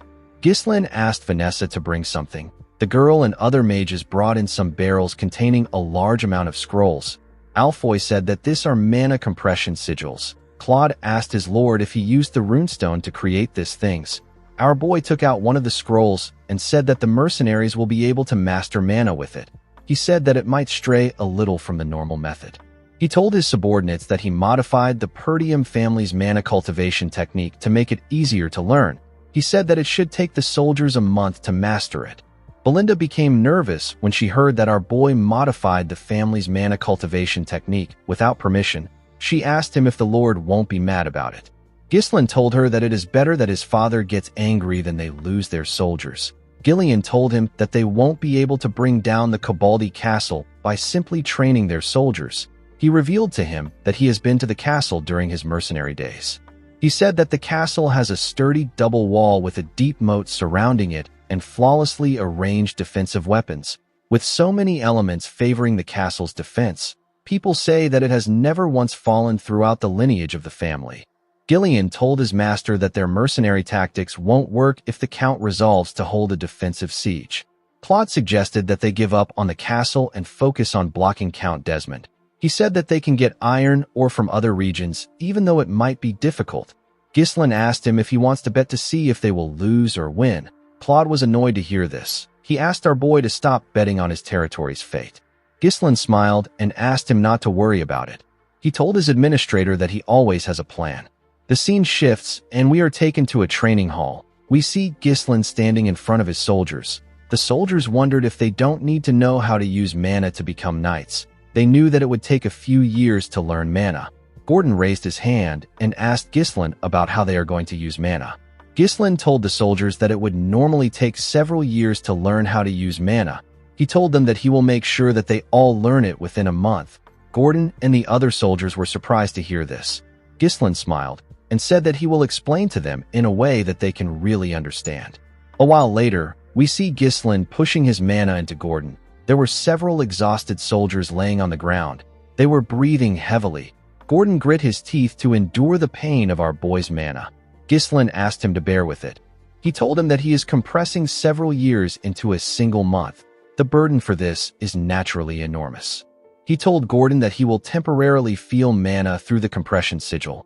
He asked him to gather the mana particles in the air and take them beneath his lower abdomen to form a mana core. He advised Gordon to imagine winding up a skein of thread. While following his orders, Gordon dragged the mana beneath his lower abdomen. He screamed out in pain. A while later, we see Ghislain step out of the training hall. He saw Belinda and Lowell waiting outside for him. Belinda told him that he did well.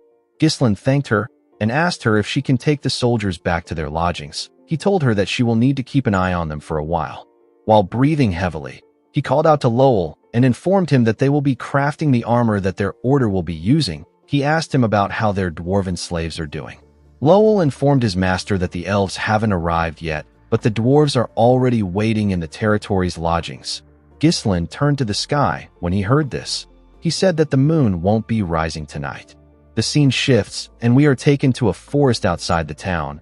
We see someone push his hand out from the ground. The person created a huge hole and came out of the ground. The person turned out to be Galveric. His comrades were behind him. Galveric asked his comrades to come out after looking around. One of the dwarves asked Galveric if he is certain that they will be free once they escape this kingdom. Galveric revealed to him that people said that there is a secret autonomous district in another kingdom where slaves of different races live together. He asked his friends to leave with him. He said that the border is right in front of them. The moment he said this, Galveric noticed that his friends were hesitant. They seemed to be shaking. Galveric was annoyed to see them hesitating.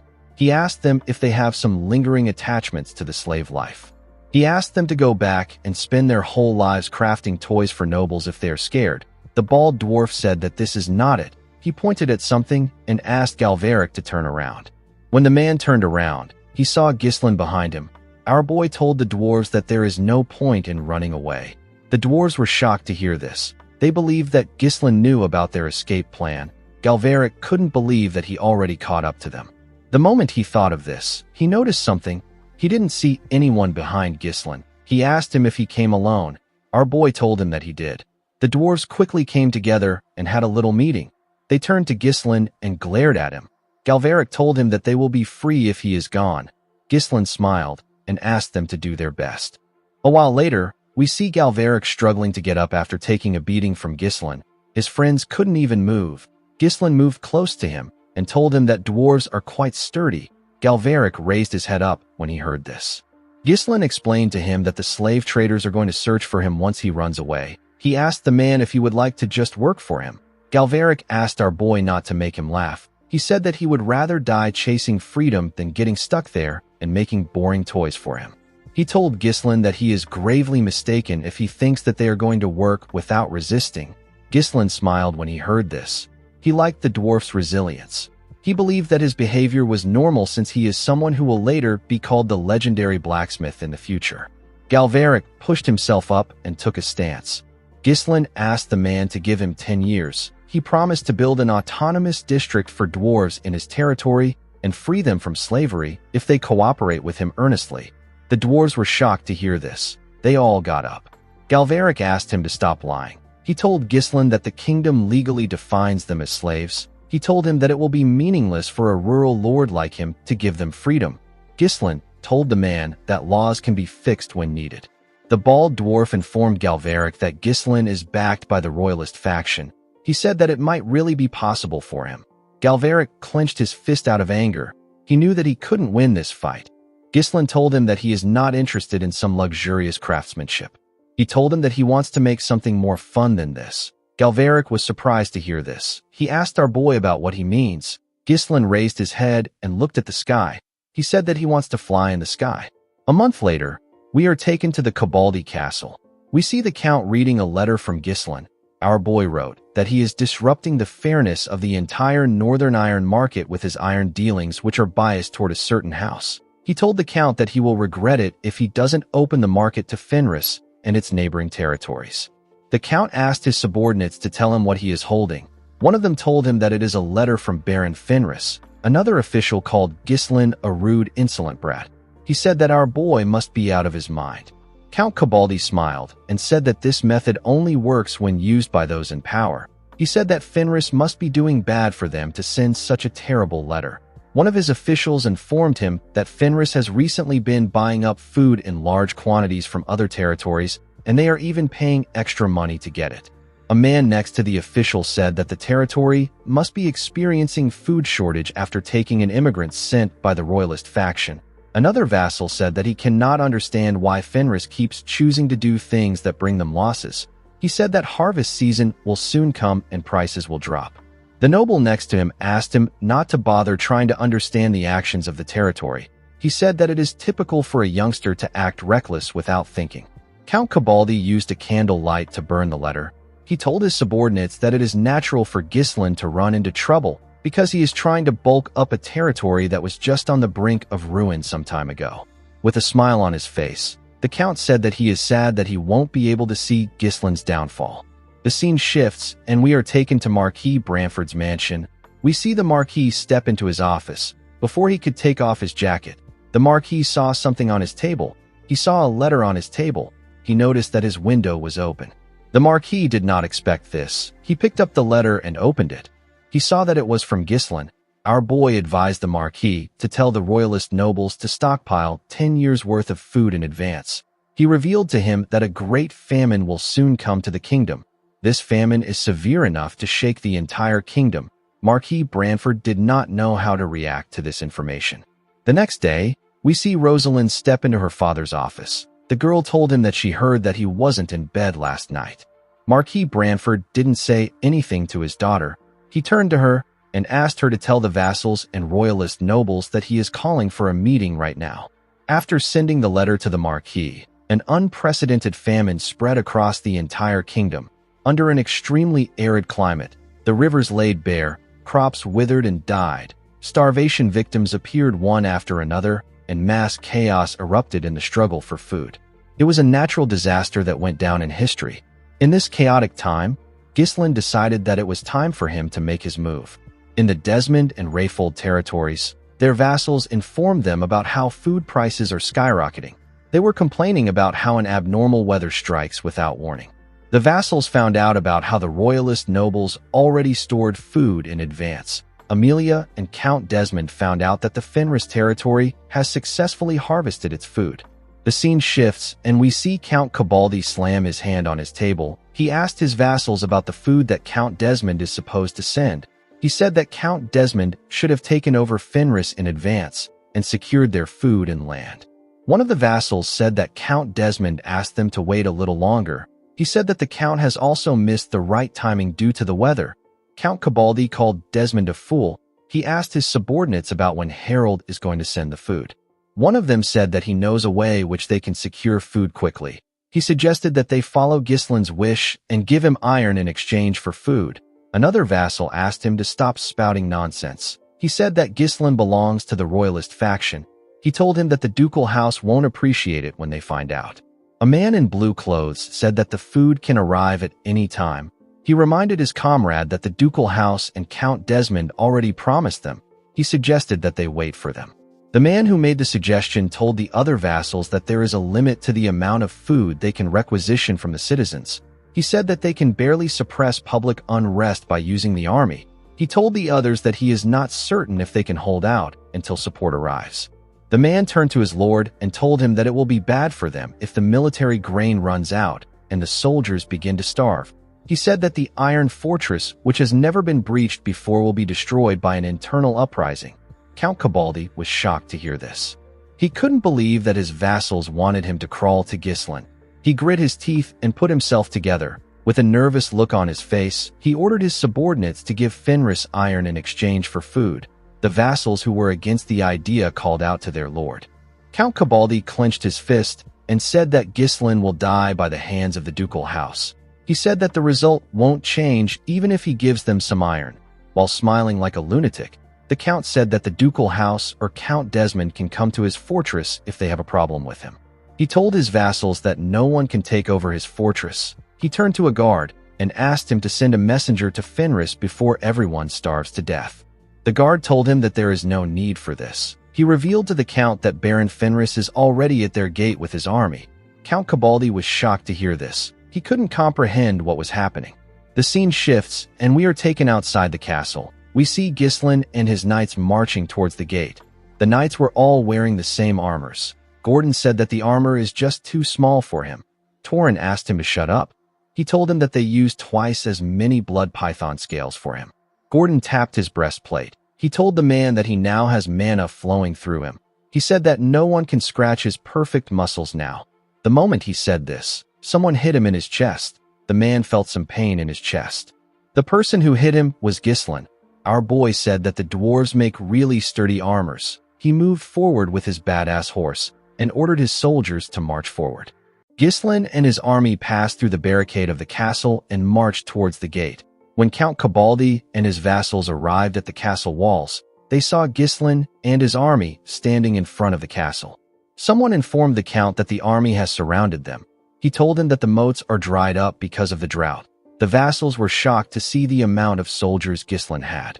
One of them said that it is impossible for a mere baron to possess such a large number of soldiers. He said that Ghislain must be receiving support from the royalist faction. Count Cabaldi laughed and asked his vassals to stop making a fuss. With a nervous smile on his face, the count asked the men to tell him what Ghislain and his army can do in front of his castle. He told them that the army won't be able to set foot on the castle shadows if they deploy their powerful weapons. Our boy called out to the count. He asked him if he read his letter. Count Cabaldi asked him to explain why he is being a nuisance. He told Ghislain that he brought an army to his castle without prior notice. Our boy reminded him that he conveyed his intent with his letter. He reminded the count that he told him that he will regret it if he doesn't open the market. One of the vassals grit his teeth and said that this is not a reason for war. Another one told Ghislain that he can't just use anything to justify waging war. Count Cabaldi raised his hand and asked Ghislain to prepare a proper justification and formally declare it if he wants war. He said that he won't associate with someone who disrespects noble etiquette. Upon hearing that he needed to properly declare war, Ghislain called out to Gillian. The man took out a longbow and arrow. Ghislain grabbed the items and raised it up. Count Cabaldi was shocked to see this. He called our boy a crazy bastard. His soldiers quickly stood in front of him with their shields. Gillian informed his master that the wall is quite tall. Ghislain stretched the string of the longbow. His horse bent down in order to allow him get in the perfect position. Our boy fired his arrow with the right amount of strength. The arrow flew towards the castle wall at a crazy speed. It pierced through a shield and went through a soldier's helmet. It tore the count's ear apart. The entire thing happened at a crazy speed. No one was able to react to the arrow. With a smile on his face, Ghislain told the count that this is his declaration of war. The scene shifts, and we are taken to the Marquis's estate in the capital. We see the Marquis and his daughter in his office with the three important nobles of the royalist faction. It was announced that Ghislain has started a war. Count Elisber said that it is true that they were able to endure this great famine thanks to Ghislain's advice, but this situation is difficult. Sir Bilor said that he did not think that Ghislain would start a war at a time like this. Marquis Branford said that he wants to know Ghislaine's justification. Rosalind informed her father that the Cabaldi County didn't open up their iron market to Fenris or any of the territories around them. She said that this incident has revealed that Count Cabaldi has been conducting nearly exclusive trade with the Desmond territory. With a nervous look on his face, Count Elizabeth said that a person can make up any justification. Marquis Morris said that the solution is clear. He told his comrades that they need to get Ghislaine out of their faction before he causes more trouble. His blue-clothes vassal agreed with him. The red-clothes vassal said that they need to be focused on recovering from the famine instead of starting wars. Sir Billor asked Marquis Morris if he isn't saying this just because he hates Ghislaine. The Marquis became nervous. Rosalind closed her hand fan and asked the men to stay calm. She said that what they need to do right now is to prepare a solution for this situation. She said that the war has already started and any discussion regarding why it happened is meaningless. Marquis Morris told the girl that he is very calm. He said that this war will make them an easy prey for the ducal house. A man appeared in the room and told them that he agrees with Marquis Morris. Everyone in the room was surprised to see the man. They all recognized him as a noble from the ducal house. Marquis Branford referred to the short man as Count Foude. The Count said that Ghislaine has declared war on a neutral noble. He said that it is unbelievable that our boy would do this while everyone is suffering from the natural disaster. The Count asked Marquis Branford if he should take Ghislaine's actions as the will of the entire royalist faction. The Marquis frowned when he heard this. Sir Billor was amazed by the intelligence network of the ducal house. Count Alciber found it odd that the man came out strong from the start. He wondered if Count Foude was trying to say that he is confident. Rosalind understood that this war could turn the entire group of neutral nobles against the royalist faction. It will be the perfect opportunity for the ducal house to gain more influence. It is no exaggeration to say that the very fate of the royalist faction depends on how Marquis Branford answers. Also, if Ghislaine loses the war, the royalist faction would lose their influence on the north. However, if our boy is able to win and secure the largest iron mine in the north, the risk would be worth it. Marquis Branford put his hands together and said that he believes that the war is justified. Count Foude did not expect him to give him this answer. He asked Marquis Branford if he can explain what he means. The Marquis told him that this is a personal dispute between Baron Fenris and Count Cabaldi. He said that it doesn't represent the will of their entire faction, but it also doesn't give the ducal house the justification to intervene. Count Foude said that even war has its proper time. He said that turning a blind eye to this war is no different from abandoning their duty as nobles to uphold the kingdom's order. Marquis Branford let out a sigh. He told the man that he fails to understand why the ducal house is reacting so sensitively to this war. With a smile on his face, the Marquis told the man that it almost looks as if Count Cabaldi belongs to their faction. The scene shifts, and we are taken back to the Cabaldi territory. A loud scream was heard by everyone on the castle wall. Ghislaine turned to Gillian and told him that he gave him a good longbow. Kaer said that the Count won't be wearing any earrings anymore. On the castle wall, we see Count Cabaldi hold his bleeding ear on his knees. The soldier who took the arrow to his head fell to the ground. The other soldiers surrounded their Count. They wanted to stop the bleeding. Count Cabaldi grit his teeth and ordered his soldiers to take their positions. He asked them to shoot down the worthless bastards. He ordered his men to show Ghislaine the majesty of the Cabaldi castle, which has never fallen to its enemies before. The men accepted the order and quickly got in position. They all grabbed their catapults and prepared to fire. Gillian informed his master that the enemy is preparing to attack. Ghislaine said that this people have defended this wall so many times that it has become a second nature to them. He wasn't surprised to see how quick their response was. After the catapults were loaded and ready, Count Cabaldi ordered his men to fire. The soldiers released a ridiculous amount of arrows on Ghislaine's army. They covered the sky with their arrows. Ghislaine placed his hand on his sword when he saw the arrows coming towards him. He drew his sword and used it to block every single one of the arrows. His badass horse also dodged the arrows that came close to his neck. Kaer and Gillian easily blocked the arrows with their weapons. The knights used their shields to block the arrows. The arrows didn't touch a single person. Count Cabaldi was shocked to see this. Ghislaine put his sword away when he realized that the Count was done throwing a tantrum. He turned his horse around and ordered his soldiers to retreat to their base. He said that they need to prepare for the next stage. The scene shifts, and we see Claude smiling brightly. He said that their lord picked the perfect time to start a war. He was wearing an armor and sitting in a tent. He told Wendy that their enemy didn't even stock up on any food, so they just have to wait until they give up. Alfoy placed his head on the table and asked Claude to tell him why they even brought him there. Claude told him that this place isn't bad. He referred to the mages as their laborers. He quickly corrected himself and told the boy that the mages worked hard to build this post. He asked Alfoy to get some rest. He told him that he can rest in the back lines without having to work. He told the boy that they can play a game if he is bored. Alfoy quickly raised his head up. He asked Claude to tell him how much he wants to bet. Before the two of them could start gambling, Ghislain stepped inside the tent and asked Claude to come out. Alfoy was shocked to hear his voice. Claude quickly got up and asked our boy about why he is already back. Ghislain ordered Alfoy to gather the mages. Alfoy slammed his hand on the table. He knew that he was screwed. Ghislain revealed to him that he has to dig an underground tunnel leading to the castle. Alfoy was shocked to hear this. Claude explained to his lord that they simply have to wait out here to win the war. He asked Ghislain if he's certain that they really have to put in any efforts. Ghislain told him that they can't just sit still. He explained to his advisor that they need to end the war before Count Cabaldi begins to receive supplies from the Duke's faction. Ghislain stepped outside and looked at the castle. He said that the war will end faster than anyone can imagine. The scene shifts, and we are taken to the castle wall. We see Count Cabaldi having a meeting with his vassals on the castle wall. The Count wrapped a bandage around his head to stop the bleeding. He called Ghislain an insolent bastard and said that he ran away after injuring his noble body. One of the vassals said that Ghislain has probably realized that he stood no chance against their incredible firepower. He said that this is why Ghislain changed his strategy to waiting until they ran out of food. Count Cabaldi was annoyed to hear that our boy plans to wait until they surrender. He told his officials that the ducal house is backing him. With a smile on his face, he said that he is certain that the ducal house will soon send reinforcement since they can't give up the iron mine that he owns. He said that they just have to wait until that time.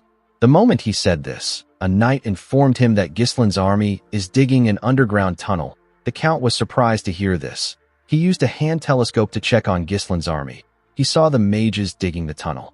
He couldn't believe that Ghislain wanted to build a secret tunnel out in the open. One of the vassals said that they want to attack them from below the ground since facing them head-on is difficult. A vassal with yellow clothes said that the exit of their tunnel must be the southern gate. Count Cabaldi called out to a guard known as Jaimon. He ordered the guard to station their soldiers at the southern gate. The man accepted his order. The Count told him that they will attack their enemies immediately they pop their heads out of the hole. He ordered Jaimon to open the gates and have the cavalry on standby so that they can sweep away the Fenris troops at once. The man asked him about what they should do about the castle wall. Count Cabaldi said that their enemies don't even have a siege weapon. He asked him to tell him what they can even do. He said that their enemies only have an infantry. He told J1 that they can hold them off by deploying a small force. With a smile on his face, Count Cabaldi told himself that he will be the one standing at the end, even though it was Ghislain that launched an attack on him. Later in the night, we see Ghislain's soldiers and the dwarves pushing something up a mountain. While they were pushing the items, one of the dwarves said that it doesn't make sense that Ghislain is asking them to bring these items to high grounds like this. The bald dwarf said that he can't even see because there are no torches on their path. One of the dwarves turned to Galveric and told him that they made the items just as Ghislain ordered. He asked him if he is certain that the items will work. While breathing heavily, Galveric told his comrade that there is no way an item he created wouldn't work. The scene shifts, and we are taken back to the time Ghislain made a deal with the dwarves. They all sat around a bonfire. Ghislain told them that he wishes to fly. Galveric asked him if he got a blueprint of the legendary airship, which is a lost technology of an ancient empire. Our boy told him that he didn't. He picked up a large shirt and told the dwarf that he is going to get a better understanding of what he means once he sees what he is about to do. Ghislain placed the shirt on a rope and carefully tied it together. He placed the shirt above the fire. This allowed the shirt to float in the air. The heat was escaping from the top of the shirt. Galveric and his friends did not understand what was happening. Galveric asked our boy to tell them what he wants them to see from this. Ghislain asked him to see how the shirt got bloated. He explained to him that the heated air tries to rise upward and it fills the inside of the shirt. Galveric was shocked to hear this. The bald dwarf told Ghislain that this is just the wind. Galveric told his friend that he is wrong. He said that the shirt would have just fluttered if this was wind.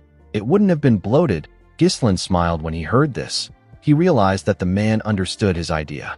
He picked up a stick and used it to draw a bigger cloth. He said that they can create an air pocket much larger than this. Before he could finish explaining, Galveric grabbed the stick and drew a basket underneath the air pocket, with a face filled with excitement.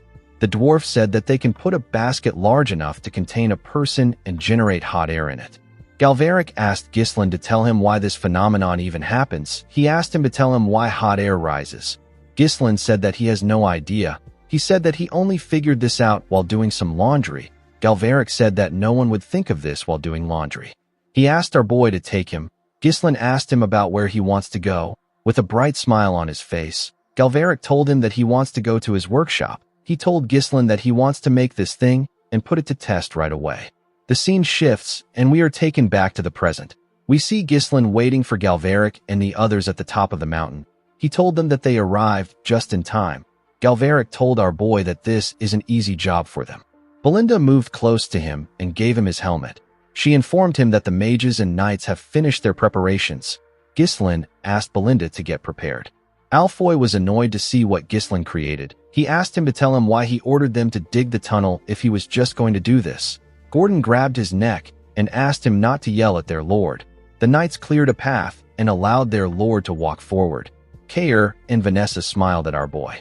Ghislain looked at the castle. He told his knights that they are about to be dropped in the middle of their enemy's territory. He told them that they will infiltrate the castle and take control of the inside just as they have trained. He explained to them that the main objective of this plan is to open up the gate and call in Gillian's cavalry unit. He informed them that the Cabaldis have the best equipment in the north, so this fight won't be easy even if they have learned mana. Ghislain informed them that the enemies they will face in the future will be even stronger than the Cabaldis. He told them that there will be no next time for them if they cannot easily end the war at this level. The knights became nervous when they heard this. Ghislain smiled and asked them not to worry. He reminded them that they already pioneered the forest of beasts, which no one has managed to do. They have even led a hopeless war to victory. While screaming at the top of his voice, Ghislain asked his men if their preparations are lacking. The men said that it is not. Ghislain asked them if they are afraid. The knights said that they are not afraid. Our boy wore his helmet and told his knights that they have all grown faster than anyone could have ever imagined. He told them that it is time for them to fly. Immediately he said this, several hot air balloons appeared in the air. The mages were using their magic to create the flames that kept the balloons in the air. At the castle wall, we see a soldier looking at Ghislain's camp with his hand telescope. The man recalled that their enemies have been digging all morning, but now they were suddenly gone. A soldier holding a torch told the man that their enemies must have gone to sleep. The moment he said this, 2 guards carrying torches came to them and told them that it is time to change shifts. One of them asked the man with the telescope if he noticed anything. The man said that there is nothing out of the ordinary. He told his comrade that he doesn't know how many more days that they have to watch their enemy. He said that he doesn't believe that they plan to attack them. After saying this, the soldier and his partner walked forward. His partner let out a sigh and said that he can finally get some sleep. The man yawned and told him that they still have to go through this tomorrow. The moment he said this, the man saw something in the sky. He asked his partner if he can see what he is seeing. He told him that some round things are approaching their castle. His partner asked him if they are monsters. Before the man could answer, he saw a hand reach out to him from the sky. Before the man could scream, Ghislain used his hand to close his mouth. He slammed the man to the ground and tore his partner apart with a single slash. He quickly turned to the man and beheaded him with a single strike. Kair and Belinda used a rope to move to the ground. The knights also did the same thing. Ghislain told the men that he will stand on the front lines in this battle too. With a cold gaze in his eyes, Ghislain ordered his knights to kill everyone. In the next scene, we see 3 Cabaldi knights walking somewhere. The knight in the middle was wearing a different armor. This knight is the captain of the Cabaldi Knight Order. His name is Leslie. Leslie and his men walked up to a door. There were 2 guards at this door. Leslie asked them about where their lord is. One of them told him that the count is still asleep. The captain barged into the room. The count quickly woke up when he heard someone enter his room. He asked Leslie about what he is doing. The captain told him that it is an emergency. He revealed to him that their enemy has invaded the castle. Count Cabaldi was shocked to hear this. At the castle wall, the soldiers raised their torches to see the hot air balloons. While they were staring at the balloons, Ghislain, Kair, and Belinda tore through the soldiers. Our boy's knights also helped him tear through the soldiers. With a smile on his face, Kair told the men that they need to tear off the remaining ear of the butt-chinned lord. Inside his room, Count Cabaldi could hear the sound of swords clashing. He became scared. He asked his knight captain to tell him how the Fenris soldiers got over the wall. He asked him about what happened to the tunnel. Leslie reported to him that the soldiers came from the sky. They were riding unidentified spheres. The Count couldn't believe that Ghislain and his soldiers flew into the wall. He asked Leslie if he knows what he is saying. The captain told his lord that it doesn't matter if they flew in. He revealed to him that their enemy's momentum is quite strong. He said that they are taking over the castle at a rapid pace. He told the Count that they need to start moving. He explained to him that he will be going to the underground passage that leads to the outer bailey and defend the castle. This will allow them to call in the main force stationed at the south gate and encircle their enemy. Count Cabaldi was still in a state of shock.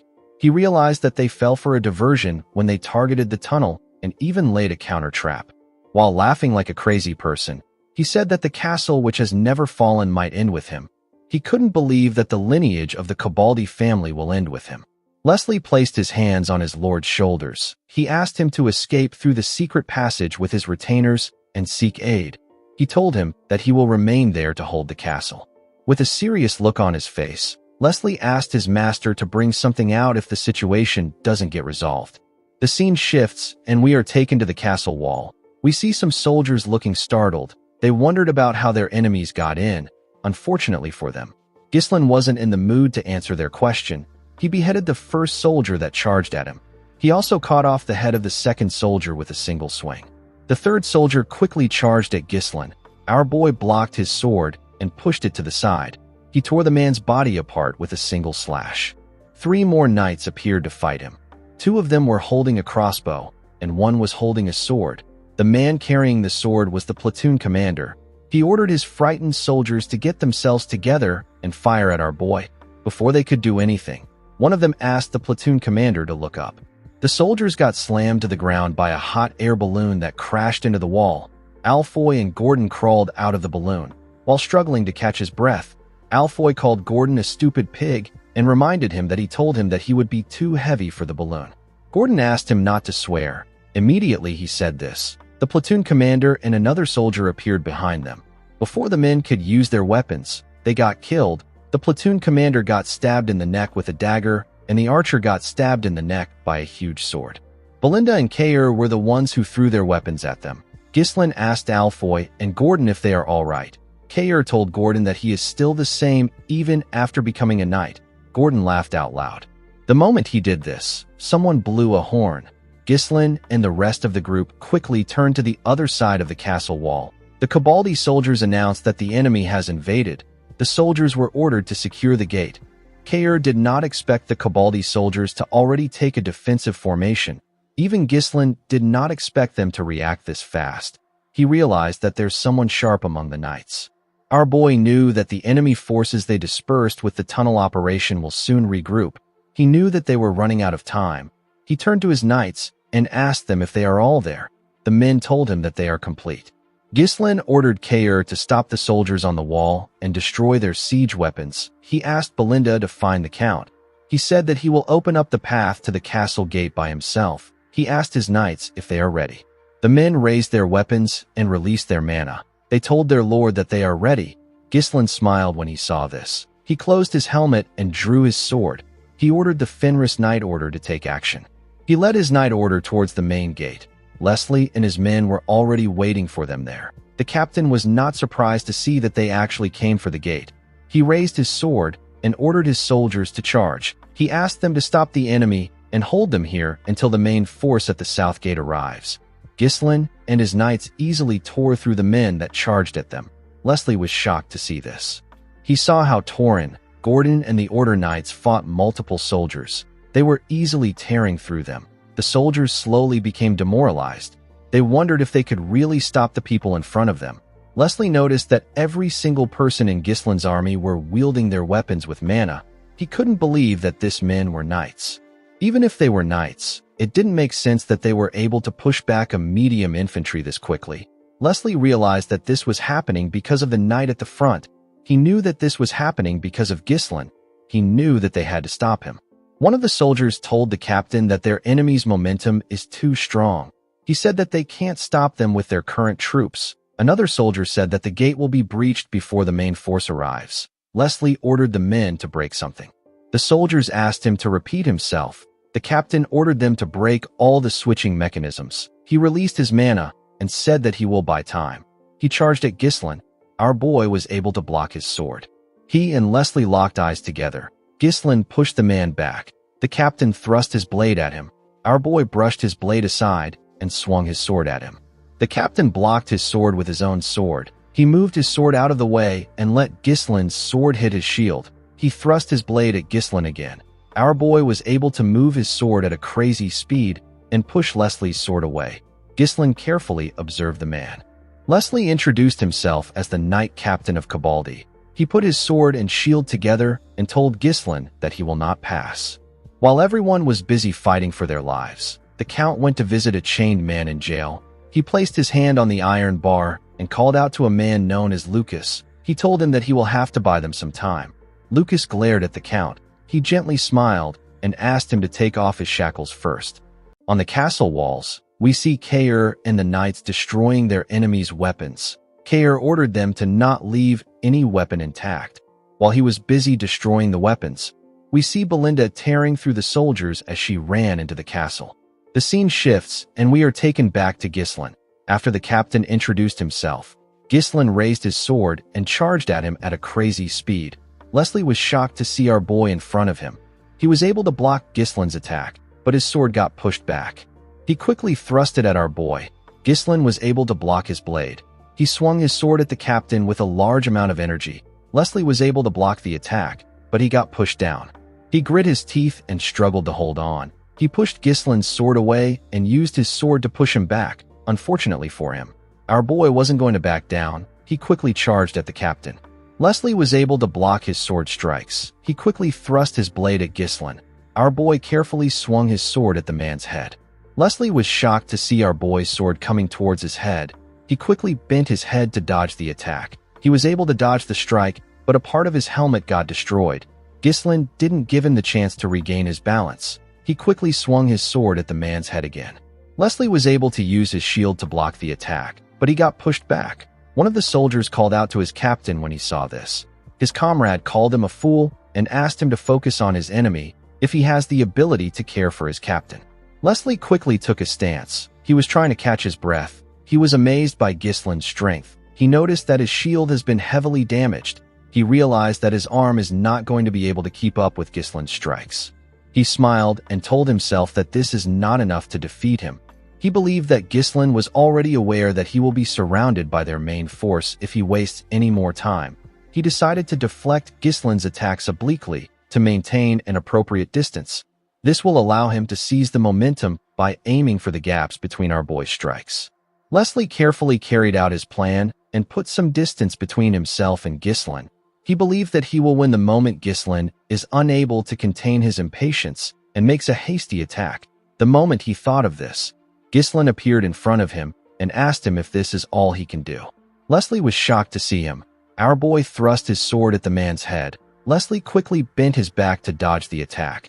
Ghislain gave him a heavy punch on his face. Leslie spat out some blood. He quickly regained his balance and raised his sword. He thrust it at our boy. Ghislain used his sword to push himself up and dodge the attack. He used his sword to cut off Leslie's arm while he was in the air. The captain was shocked to see what just happened.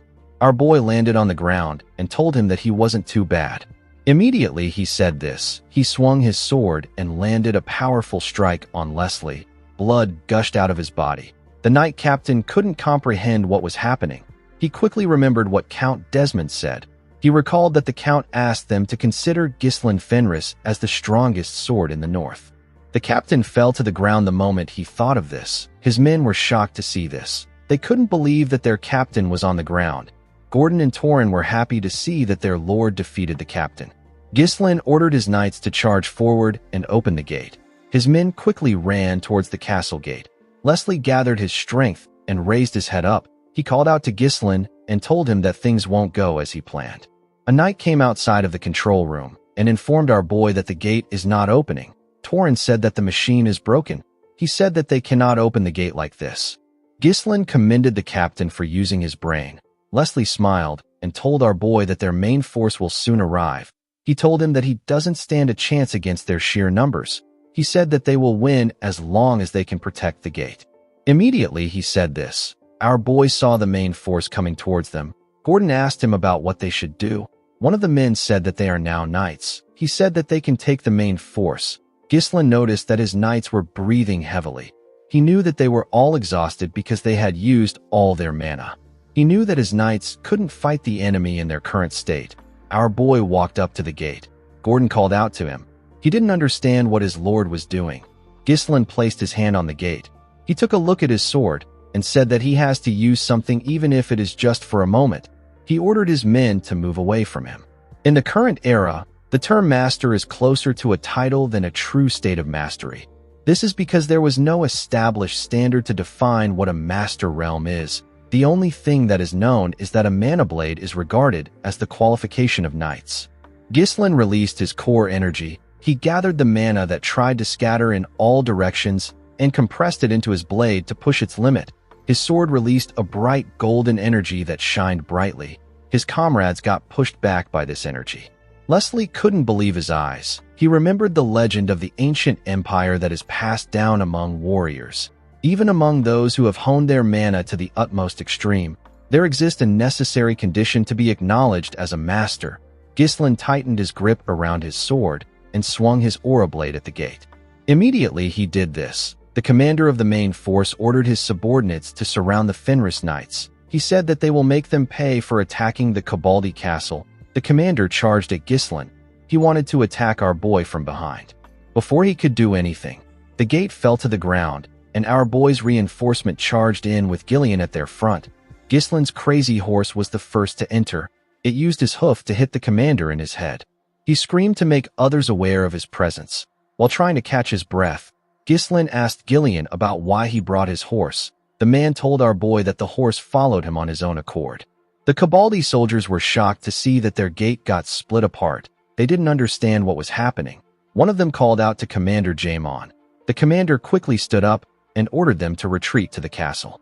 Ghislain got on his horse and raised his sword. He ordered his soldiers to charge. He asked them not to spare a single enemy. The scene shifts, and we are taken inside the castle. We see Belinda kneeling in front of someone. She was breathing heavily. She was kneeling in front of Lucas. The man was holding a spear. He seemed to have subdued Belinda. He asked the woman about the kind of relationship she has with the Shadow Knights. The scene shifts, and we are taken to the entrance of the castle. We see the Cabaldi soldiers trying to run inside the castle. Unfortunately for them, Kair appeared out of nowhere with his men and began to attack them. He informed the soldiers that they have nowhere to go. He said that they have already taken over the inner castle. Ghislain pointed his sword at the enemy and told his men that they don't need prisoners. He asked them to kill everyone. Immediately he said this. Our boy felt a large amount of pain in his body. He placed his hand on his chest and tried to catch his breath. He knew that he pushed himself too hard by using Aura Blade at his current level. He didn't expect to get this tired after using some mana. He knew that he couldn't fight for long in this condition. Kair called out to him and asked him if he is already tired. Gillian informed his master that they have successfully subdued the enemy's main force. Our boy commended the men for their work. He asked them about where Belinda is. Alfoy told him that they haven't heard from the woman since she went into the castle. Kair smiled and said that she is such a slowpoke. Ghislain found this odd. He called out to Gillian and told him that there must be a secret escape route built somewhere in the castle.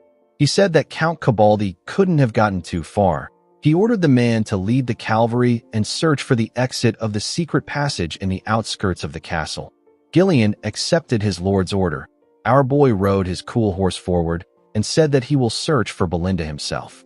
The scene shifts, and we are taken back inside the castle. We see Belinda looking shocked after hearing Lucas's question. She asked him about how he knows this name. Lucas didn't say anything to her. Belinda quickly threw a dagger at the man. Lucas easily blocked it with his spear. He quickly noticed that a string was wrapped around his spear. Belinda pulled the string and used it to pull herself up. She gave Lucas a kick when she got close to him. The man was able to block the attack with his spear. Belinda asked him to give her an answer. Lucas ignored her and swung his spear at her. Belinda was able to dodge it by moving to the side. Unfortunately, Lucas was not yet done with her. He swung his spear at the woman multiple times. Belinda was able to dodge each one of his strikes. However, Lucas's attacks became faster. Belinda began to struggle to dodge his strikes. She had to jump back to create some distance between herself and the man. Lucas was not ready to give her some space. He charged at her the moment she landed on the ground. He thrust his spear at her. Belinda jumped over the spear and raised her leg. She gave Lucas a kick on his head. Unfortunately, the man was able to block her kick with his spear. He reminded the woman that she asked him about how he knows the name. He hit Belinda in her leg and moved his spear close to her neck. He told Belinda that there is no special reason why he knows the name.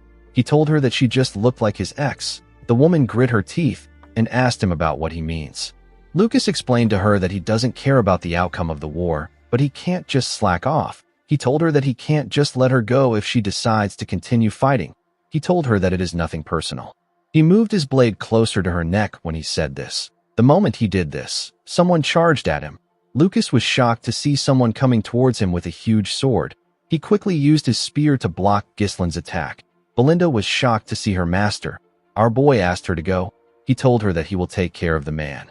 Lucas smiled when he heard Belinda call Ghislaine young master. He raised his spear and pushed our boy's sword back. Ghislaine quickly swung his sword at him again. Lucas was able to block his sword with his spear. He and Ghislaine easily blocked each other's attacks. Lucas said that he can't chase after Belinda again. He asked our boy if he is the noble who started the war. He thrust his sword at Ghislaine when he said this. Our boy used his sword to hook a part of Lucas's spear and used it to drag the man to him. He swung his sword at Lucas's leg. The man was able to dodge the attack by jumping over Ghislaine's sword. Before he could land on the ground, our boy gave him a kick in his head. Lucas spat out some blood. He quickly moved back when he landed on the ground. Ghislaine laughed and told Lucas that it is good to see him. The man didn't expect to hear this. He asked our boy if he knows him. Ghislaine told the man that he does. Lucas was our boy's subordinate and comrade in his past life. Ghislaine has actually been wondering about where the man was. He didn't expect him to be in the Cabaldi County. Lucas cleaned the blood coming from his nose and told our boy that it is weird that he knows him. He told him that he doesn't fight like a noble. He told Ghislaine that his style is not like that of the nobles he knows. It was quite different from the general style. He pointed his spear at Ghislaine and asked him about who he is. Our boy told him that he has worked as a mercenary in the past. Lucas found it odd that a noble worked as a mercenary. Ghislaine told him that he wants to make a proposal. He told Lucas that he will withdraw his soldiers from the castle and pay for the recovery of the damage they caused if he is able to beat him. He told the man that he has to work for him if he wins. Lucas found this proposal to be weird. He asked Ghislaine about why he is spouting nonsense. He asked him if he is really going to throw away his victory for a petty bet. He said that he doesn't even have any real ties or regrets about this castle. Ghislaine asked him to come work for him if he doesn't have any ties to this place. Lucas told him that he can't. He said that it cost a lot to hire him. Our boy told him that this is the reason he is risking this castle to make a bet. He told Lucas that he is more valuable than this victory to him. Lucas didn't expect to hear this. He couldn't believe that Ghislaine was telling him that he was more valuable than the castle. He asked Ghislaine to tell him his name. Ghislaine took off his helmet and introduced himself as the Lord of the Fenris territory. He told Lucas that this is the identity of the master he will be serving. Lucas noticed that Ghislaine was breathing heavily. He told him that he doesn't look so good. He took a stance and asked our boy if he is not pushing himself too hard. Ghislaine smiled and asked him to think of it as a handicap. Lucas smiled and asked our boy to do as he wishes. He quickly charged at him. The scene shifts and we are taken to the past. We see some mountains covered in snow. A man packed his bags and stepped out of his tent. The man with a scar on his face wore a huge coat and carried a long spear at his back. This man turned out to be the older Lucas. Lucas walked up to the older Ghislaine and told him that today is the last day he promised to work for him. He asked him if he knows this. He said that it has been 10 years since the Moriana's recognition took place. This means that their contract has come to an end. Ghislaine didn't think that the man had been with him for 10 years. He asked Lucas if he doesn't want an extension. Lucas walked past him and rejected his offer. Ghislain smiled and asked him if it is because of the woman. Lucas asked him not to take it personally. He told Ghislain that he can't let his life be devoured by his fight. Our boy let out a sigh and asked the man to go search for his precious woman. He told him that he also needs to finish his own task. Lucas stopped walking and turned to his captain when he heard this. He told him that he will promise him one thing. He told his captain that he will come to his rescue when he is in danger. The scene shifts and we are taken back to the present. We see Ghislain block Lucas's attack. He pushed the man back with his sword. Lucas thrust his spear at him at a crazy speed. Ghislain blocked his attacks and thrust his blade at the man. Lucas was able to dodge his blade. He pushed our boy's sword aside and swung his spear at his head. Ghislain quickly bent his head to dodge the attack. He swung his sword at the man's leg. Lucas dodged his attack by using his spear to push himself up. Ghislain quickly swung his sword at the spear. Lucas pulled it up and spun in the air. He landed in front of our boy. He found Ghislain to be impressive. He told him that his face was actually screaming fatigue at first glance. Ghislain told the man that he can't lose a bet he started. Lucas laughed out loud when he heard this. He apologized to Ghislain and told him that he will still win this fight. He said that he knows that things will become bothersome if he works for our boy. He released his mana and took a stance after saying this. Ghislain was surprised to see the amount of mana Lucas had. He realized that the man was already considerably strong even before he met him. Lucas worked for Ghislain for 10 years after he lost the Moriana's recognition. He was a confidant of the Mercenary King who succeeded in anything he was ordered to do. However, even Lucas couldn't find his lover whom he chased after his entire life. On the day Ghislain fell into Aiden's trap, Lucas tried to help him as he promised. He ended up losing his life. Ghislain smiled when he remembered this. He threw his sword to the ground. Lucas was shocked to see this. He quickly charged at Ghislain with this opportunity. Ghislain told the man that he won't let the past repeat itself. He bent his head and dodged Lucas's spear. Lucas quickly swung his spear at our boy's legs. Ghislain dodged it by jumping. While he was in the air, he placed his leg around the man's neck and used it to raise the man. He threw him to the ground. Lucas slammed his back on the ground. He screamed and spat out some blood. Ghislain quickly pointed a dagger at his throat before he could get up. He told Lucas that he won. The man smiled and said that things have gotten more complicated. A while later, we see the castle filled with the dead bodies of the Cabaldi soldiers. Ghislain stood in front of his soldiers. Kair and Gillian were next to him. Gillian placed the Count before his lord. Count Cabaldi began to sweat when he saw Leslie and his soldiers on the ground. He couldn't believe that our boy managed to take over his impenetrable fortress. Ghislain called out to the Count, whose name is Armstrong Duggan Cabaldi. With a cold gaze in his eyes, he told him that there is no such thing as an impenetrable fortress. The Count instantly recognized the look in Ghislain's eyes. He realized that our boy didn't attack his castle out of greed. He asked him about what his goal is. Ghislain revealed to him that he has a lot of goals. He told the man that one of his goals is to kill him. Armstrong was annoyed to hear this. He asked our boy if he believes that him and his father will be able to get away with this. He told him that the Royalist faction can't protect him from everything even if he has their backing. He told Ghislain that things will really get out of hand if he kills him. He said that he has someone supporting him from behind.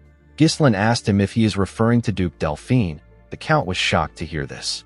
Ghislain assured him that he knows about his backer. He said that he knows that the Duke's faction is slowly devouring the north by recruiting neutral nobles. Ghislain told him that he knows the Duke's faction supplied Count Desmond and Rayfold with iron ore to bolster their armament, because they will be the main force in the northern conquest. Even the Crimson Magic Tower receives the Duke's support, so that they can strike the Royalist from behind at the right moment. Ghislain said that all this is done to instigate a civil war in the Lithania Kingdom. Armstrong was shocked to hear what Ghislain said. He couldn't believe that our boy knows everything. He wondered about who Ghislain truly is and how he knows about their plans. He told him that he doesn't need to explain if he knows everything. With a nervous smile on his face, the Count told our boy that he will give him a last chance. He promised to provide him with half of the iron ore production for the next 20 years. He told Ghislain that he will also tell the Duke about his excellence. He told him that him and his father won't have to work hard for the rest of their lives if they are able to join the faction. Ghislain was annoyed to hear this.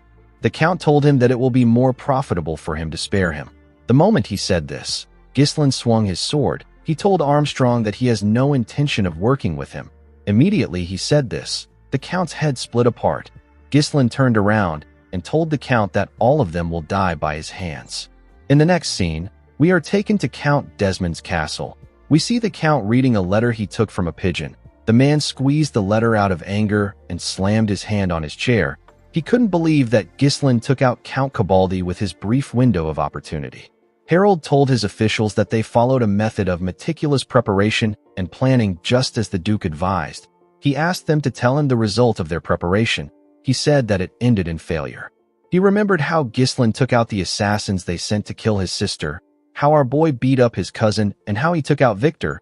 He said that they have only experienced failure upon failure, and now, Ghislain is being backed by the Royalist faction.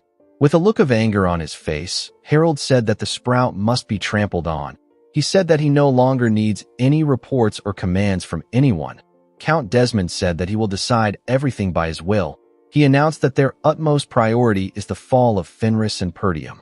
In the next scene, we are taken to Marquis Branford's mansion. We see Marquis Morris looking shocked after hearing that Ghislain won the war. He couldn't believe that our boy won Count Cabaldi, a noble who is famous for his impregnable fortress.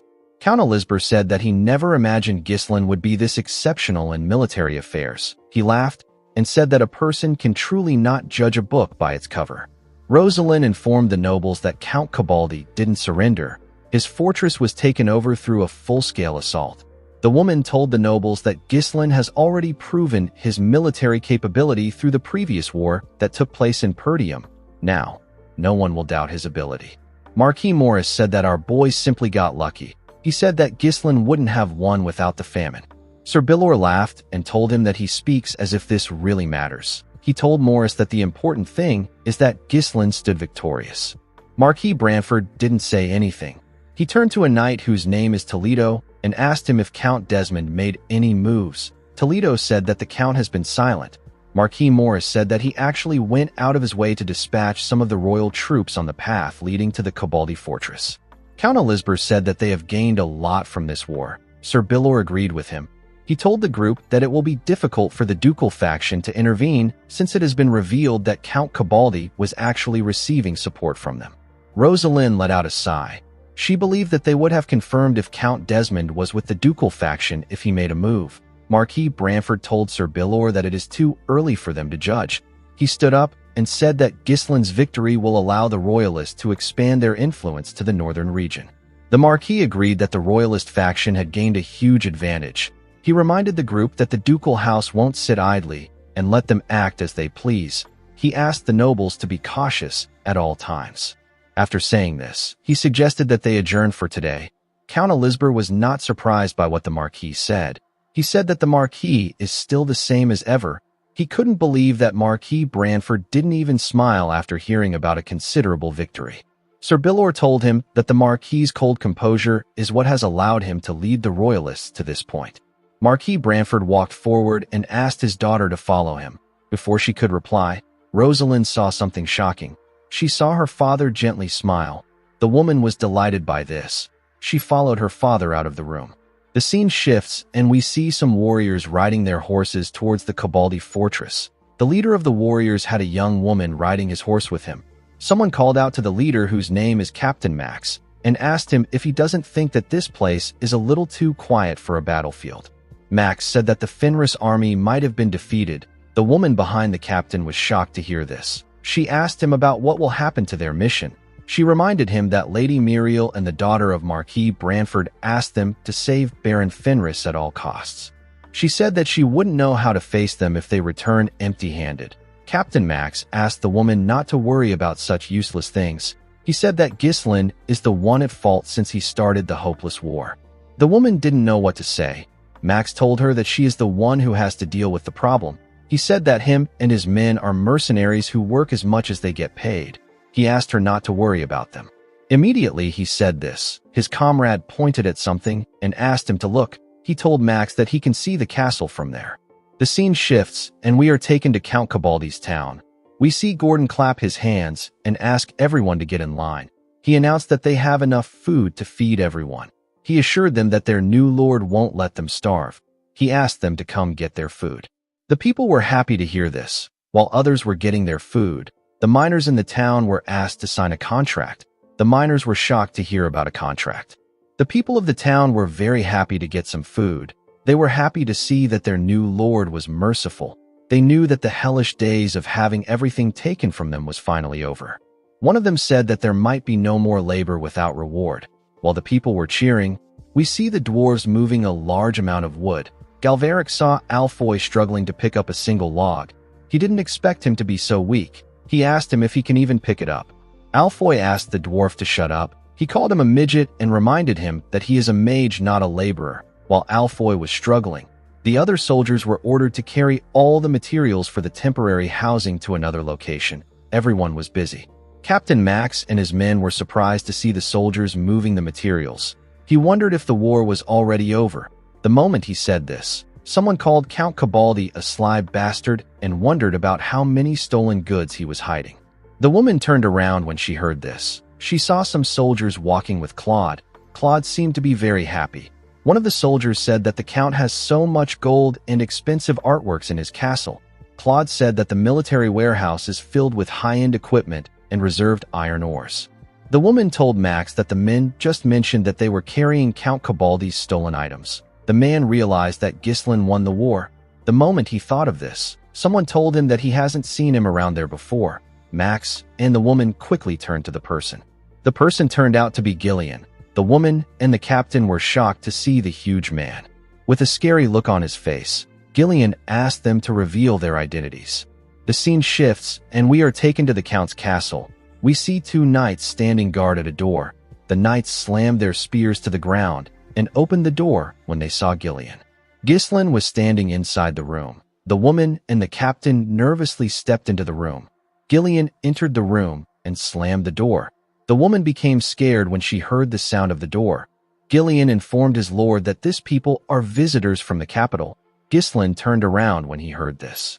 Captain Max became more nervous when he saw our boy's face. After being a mercenary and a problem solver for a long time, Max is now able to grasp a person's true nature.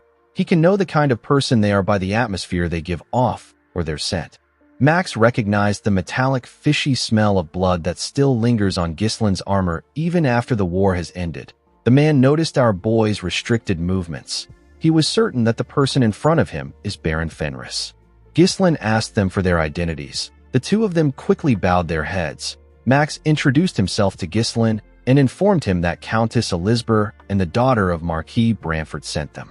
He revealed to Ghislain that he was sent here under the request of rescuing him at all costs if he was in danger.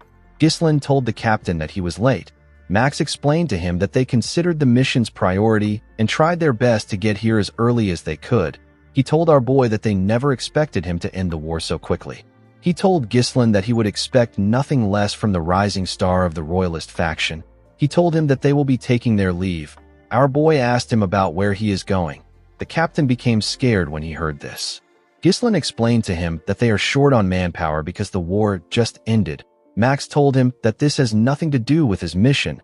Ghislain reminded him that they were not able to help him when he was in danger.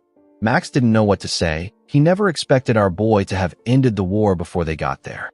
Ghislain placed his hand on Max's shoulder and told him that he doesn't know what to say if his two employers ask him about how he did. He told the captain that it would be best if he saves his employers' faces. Max knew that he was screwed. He bowed his head and told Ghislain that he will do as he requests. The woman called out to Max when she heard this. Ghislain quickly turned to her. He asked the woman if she is a priest. The woman said that she is. She introduced herself as Pyote, a servant of Wana, the goddess of beauty and abundance.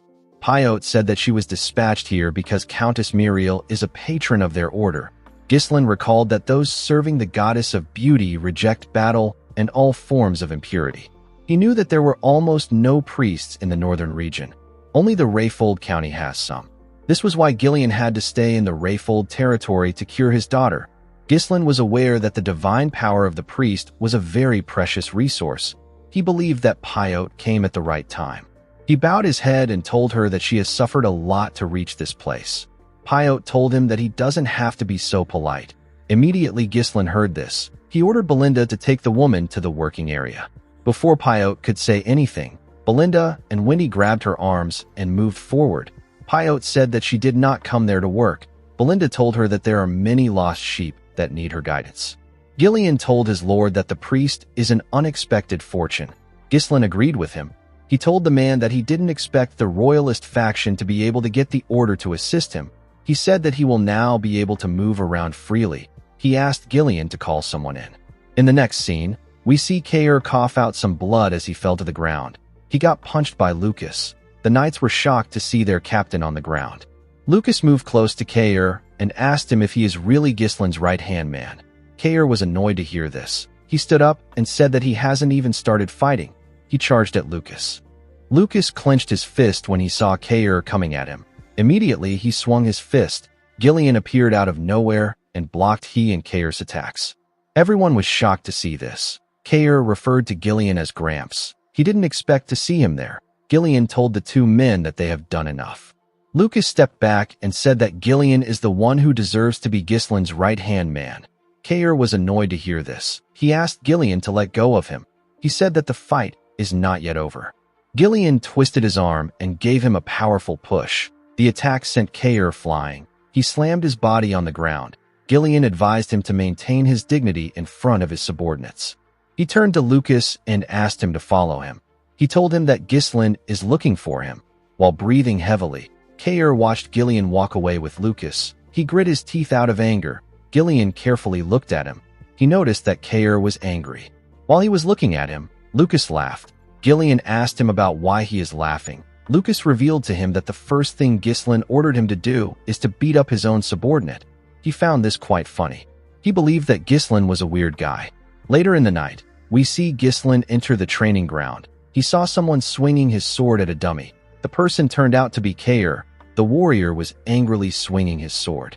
He turned around and swung his sword at Ghislain when he felt his presence behind him. Our boy easily blocked his attack with his sword sheath. He told Kaer that he heard about how he got crushed by the new guy. Kaer turned around and asked Ghislain to leave if he came there to make fun of him. He reminded him that he is a busy man. He told him that he shouldn't have time for him. Our boy smiled and threw something at him. He asked Kaer to catch it. He gave Kaer a book. He revealed to him that he jotted down his thoughts on the mana circulation method and swordsmanship that should suit him. He asked the man to make good use of it. Kaer quickly scrolled through the book. He was shocked to see what was inside. He asked his lord about why he didn't give it to someone like Lucas. Our boy asked him to give it back to him. Kaer declined his request and thanked him. Ghislain walked past him and explained to him that there isn't a big reason why he lost. He simply lacked fundamentals. Our boy told Kaer that experience and instinct have their limits. Kaer referred to him as captain and called out to him. When Ghislain turned around, Kaer bowed his head. Ghislain smiled and asked him to rest. He told him that he will see him tomorrow. After a month, Fenris absorbed the Cabaldi territory and quickly underwent rapid territorial expansion and stabilization. Fenris was able to secure the wealth it needed by confiscating the wealth of Count Cabaldi and his retainers. They calmed the public sentiment by distributing food to the territory's residents. Fenris also took care of the largest iron mine in the north. By giving proper compensation to the laborers who had long been exploited, their motivation to work increased. This allowed iron of higher quality to be supplied even faster than before the fortress was taken over. With this as the foundation, Fenris was able to develop its technology and acquire advanced armaments smoothly. The territory will no longer experience resource shortage. The scene shifts, and we see Ghislain in a room with his subordinates. He told them that everything that happened is thanks to everyone fulfilling their roles excellently in their respective positions. He said that no one will be able to look down on Fenris again. Claude agreed with his lord. He said that 1/3 of the northern region belongs to them if they add Perdium to their territory. Fenris is no longer lacking in population or military power. Claude said that Count Desmond can come at them. Ghislain called out to Wendy when he heard this. The woman hit Claude in his throat for mentioning Desmond. Belinda wondered why Claude had such a loose mouth. Ghislain told his advisor that it is too early to celebrate. He reminded him that the root of the threat still remains. While struggling to catch his breath, Claude asked our boy if he can't take a break. Vanessa called out to Ghislain. She informed him that the mages have recently been telling her that they are too tired to work. She asked him about what she should do. She said that Alfoy even tried to escape a few nights ago. Unfortunately for him, he got caught. Ghislain told Vanessa that the mages are his slaves. He smiled and asked her not to worry about it. He reminded her that they have a priestess now. The scene shifts and we see Pio releasing a bright light from her body. She asked someone to rise in the name of Wana. The person screamed and asked Pio to not heal him. The person screaming was Alfoy. The boy begged the priestess to just let him be exhausted. He said that he doesn't want to work anymore. Unfortunately, he couldn't run away from her divine power because Gordon was holding him down. He asked Alfoy to just receive the healing. Pio asked Wana if it is really okay to use divine power like this. She couldn't believe that she was healing people who are exhausted so they can return back to work. She wondered when Ghislain was going to let her go. She recalled that he said she was only going to do a little work. The moment she thought of this, Ghislain walked up to her and called out to her. Pio was surprised to see him. Ghislain told her that he noticed that her divine power has increased. The priestess said that she can't really tell. Unlike mana, the total amount of a person's divine power does not increase through training. It is a mysterious power that only gifted individuals can wield. Our boy realized that Pio was not an average priestess. He asked her if she has experienced any inconvenience during her stay. Pio nervously asked him about when she can return to her order. Ghislain told her that she can leave now. The priestess was shocked to hear this. Ghislain told her that his territory has received so much help thanks to her contributions. He told Pio that he would like to repay her. The scene shifts, and we are taken to Marquis Branford's territory. We see the people discussing about Ghislain's battle. They spoke about how he traveled through the sky to infiltrate the castle. Some people believe that this was a lie. They said that Ghislain is not a bird. At the Marquis' mansion, we see Ghislain step inside a room with Belinda and Pio. He saw someone waiting for him there. Ghislain greeted her and asked her about how she has been. The person turned out to be Rosalind. The woman gently blushed when she heard Ghislain's voice. She told our boy that she is relieved to see that he is okay. Ghislain bowed his head to her and thanked her for sending talented people to his territory. He said that he received a great deal of help from the priestess. Rosalind smiled and said that she is glad to hear this. She told Pio that she can return to the order now that her dispatch is over. Pio thanked her for this. She was relieved to see that her first dispatch was now over. Although the Fenris territory was a good place to live in, it was still mentally exhausting for Pio. The moment the priestess thought of this, Ghislain told Rosalind that he has a request to make regarding the priestess. Pio was shocked to hear this. Before Ghislain could say anything, a knight informed him that the Marquis is waiting for him. Our boy moved close to Rosalind and asked her if he can talk to her later. Rosalind smiled and told him that he can. When Ghislain stepped into the Marquis' office, everyone turned their heads to him. With a serious look on his face, Marquis Branford told our boy that he is late. Ghislain bowed his head and apologized to the Marquis. He explained to him that it took him some time to stabilize his territory. Marquis Morris told him that he should have come immediately. He won the war. Sir Bilor asked him to stay calm. The Marquis reminded Ghislain that he once said that he must consider his honor before he acts on anything. He explained to him that his honor and the honor of the royalists would have been tarnished if he didn't defeat Count Cabaldi. The ducal faction would have seized the initiative and secured their position in the north. The Marquis told Ghislain that he is gravely mistaken if he thinks that he is going to excuse all his unilateral actions because he is his patron. With a serious look on his face, he asked our boy to tell him everything about the war and convince him. Ghislain informed Marquis Branford that he doesn't fight battles that have no chance of victory. He said that he saw an opportunity and quickly took it. He told the Marquis that this is all that happened.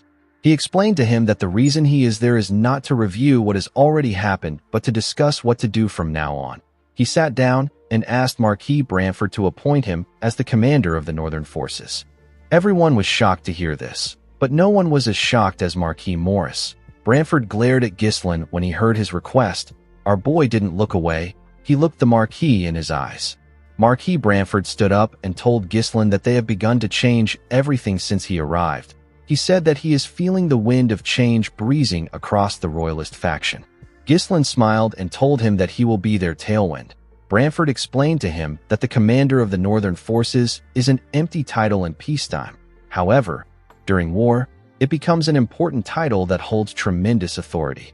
The Marquis asked Ghislain if he is saying that he should put this sword in the hands of someone as unpredictable as him. With a confident smile on his face, Ghislain told him that he is correct.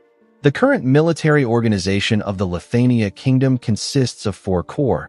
The regional army commanders are selected in advance during peacetime to establish strategies to deal with various situations. As the Marquis stated, the title is an empty title in peacetime, but once war breaks out, the story changes. This is because the commanders gain the authority to summon all the lords in the region. Ghislain told the Marquis that the position of the commander of the northern forces is currently vacant. He asked Branford to give him the position if he wants to put someone there. The Marquis sat down when he heard this. He asked Ghislain to tell him what makes him think that the position is vacant. He said that he can put someone in the position if he didn't want it to be vacant. He told our boy that the position can't just be given out because someone asks for it. Ghislain asked him if the Duke's influence hasn't already reached the southern and the western commanders. Branford was surprised to hear this. Our boy said that the east and the north are still under the royalists, but the untrustworthy Count Desmond is aiming for the position. Ghislain clenched his fist and told the Marquis that it will be even more difficult to clean up after the balance collapses. He said that they need to strengthen their power with every means possible while their faction still holds the upper hand. Ghislain told the nobles that they need to gain enough power that they would be able to suppress the ducal faction even if they start a civil war in the kingdom. Count Elizabeth, Sir Bilor, and Marquis Morris were shocked to hear this. They didn't expect Ghislain to think this far. The Marquis was surprised to hear this. He smirked and called our boy a little brat. He knew that our boy was toying with him. He picked up a pen and began to write. He revealed to him that he will submit a request for his promotion to the royal court very soon. He explained to him that the kingdom's law states that one must be a count to sit in the commander's position. He told Ghislain that his father's pride would be hurt if he gives them the same title and gives him an even greater authority. Marquis Branford told our boy that they will be promoting his father too. He revealed to him that he has a condition. Belinda and Pio were surprised to hear this. With a smile on his face, the Marquis revealed to Ghislain that they received a rescue request from the Shadow Mountains of the Turian Kingdom. He told him that he will be the one to go there. Our boy didn't expect to hear this. The Turian Kingdom is the nation of knights. It is a country where monsters pour out endlessly from the Shadow Mountains, which occupies most of its territory. Due to this, most of the people in the kingdom are tough, and they place great value on martial prowess. Even the knights' combat strength ranks among the top in the continent.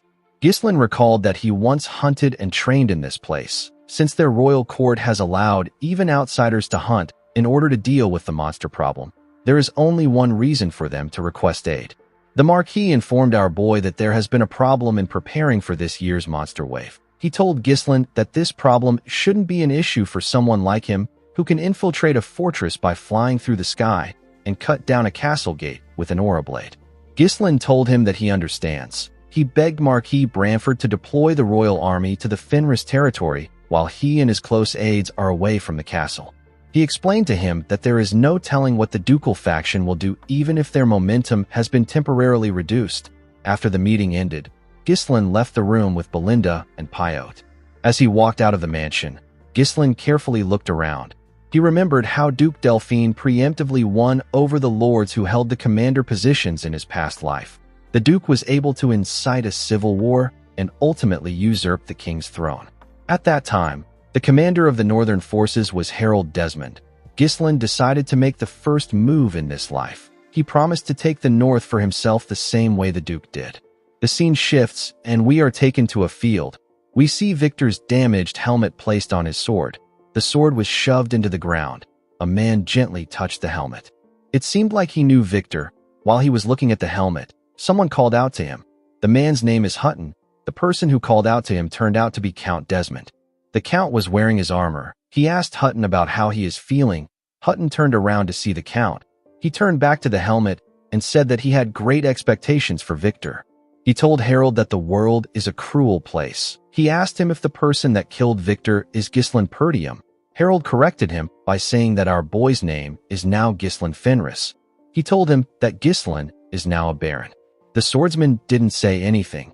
He walked past the Count and said that there is no point in lamenting. He told Harold that the rule of the world is that there is always someone better than you. He thanked him for his concern. Before Hutton could leave, Harold told him that the ducal house underestimated Perdium and Fenris, and yet they are the ones who had to pay the price. The Count said that Viscount Joseph only asked them to reassess Ghislain as the finest sword in the north after everything had already ended. He told Hutton that Ghislain has the royalists behind him. Due to this, the royalists are moving the royal army to keep watch over him. Harold told the swordsman that his position as a neutral noble is now nothing but an empty shell. Hutton asked Count Desmond if he is questioning the authority of the Duke. The Count turned to him and said that he will no longer be swayed by anyone's orders. He revealed to Hutton that he will personally start a war to destroy Perdium and Fenris and settle matters with the ducal faction once and for all.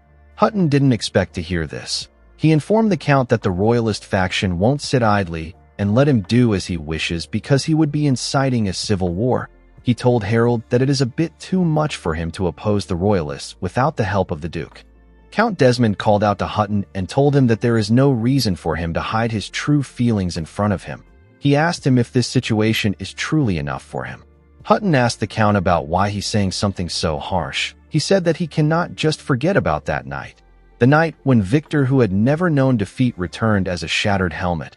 With a shaky tone in his voice, Hutton referred to Victor as his one and only disciple. He clenched his fist and grit his teeth. He said that he should have trained Victor to become stronger. He told Harold that there is no way that this is enough for him. He went on his knees and told Harold that he will behead Ghislain Fenris. He begged the Count to let him do it. Harold assured Hutton that the time will come soon. The moment he said this, several knights appeared behind him. Harold stretched out his hand and asked Hutton to tear everything to shreds together with his two-winged knight order when the time comes. Count Desmond told himself that Ghislain will die on that day. Before Ghislain left the capital, Rosalind went to see him. With a worried look on her face, she asked our boy if he is really going to the Turian kingdom. Ghislain told her that he has to go there. He said that it was an order that he received from the Marquis. Rosalind couldn't believe that he was going to such a rough place. She recalled that it hasn't been long since the war with Count Cabaldi ended. Ghislain explained to her that her father doesn't truly trust his performance in the war. He said that the Marquis wants him to prove his strength with this mission. He smiled and asked Rosalind not to worry. He told her that he has killed several monsters. The girl still seemed bothered. She informed our boy that the negotiation he requested with the Wana order has been completed. She told him that he can hold on to the priestess for some time, without any problems. Pyote heard what Rosalind said inside the carriage. She knew that she was doomed. Ghislain told Rosalind that he is actually quite surprised. He told her that he did not expect her to be able to bring in a priestess from an order with such strict internal discipline, even if she is a sponsor. Rosalind smiled and said that it actually wasn't so difficult. She said that Leader Perisco is a priest of the Wana order, but he is extremely weak when it comes to money. Ghislain bowed his head to Rosalind and told her that he is indebted to her again. Rosalind blushed when she heard this. Our boy stretched out his hand when he noticed this. Rosalind gave him her hand. Ghislain gently kissed her hand and told her that he will always hope for her happiness. The scene shifts, and we are taken under the shadow mountains of the Turian kingdom. We see Ghislain, Kair, Belinda, and Lucas riding somewhere. They were all wearing their armors and coats. As they rode their horses forward, Belinda called out to her master. Ghislain quickly placed his hand on his sword. He and the group saw some monsters running towards them. The monsters charged at them. Ghislain and his subordinates began to tear them apart. It wasn't even a challenge for our boy.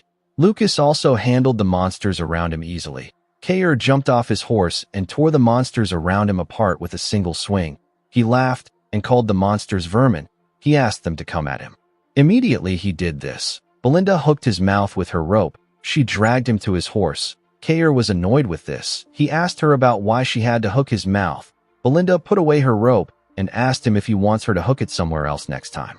Kair informed his master that they have been running into monsters the whole way there. He asked him if this place is the lawless wilderness crawling with strong beings. Lucas couldn't believe that Kair followed them, even though he was aware of the kind of place it is. He told Kair that he doesn't know if he is brave or dumb. Kair decided to ignore him. Ghislain turned to the men and asked them to get ready. He told them that they will soon reach their destination. A few days ago at the Fenris territory, Ghislain gathered his subordinates and informed them that he will be going to the Turian kingdom. He told them that he won't be there for long. Claude and Alfoy were very happy to hear this. They acted as if they were sad. Claude told his lord that he doesn't know what he will do without him. Alfoy said that they will have no choice but to take a vacation. Ghislain ordered Gillian to manage the territory in his absence. He asked him to make sure that Alfoy and Claude don't slack off. Gillian told his master that he understands. Ghislain explained to his subordinates that he has deployed some units from the kingdom around the territory. He said that they don't know what Count Desmond is up to. He told his subordinates that the opposition will still try their absolute best to win, even if they have cornered them. Our boy asked Gillian to retreat if Count Desmond attacks. Gillian assured his lord that he understands. Ghislain turned around and asked Belinda and Lucas to follow him. Caer called out to his lord and asked him to take him too.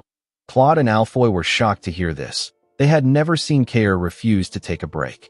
Lucas told Caer that he is not joking around when he says that he won't survive in Turian with his mediocre skills. He told him that Ghislain is actually doing him a favor. He asked him to stay in Fenris and protect the territory. Immediately he said this, he saw something in front of him. Caer already swung his fist at him. His attack got stopped by Ghislain. Caer told Lucas that the competition isn't over yet. He assured him that things won't end like they did last time. Lucas smiled when he heard this. Ghislain also smiled when he saw how energetic his subordinate was. He called out to Gillian. The man informed him that he is more than capable of taking care of everything on his own. Ghislain smiled and asked Caer to join them. The scene shifts and we are taken back to the present. We see the group enter a fortress. This place is Fortress Ironcliff. It is in the Shadow Mountains. There were several warriors in the fortress. All the warriors turned to Ghislain and his subordinates when they entered the fortress. Some of the warriors were standing next to the monsters they captured. Belinda noticed that the warriors were staring at them. She said that they are really trying to set a mood. Lucas told her that the place is just as he remembered. Caer asked the warriors to tell him what they are looking at. Ghislain ordered him not to pick a fight with them. Caer asked him if they will go straight to hunting monsters after unpacking. Our boy told him that they can't. He explained to Caer that they have to register themselves as hunters in the guild building in order to be able to hunt. Belinda found this odd. She reminded her master that he came there because of the kingdom's royal family's plea for help. She told him that there should be some kind of special treatment available to him. She asked him about why he needs to go through such a troublesome process. Ghislain smiled and told her that they cannot rely on their status there. He told her that the rules there are for everyone. He and his subordinates went into the guild building. They met a warrior at the front desk. Ghislain informed the warrior that he is Baron Fenris from the Lithania kingdom. He told him that he came there in response to the Turian royal family's request for aid. The knight turned to him and asked him if he is there for the hunter registration. He informed Ghislain that his nobility status isn't recognized there. He told him that nobles and slaves are all the same to them. Belinda was shocked to hear this. The knight began to write on a paper. He asked Ghislain not to earn resentment by acting like a noble for no reason. He explained to him that the Knights of Turian merely oversee things at the fortress so that it can maintain its minimum functions. Any problem that comes up amongst hunters is expected to be resolved on its own. He asked our boy to try not to kill anyone. He said that they all came there to hunt some monsters. Caer smiled and told the man that the knights are simply lazy slackers. The knight asked Ghislain if he agrees to their terms. Our boy told him that he does. The moment he heard this, the man threw 4 tokens on the table. He explained to the group that they will be permitted to hunt anywhere in the Shadow Mountains area if they hold on to the tokens. He asked them to make sure they have it on them at all times. Ghislain and his subordinates picked up the tokens when they heard this. The knight asked them to have a great time. Belinda didn't like the attitude of the people there at all. She didn't like how they were acting even though they came to help them. While she was complaining, someone welcomed them to Ironcliff. He asked Ghislain if he just finished his hunter registration. Our boy turned to the side when he heard this. He saw the man with 2 other men. Caer asked the man to get lost. He told him that they are busy.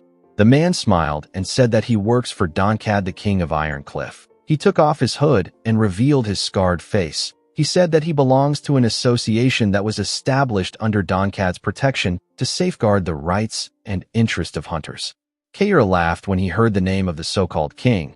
He said that there is always one idiot who wants to play king everywhere he goes. He asked the man to tell him what he is going to do if he says that this is their first time there. The man told him that the knights of the kingdom never do anything. He said that the hunters have to work together to keep the law and order around there. He told Kair that they simply wanted to help them get used to this place. He informed him that they won't have to waste time with unnecessary dispute if they pay a small fee to join the association. Lucas called out to his lord when he heard this. Belinda couldn't believe that the man was trying to rip them off. Ghislain asked Kair to watch carefully. He told him that he wants to show him what to do when he goes to a new neighborhood, especially in a lawless city like this. He walked up to the man. The man believed that our boy had made up his mind. He told him that he is very quick-witted. He told Ghislain that they will be seeing each other in the fortress whether they like it or not. He said that it is better they cooperate. Immediately he said this. Ghislain gave him a bone-crushing punch in his face. The attack sent the man flying. He crashed into the wall. Kair was shocked to see what his master did. Our boy told him that fist comes before talks in places like this. He said that the strong define justice. The warriors next to the man took out their huge hammers. One of them called Ghislain a fool. The other one told our boy that he dug his own grave when he refused to work under Lord Donkad's protection. The moment he said this, he and his comrade charged at our boy. Ghislain took out 2 daggers and threw it at the men. The daggers never hit them. They were just a diversion. Kair and Belinda attacked them when they got distracted. Belinda used her leg to hit one of them in the chin. Kair gave the other man a punch in the head. The men got knocked out. The knight told them that they have done enough. He asked them if they are going to pay for the damage they caused. Belinda reminded him that he said that he wasn't going to intervene. Kair smiled and told his lord that he understands what he means now. He told him that he simply needs to show his skills and stop using his brain. Ghislain nodded his head at him. Lucas told our boy that he seems to know this place quite well. He asked him if he has ever been there before. Ghislain told him that he has. Belinda was surprised to hear this. She didn't know how this was possible. Our boy recalled that the special one among the continent's 7 strongest used to be in the Turian kingdom. The first man who our boy hit stood up and called them bastards. With his messed up face, he told the group that they have no idea about what they have just done. Before he could say anything else, Kair gave him a punch to knock him out. He asked his lord about what they are going to do now. Ghislain told him that they can't waste their time dealing with this riffraffs. He said that they will flock to their side on their own once they know who is on top. He asked the men on the ground to pass a message to their king. He asked them to tell Donkad to come find him by himself if he has a problem with him. The scene shifts, and we see a man scream out in pain when he got stabbed in the chest with an axe. The man screamed that barbarians are there again. The huge and muscular barbarians tore the men there apart with their weapons. Their huge leader wore a huge monster fur. He raised his axe and ordered his warriors to begin the harvest. He asked them to indulge in the moment. The barbarians destroyed everything there. The scene shifts, and we are taken to the Soundwind tribe's encampment at the northern edge of Lithuania. The barbarians sat around a fire and discussed how they tore their enemies apart. One of them said that a man was begging for his life. His comrade told him that he is not skilled enough. He explained to him that he won't have to see something like that if he kills his prey cleanly. While they were talking, someone called out to the chief and asked him to take a look at a letter. The chief of the Soundwind tribe, whose name is Kustu, turned to the man when he heard this. He grabbed the letter and opened it. He was shocked to see what was inside. He turned to his subordinate and threw his liquor at him. He told him that he should have brought the village chief along with him if he got a paper that has letters in it. He asked him if he is making fun of him for being illiterate. The man apologized to him and told him that he will go get the village chief. The chief opened the letter and said that the north is empty. He said that the writer has permitted them to claim Perdium. A bald man said that they have finally gotten the chance to plunder the rich land that the northern wolf cherishes dearly. Another warrior sitting next to the chief smiled and said that the time has finally come for the warriors to claim the land that they have long desired. The moment he said this, the man noticed that his chief was quiet. Kusta found it odd that the writer asked him to claim Perdium. He began to laugh. He wondered about what kind of scheme the bastards in Lithuania Kingdom are trying to pull. He couldn't believe that they sent a personal letter to him. He didn't really care about the scheme as long as he got to fight. Their tribe has already been planning to invade Perdium. This situation favored them. He stood up and ordered his men to tell the other chiefs to muster their warriors. He said that the time has come to claim Perdium. The scene shifts, and we are taken to the Shadow Mountains. We see Kair looking shocked when Ghislain told him that he needs to kill 100,000 monsters. Our boy reminded him that he said he wanted to get stronger. He told him that he needs to kill at least this much monsters. Kair asked his lord to tell him how he will get stronger by killing some dumb monsters. He said that there are so many people in the world who are stronger than the monsters. The moment he said this, Belinda asked her master to look forward. When Ghislain raised his head, he saw some monsters eating another monster. One of the monsters turned its head around when it sensed the group's presence. The monster had the head of an owl. These monsters are the apex predators of the Shadow Mountains. They are known as owl bears. The monsters were huge owls. They turned to the group and showed off their claw-like hands. Kair grabbed his sword and asked his lord to wait there while he takes care of them. He said that he can fight thousands of owl bears. Immediately he said this. Ghislain gave him a punch that pushed him off his horse. The owl bear appeared out of nowhere and used its huge leg to grab Kair's horse. Our boy advised Kair not to take his eyes off the monsters. He said that the owl bears don't make a sound when they move. Kair drew his sword and told his lord that he should have mentioned this earlier. He charged at the owl bear and swung his sword at it. The monster jumped and dodged the attack. It let go of Kair's horse. The man had to move back to dodge his horse. The moment he did this, the other owl bear with an injured eye grabbed his hand with its beak. It turned Kair around with its head and threw him to the ground. The first owl bear quickly charged at Kair and tried to crush him with its huge legs. Kair was able to block the attack, but the owl bear was still trying to squash him. He turned to his lord and asked him if he will just stand there and watch. Ghislain reminded him that he said that he could take them on by himself. Lucas reminded Kair that he told him that he can't survive there with his half-assed skills.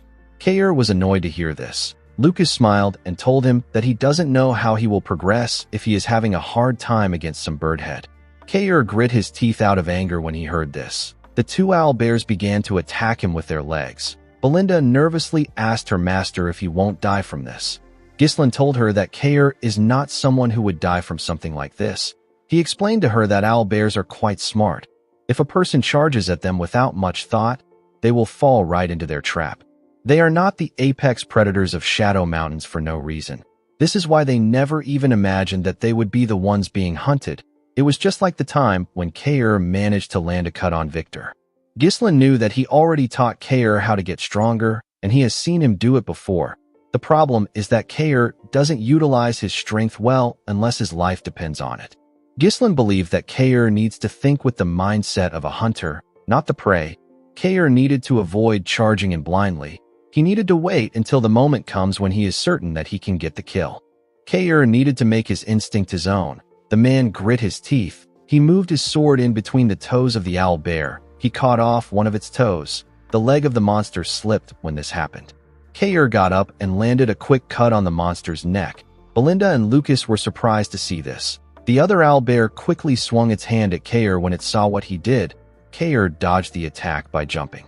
While he was in the air, he landed a clean cut on the monster's body. He smiled and asked the monster not to mess with him.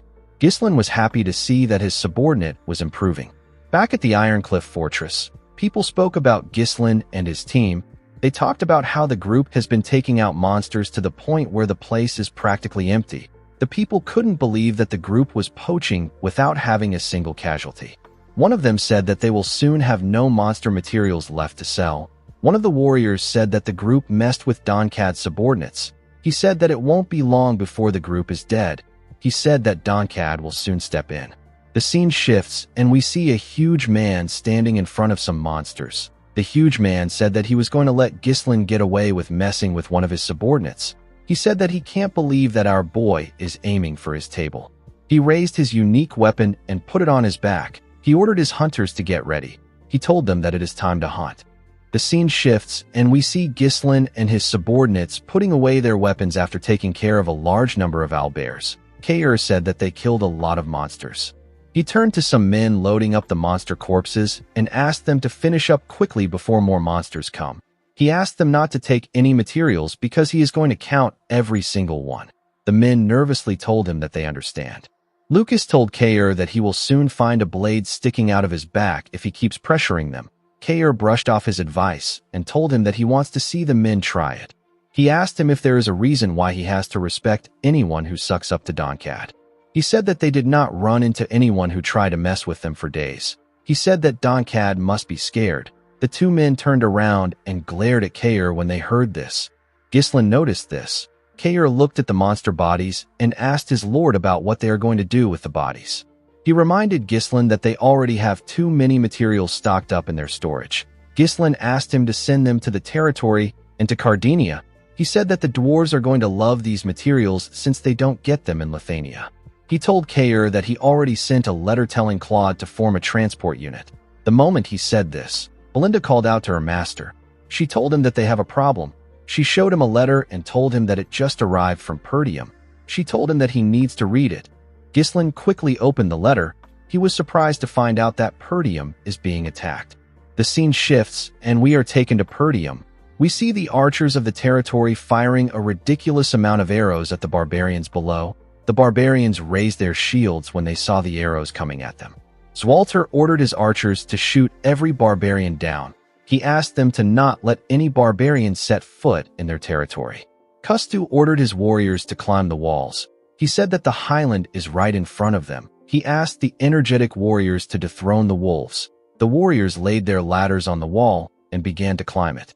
The Perdium soldiers used their spears to hit them and push them down. Randolph was shocked to see that there were so many barbarians. He wondered if they were serious about taking over Perdium. Scoven was also shocked to see this. Although the barbarians have attacked them before, it was never something on this scale. Randolph turned to Zwalter and told him that there is nothing ordinary about this attack. He suggested that they ask Ghislain for assistance. He told him that they need to send a letter to our boy right now. The Count asked him not to even think about it. He said that this is an issue that the Lord of Perdium has to solve. It is not for the Lord of Fenris. Zwalter said that they do not need any assistance. According to the letter Ghislain got, 6 of the barbarian tribes united to attack Perdium's northern fortress. Ghislain found this odd. The barbarians have always attacked Perdium, but they have never formed an alliance. This was something that didn't happen even in our boy's past life. Ghislain read that half of Fenris soldiers have already been sent to Perdium. Ghislain knew that his father would never write a letter like that to Fenris. He believed that his father might have done this because the barbarians united. However, something still felt off to our boy. While he was thinking, Lucas asked him about what he will do. Kair said that he was just starting to get used to this place. Ghislain told his subordinates that they will end their hunt here. He said that the integrity of the letter hasn't been proven yet. He said that they will need to return to their lodgings. Immediately he said this, he sensed something. Our boy quickly ordered his subordinates to jump. The group did as he ordered. They were able to dodge several arrows by jumping. Several warriors charged at them with their huge hammers. Ghislain used his sword to block 2 huge hammers. He pushed the hammers aside and tore the 2 men apart while he was in the air. Belinda threw a dagger at her opponent's neck. Lucas stabbed his opponent in the chest, and Kair landed a cut on his opponent's neck. The moment they did this, Donkad raised his huge weapon and slammed it on the ground. He released an avalanche on the group. Kair and Belinda were shocked to see the avalanche. Ghislain moved forward and pushed his sword into the ground. He ordered everyone to get behind him. The heavy snow poured on them. Donkad jumped down to see if he had taken care of the group. To his surprise, Kair told him that he came prepared. He pointed his sword at Donkad and asked him about who he is. Donkad told him that he just gave them the only chance to die peacefully. He introduced himself as the King of Ironcliff. He asked them if he needs to explain why he is there. Ghislain told the man that he was the one who asked his subordinates to tell him to come. Lucas told him that he never expected him to come just because Ghislain called him. He asked Donkad if he is a dog. Kair realized that this was the idiot playing king. He asked Donkad if the rule doesn't state that they should refrain from killing each other. He asked him if he really thinks that he is above rules just because people call him king. Donkad smiled and said that rules are very important. He told Kair that he never said he was going to kill them. He said that they are currently in the middle of the Shadow Mountains. It is not too strange for people to die to monsters there. Immediately he said this. He showed the group the tokens of people he has killed. Kair wasn't impressed with his display of power. Donkad asked the group about who their leader is. Kair wanted to call out to his lord. Before he could say anything, Ghislain tapped his shoulder and said that he is the leader. He told Donkad that Kair will become king of Ironcliff very soon. The man laughed and asked our boy if he is certain that he is not the leader. Ghislain told the man that something came up. Kair smiled and raised his sword. He asked his lord to go take care of his business. He told him that he is going to crush Donkad quickly. Ghislain put his sword away and asked Lucas and Belinda to follow him. Lucas asked Kair to try not to die. Doncad's subordinates were annoyed to see Ghislain and his subordinates walking away. They charged at them. Kair moved to the side and landed a huge cut on their necks with a single swing of his sword. His sword was so fast that the men couldn't react to the attack. He smiled and asked the men not to take their eyes off him. He told them that he is their opponent. Doncad smirked when he heard this. He told Kair that he will grant his wish. His remaining men charged at Kair with their huge hammers. Kair blocked the attack of the first man that swung his hammer at him. He cut the man down with a single strike. Another warrior swung his hammer at him. Kair blocked the attack and pushed his hammer aside. He tore the man's stomach open with his sword. The third warrior appeared behind him. He swung his hammer at Kair's head. Kair bent his head and dodged the attack. He gave the man a powerful kick in his chin. The man spat out some blood. The kick sent him flying. Before Kair could get up, Doncad swung his pillar at him. Kair quickly jumped back to dodge the attack. Doncad instantly raised his weapon and made a huge swing. Kair was still able to dodge the attack. Doncad referred to him as Red Hair and told him that he is not half bad. He asked Kair to come work for him. He assured him that he will treat him well. He licked his lips in a disgusting manner and told Kair that the two of them will make a great team. Kair asked the man to tell him how a wolf can work under a pig. He said that he is going to be the king of this place from now on. Some minutes later, we see some crazy movements in the snowy mountain. Kair and Doncad were the ones destroying the trees and the terrain. Kair was dodging Doncad's attacks. The huge man swung his pillar with ease and precision. Each attack was smooth and well executed. Although Kair was able to dodge his attacks, he was getting pushed back. Kair decided to attack the man. He thrust his blade at him at a crazy speed, but Doncad easily blocked his attacks. Kair found the man to be quite annoying. He couldn't believe that Doncad was using the pillar like it was some kind of shield. Immediately he thought of this. Doncad swung his pillar at him. Kair jumped in order to dodge the attack. He swung his sword at Doncad while he was in the air. The man quickly raised his pillar and blocked the attack. He moved his pillar aside and made Kair lose his balance. He gave him a kick in his chest before he could land on the ground. The attack sent Kair flying. Fortunately, the knight was able to quickly regain his balance. He grit his teeth out of anger. He found it incredible that Doncad was able to move this fast, even though he is fat. He couldn't believe that the man wasn't showing any openings despite the fact that he was carrying a stupidly massive pillar. Kair knew that he would pass out if he gets hit even once. He didn't know how he was going to beat this man when his counterattacks don't work. The moment he thought of this, Doncad appeared in front of him. He swung his pillar at him. Kair was able to bend his head and dodge the attack. Doncad's pillar hit a tree and destroyed it with a single swing. The tree quickly fell apart. It slowly fell on Kair. Kair realized that Doncad already knew that he would dodge the attack. He was actually aiming for the tree. Before he could jump out of the way, he saw Doncad raise his pillar. The man smiled and told Kair that he has run into guys like him as many times as the number of monsters he has hunted. He said that guys like him always think that they are some kind of top dog. Immediately he said this. He hit Kair with his pillar. The tree also fell on the knight's body. Kair was able to raise his sword to block the pillar, but it wasn't strong enough to stop it. He spat out some blood. The attack caused a loud explosion in the area. When the cold air cleared up, we see Doncad sitting on his pillar. He robbed some flint rocks together and used it to create fire in order to light his cigar. He quickly put the cigar in his mouth and let out a puff. Kair was lying on the tree that hit him while Doncad was smoking. The huge man told Kair that he has never met someone who challenged him for his position. He said that he forgot how to hold back.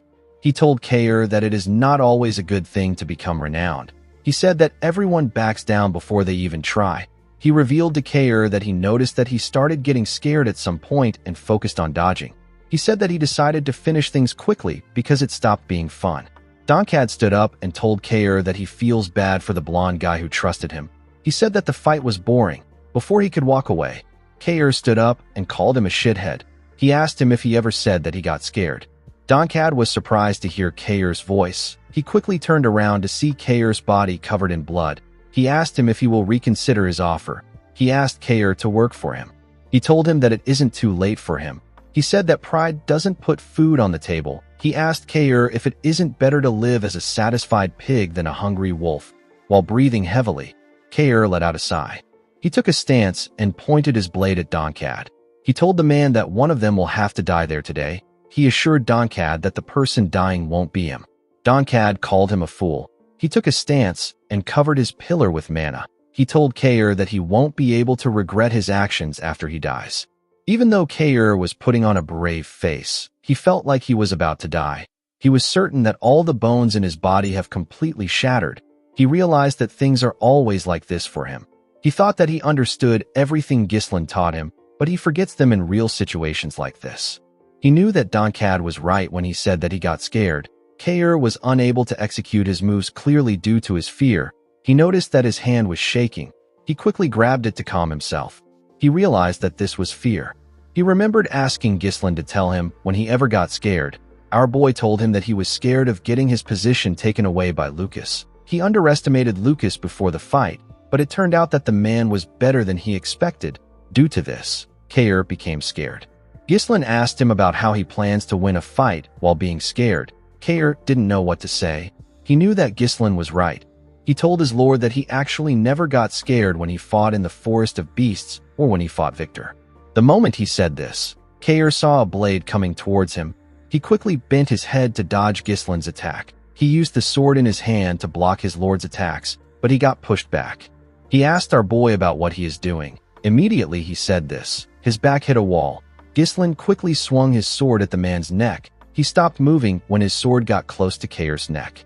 Our boy explained to Kair that he starts getting too focused on dodging once he starts thinking that he is at a disadvantage. He said that this is naturally something that humans instinctively do. He raised Kair's hand and moved his blade close to his neck. He told him that he would have stood a chance if he had pressed in. Kair remembered his captain telling him that he needs to overcome his fear in order to achieve his goal. Immediately he thought of this. He saw Donkad's huge pillar coming at him. Kair calmly raised his head and looked at the pillar coming at him. He realized that death is something that must be avoided at all costs, but it was also the greatest teacher. Kair calmly dodged the pillar by carefully moving his body. His movement was well calculated. He was able to stab Donkad in his stomach. The man was shocked to see what happened. He quickly swung his pillar at Kair's head. Kair easily dodged the attack. Donkad thrust his pillar at the knight. Kair jumped over his pillar and dodged the attack. He used the pillar to push himself forward. He landed a clean cut on Donkad's shoulder. The huge man couldn't believe that this was the second time Kair's blade was touching him. He could tell that the attacks weren't lucky shots. He realized that Kair was growing stronger during the fight. He couldn't accept that the king of Ironcliff was losing to some unknown brat. He charged at Kair out of anger. Kair jumped out of the way and dodged the attack. Donkad's pillar hit the tree that was behind Kair. He screamed and asked Kair about what he has done. He thrust his pillar at the knight. Kair told Donkad that he didn't do anything special. He jumped over the pillar and grabbed the falling tree. He used it to move himself in front of Donkad. With a smile on his face, Kair told the man that he is no longer afraid. The moment he said this, he beheaded Donkad with a single slash. The man didn't expect to see his head leaving his body. The scene shifts, and we see Ghislain and his subordinates riding their horses at full speed. A man watched them from afar with a telescope. He quickly informed his senior that Ghislain has started moving. The officer quickly checked to see if he was looking at Baron Fenris. He noticed that there was someone missing in Ghislain's group. He said that this is fine. He ordered his subordinate to send a letter to Count Desmond. He asked him to tell the Count that Baron Fenris is moving according to their plan. The scene shifts, and we are taken to the northern fortress of Perdium. We see Zwalter and his soldiers fighting off the barbarians that managed to climb the fortress wall. The Count raised his sword and told his soldiers that these barbarians are nothing but scarecrows made of flesh and blood. He asked them not to be afraid. The soldiers pushed forward and cut down the barbarians on the wall. They wondered if the barbarians never get tired. They knew that the barbarians would have normally left after receiving this much damages. Custa smiled and said that the wolves are exhausted. He could tell that Perdium will fall if they clash a couple more times with them. He raised his hand and ordered the members of the Soundwind tribe to retreat. He said that it is time for them to rest. He asked his subordinates to switch with the follow-up unit. The warriors of the Soundwind tribe didn't like what they were hearing. They couldn't believe that they had to switch at this moment. One of them told the others that they need to follow Chief Custa's order. The The soldiers of Perdium couldn't believe that another unit was coming at them. They were extremely tired. They wondered about how many times the barbarians were going to switch units. While breathing heavily, Randolph informed the Count that the 6 tribes are using a rotation strategy. They are taking turns in order to continue the flow of their attack. Randolph explained to his lord that their forces are far too lacking to absorb the gaps between the barbarians' assaults. While breathing heavily, Scovin said that he never expected the barbarians to use a strategy. He told his lord that the barbarians are trying to exhaust them to death. Randolph found the alliance of the 6 tribes to be strange. It didn't make sense to him that the barbarians would use a strategy. He told his lord that there must be a mastermind behind this situation. Zwalter ordered Randolph to open the gates the next time the barbarians get close. He said that he will personally go out to get the head of the enemy chief. The knight captain and Scovin were shocked to hear this. Immediately Zwalter gave the order. Randolph saw something from afar. He asked the Count to look forward. Zwalter saw some knights charging towards them. He was shocked to see the unit approaching the fortress. It was Gislin's unit. Our boy and his knights gloriously charged at Perdium. Belinda was annoyed to see the barbarians surrounding the northern fortress. Lucas said that the alliance of the 6 tribes must be true. Gislin ordered Belinda and Lucas to lead their units and spread out to both flanks to form an encirclement. He said that they will wipe out the barbarians today. Immediately, he gave his order. Belinda and Lucas moved in different directions with their units. Some of the barbarians laughed and asked about who the new losers are. One of them asked about why the knights were coming from their rear. A barbarian smiled and said that he doesn't care. He said that he was just getting tired of retreating like a coward. He told his comrades that this is a great opportunity for them. The barbarians noticed that Gislin was charging at them alone. They decided to kill him and feast on his blood. When Gislin got close to them, he raised his halberd. With a single swing of his new weapon, our boy beheaded them. The barbarians were shocked to see the heads of their comrades in the air. He spun his halberd in the air and began to attack the barbarians. He tore them apart with each attack. None of them were able to block or withstand his attack. It wasn't even a challenge to Gislin. Every enemy that faced his weapon got cut down. The barbarians were shocked to see this. They couldn't believe that Perdium had a warrior like this. They wanted to get Gislin off his horse, but their efforts were meaningless in front of our boy. Kustu watched Gislin cut down his warriors. He grit his teeth out of anger. He asked his warriors if great warriors like them are scared of one guy. One of his warriors quickly informed him that they have a problem. He revealed to Kustu that their new enemy is pushing them back from the flanks. He said that the northern wolf is coming at them from the rear with his soldiers. Kustu did not expect Zwalter to open his gates. The Count has never done something like this before. He didn't like the fact that Zwalter did this now. He raised his axes and told his warriors that none of this matters. He reminded them that they outnumber their enemies. He asked them to push forward. The moment he said this, he noticed that his warriors were frozen in shock. They said that a demon is in front of them. They saw a demon soaked in blood. It was a demon from a myth. On the day that the forest of beasts burned, there was a tale of a demon that was drenched in crimson blood. This demon stole everyone's soul. It is known as the Bloody Demon. The barbarians saw Gislin as the Bloody Demon. Our boy and his horse were covered with the blood of the warriors. Kustu smiled when he understood why his subordinates called Gislin the Bloody Demon.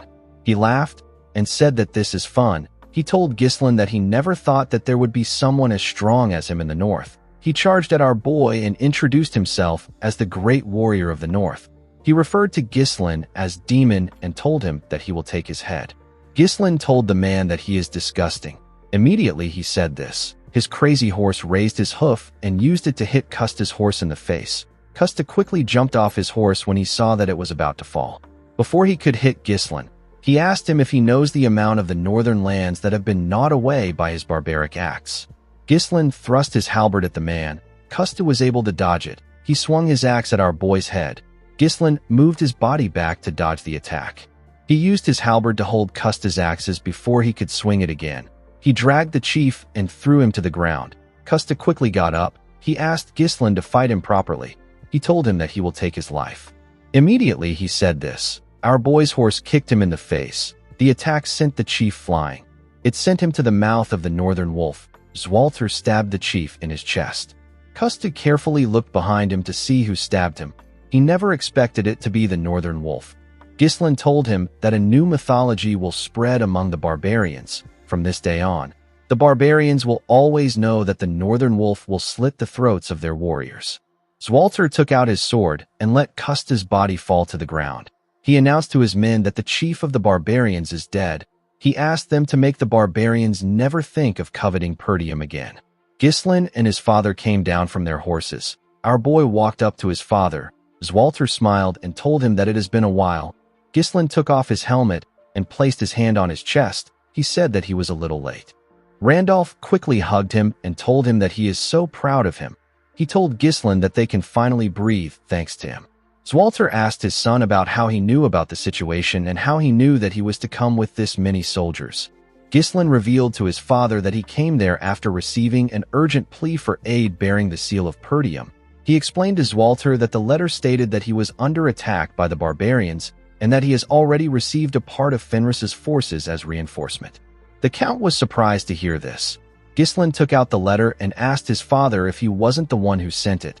Zwalter glared at Randolph when he heard this. The knight captain assured his lord that he wasn't the one who sent it.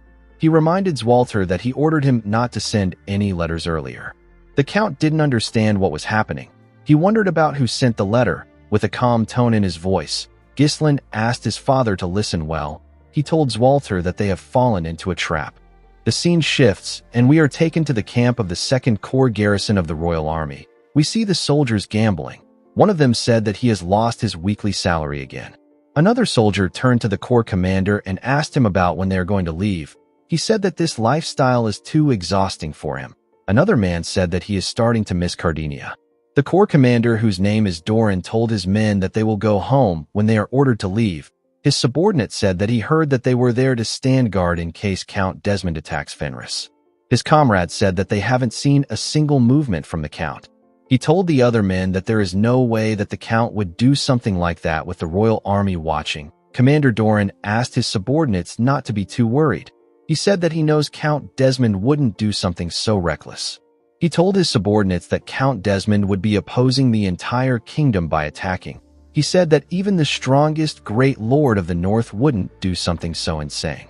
Some minutes later, we see an army appear on a hill. Their flags were in the air. A soldier quickly ran into the commander's tent. He informed Doran that they have some trouble. He revealed to him that Count Desmond's army is charging towards them. Count Desmond was the one leading the soldiers. Doran quickly got out of his tent and announced that this is a night ambush. He ordered his men to form up the front lines and prepare for battle. He ordered the spearmen to move to the front and stop the advancement with the phalanx formation. The men quickly prepared to attack when they saw the Count getting close. Unfortunately for them, Count Desmond and his soldiers destroyed their formation and tore them apart. Harold and his two-winged knight order easily destroyed the men. It wasn't even a challenge for them. The soldiers of the Royal Army could barely keep up with them. One of them told the Corps commander that they can't last any longer. He said that they cannot hold the formation. The man couldn't believe what he was seeing. He knew that the Royal Army is made up of the kingdom's elites. He didn't understand how they were reduced to this level in an instant. Commander Doran ordered his men to give up on the battle and retreat to Fenris. He asked his subordinate to send a messenger to Cardinia. Immediately he gave the order. He heard a loud explosion from behind. The explosion was caused by Desmond's cavalry. The cavalry attacked the army from behind and cut off their escape route. The cavalry was led by Hutton. Commander Doran couldn't believe that Desmond made the Royal Army focus on the front and sent his cavalry to the back to block off their escape routes. He realized that Count Desmond completely got them. The moment he thought of this, a horse appeared in front of him. Count Desmond was the one on the horse. The Count greeted Viscount Doran. The commander grit his teeth out of anger and asked Harold if he has lost his mind. The scene shifts, and we are taken to the Cobaldi territory. We see Claude looking shocked when he found out that Count Desmond wiped out the entire 2nd Corps of the Royal Army. The messenger informed him that the Count is advancing to Fenris without stopping. Everyone in the room was shocked to hear this. Alfoy couldn't believe that they were going to go to war again. Pyote was shocked to hear about them going to war. Claude's assistant asked him about what they should do. Claude said that Ghislain ordered them to destroy all the important facilities in Cobaldi and move all the supplies and troops to the Fenris castle if Count Desmond attacks. Gillian said that this is the time to follow their lord's order. Alfoy asked them about why they are all waiting around. He suggested that they all start moving. He said that the place is done for. The knights and dwarves did not like what they heard. Even Vanessa was reluctant to move. Alfoy called them fools and told them that the strongest lord in the north is coming to kill them. He asked them to stop acting sluggish and start moving. Pio quickly agreed with him. Vanessa told Alfoy that she is not leaving. She said that she will find a way to stop Count Desmond with magic. Alfoy and Pio were shocked to hear this. Alfoy moved close to Vanessa and asked her to not say something so stupid. He told her that she will definitely die if she stays there. Vanessa told him that everything that they have done so far will be taken by the enemy if they leave this place. Alfoy explained to her that they are not discarding anything. He told her that he wants them to survive first. He said that someone with Gislin's temper will definitely take the land back from Count Desmond. Vanessa reminded him that they have done all kinds of impossible things until now. She said that she is certain that they can stop the enemy if they try their best. Vanessa told Alfoy that this land has a smithy and core facilities that the dwarves and mages worked on together. Public order has been established through the efforts of the knights, and the citizens have begun to live a new life. The mage said that this land holds their lord's dream. She swore to protect it at all costs. Pio was surprised to hear this. Claude called out to Vanessa and told her that he will share some really important information with her if she really wants to stay there. He revealed to her that he received a report that Count Desmond's army has 30,000 troops with 8 siege towers and 12 catapults. Aside from this, the Count's personal mage who is at the 6th circle is also in the army. Alfoy and Vanessa were shocked to hear this. Gillian explained to the group that they won't even last 3 days once the siege begins because some of their troops went to Perdium. He said that the enemy will get through the gate before their lord arrives. Vanessa was surprised to hear this. Gillian stood up and said that their lord's order is absolute. He ordered everyone to evacuate with supplies. He said that he will stay. Vanessa was surprised to hear this. Claude asked Gillian if he didn't hear what he said. Gillian explained to him that they will be able to slow Count Desmond down if they go to the Stonehaven Fortress, which is the gateway leading to the Cabaldi territory. He said that Count Cabaldi was actually quite wary of Count Desmond when he was alive. He clenched his fist and told the group that their lord will definitely come. He said that he will buy time until Gislin arrives. Galveric told the man that he will start making some good equipment. The dwarves said that they don't have time to waste. Gordon stepped forward and said that he will stay too. Alfoy was shocked to hear this. Gordon clenched his fist and said that he doesn't know what Captain Kayer would say if they ran away like losers. Gazelle said that he would rather fight and die there than hear Kayer call him a loser for the rest of his life. The other knights agreed with the men. They raised their swords and said that they were going to stay too. Alfoy didn't like the fact that everyone was suddenly acting brave. He couldn't believe that he missed his chance to run away. He knew that he couldn't just leave at this point. Vanessa was touched that her comrades were all ready to lay down their lives for the territory. The scene shifts, and we are taken to the northern fortress of Perdium. We see Gislin reading a letter. The letter was from Gillian. Gillian told his lord that he has accomplished what everyone said was impossible.